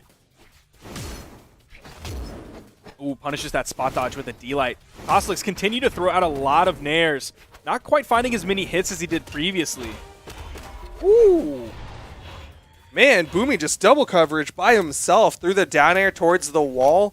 And Koslix forced to go to the outside. And Boomie immediately gets a turnaround neutral air side air. Really well done from Boomie on the edge guard.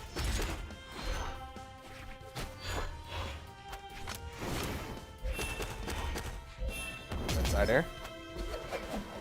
Avoidance of the weapon toss. Boomie able to get back up safely. That recovery just putting some more damage onto him. The neutral light will be enough just barely to finish off the stock of Boomie.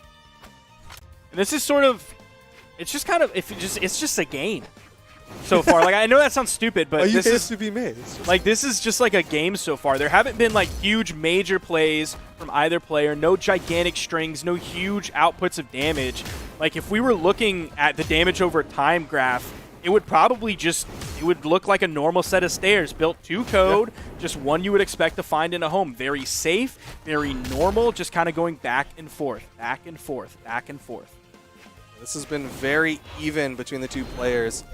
Very slight advantage to Koslix, which becomes a big advantage as he connects with the recovery for the finisher. Koslix going to take game number 1 over Boomie, and he's going to ban out small Brawlhaven. Now we are going to go to Demon Island with those small walls. We've seen quite a bit of Demon Island today. We've actually had kind of a lot of stage variety in North America, which we're not necessarily used to. We've seen Brawlhaven a lot of times. We've seen even Crystal Temple. We've seen Demon Island. We've seen Apocalypse. And that's just been like in this commentary block. Yeah, didn't see too many of the triplats, but at the same time, those are kind of like the niche picks that very few people are super comfortable with. We saw 2 stuffed recoveries, and yet Boomie's still able to get back up, avoids the ground pound, forces Koslix to completely disengage, and even has the weapon toss to threaten that corner. Yeah, that was actually a really sick recovery from Boomie. Expecting what was happening and punishing it really well. Koslix still very heavily in the lead here. Sidelight recovery, not quite enough to take off the top yet. Ooh, and another recovery. That one will. That high ceiling of Demon Island, not quite high enough. Koslix with a massive lead in game number 2. And Boomie already trying to go in unarmed onto Koslix, and he is going to pay for it. Avoids the side air, but goodness, the damage.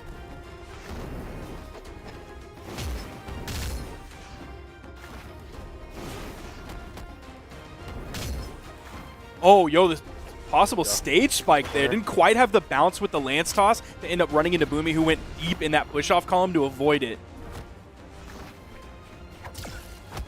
Just outside the side sig.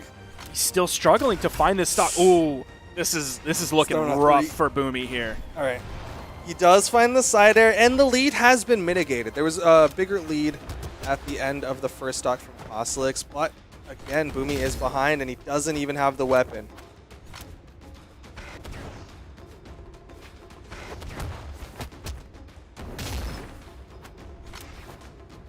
Trouble. Just barely getting back. Koslix basically let him. But I think that was probably by design. Just wanted to give him that one so that Koslix could safely wait for the punishment. Ooh, Boomie dipping back. Gets the D-Light. Doesn't find the side air. As Koslix here in the power position. Whoa! That killed? Wow, that picked up in orange and led to the knockout. Boomie's graph is going to have like a very thick middle. He's kind of going to be looking like me there with that graph. What? Very thin on top, very thin on bottom, but very thick in the middle. I'm sorry, my mind went the wrong direction with that one. Might be. Yo, you need to settle down. I didn't say anything, yo. Everyone, you need to settle down. You're. Whatever. Boomie gonna lose that stock. Sidelight into the recovery. Boomie still needs to close out game number 2, though. Koslix going for the big plays, trying to finish this one out. Sidelight side air, and that'll do it. Boomie takes game number 2. I was thinking of an hourglass. That's the word. It'll be reverse. Yeah. Reverse of an hourglass, which is thick at the top and thick at the bottom. The damage, most of the damage that game came out that second stock from Boomie. He was a second stock savant there. True. As opposed to a last stock warrior. Legend. Like I am in my 2v2 ranked games. Here we go, game number 3. Boomie versus Koslix, and Koslix going to start off with the lance. Of course, doesn't want it, so you see him throw it forward and is like, no, give me my lance. Light nair. Boomie not going to jump on that one, and Koslix knows it, so you're not seeing that chase dodge up nair that we're used to seeing Koslix on people who like to panic jump out of that nair. And you're also not seeing him go with the jump dare either. So he's just kind of waiting. He goes back to the main platform and is going to wait. Maybe attempt to punish the landing, but a ground pound on the edge. Boomie's not able to avoid this one. He's going to eat that and basically die in orange here, giving Koslix a huge lead so far. That was really well timed from Koslix. Just honed in on the rhythm of Boomie's wall touch and then pull off, and Boomie was not able to react in time. We're going to try to get the stock downlight into the side air. Will even up the stock count, and you're seeing him just wait for the weapon spawn to deny. He wants to stick to gauntlets. Oh. Nice string early on from him. Now been evened up, but Koslix has the hammer. With the side sig, Boomie able to spot dodge inside of it. Koslix still holding on to this hammer. Surprised he hasn't completely thrown it away in the hopes of a lance pickup. He's probably going to wait for it to be on the field or for a moment like this. Some people wait a lifetime for a moment like that, but Koslix didn't have to wait too long. Is he going to punish the landing? He just comes with a raw neutral signature. Boomie again gets around it. Goes for the side light, just barely missing. Was too stacked. Neutral light comes out. Koslix going high. Boomie backing up. Immediately gets the punish. D-light, neutral air into the recovery. Not easy to input. Yeah, Boomie, one of the first people to really hone in on how to get those inputs consistently, showing how valuable it is to practice these high-tech things. Koslix still finds the side air, though, to even up the stock. Forrest's going to wait as long as he can so that that weapon will not spawn immediately for Boomie. Ooh, it's going to come into the left side. Koslix gets over to it, grabs the hammer, throws it away, goes back to the lance. The up toss, Boomie's still able to grab the weapon. Koslix is finding good damage. They're basically even. Boomie's a little bit behind here. He is in the orange. Koslix backs up, throws out a neutral light. Woo. One or two more hits. Koslix going to be in orange. Oh, the side light recovery. One more of those will do it. Oh, the weapon toss! It was still active! Puts him into hit stun for Koslix to pick up the recovery. The lance weapon toss was Show me the still replay. active. Show me the Boomie. replay toast. Toast. All right, this isn't it. Nope, that's the wrong replay. Next That's one. That's just the ground pound. Fast that killed an forward. orange. Not this one either. That's okay. It's just about to be the beginning of the game. It doesn't matter. There's the side light recovery. The beginning of the game basically doesn't matter. Someone's going to get a weapon and hit another guy. It doesn't matter. Look at it. Yo!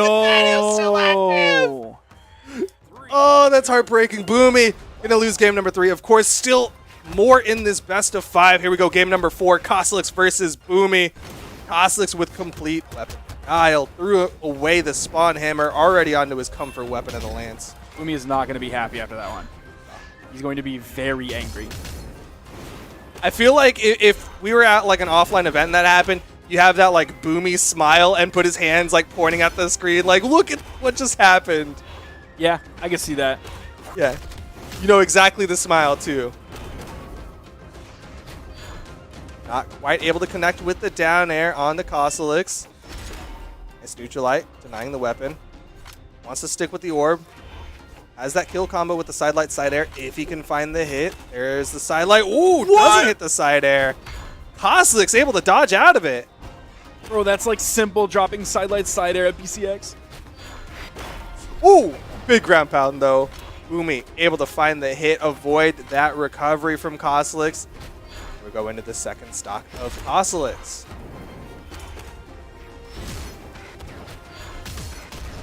Good dodge down inside of that. Down air from Koslix will put him in perfect position for the side light recovery.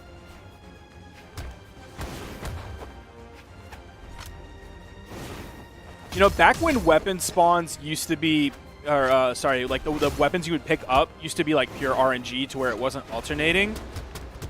Man, I wonder if that was today, what kind of player Costlix would be.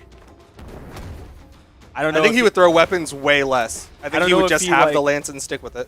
If he like wouldn't be as highly placing of a player, or if he would just be better at his other weapons. Easy punish there for Boomie. Big lead here going into this. Yeah, Boomie played. He played on that corner lower, which is really hard to do on Demon Island with how small these walls are. But he played lower, expecting that ground pound, and he was able to get that punish. Really well done from Boomie. Costlix throws out the side sig. Boomie with a massive punish, and Costlix is out of there. Boomie gonna take game number 4. I'm telling you, second stock Savant. Yo, if we had the damage over time graph on that last one, Costlix's last stock would be like 1 step. Yep. Like he did not even get into red. Like that was there. You seeing it? Oh, there it is. I was like, that's a baby step.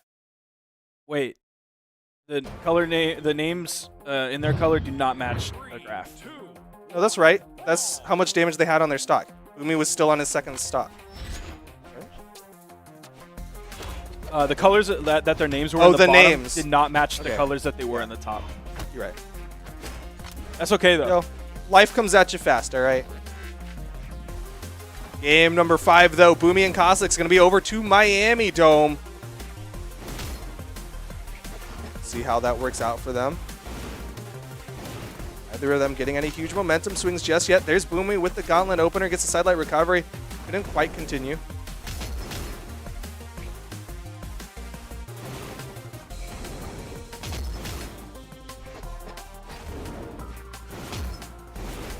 We're trying to juggle with those neutral airs. We saw him hitting multiple of those earlier. That weapon toss from Boomie. Nice side air. To keep that second one from hitting. Costlix, big lead here on the dome. Play that weapon denial game. He's trying to side air underneath the soft platforms.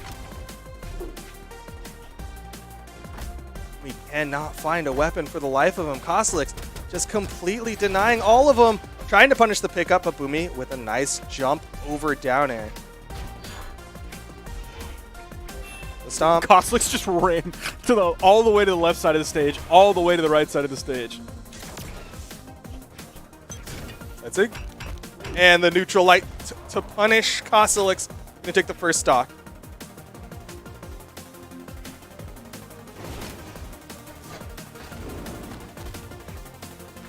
Does find the side air onto Costlix.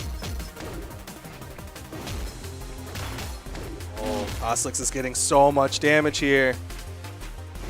Boomie with the spot dodge. He did touch down. Oh, gets caught by the side sig. Ooh! Boomie's avoiding him. He's so far behind. All right. Off the soft platform, high enough that the downlight gravity cancel neutral heavy works out for Boomie. But he is behind. He needs a big momentum swing. And Costlix, with this newfound hammer play, it's another neutralite to finish a stock off of Boomie. And that's the thing that's really unfortunate when you're playing against Costlix is you want him on hammer, but you kind of only really want him on hammer when you're not in red. Like, if you can get Costlix on hammer when you're in yellow, it's cool vibes. But when you're in red, like it's not gonna take much. It's hammer. It's gonna be able to take you out so easily. Yeah, that hammer, just the ability to finish off stocks with that hammer, so nice for Costlix. Boomie gonna punish the side signature, just kind of jump over down air. Gotta find something big here. Oh, with the gravity cancel D-light, I really thought that was gonna hit. That could have led to the chase dodge neutral air into the recovery. Does find the side air. Boomie's still behind. This is massive. Final stocks here in game number 5. Losers final. Winner of this goes on to fight Sandstorm, getting that second place finish. Costlix on the hammer. Playing the spacing game. Gets opened up by Boomie. Here comes the gauntlet strings, but Boomie can't continue it. And unfortunately, like, Boomie has to be so careful when he goes in on the edge guard too. Ooh, that side air. Gonna go back over to the lance. There's the side air. Edge guarding the lance might be the better option here. This might be actually better for Boomie that Costlix is on his main weapon. Ooh, the side air almost sitting him off screen. How did he time the dodge for that? You can't even see yourself! We spot dodged. He almost had the read. Oh, boom! Oh! Costelix! Man. You go. Stomp side air is going to finish that off in game 5. Costelix is going to take it, giving Boomie that 3rd place finish. Costelix going to be grabbing the silver medal or possibly the championship gold here in the SteelSeries 1v1. Costelix going back up into, quote, the winner's side of the bracket, if you will, into grand finals. Costelix now has to drag Sandstorm down into the loser's bracket. Sandstorm, who played against Costelix not too long ago.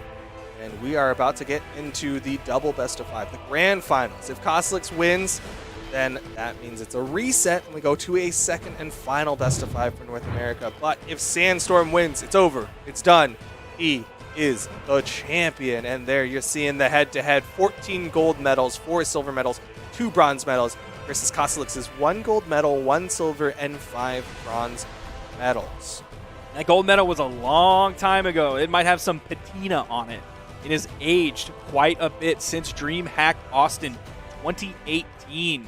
Meanwhile, Sandstorm has won many golds since then, and he's going to be going into this with that gold-forged cannon alongside his Onyx, and Scarlet is the pick for Costelix. Not going to mess around with the Macho Man, going straight into it here on Demon Island in Grand Finals. Ladies and gentlemen, here we go. Game number 1, Sandstorm is over onto the Onyx, has the cannon in hand. Costelix just throwing everything out of the hands of himself, but there's the lance finally. Sandstorm gets the downlight, even delays for the down air because he wasn't quite in position for the follow-up. Light to punish the side air from Costelix, but Costelix still has the control. Again, the neutral sig comes out. another neutral air into the recovery. Costelix with the damage lead here. Man, if Costelix wins this tournament against a Cannon player, Twitter is not going to be happy. I'm very curious what the dialogue will be. If it'll be that Cannon needs more buffs, or if it'll be that Lance did not get enough nerfs. But either way, right now Costelix still having that stock advantage over Sandstorm. Already built up some damage onto the second stock of Sandstorm as well. Flash out. Costelix throws out the neutral sig. Nice punish.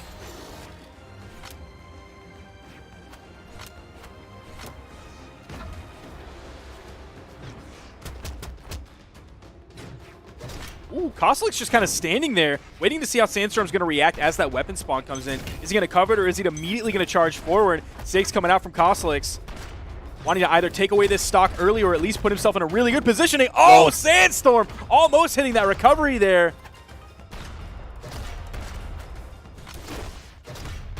Covering the corner with the neutral light, throws out the side sig. Costelix not able to get the touch, and Sandstorm steals the lead over Costelix. Try to deny this weapon, but Costelix gets to pick up Lance immediately. Nair recovery onto Sandstorm. Sidelight, side air. Sandstorm still living. That high defense Onyx. Is he in the 9 defense? I didn't notice. We'll have to look. If he's not, I think he might be a little bit crazy, but also he's the best player in the world, so he's probably right, whatever it is. Oh, yo! He picked up the second recovery. I don't. Okay. Either way, he is a little bit insane for that one. Unfortunately, gonna fall, but still has that stock. So he's gonna come in with a fresh one. Costelix gonna try to take advantage of the fact that Sandstorm on that respawn is unarmed, but Sandstorm immediately picks up a cannon. I don't know if that was worth. I don't think it is, because he put out a ton of damage. Got Costelix like basically from white to orange, put out an immense amount in a short period of time. That graph is going to be very steep in that moment.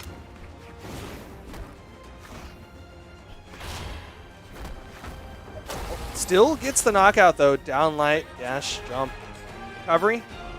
That's what it is. And he will close out game number 1. Koslik sticking with the Scarlet, and we're going to go over to Small Mammoth for game number 2. Oh, no, he's in movement speed stance. Oh, okay. Interesting. Takes 1 out of Dex. Do you know what defense takes out of? I want to say String. Okay.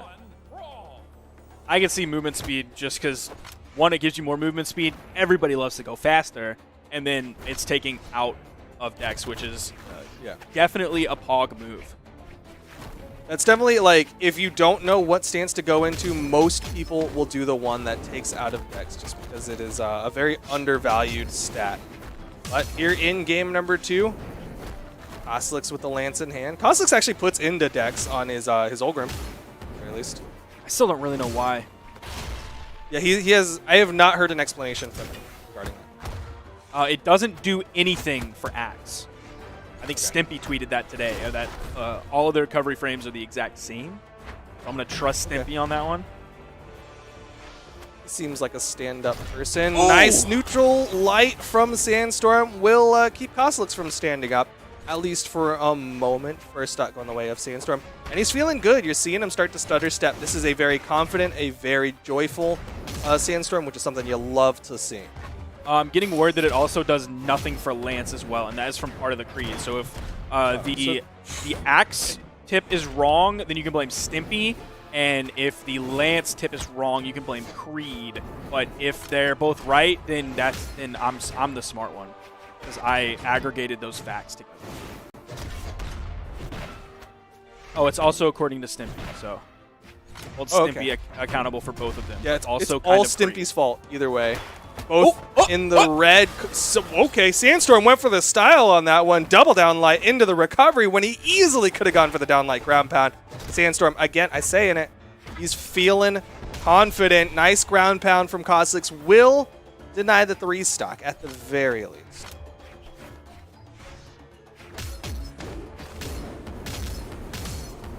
Oh my gosh! Let me see the graph Holy. later, please! I want to see it so badly!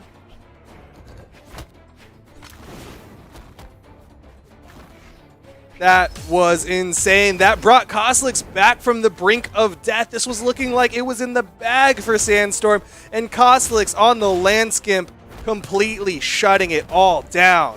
And that's the huge part of it. Not just that he got a 0-to-death kill like that. It's that it happened in this game, in this set, at such an important moment when Koslik is already down so far.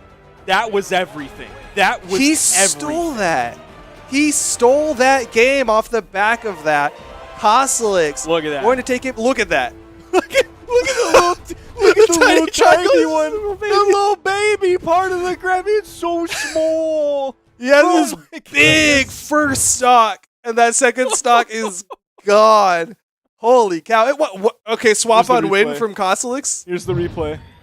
It started at 609, and it looked like maybe 604, 603 when he got the kill. So that was like a 5-6 second, a casual 5-6 second KO.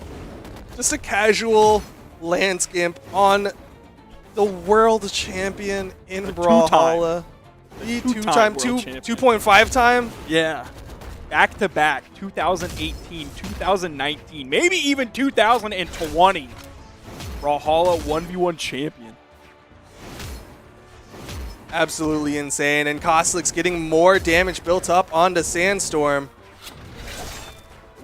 Big Sig coming out from Sandstorm. Able to get over that side Sig from Koslik. But Koslik with the turnaround sidelight recovery. Holy cow, Koslik. Twitter's going to be mad. As if they're not already. Hashtag True. BH Esports. True. Nice recovery from Sandstorm.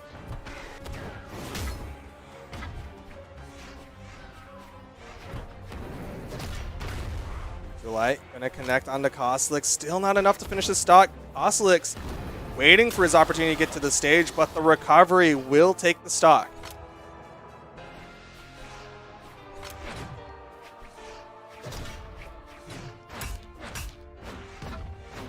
I can't stop thinking about that tiny piece in the graph. Just that trying. I'm going to close my eyes, and that's the last thing I'm going to see before I fall asleep, and I'm going to be happy. All right. Didn't finish it. I hope somebody tweets out a picture of that. Just the. It's a little baby. It's the baby triangle. Both of them in the orange. Not quite kill percent. Sidelight and Sig attempt from Caustic's, trying to mix it up off the sidelight. Sandstorm trying to stay underneath it. Looking like a Sam sight. That turret not connecting. Downlight Nair still not enough. The high defense Olgrim. Oh, great read with the weapon toss. Goes for another one. Doesn't quite have it, but disengages over onto the axe. See if he's able to find a clean side air, and he does very quickly. Punishing in that side air from Sandstorm. Sandstorm still finding the neutral light. Gonna deny the weapon pickups and another unarmed recovery to get the stock. Final stocks, even stocks for game number 3. Down light, down air from Sandstorm. Not able to get the follow-up, and Caustic's with a turnaround.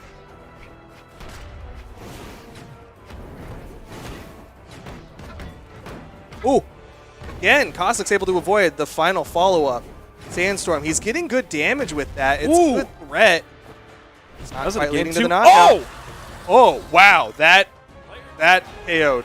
That Ensig from on stage knocked out Macho Man. Wow, I didn't expect that. I feel like we should have at least expected that to come out, though. Yeah. Because he's done it like 1.5 million times. Sure. But somehow I still didn't expect it, and it seems like Caustic's didn't either. Swapping back over to the Scarlet, and Sandstorm is swapping to the Koji. Yeah, man. Okay. Koji, interesting pick. We don't really see a lot of either of these weapons from Sandstorm. Like, he's known for the Mordex, he's known for the Olgrim, or the Zol. He's known for the Onyx. None of them really have a weapon that is shared over to the Koji, but we'll see what Sandstorm can do. Of course, he's still the world champion. He's still absolutely insane. He still ate that Lance ground pound and still got back up safely. Nice little neutral air to sort of maybe bring this back in his favor, but a sidelight recovery from Caustic. Dodges through the neutral signature. There's the D-Light side air from Sandstorm. Doesn't go for the juggle opportunity. Wants to send Caustic off stage. Here is the D-Light recovery. Now going for the juggle opportunity. Nair coming out as well. Just kind of patrolling the ground back and forth, trying to punish a landing. Goes for the D-Light dare recovery. Doesn't quite hit the dare in the right spot. He hit it too far to the edge of that little cone of influence that it has. Dodge down through the Nair of Caustic. Goes for the down sig, and Caustic's able to space it properly. What's going to be the knockout attempt? Caustic doesn't find the hit, and Sandstorm going to take the first stock. He has a game lead. He has a stock lead. He has the win-loss lead as well as Caustic finds the sidelight recovery.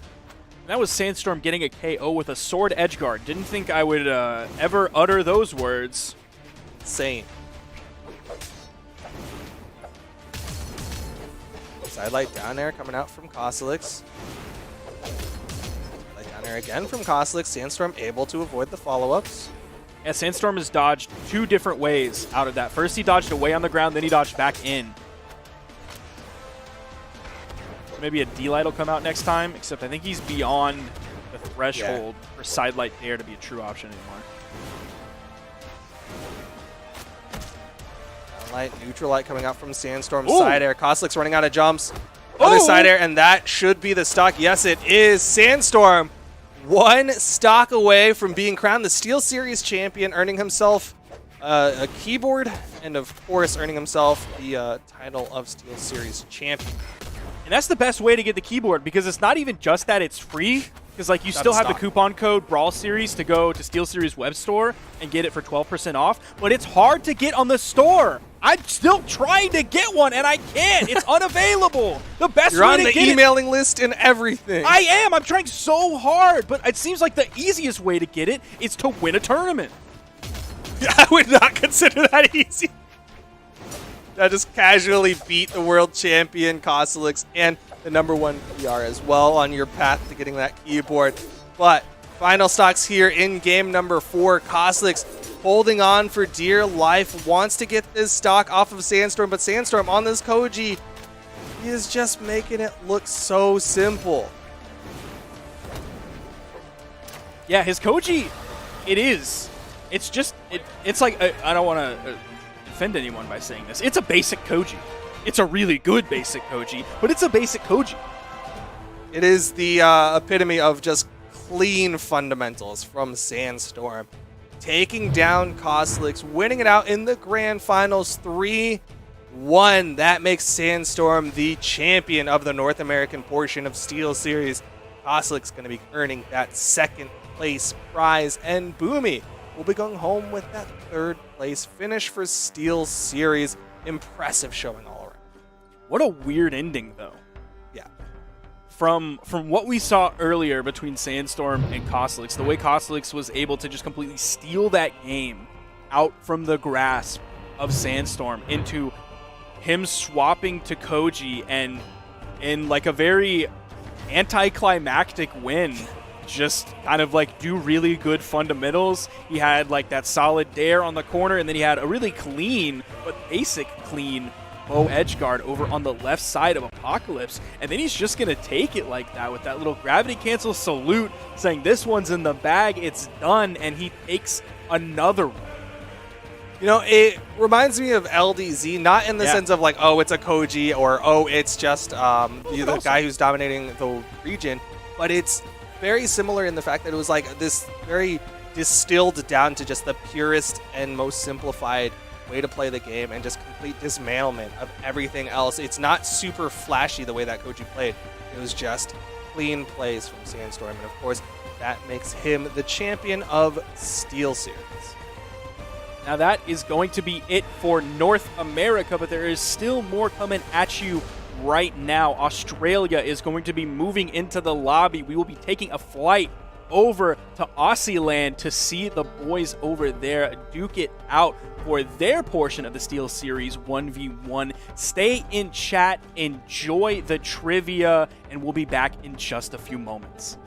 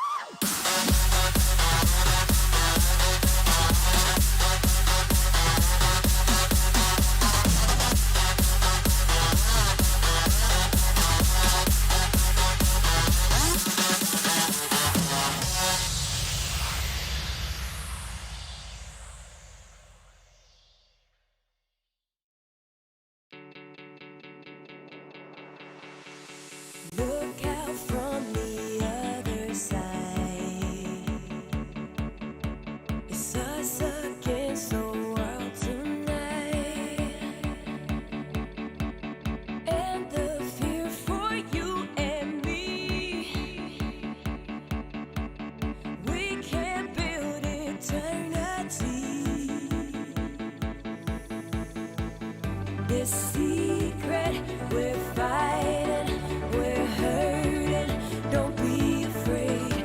This secret, we're bold, shining in the dark. When opposite worlds collide, we know there's nothing but space between us. We will crash under the burning sky.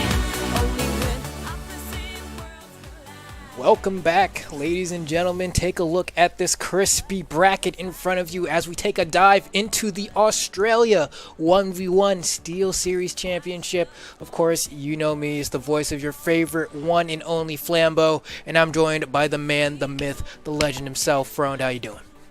Dang, I didn't know I was all those things. That's pretty sick. And no one told me in the first place, but I'm glad to be at least a myth, a man, or a legend. I'll take either one of those. How are you doing tonight, guys? Everyone in the chat, everyone sitting here ready to watch some Australian side of the tournament. We did just see NA cleaned right up with our good friends Duke and Sparky as Sandstorm took things down at the end against Kostlik. So that was incredibly exciting, but now looking all the way across the Pacific Ocean from where we are, we're looking at Kyler Alice and Power in the winners final. We had Goddess and Doggo down in the losers semifinals, actually we have Doggo coming out of that as the victor and in the losers finals, waiting on the victor of Kyler Alice and Power. So, I mean, if we want to run through it really quick, we can.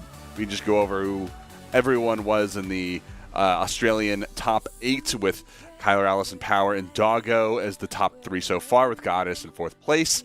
And then Baka and Bailey in 5th, and Shadow and Kirsix tied for 7th. So that's the current bracket as you saw it when we came right in. But what do we have coming up right in just a moment?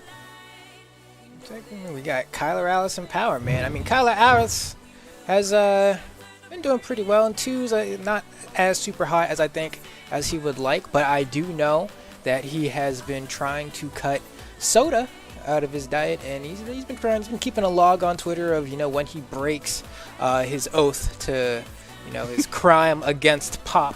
But he's been doing a pretty good job. I'm proud of you, Kyler, if you end up seeing this. But with that said, he's going up against Power, who is rocking the Rayman here. We're actually going to have Kyler Alice on the, man, what is this guy's name? There you go. How do you even say that? Grugak? I don't know. Honestly, I'm taking a guess. I don't know. That was a pretty good guess. It could be the Gurugach. I don't know, because that doesn't sound right. It's got to be like the Gok, like the hard KCH. You know what I'm talking about? But that'd be kind of. Yeah.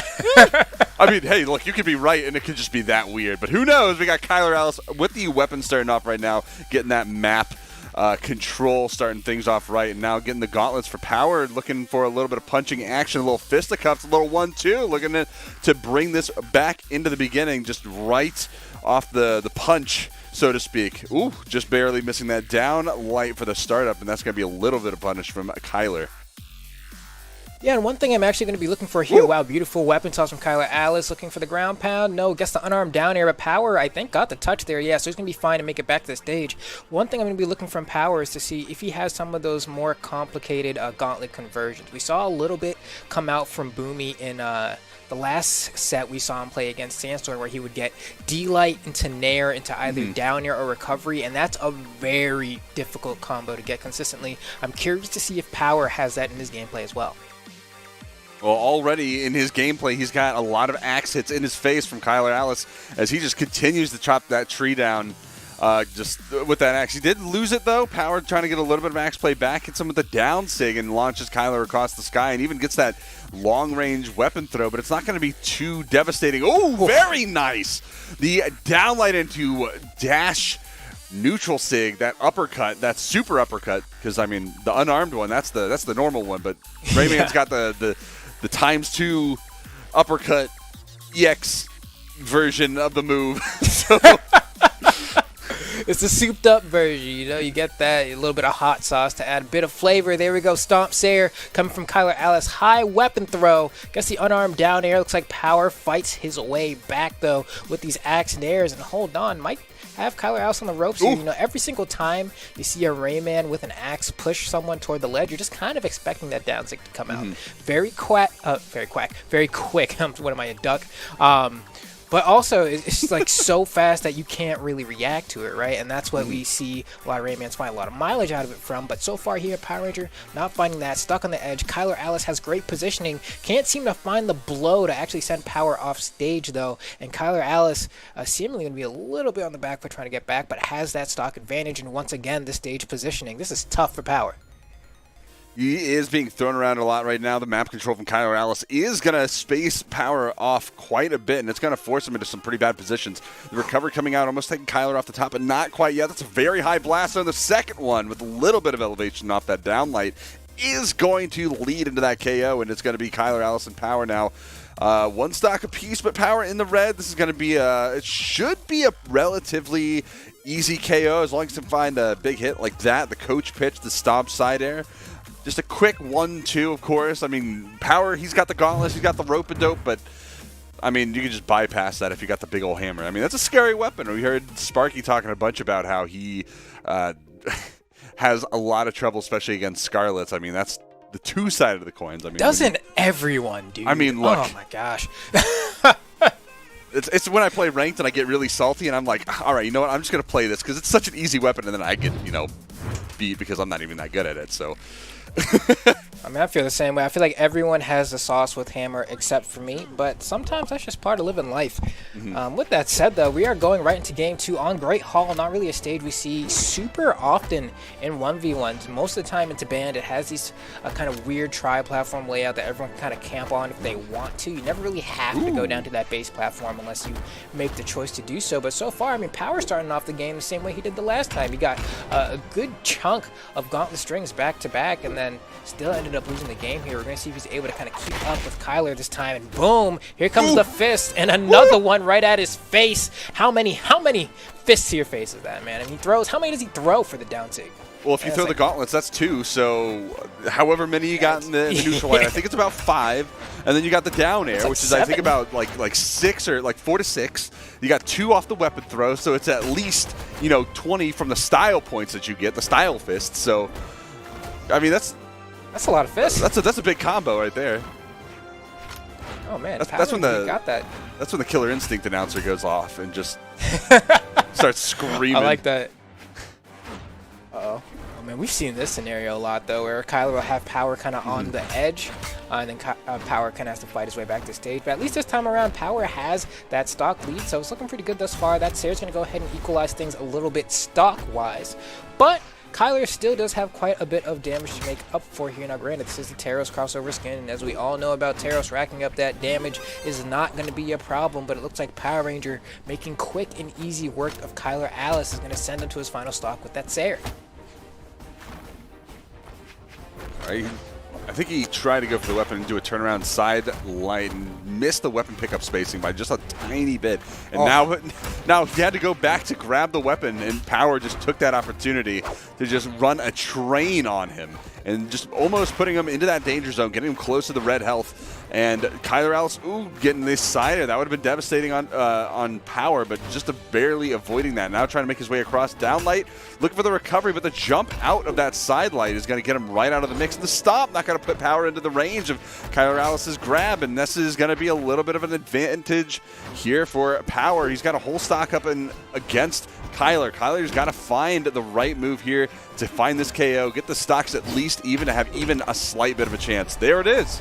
Coach pitch once again. Okay, there we go, Kyler. The last time we saw him do this, he pretty much lost his stock immediately after. We're going to see if kind of the script is written the same way this time around. Kyler racking up some damage, though. This could be a chance. He's maintaining that stage positioning, that recovery. Not enough from Power. Power's going to need one more, I believe, to get the KO. But Kyler is finding way too many hits in between his opportunities. But there we go, the D-Light into dash N-Sig from Power there. I mean, that N-Sig comes out ridiculously quick. I'd be surprised if that's not a true combo, but I haven't labbed it myself, so I can't be quite sure. But it has to be. It has to be. Oh, I believe it. I believe it, like, hands down. Rayman is one of the few characters I haven't really labbed too much with because I don't really see people play him too much. But, I mean, how quick that comes out, especially out of the downlight, and because the downlight on Gauntlets is very similar to something like unarmed downlight, where you do the slide kick and there's a lot of stun frames on the end of that. I would not be surprised if that is a true combo. Something very similar to what, Jala used to have with the downlight neutral sig, where that was just absolutely devastating. So, I mean, if this is expounded upon and gauntlets and Axe become more of a threat in the 1v1 arena, we might be seeing more Rayman in the future, especially looking for finishers exactly like that. Because people brought Jala out quite a bit, especially to take advantage of that combo for that kill option. So I wouldn't be surprised if this was any similar. Yeah, same vein, kind of Queen Nai has that delay into Ensig as well on the spear, and a lot of Hammer legends do have that stomp into Ensig. True is kind of in the same vein there. I mean, even Kyler we're seeing on the terrace over there, you can go for stomp Ensig on Hammer if you want, and that's definitely going to work, or even stomping it down Sig if you're feeling a little frisky. And with that said, I mean, there it is. Ooh, nice interruption from Power to get Kyler off the edge again. Oh, just barely avoiding the neutral light.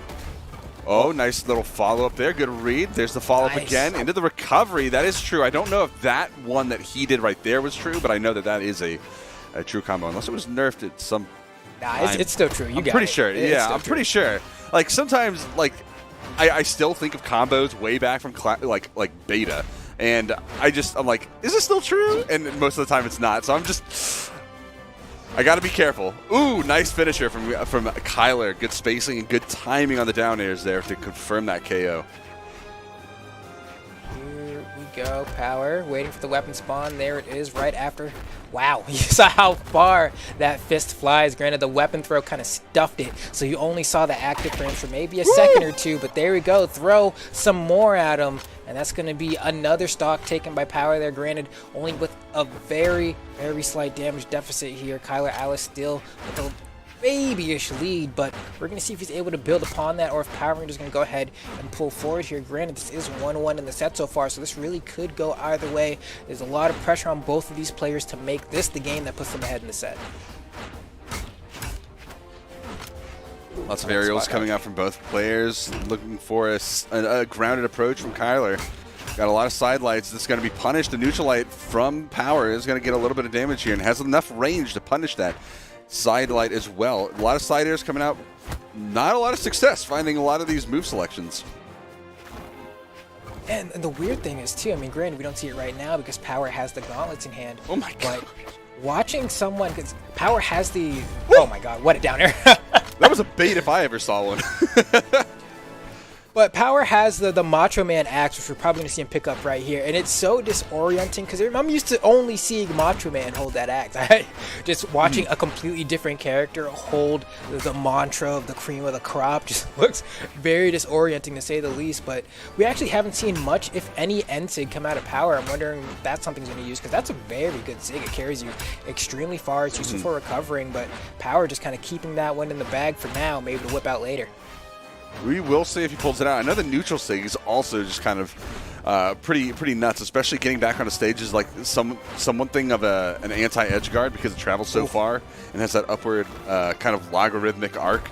Ooh, looking for a second one, looking for that read backwards, but no, he's not going to find that read.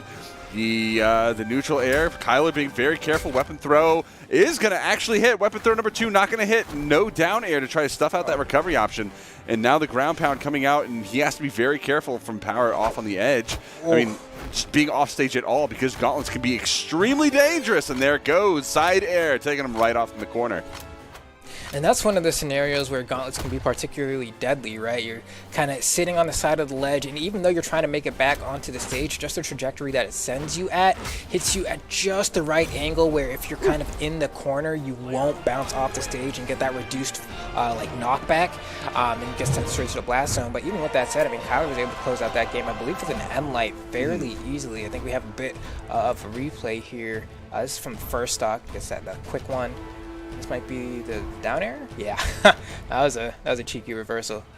And then the final blow, I believe this N-Light right on the platform, nice and easy. We'll be seeing you. That reversal that Kyler actually got Power off on the top with when he was about to get followed up by the side light was actually really impressive, because knowing when that move ends in order to get that turnaround started so that you can throw out the down air before that next move comes out, has to be so precise, especially if you have to get the reverse like he did. That's incredibly impressive the more I think about it. Ooh. Nice grab here. Pummels him a bit. Like what I'm seeing, the rapid flurry here, man. Just letting the punches fly. Kyler, though, has him in the corner. It's exactly where Kyler wants him. Easily takes a damage lead, and right off the heezy with the weapon throw. Power must have not have had a dodge or just didn't opt to do so. Maybe thought he could kind of drift around it. Loses that stock a lot quicker than I bet he was planning. Oh, he misspaced it. He maybe needed to charge that down sig for just a little bit longer to hover over the ledge more, but I'm sure he thought that just dashing and down sigging would get him over the lip. He was just a tad bit short. Well, if Kyler tried jumping there to try to get back on stage or do a side air, either one of those options, he would have been punished by that. So that would be the, I would hope at least, the option that Power was trying to counter was like a recovery back to the stage or some kind of like anti-edge guard option. But it doesn't seem like that was the case. Oh, missed the timing. And that is going to be a little unfortunate. Kyler finding that like just reversal of the stock's fortune. And now Power in his last stock. What a stark difference of what we saw in game number 2. Power coming really strong. Game number 3, Power keeping it very even. And now Power just getting absolutely brutalized. Cannot land. Oh, no my way. Gosh. Oh, that weapon throw was almost the clip, man. You almost got it. But just barely missed. On the verge of a 3-stock here. Kyler Alice needs one more clean hit. Axe in hand. Looking for it. Is going to be a down sig? No. Tries to read with the Sayer. It's not going to land. Power finds the recovery to put the 3-stock dreams to rest. But it's a little too late here. We'll see if the reverse happens here. I'm not too optimistic. But if Kyler just gravity cancels stuff like that, you give Power the opportunity to get huge punishes like this because you're sandbagging. Don't just throw it away, Kyler. I've seen people throw bigger leads somehow. But there we go. Kyler does find the falling Sayer. Does end up getting that game. And also, that should be the set there, right? That's going to be 3-1 in the favor of Kyler Alice with a pretty dominating game number 4 on Demon Island. So that does mean that Power is going to be dropping down to the losers finals to face off against Doggo. And that is going to be coming up in just a second. We're going to see Power maybe continue on with the Rayman pick. And then we'll see who Doggo will pull out in this tournament. We've seen a few different picks. Of course, you see some different stuff compared to 2v2s. What do you think Doggo is going to use in this upcoming game? I'm kind of curious. That's hard to say. Because I'm just thinking, I'm like, Doggo could go...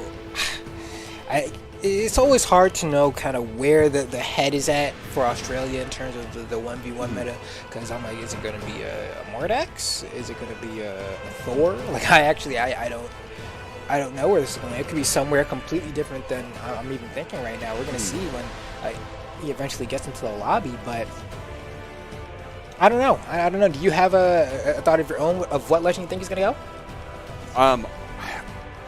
My best guess is something with a hammer. That's honestly my best guess, because we've seen him pull out the hammer before. We've seen a lot of hammers in the past. Hammers in a very strong position. I'd be amiss if he didn't pull out a hammer this game. But we'll see. We'll see. He's joined the lobby. We got Power here. He's picking out the Rayman, of course. Second with the default Rayman. No skins, no color scheme, no weapon skins, no nothing. Just with the default baseline Rayman comes straight over from the other Ubisoft games. And now we're going with the Petra, actually the Garnet epic crossover with the Petra. So that's going to be the pick from Doggo right now. We'll see if Gauntlets face off against Gauntlets. We haven't been seeing too many Gauntlets overall, but I think this is going to be a pretty interesting matchup here. So we did see this from Boomie.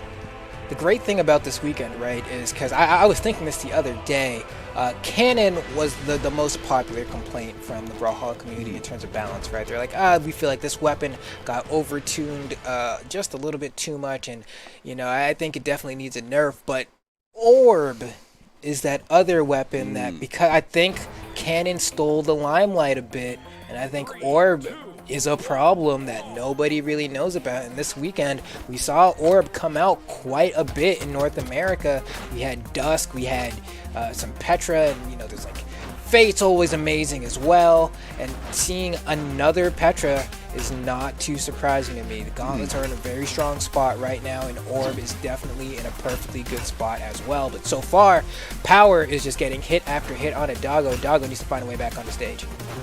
Also, a little bit of correction. That's a Macho Man axe right there, so he does have at least a weapon skin. But that's it, because the gauntlet is the default. Either way, we got, Doggo here with the orb right now, and I think I honestly completely agree. I think people slept a little bit on the orb, not because they believed it was bad, but because there wasn't an orb cannon character. Let's be honest. Doggo with the side. Yeah, that's true. Doggo with the sideline stare, trying to get Power off into the side. This is the second one, going for the ground pound. The little spacing there is not going to connect, and that's going to be Power finding that KO with the side air, grabbing that weapon pickup with that Macho Man Beefcake Arms Axe. I mean, he's just flexing on him, and he's going to continue to do so, hitting even more and more hits. There we go. Nice weapon throw from Power to force Doggo off into the corner, but Doggo fights their way back onto downlight side sig. The heck? What? Okay, we take those, I guess. Did he have a dodge? I gotta see that replay or something. I'm just like, wow, you really just did that. There you go. I learned something new today. That's something I'm gonna be looking out for now too. I mean, I think everyone is now, because that's one of the great things about these tournaments is that you learn like new tech and new combos, and people will start to try and practice immediately once, like right after this is over, to bring it into ranked. Ooh, nice reverse air off the wall. Ooh, goes a little deep. Wow, Power that missed. Just missed the spacing. That would have been devastating. I don't think he had any options either, so if he was to hit that might have been a KO. But the side sig from Doggo is going to find the KO, and it does have that side option. If you hold side on that side sig where you go and do like the rope-a-dope rush, then you do have that side force knockback instead of the upward one. So it's an option you can choose between. And it's like, it comes out so quick. Like, that's one of the things about Petra. Her SIGs come out insanely quick. Oh, gonna go for an edge guard here. Just a little bit of damage. But also the cooldown on them. Oh, yeah, that second ground pound was pretty free. There's not much more to say than that. I mean, there's a certain moment where you line it up and it's just like, well, just go for the second one, man. That was a great showing that we saw there. Take a peep at this free play where you go, hey, go the weapon toss, a side sig, there's one KO, and then we come over here, sends him off stage, kind of plays little games, sends him back down. You got hit by the first one, you got to recover to get back, and that means the second one is going to hit you. You can't get out. There's no escape. That's just how it is, and sometimes you just have to continue on and hopefully read out those options and be careful getting back to the stage, because otherwise, I mean, gauntlets, I mean, if you're talking about weapons that are exceptional off stage, gauntlets is one of them, one of the best. And right now, already, no weapon in hand, still just keeping the pressure on. Finally finding that orb in order to turn things around against, oh, the Hadouken coming out, and then a Spike Hadouken, I guess. I don't have a name for that. But he's dead either way. The power killer. That's what it is right now. The Spike Hadouken. I like that, man. Spirit bomb. Here we go. Down air. Throw some of these. It's not going to connect. There we go. Neutral air, side air. You know, just kind of thrown out. These orb hitboxes come out so quick and they're so quick to recover that you can just kind of like throw them out. And you're not really risking too much, right? If I want to D-light, end light, side light, whatever it is, like you're just throwing it out. It's cool because the window in between the attacks to punish is... Oh, that was hot. That was hot. Oh, yeah. Yeah, more of that, please. That was... Yep. The demon hand coming right out. I think some people call it the hand of gods, but that wouldn't make any sense. I mean, come on, Cross is a demon. So, you know, the demon hand, the hand of the devil. I don't know. Someone... The 666 area code. I mean, I don't know. There's some good names out there. I don't know if anyone else has any ideas, but Doggo and Power all still going at it. Power in the red, approaching that danger zone, trying to throw out the sig, not going to get it off in time before the neutral light comes out. And there's the grab out of the air. There's a little bit of... I love it. Woo! That was brutal and beautiful, because you just love to see it. That might be the worst thing I've heard today. Honestly, it was a mistake. But Beautiful. It's kind of a mistake, but I'm just going with it. I'm sorry. I should have let it fly. I'm supposed to be your wingman. My beat. That was cool. But here we go. I mean, Power He's doing the thing here. I'm going to see how he's going to get the kill. Might be through a neutral sig. Down sig as well is another quick one that comes out on the blasters for Cross. Could always go for the D-Light into recovery. You see Power fishing for a D-Light right there, is unable to find it. Just needs to find a hit. The Sair is going to be enough. I mean, Cross has, a lot of people forget, one of the highest attack stats in the game. It's just because the weapon combo is a little bit weird, right? Gauntlet Blaster is not really something people think of. Usually you want like something like an axe or a hammer, something to complete kind of the KO potential, right? Because both of those weapons are really great at racking up damage when not necessarily KOing. But Cross honestly has some like really great sigs for people, knocking people out. Oh, for sure. Like, especially that neutral sig right there. One of my favorite sigs in the game because it just destroys people. It just absolutely knocks them out. It's the Air Jordan, except instead of dunk. Easily, dude. Easily. The amount of hops that Cross has for a white dude, oh my gosh. He's white, right? He has. I mean, I think so. I'm pretty sure. I mean, unless he gets up there. Demon could be different. I don't know. I have no idea. Maybe white people are demons. Who knows? Whoa, slow down. Whoa. I need an adult.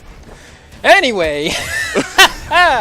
Nice D-Lag ground pound from Doggo. That was the new hotness. I was cool with that. You know, it's actually the old hotness. D-Lag ground pound unarmed has been around for a while. But that was pretty cool. Pretty cool. Well, it looks like Power's going to be going back to the Rayman. I guess feeling the gauntlets a lot more and knowing that he could bring it back together so that he's got the Rayman more in tow. Wasn't feeling the blaster. He's going to stick with the axe, of course.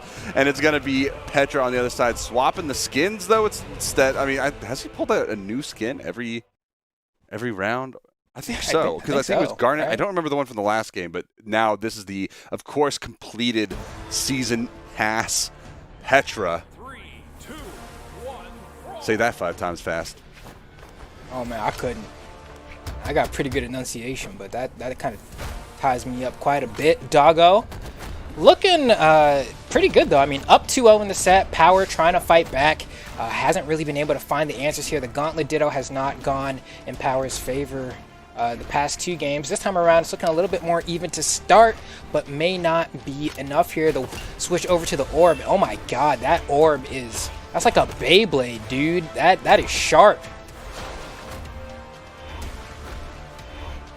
Okay, Sair coming out. Not going to connect. I'm trying to see what low punish we're going to get here. We haven't gotten an extended punish in a while. Sidelight Sair, nothing too crazy. Maybe a downer off the wall. No, just tries to do it raw and it doesn't connect. And Power needs to get to that weapon. Manages to just do it with an unarmed Sair, but man, immediately throws it away and gets sent off stage. Not a great place to be. Has some gauntlets. Can you get some Damaglio? That's what we're looking for. See ya.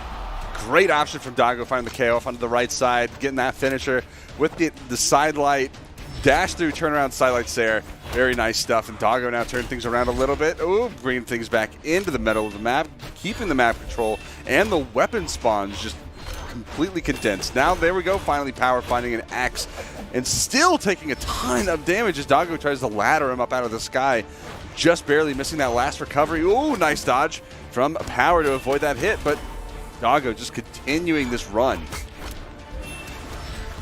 Oh, okay, sidelight recovery, nice and simple. Keep it easy. Don't believe they had a dodge there, so that was kind of a quick and easy follow-up to get the KO, but Power at this point in the light red. Doggo should be able to get a weapon. Yep, has those gauntlets. Side sig's gonna KO. No, not quite. Power has no dodge here for a while though. Should be back now.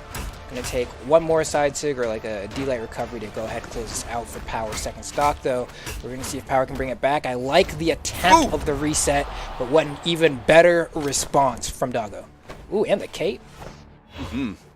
That cape taunt is beautiful. I know a lot of people are looking for that cape taunt in chat, and I mean, everyone's going to get it at some point because there's a ton of tournaments this year. But either way, Doggo holding this map control right now, keeping Power off on the side, finally making his way back up, slipping through those down airs that Doggo was throwing out, and a little bit more damage. Nice option. Tries to follow down to the ground. I think what was looking for a turnaround down air maybe, but Doggo stayed on the same side. Getting spiked though. Can he get back? I think he can just barely touch. There's the down. The kick into the wall, and it's going to get punished with a ground pound. Finding that KO as well, Doggo and Power, one stock apiece. No one quite in that danger zone yet, so there is still time for both of these guys to complete this game as the victor. Oh, scary place to be in for Power. If that NSIG had connected, that would for sure been the KO. There's a lot of force on that one. Doggo, goes for the spear bomb. It doesn't connect, and there we go. Sidelights there from Power. Reversal of positioning on the stage. This is exactly what Power needs. The damage has been caught up. Doesn't land the Sair, though. Kind of desperately swinging. Power comes out on top. Doggo watching this game potentially fall right out of their hands. Hold on. Oh, it's anyone's game now. Oh, the Hadouken gets stuffed. Oh! Oh, with the charge sig, hitting the fist twice the distance. Beautiful stuff coming out. Beautiful stuff. All right, I'm done. I'm not going to use that word anymore. And that's like the day one, right? The dash back side sig, right? But for Rayman, that's so particularly not offensive, that's not the word, but effective, because just look how far it goes when he charges it, dude. You dash back side sig, you're still covering half the stage. That's pretty good odds there. Doggo would have had to have committed to a pretty deep overshoot on that side sig to get Doggo there. Power there, rather, sorry. So, that was well played from Power, managing to bring this to a game 4, but still behind in the set. Needs to win 2 more and effectively 3 games in a row in order to move on into the grand finals. Doggo, though, still just looking for 1 more dub. We kind of watched that last stock where they crumbled, but now Power looks like they have some momentum going. He's just continuously juggling Doggo. He's already got him in the red. That's the danger zone. Looking for a little bit of a finisher. That's not finding it. It's supposed to be guaranteed. Oh, just barely missed it too. That would have been the K off the top, and that would have been absolutely devastating on Doggo. But now here we go. The ground pound going to pop him up into the sky a little bit. The axe, maybe a little bit of an option here. Maybe that's the down sig. Again, another one. There's a side, and that's finally going to do it. And he throws out the one-handed push-up. And that's actually great for Power there, too, because there was a moment there we saw him go for the D-Light into the dash jump ground pound, and he definitely meant to do dash jump recovery, because for the dash, you have to hold down the jump. Definitely just botched the input there, so it's good for him that it didn't take too much longer to find the KO.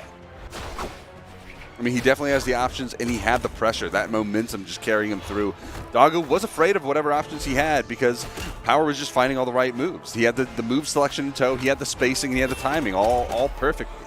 And that all just came together, put him in that danger zone, and Power just found the finisher. What more can you ask for? Wow, Ooh, what a scoop. not dead yet.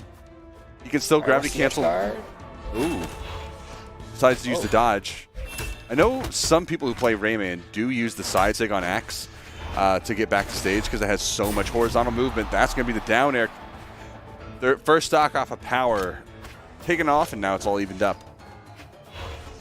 Yeah, and speaking of the side sig, right? I mean, for Rayman on Axe, I mean, the ranked classic is to run to a Rayman that only slide charges side sig off of the Mammoth Fortress platform. Granted, right now it's kind of chilling on the left, but we might see a little bit of that later once it starts picking up, and there it goes. Meanwhile, Power duking it out with the gauntlets, but Doggo, oh my god, dude, this weapon just takes you upstairs, man. It really just, that was beautiful. That was beautiful. Power is absolutely dominating this game, so I have almost no doubt in my mind that we're going to be ending, like, unless Doggo can really just explosively take out this stock and just explode even more with as much bonus damage and stock extension as he possibly can afford to get Power just like absolutely destroyed mentally. I don't think we're going to be seeing a victory right here anytime soon. For Doggo, we might see a game number 5.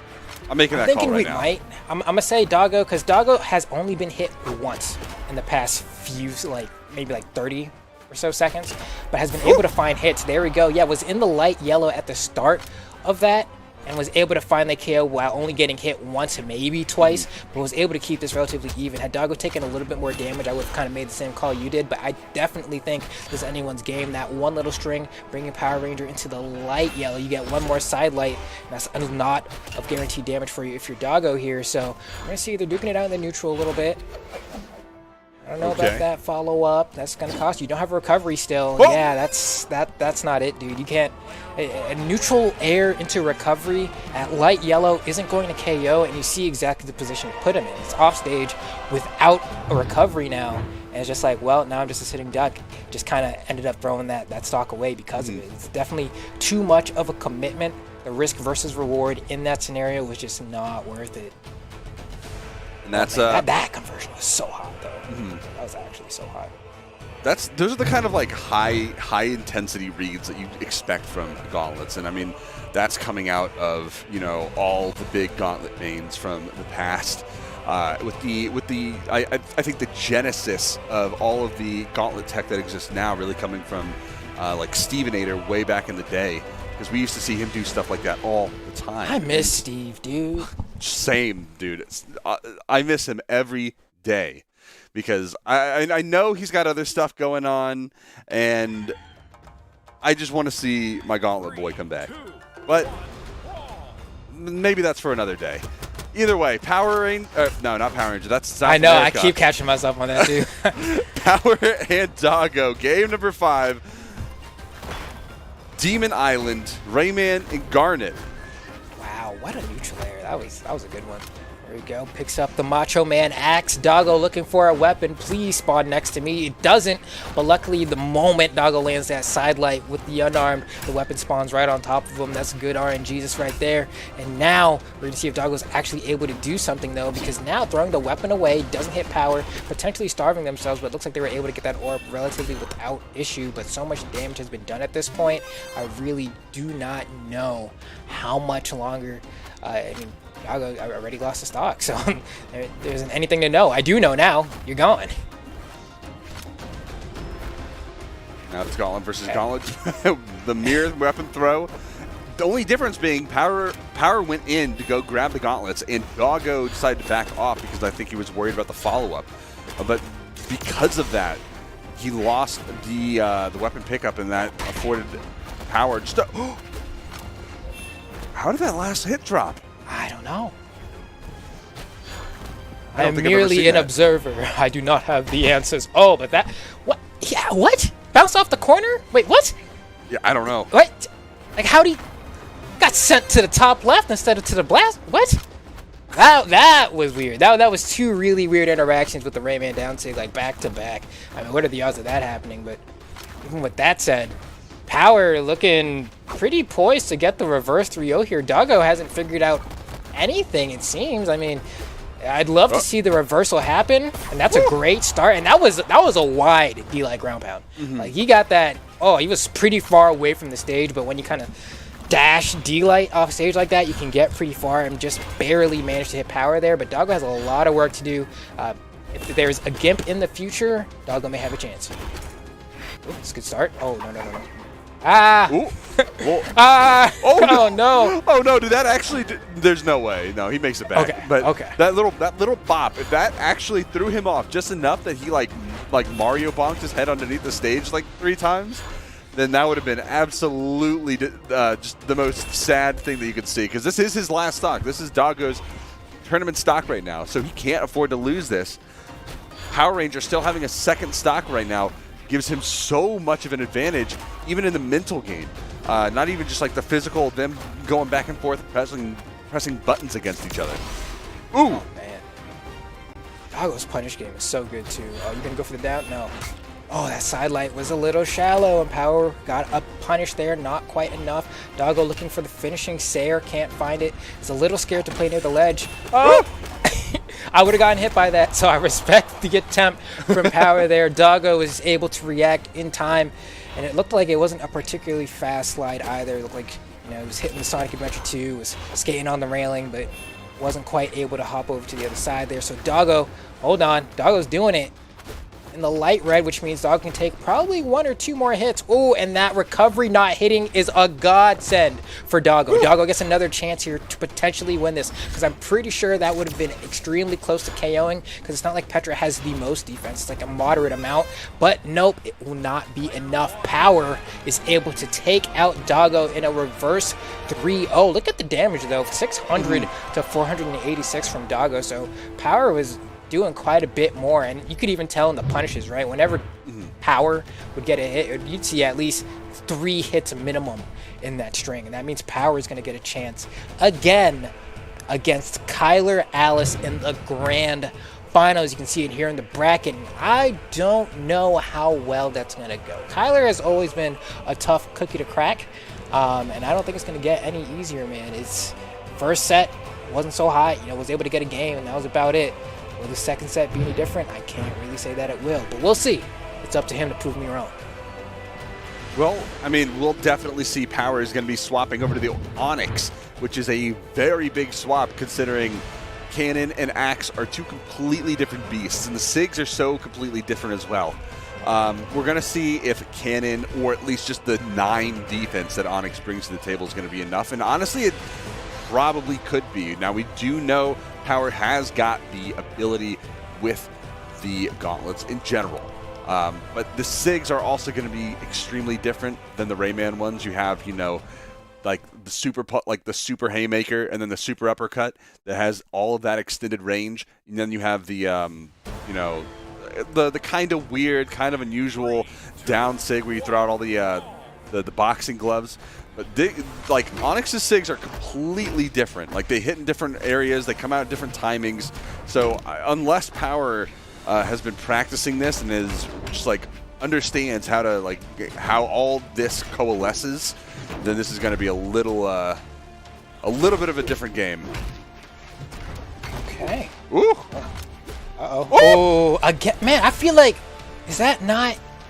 There was a stock similar to that, with a weapon throw just that simple, right on the head with the hammer, and I was able to take a stock. I feel like it was on Power in the first set we saw in Winners, but I could be remembering that wrong. But it was just like that, man. And Kyler, oh my gosh, man. I mean, honestly, it could have been on Power in Winners Final and in Losers Final, and then also in Grand Final. So it could have happened once. I'm like only sort of certain that it might have happened once in every set so far. So Power, he's really thirsty for that ledge, and I think he's been getting punished over and over and over for it. Oh my gosh, Kyler is just. I don't. Oh. What I'm just like, I don't know, man. Like, you got the side light with Cannon there. That's when your brain's supposed to autopilot, right? Like, you got the dodge, you got the side light, and now Kyler Alice is supposed to fly off the screen. And I don't really know what happened with Power there. It was just like nothing. It's not a hard combo to do. That was like almost the saddest 3-stock I've ever seen. Like, I feel kind of bad. just don't look at the damage. Just don't. Like it's. Just get the next game going. 52. Just get the next game. Don't look. We delete that one from our brain. Hey, it's all good. It's all good. Power game 2. We on the game 2. Just don't bring up the damage chart. Just leave it. Just leave it. We gotta go into game number 2 now. Goodness. Kyler Alice says in the chat, "You're lucky I closed my snipping tool. Was about to screen cap him and post him on Twitter, bro. I can't make this up."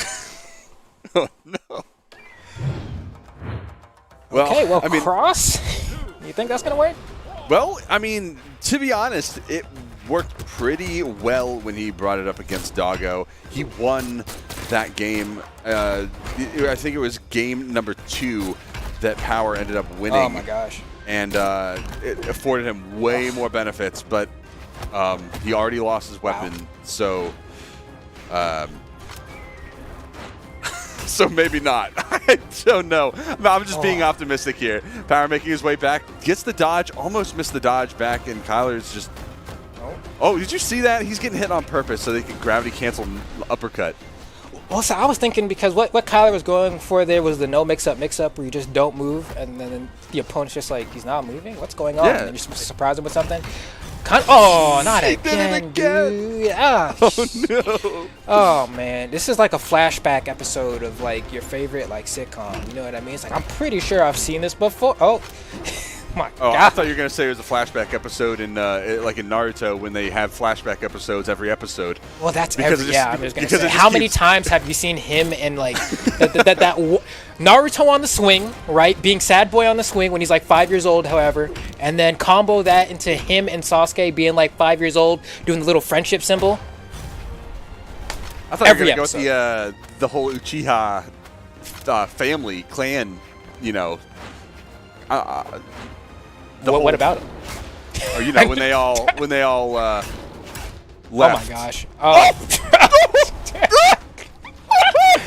oh man! I couldn't even give my brief synopsis of Naruto before Kyler 3 stopped. That was even worse. Bro, Just continue to not look at the damage. oh yeah, that's actually. Oh, that's worse than the first Oh time. no. Oh wait, Kyler Alice says try Jaehyun. Jaehyun is banned. He's not gonna try Jaehyun. But I only Oh, wish. gosh. I only wish. do there, dash back, and then sick. Bah! Oh my gosh. And Mayna, Miena, and the y'all disgusting. This is. That was bad. That was Kyler. bad. Kyler has to take like 3 showers after this. Six, 7 showers because of how Shot dirty. clock went off like 10 times. Just however many wins, just take that many showers because he is that dirty. Good Lord. Okay. Jala is the next pick here, as Kyler Alice is on tournament point here. Needs to win this game, and he will become the SteelSeries 1v1 champion. Power, I'd love to say he's been making it difficult for Kyler, but Kyler has been proving through his gameplay alone that there's no sweat. Let's chill it. He's playing not only for the main prize of the SteelSeries tournament, but for that first place spot where you get that 10 keyless Apex Pro. So that's a pretty sick first prize. Second place, of course. Oh my god, dude. Second place, of course, getting that. And it looks like Power is going to be ending up with this one, the Apex, I think it was the Apex 3. And then third place with, I believe, the SteelSeries headset. So that's SteelSeries throwing extra prizes into the mix here, and Kyler has his eyes set on that Apex Pro. Oh. If he doesn't already have one, he's gonna have one soon. Oh my, the back hit. That wasn't even a true combo. It was the back hit of the down God. sig. And like Oh, no. Kyler, I think Kyler's gonna lose the stock this time. I think. I don't know. Right now he's like that turtle from Finding Nemo, dude. He's just chilling through life. He's just swimming. He's like, whoa. And Power's the squirrel from Ice Age who just can't catch a break. Oh god. That's rude. Look, that's I'm offensive. sorry. I got nothing but love for Power, but this is There we go. That's a stock. We got one. We got one. It's like the small victories. Hold on. Will we see two? I just realized Toast put the damage chart in the production chats. Oh no. I didn't need to see that. Oh no. Hold on, Power. He's just taking a little bit of damage. He can take it. He's not 3-stocking this game. Take that. So there's Power. Oh, maybe looking for another stock right here off the side. Maybe looking for a ground pound. There's the side air coming back on the stage. There's a little bit more. Oh no. Is this gonna be it? Is this the finale? Oh, didn't have to do him like that. That's the haymaker. Kyler Alice, your Steel Series champion. 1v1 Australia side.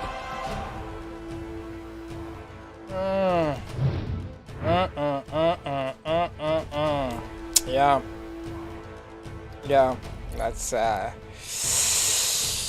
Hey, at least this in the last game, he had more damage. He did more damage than the last 2 games combined, so that's pretty good. And what are we saying here? I'm looking at the post game chat. IDK man, like Hammer S Light just hit me every time. And I mean, I guess that's true. And I just started kind of dozing off. He says, work on that for next time. Good luck, Southeast Asia. Thanks for the production, Bagel. Kyler Alice, good guy. He's modest, even in victory. So. I remember him since the first BCX, of course, since the first Australian Championship. We took it down. Everyone was always hyped about him. I remember first BCX, him versus Daiku was the sickest game that no one ever got to see unless you were there, because it wasn't streamed, unfortunately. But there's pictures of it. I would go look that up. Either way, stick around while you look that up, and get ready for some Southeast Asian action coming up in just a moment. See you guys back here in just a little bit.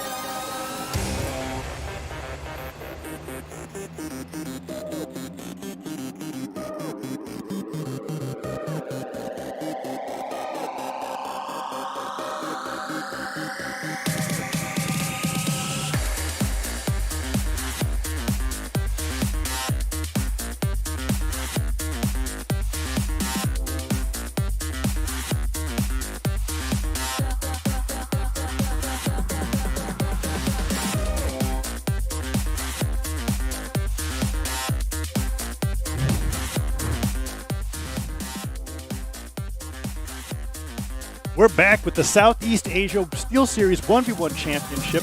We're going to be going straight into the top 3 with Tiger and Sphinx already in the winners finals and Holox and Far already fighting in that best of 5 in the lower semifinals to see who gets in the top 3. I am Tazza. Join with me is Sparky878, and I'm incredibly excited to be casting the Southeast Asia Championship with you today. It's going to be a good one. Some things to be expected here. We have Tiger and Sphinx in top 3. That's what we decided in the preview or in the pre-show this morning, that we're going to be in the top 3. 2 that we didn't really guess to go very far were Holox and Far. Yes. And it's funny because you didn't expect Far to go very far, but I feel like it's in the name, so you probably should have thought about it. I'm going to stop talking about that. I'm excited to see those 2 players in the lower bracket, in particular because I was expecting actually Jerry K to make it into the top 3, or at least Jerry K. I did Vortex. Too. And so Duke seeing did too. Seeing that 3-0 out of Jerry K coming out from Holox is really surprising. The 3-2 scoreline with Far and Vortex makes me feel like, I don't know, are we going to see a really close matchup going into that bracket match in the lower semifinals? Will it be a 3-0 or a 3-2? It's going to be exciting to see what the winner of that matchup does against the player going to lower bracket, which, I don't know. When it comes between Tiger and Sphinx, I'm still pretty much in favor of Tiger when it comes to this winner's final match. Oh, yeah, 10 times out of 10, I expect Tiger 10 to win. times out of 10? 10 times out of 10. Okay, but if it is out of 100 times, would it still be 100 times out of 100? 100 times out of 100. What about out of 1,000? A million times out of a million. So you've run the simulations, and a million times out of a million, Tiger wins over Sphinx. Yes, absolutely. Look at the stats there. Like, how can you not say okay. 10 times You're out right. of 10? Although I will say, actually, is the head-to-head correct? Is that saying that Sphinx has... I'm willing to believe that it is incorrect. Okay, because I'm a little inexperienced when it comes to casting Southeast Asia. When was that lost? I mean, so the big disparity there is obviously Tiger with the 16 gold medals and then Sphinx with the 2 bronze. However, that's showing that minimum Sphinx is going to be obtaining some sort of medal today. Whether it's going to be in the grand finals or in the lower finals, we're going to find out after the set. It is not correct. It's not correct. I knew it! Okay. Because there's like only one player who's ever taken a set off of Tiger in tournament. Yeah. I was going to be like, Sphinx is the one, but wait, these stats don't line up. Oh, and neither does this map choice. Sphinx isn't very happy to be seeing Mammoth Fortress. Could be the map choice. Could be not feeling the connection right now. Wants a quick little redo. But you can look at that SteelSeries avatar just to remind everybody at home that this is the SteelSeries 1v1 Championship. If you want to pick up some more gear, and by gear, I'm talking headsets. I'm talking keyboards. I'm talking mice. I'm talking mouse pads. You can go to SteelSeries.com. Use the coupon code BrawlSeries12. No, it's just Brawl Series. It's just Brawl Series for 12% off. You can see it right there. Use that promo code. You'll get a discount on some slick SteelSeries products, including the Apex Pro TKL. It's a 10-keyless keyboard with their fancy, beautiful, amazing proprietary OmniPoint switches. A lot of players in the top BH scene love that keyboard. So if you want to play like them, go pick one up for yourself. Have you won any tournaments yet, Sparky? I know you said that was easier to get the keyboard through doing that instead of actually buying it. I'm trying to buy it, bro. It's not in stock. Every time it goes in stock, I can't get it. Everybody wants it. It's amazing. Yeah, it's pretty amazing, and a lot of players are going to be getting it depending on how well they do. I said a lot of players. I mean, there's a lot. 5? A good amount of players. They're going to be getting it as well as doubles. Anyways, Tiger versus Sphinx. Going into game number 1, it is actually on Mammoth Fortress, so this is the map they wanted to play on, and Tiger already starting off strong with a really heavy side stick. That ground pound was just saying, please, get off the ledge. I'll stand down here. I don't care. Oh, okay, never mind. You should care. What? Oh. All right, we're just going to keep ground pounding each other like this is maybe a gold level ranked game here. They get back to the main platform. We're seeing the Koji versus the Taros. This is not the first Koji we have seen this evening. The last one won a tournament coming out from Sandstorm. We'll see if Sphinx is able to continue that Koji momentum. Did it, though? Yeah, it won the tournament. It won the game that won the tournament. Oh, okay. I guess that's true. Nice with the weapon throws. He's going to end this with ground pound, isn't he? No, okay. Sphinx intelligently looking at how many jumps that Tiger had left and going, you know what, I don't have to go down there with the ground pound to end this stock. Take stock number 1 of this best of 5 with the Koji. Inspired by Sandstorm's Koji, obviously. Like if you date a girl for 10 years and then you break up and then you date another girl and after a week you get married. Who's the bigger relationship? Like, you're married to the girl that you married, even though you only been with her for 1 week, right? I don't think That's how it works. No, it's not how that works. That's how it works. You're saying that leaping to marriage has thus left you into a higher level of relationship than the 10 years you had with the previous? Really? Absolutely. Okay. We have to talk about this another time, Sparky. We've got a match in front of us. We do have a match in front of us. And I know I said 10 times out of 10, 100 times out of 100, million times out of a million earlier, but game one here, definitely heavily in favor of Sphinx. Look. We didn't talk about the scoreline of the set, all right? 3-2 if Tiger still wins it. It's still a million out of a million. He's down a whole stock, though. Sphinx is actually just looking phenomenal. And it was crazy because Tiger was like playing really confidently in that first stock, and then Sphinx just went like, what are you doing? And he hit him with like 3 sword ground pounds, and ever since, it's been a tough climb for Tiger. Ooh, oh, okay. Sphinx going all the way in for that ground pound. Didn't hit that time. Tiger might land with that side air. No, gets the down air instead. Interesting that he keeps going for the downlight after the landed down air. Okay, Sphinx, just try and end the game right there. And then ground pound bounces off the ground. Not exactly what Tiger wanted. He gets side aired right away. And Sphinx reading that landing, hits with the neutral light, falling Sarah. Doesn't hit either. Tiger on the verge of getting 2 stock to game number 1. Sparky, what kind of simulations were you running? That is what I want to know. Look, it's game 1. You know how game 1 can go. They've been sitting here for a long time, waiting for North America to finish up, waiting for Australia to finish up. Even though Australia was super duper quick, they've been waiting here for an extended period of time. Game 1 is going to go to Sphinx. Oh, and he got kicked away too. That's the worst way to lose a match, right? Like unarmed sidelight.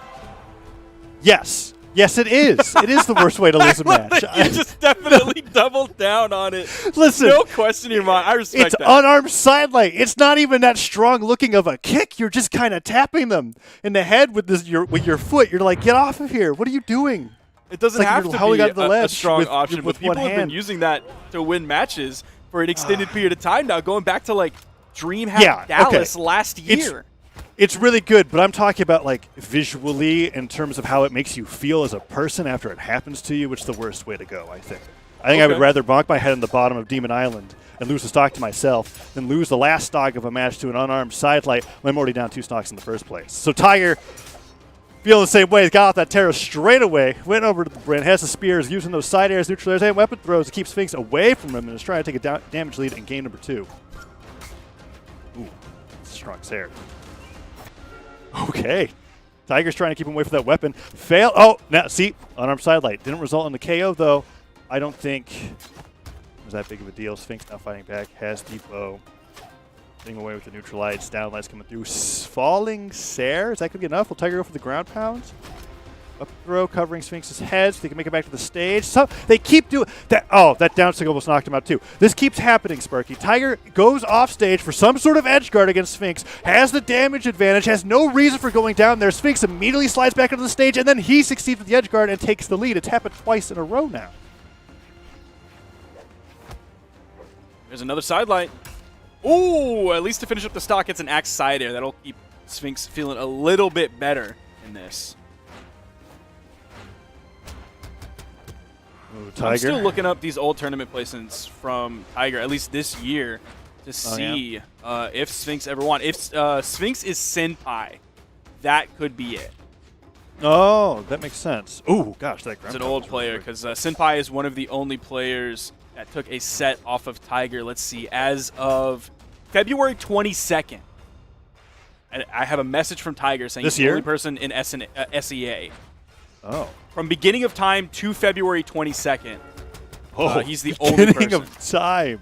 Yeah, from the beginning of the career. In any power rank tournament. And then also Ghoul at, I believe, was the Spring Championships, took a set off of Tiger. But, of course, that was since Tiger's message. So that's the only thing I can think of is that Sphinx is Senpai. I'm going to ask Twitch chat if that is true. Oh, you have Twitch chat open? I should get Twitch chat open. Of course I have Twitch chat open. I'm a man of the people. Of course. And now to step up to your level. Ooh, nice gravity cancel. Downlight into recovery. Tiger's trying to even up this game. I mean, Sphinx is gonna go up 2-0 against Tiger in winners finals. I mean, jeez. It's possible, but this game is so much more neck and neck. I'm getting words from Twitch chat that Sphinx is not Senpai.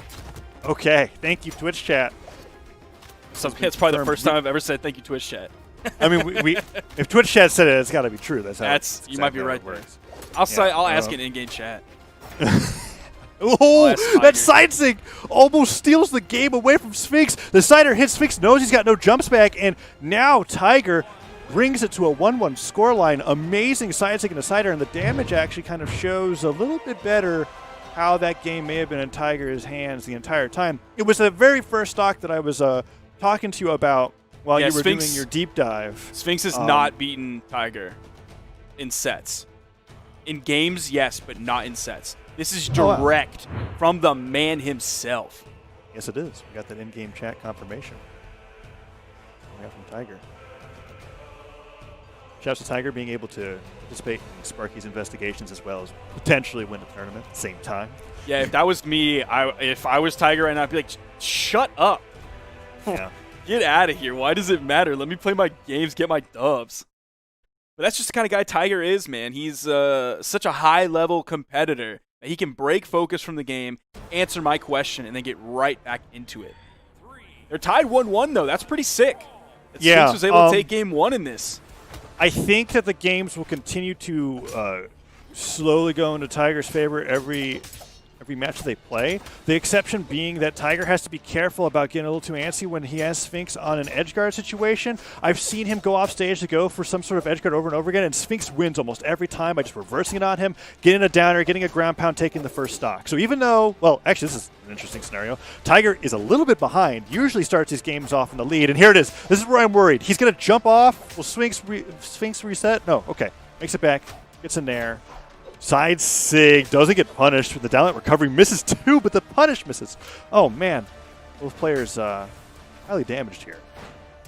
Tiger going in for the edge guard. Misses the dare, but gets the underside of the recovery as Sphinx is getting back over the wall, attempting to touch that and reset his jumps, get back to the main platform. Tiger now, you're continuing this just a little bit of a lead that he has. Neutral light coming in, going to send him over off stage. Sphinx grabs the bow.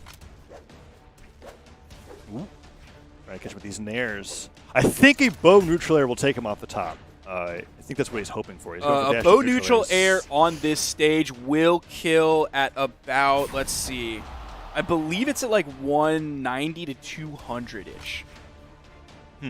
And one thing that's interesting about bow that I'm glad I get to talk about because there's a bow on screen is D-Light in-light is true all the way to kill. D-Light Nair is true all the way to kill, and D-Light Recovery is true at the kill damage area, but only kills 20 damage earlier than the Inlight and the Nair. D-Light Inlight kills at the same time D-Light Nair does. Huh. And they're both extremely... D-Light Inlight? Yeah, D-Light Inlight. Oh, wow. Even on, so like, that Shipwreck, is, it kills super, like, around the time that D-Light Recovery does, and D-Light Recovery is a lot harder to hit. So if you can get through, like, one more combo or like one or two more moves, you can just go for the easy D-Light in-light kill. Oh, or you could go for the easy down sig knockout off the top right. Sphinx just landing straight on the ground. He's been catching Tiger with those all night. Down sig off to the top right now has Tiger down to one stock. Tiger, last time, even though he had a damage advantage, I feel like he was pretty behind and he was able to secure the game based off of one of those slightly charged side sigs, a favorite move coming out from a lot of Bryn players that specialize on the spear. But Sphinx is not falling for it this time. Downlight Sider catches him being a little bit airborne. Tiger goes all the way down. Is this going to be one of those? Oh, that's done, bro. He was messing around there for too long. Yeah. Also, one more thing about my little bow spiel that I wanted to say while we're in the beginning of this stock is that it's totally not dex dependent. So all of my anti-dex stance Kaya boys out there, you can take part in that as well. Huh. Oh, there it is again. Is Tiger going to win this game the same way they did last game? Early side sig gets the edge guard with the spear side air. No. Sphinx makes it back. He's got to be careful about another one of those. Tiger's been looking for those snipes. Nair didn't get the dodge in, even though it was the right read. Just didn't time it correctly. And that neutral sig's easily punished by Tiger as he slides off the platform. Sphinx is not finding the damage that he needs. There's one good punish. He goes all the way for a grab out. Sphinx, you're insane. But he makes it back. Okay, Tiger's looking for those side sigs. Sphinx is staying airborne, but that's it. Beautiful from Tiger. I was just about to say the last time that I saw Sphinx making that adjustment to stay airborne to avoid Tiger's side stakes. That's when Tiger starts trying to get him with the down lights on the spear, catch him floating a little bit too long, and that time going all the way for the double D light to get him the distance, the extra damage to get the force of the Cider to result in a knockout. Beautiful play from Tiger, now 2-1 in the winners finals best of 5 set. Now Sphinx is going to do kind of the opposite of what we saw Sandstorm do earlier. Sandstorm swapped onto the Koji. Now Sphinx is swapping off of the Koji onto the Barraza. His Barraza is level 11. Not a lot of time spent on this character, as those first levels, those come really quickly, and then the later levels are the ones that take a long time. This is something that I appreciate about being able to have all of these events where people are actually using their personal accounts, because it's one of those stats that I know you and I talked about this all the time. When we're at an in-person event, it's not their accounts, right? Everybody's like level 100, so we can't really like see how much time have they spent on this legend exactly, but we can see that here online, so it's fun to be able to talk about that. And yes, Sphinx, as far as Barraza goes, he might as well just play the character for a day, for all we know, right? It could have just been practice specifically for SteelSeries once here. He has the lead on Tiger. Like, he's winning the Axe v Axe battle. Yes. Oh, and the down stick catches Tiger reaching a little bit too far for the down air. But it's Mammoth, so he's going to be surviving from that hitbox. He has to hit him with one more. Axe Cider, I think, would almost... Well, actually, it's Bryn. I think he'd have to actually hit the Cider on the correct side of the stage. Okay, never mind. That neutral almost did it. He's really damaged. Let's see if Sphinx can do it. Tiger's been doing a great job surviving. Sidelight, downlight, side air, and that's it. That's the stock. Sphinx goes down first despite having damage advantage the entire time. Even though he was getting the better of the Axe battle, Sphinx's edge guards are not very nuanced. He just kind of goes over there and throws out a ground pound raw. Well, and I think a large part of that has to do with, well, no, actually. Right. He was doing the same thing on Koji, wasn't he? Yeah. No, there was a difference. Sometimes he would do a double jump ground pound. That's true. That's the difference. But he's done it now twice on Axe, so we'll see if that's something that continues to go forward, or whether maybe the Axe is just not his stronger weapon on the edge. Maybe it's something he doesn't focus on in his gameplay. He knows that ground pound is a good move, so he'll go over there and he'll throw it out. But beyond that, it's not something he focuses on. We're seeing him recovering on the edge, and he's not having very good luck here. And Tiger completely controlling that edge guard situation. Level 11. Barraza. It's showing, I think. Ooh, Tiger, no. That was such a great pivot downlight after that sidelight as well. Reading how Sphinx is going to react out of that. Oh, so many downlight siders coming up from the spear, just reading all of his jumps. And there he was again. He put out the downlight. It's like, okay, you're either going to neutralize a sidelight or you're going to jump. And I'm either going to avoid your attack. Oh, no. Oh, he did it. He goes all the way up for the Nair. Tiger. Okay, Sphinx is done. It's just... Oh. Yeah, it is very heavily moving into Tiger's favor here by all means, and that is going to be him taking that set 3-1 against Sphinx. It started off a little bit slow. There was a little bit of tug-of-war going back and forth, but then in like pure anime style, you saw Tiger just like roll up his sleeves to reveal those massive, veiny, gigantic biceps. He takes a breath and then just yanks. Yeah, Sphinx slowly got downloaded over that set, and by the end, it felt like Tiger was just showing off all of the different mix-ups that he had on the spear. Landing nearly all of them was really amazing play from Tiger, and shows that the simulations were correct, obviously. And Tiger also confirming, similarly in the chat, that Sphinx has taken games off him before, but never sets, and that continues as we go on into this championship. Far is the winner over Hollux, which is interesting, considering that Hollux was won his match 3-0 to get into the lower semifinals. Far is going to be in the lower bracket. Lower finals, he's going to be fighting against Sphinx. Very excited for this matchup, particularly because Far's name is probably just going to be fun to cast. I've already gone through that rigmarole, so I'll get to be here and experience you experiencing it for the first time. It's like when you sit down with someone who's never played Ocarina of Time before, and so you get to see them experience it for the first time when you know about everything already. So I'm just giddy with joy, ready to see you have fun with that. But Far came out of the set against Hollux 3-0. So very strong placement for him, especially because he just came off of the set against Vortex, where he went all the way to Game 5. So that's a Game 5 situation into an easy 3-0 into the losers finals here. And Sphinx is actually going to start back over on this Koji, of course wearing a mask as you're supposed to be doing right now, because he's worried about the spread of COVID-19. Yeah, of course. That's exactly what he's doing. Interesting note about Far.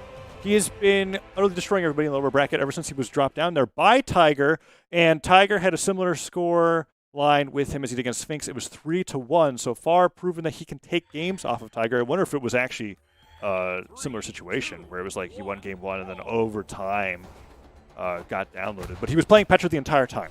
So excited to see this matchup. Okay, whoa, Far almost took a stock in under 10 seconds. That was like he was just ready. I'm seeing the vibes of the 3-0. I'm seeing that momentum, that confidence already carrying over early on in this game. Side sig coming out right over the corner. Man, 1 or 2 more hits. It was just one more hit. That recovery puts Sphinx in red. Neutral sig coming out. Sphinx isn't there to punish it. The edgeguard situation comes out. The dare misses. The side air connects, and that's it. He covered everything except getting hit by Sphinx himself, but Downer was going to cover the dodge in from Sphinx, and if he dodged straight up, Far just went for a jumping side air, finished off that stock, absolutely controlling everything with the orb so far. Really great play. Oh, man, it's already happening. Yeah, that was basically a 30-second stock where Far killed, like, 1 hit after getting Sphinx into the red. The recovery, like, turned him red, and then the side air over on the corner took him out. I mean, that was an excellent point, but I was talking about me saying Far in other cases other than saying his name. So, but I mean, glad that you noticed that he was Anyways, Far is doing great. Look at that, light side airs. Neutral sig misses. He's been putting out a lot of these neutral sigs, hoping that Sphinx is just going to fall straight into it. It hasn't been happening. Ooh, gravity cancel down late sider. Sphinx trying to get a stock off of Far. See if he can do it. Far doing a great job of those falling down air. Side sig. If he charged it, forget. Petra charges that side sig. Does it go a little bit further? I don't think so. I know the down sig definitely, like, it's larger and covers more area, but because it seems like he's kind of minimum charging it, and it's still going a good distance, and I don't remember it going really, really far. Like, it's not like a Rayman side signature where, like, if he minimum charges it, it's close, and then if you charge it for, like, the full amount to get the full distance, it goes really far away. So I think it's just a fixed distance regardless. Okay. Sphinx, really far behind. Ah, dang it. It's so difficult. Kazza, you can say it. I know, but it's a little bit more painful for me right now because it's a new thing. Like, when I'm casting right, I just get used to it. I just say right all the time, whatever. People can tell the difference. But all right, well, I appreciate you struggling trying to help out the viewers. It's all about Twitch chat, as we talked about earlier. Sphinx, it might get this down. Ooh, that was a great pickup recovery.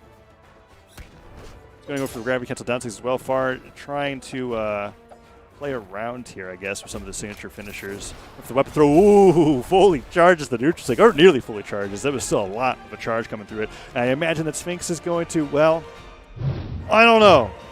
Go ahead and stick with the Koji. Don't think changing Legends is going to be too dramatic here. Diana, level 38 this time. That is a notable amount of playtime.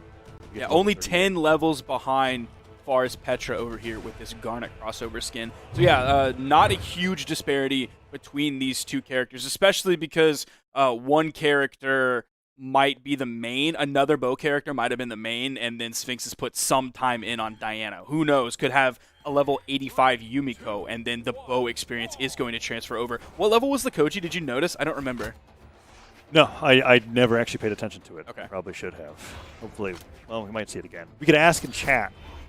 Maybe Sphinx will be inclined to reply. Would be risky though. Maybe we shouldn't do it. Going into game 2. Far is up a game over Sphinx. Sphinx going with the downlight sider, getting some good damage in. Went for a neutral air read and didn't connect, and that's something that I've been seeing Far doing on the orb that I like a lot. He's been going for these gravity cancel sidelights, and particularly in positions to where the sidelight will begin beneath the stage, but the travel time, I guess, of gravity canceling it will bring him onto the stage so that he gets to land and possibly follow things up. He's been doing a really great job with that option, and honestly just primarily playing the orb in general. But for the side sig, nice downer from Sphinx. Cancels that, trying to go for more rising downers, and Far just bats him away. There he goes, that slide charge side sig. Didn't hit. Far's slight lead, but it's looking like a much closer game. In game number 1, D-Light recovery. Not going to be it just yet. Has to do a little bit more damage. What is the most damage that bow can do?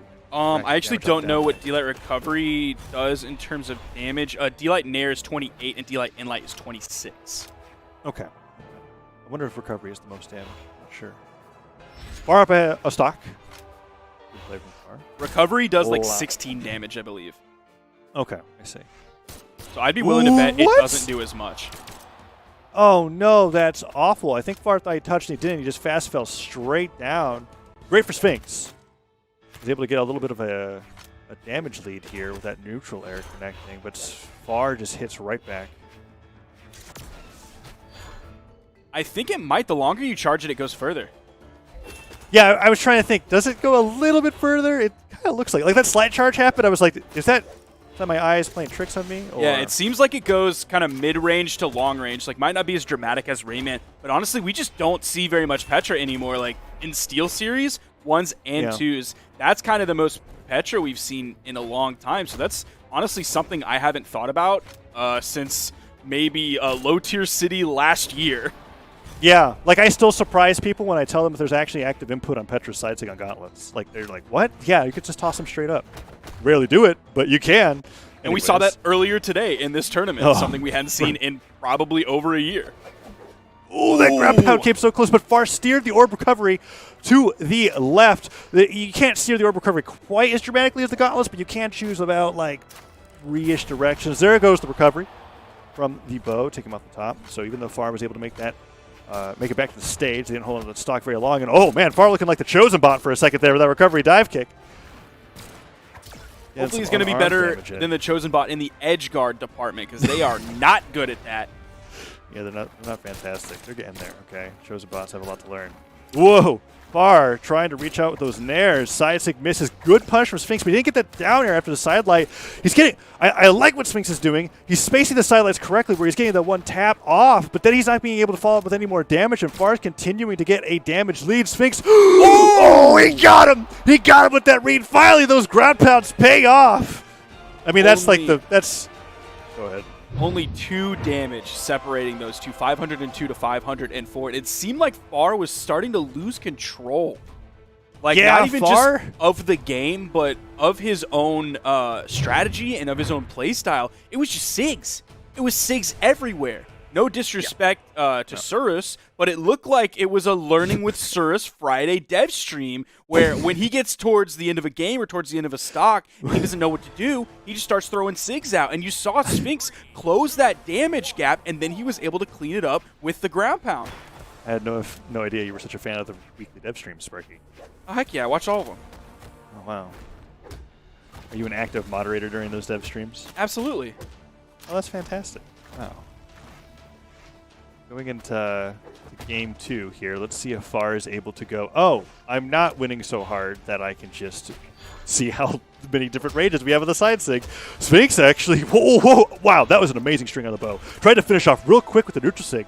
The awesome thing about, no! Oh, he's done. Goodness. He's so done. He's so done, man. You're not going to eat that and live to tell the tale.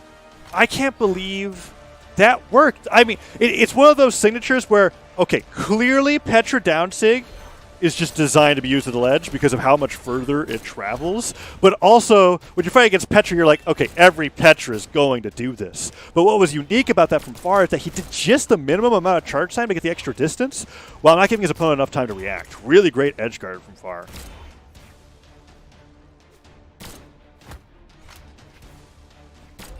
Ooh, down late. Okay. Ziner does knock out. I was about to wonder if he was going to go for recovery there. He hit with like all the way the edge, the far edge of the D-Light, so it's going to be tough for him to pick up that recovery. I don't know if it's impossible there. I don't think it is impossible, but it's definitely not easy. And since it was on the left side of the stage, D-Light side air was probably his safest bet. Yeah, it's definitely a lot easier to hit, too. You can even be a little late with it. It'll still work. Oh, whoa, Sphinx going for that ground pound early on once again. Far in a slight lead. Oh, it's interesting. Sphinx, like, backstep into the pummel. Again, that extra little bit of damage to the neutral state goes in for that side stick off the weapon throw. Sphinx. Ooh, a little bit of stutter stepping there, trying to catch Far off guard, but the recovery hits. Not going to take him off the top just yet, but one more recovery might do it. No dodge. Sphinx knows this, but oh, Sphinx! He's got to go for his patented.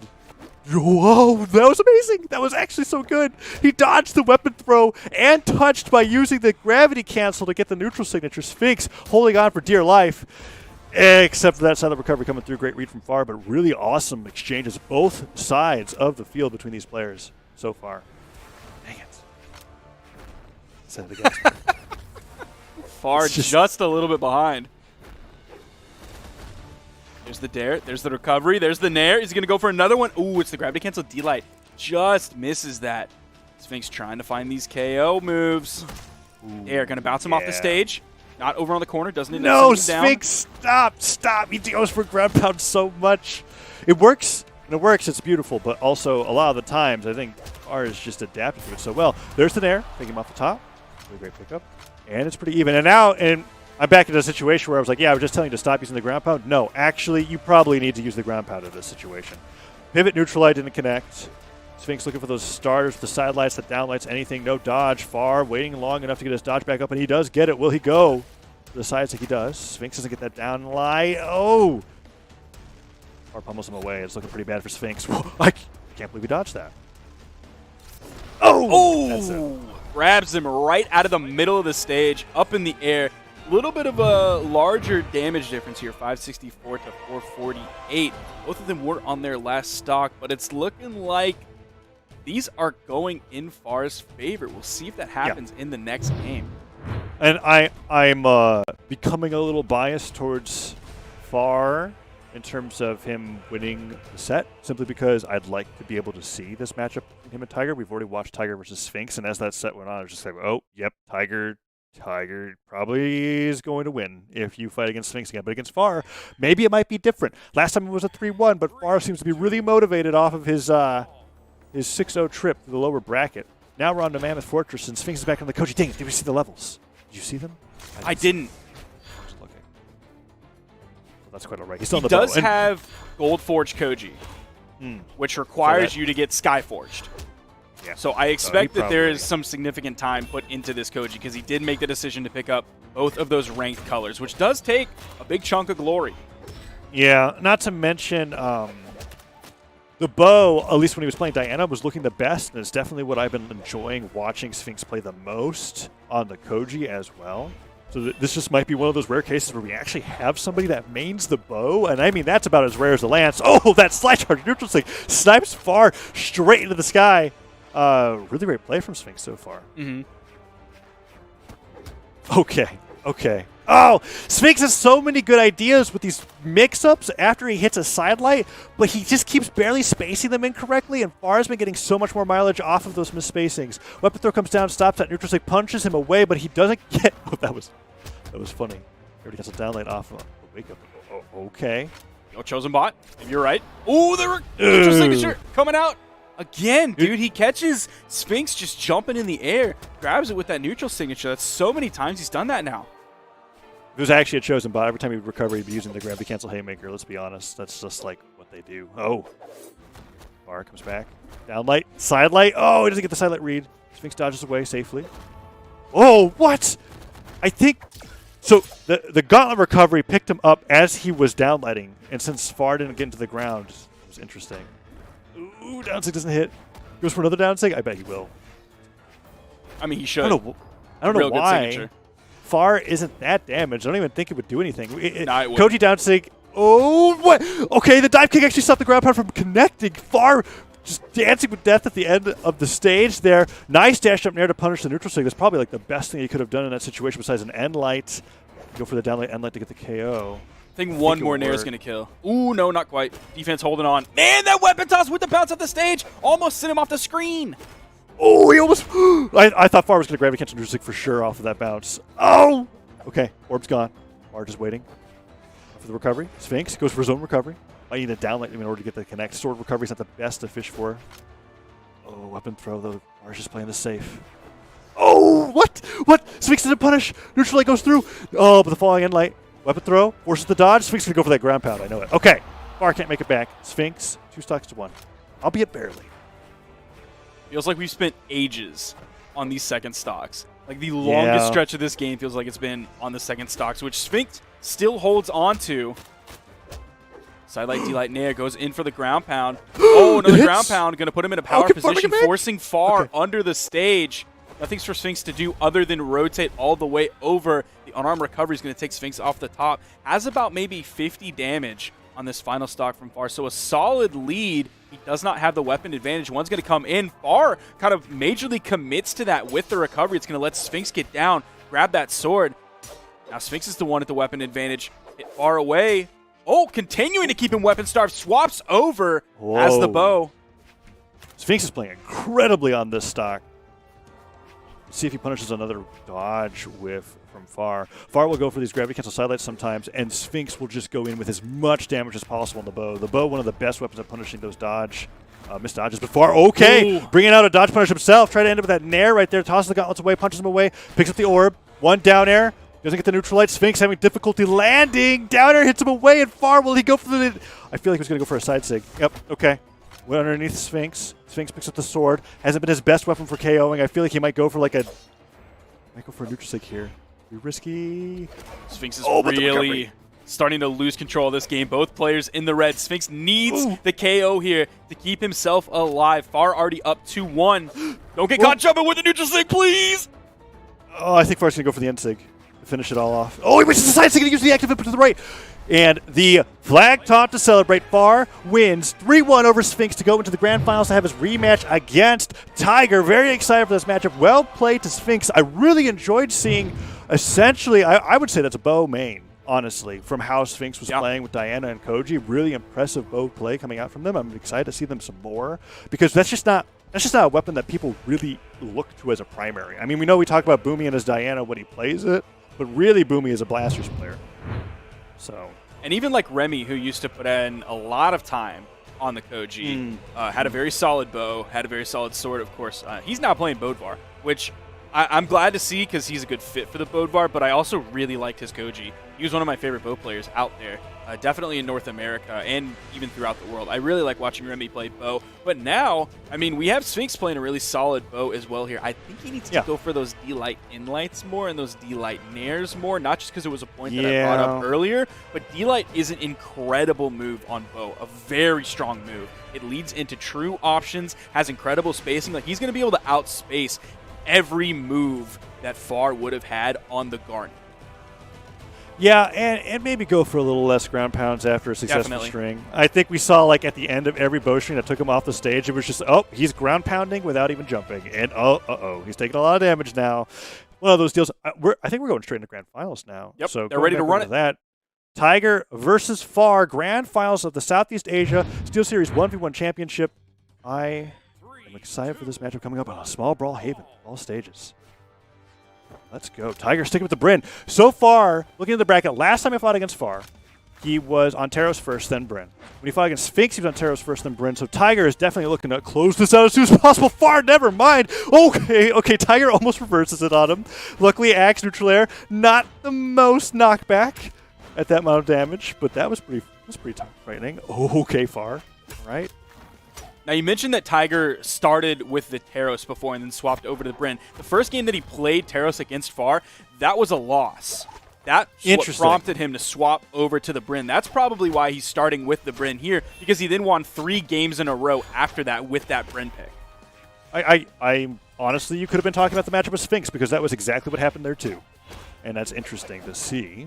But yeah, Tiger seems to be opening up to that Taros and using the Bryn to finish things off. Far, however, does not seem to care too much about the Bryn in game number 1 at the moment. Let's see how things play out.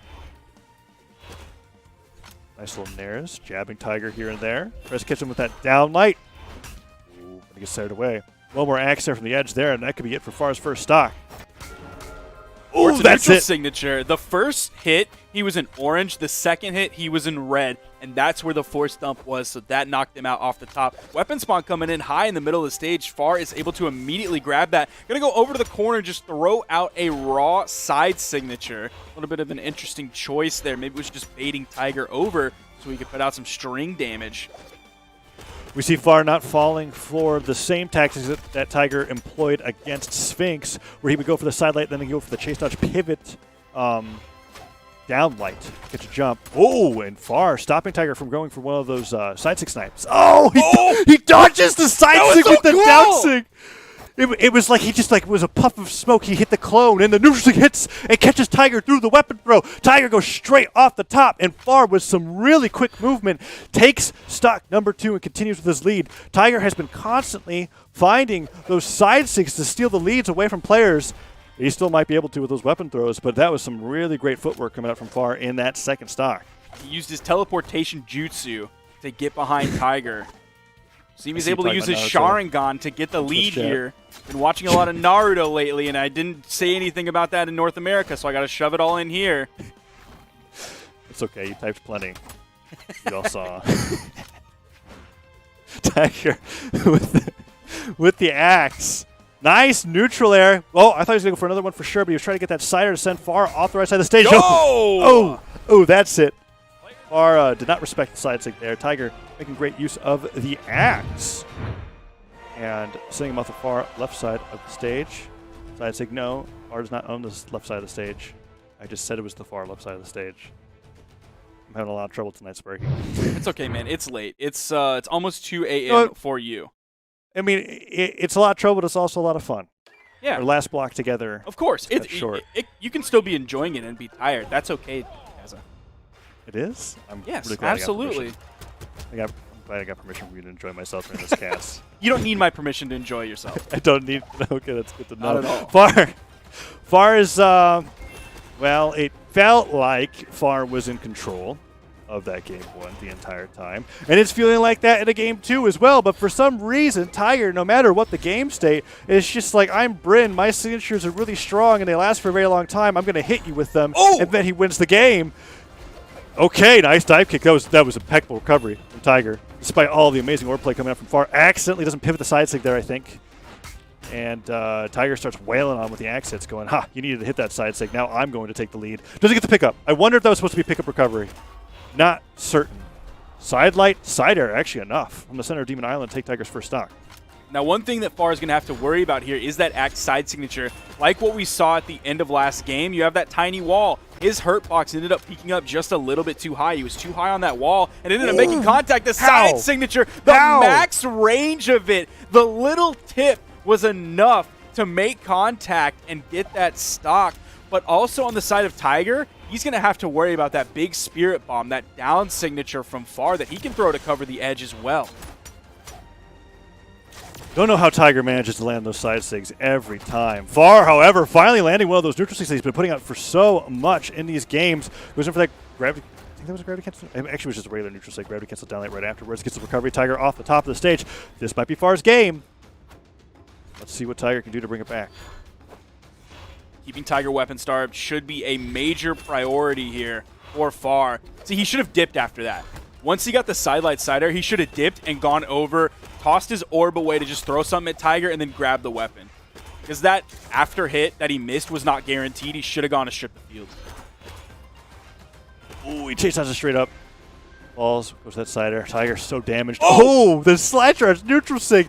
Oh, he was going. That's like Far's signature move. It's like, okay, I'm 2 stocks ahead. You're deep into the red. I'm just going to go for that slide charge pivot. Fully charged, neutral signature. Tiger, however, not getting hit by it, and Far now getting swatted away. Dodges 2 neutral sigs, and the recovery to finish it off. Far with the 2 stock on Tiger. Nearly. Actually, that was pretty close to double the damage.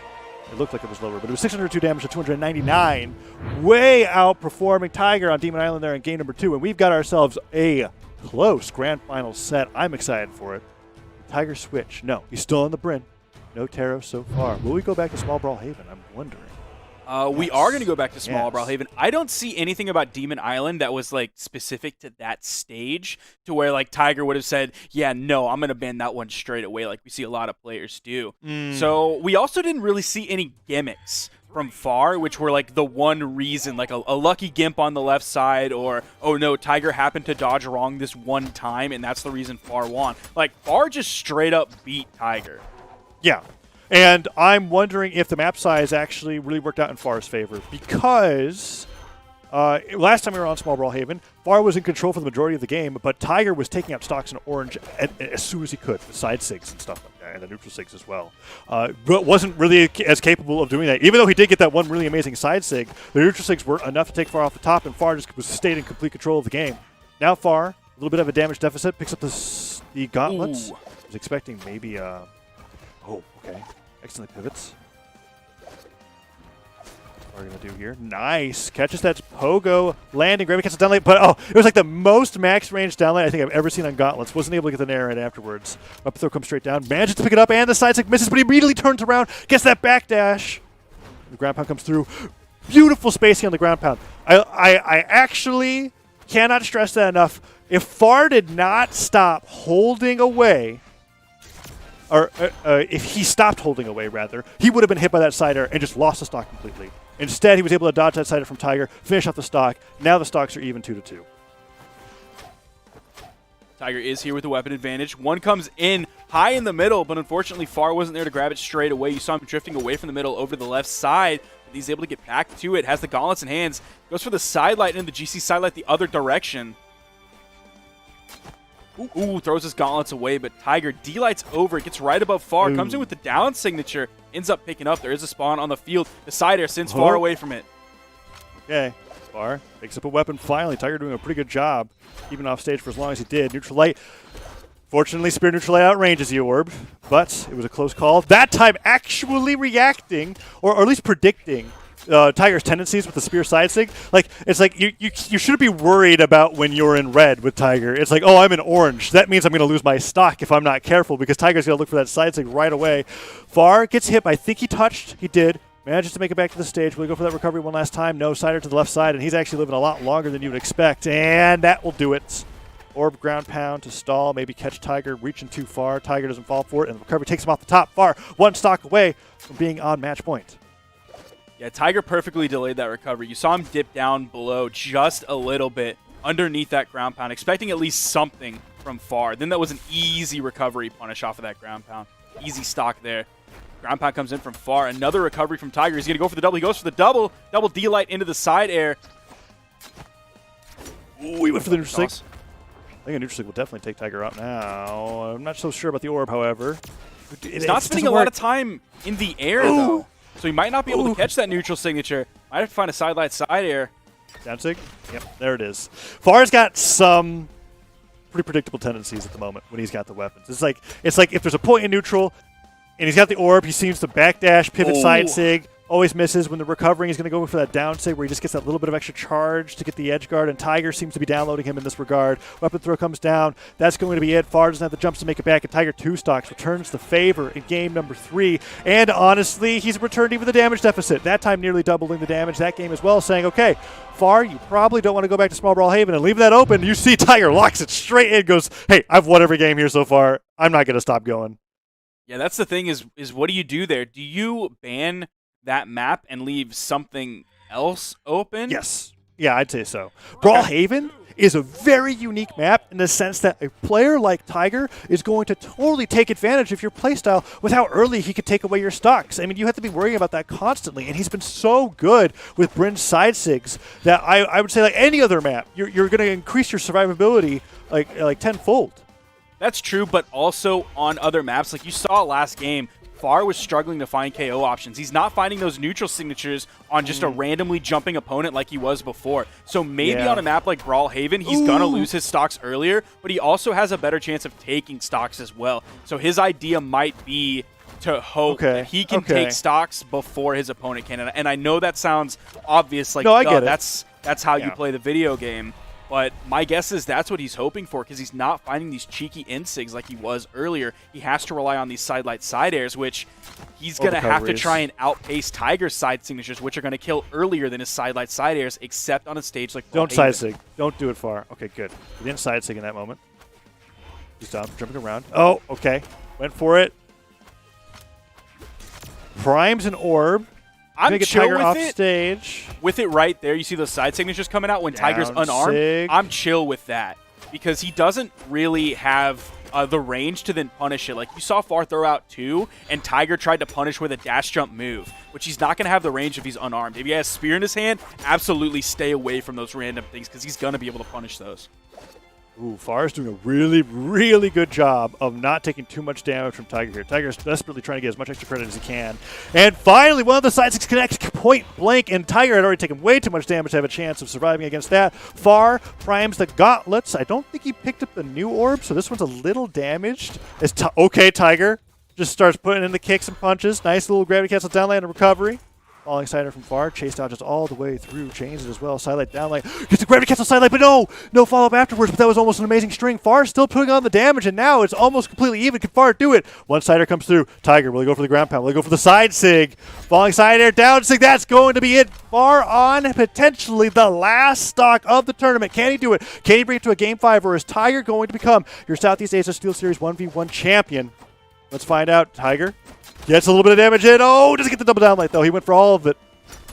Ooh. Oh, no. This is big damage brutal. that Tiger's getting. Far was also bringing it back to, ooh, man, you can't just go for that right over on the corner. Yo, he gets the stock there. Okay. And those moments you were talking about, right? On Small Brawlhaven, if you're thinking, I'm going to be winning neutral 40% of the time, you might as well make it count when you do win it. And there he goes off the top. Side light. Goes for the read. Nice neutral air. No side air afterwards, Tiger. Hits it with the neutral air again. Far dash jump. Down air. Goes for the side air. Falling down air as well, but Tiger gets the side light. No pivot down light. Oh, Tiger. He's just reading him all over the place. Side light, down light. Doesn't get the gravity cancel side light, and without a dodge, Tiger is just one good sig away. Oh. Down sig did hit. Far has to get so much more damage in, though. This is so tough, and now with the axe, even a light attack could do it, but Far has him. Oh, he gets side aired. Oh, is this going to be it? Oh, that's it. He's done. Tiger yet again, time after time, is your 1v1 SteelSeries Southeast Asia champion. He dips from the lobby straight away. He knows he's won. He's done. He's ready to go. He's won that championship gold. Congratulations to Tiger. Another tournament well played.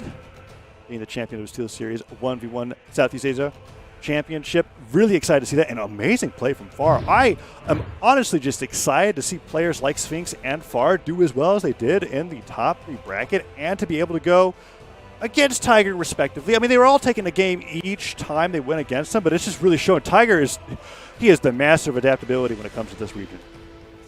Yeah, he definitely is. That is just so obvious from the fact that he's been on top in this game, in this region for so long, in a game that regularly has patches, that we've seen new characters come into meta, old characters go out of meta, old characters come back into meta, in a game that has a very live patch schedule like Brawlhalla does. For you to stay number 1 on top that's an inhuman feat. No one else has really done that in their regions like Tiger has. Yeah. I'm looking forward to the day where that isn't the case, but until then, it's just a treat to watch Tiger play. And that will do it for the 1v1 SteelSeries Championship Day 1. Make sure to come back tomorrow at 11 a.m. Eastern for Europe, followed by South America to round out our SteelSeries Championship. Thank you so much for tuning in. It's getting a little bit late here, so the word flubs are starting to come out from me, definitely. Make sure everyone gets a good night's sleep. Drink your water. Thank you so much for tuning in. My name is Sparky878 for Taza. We'll see you tomorrow.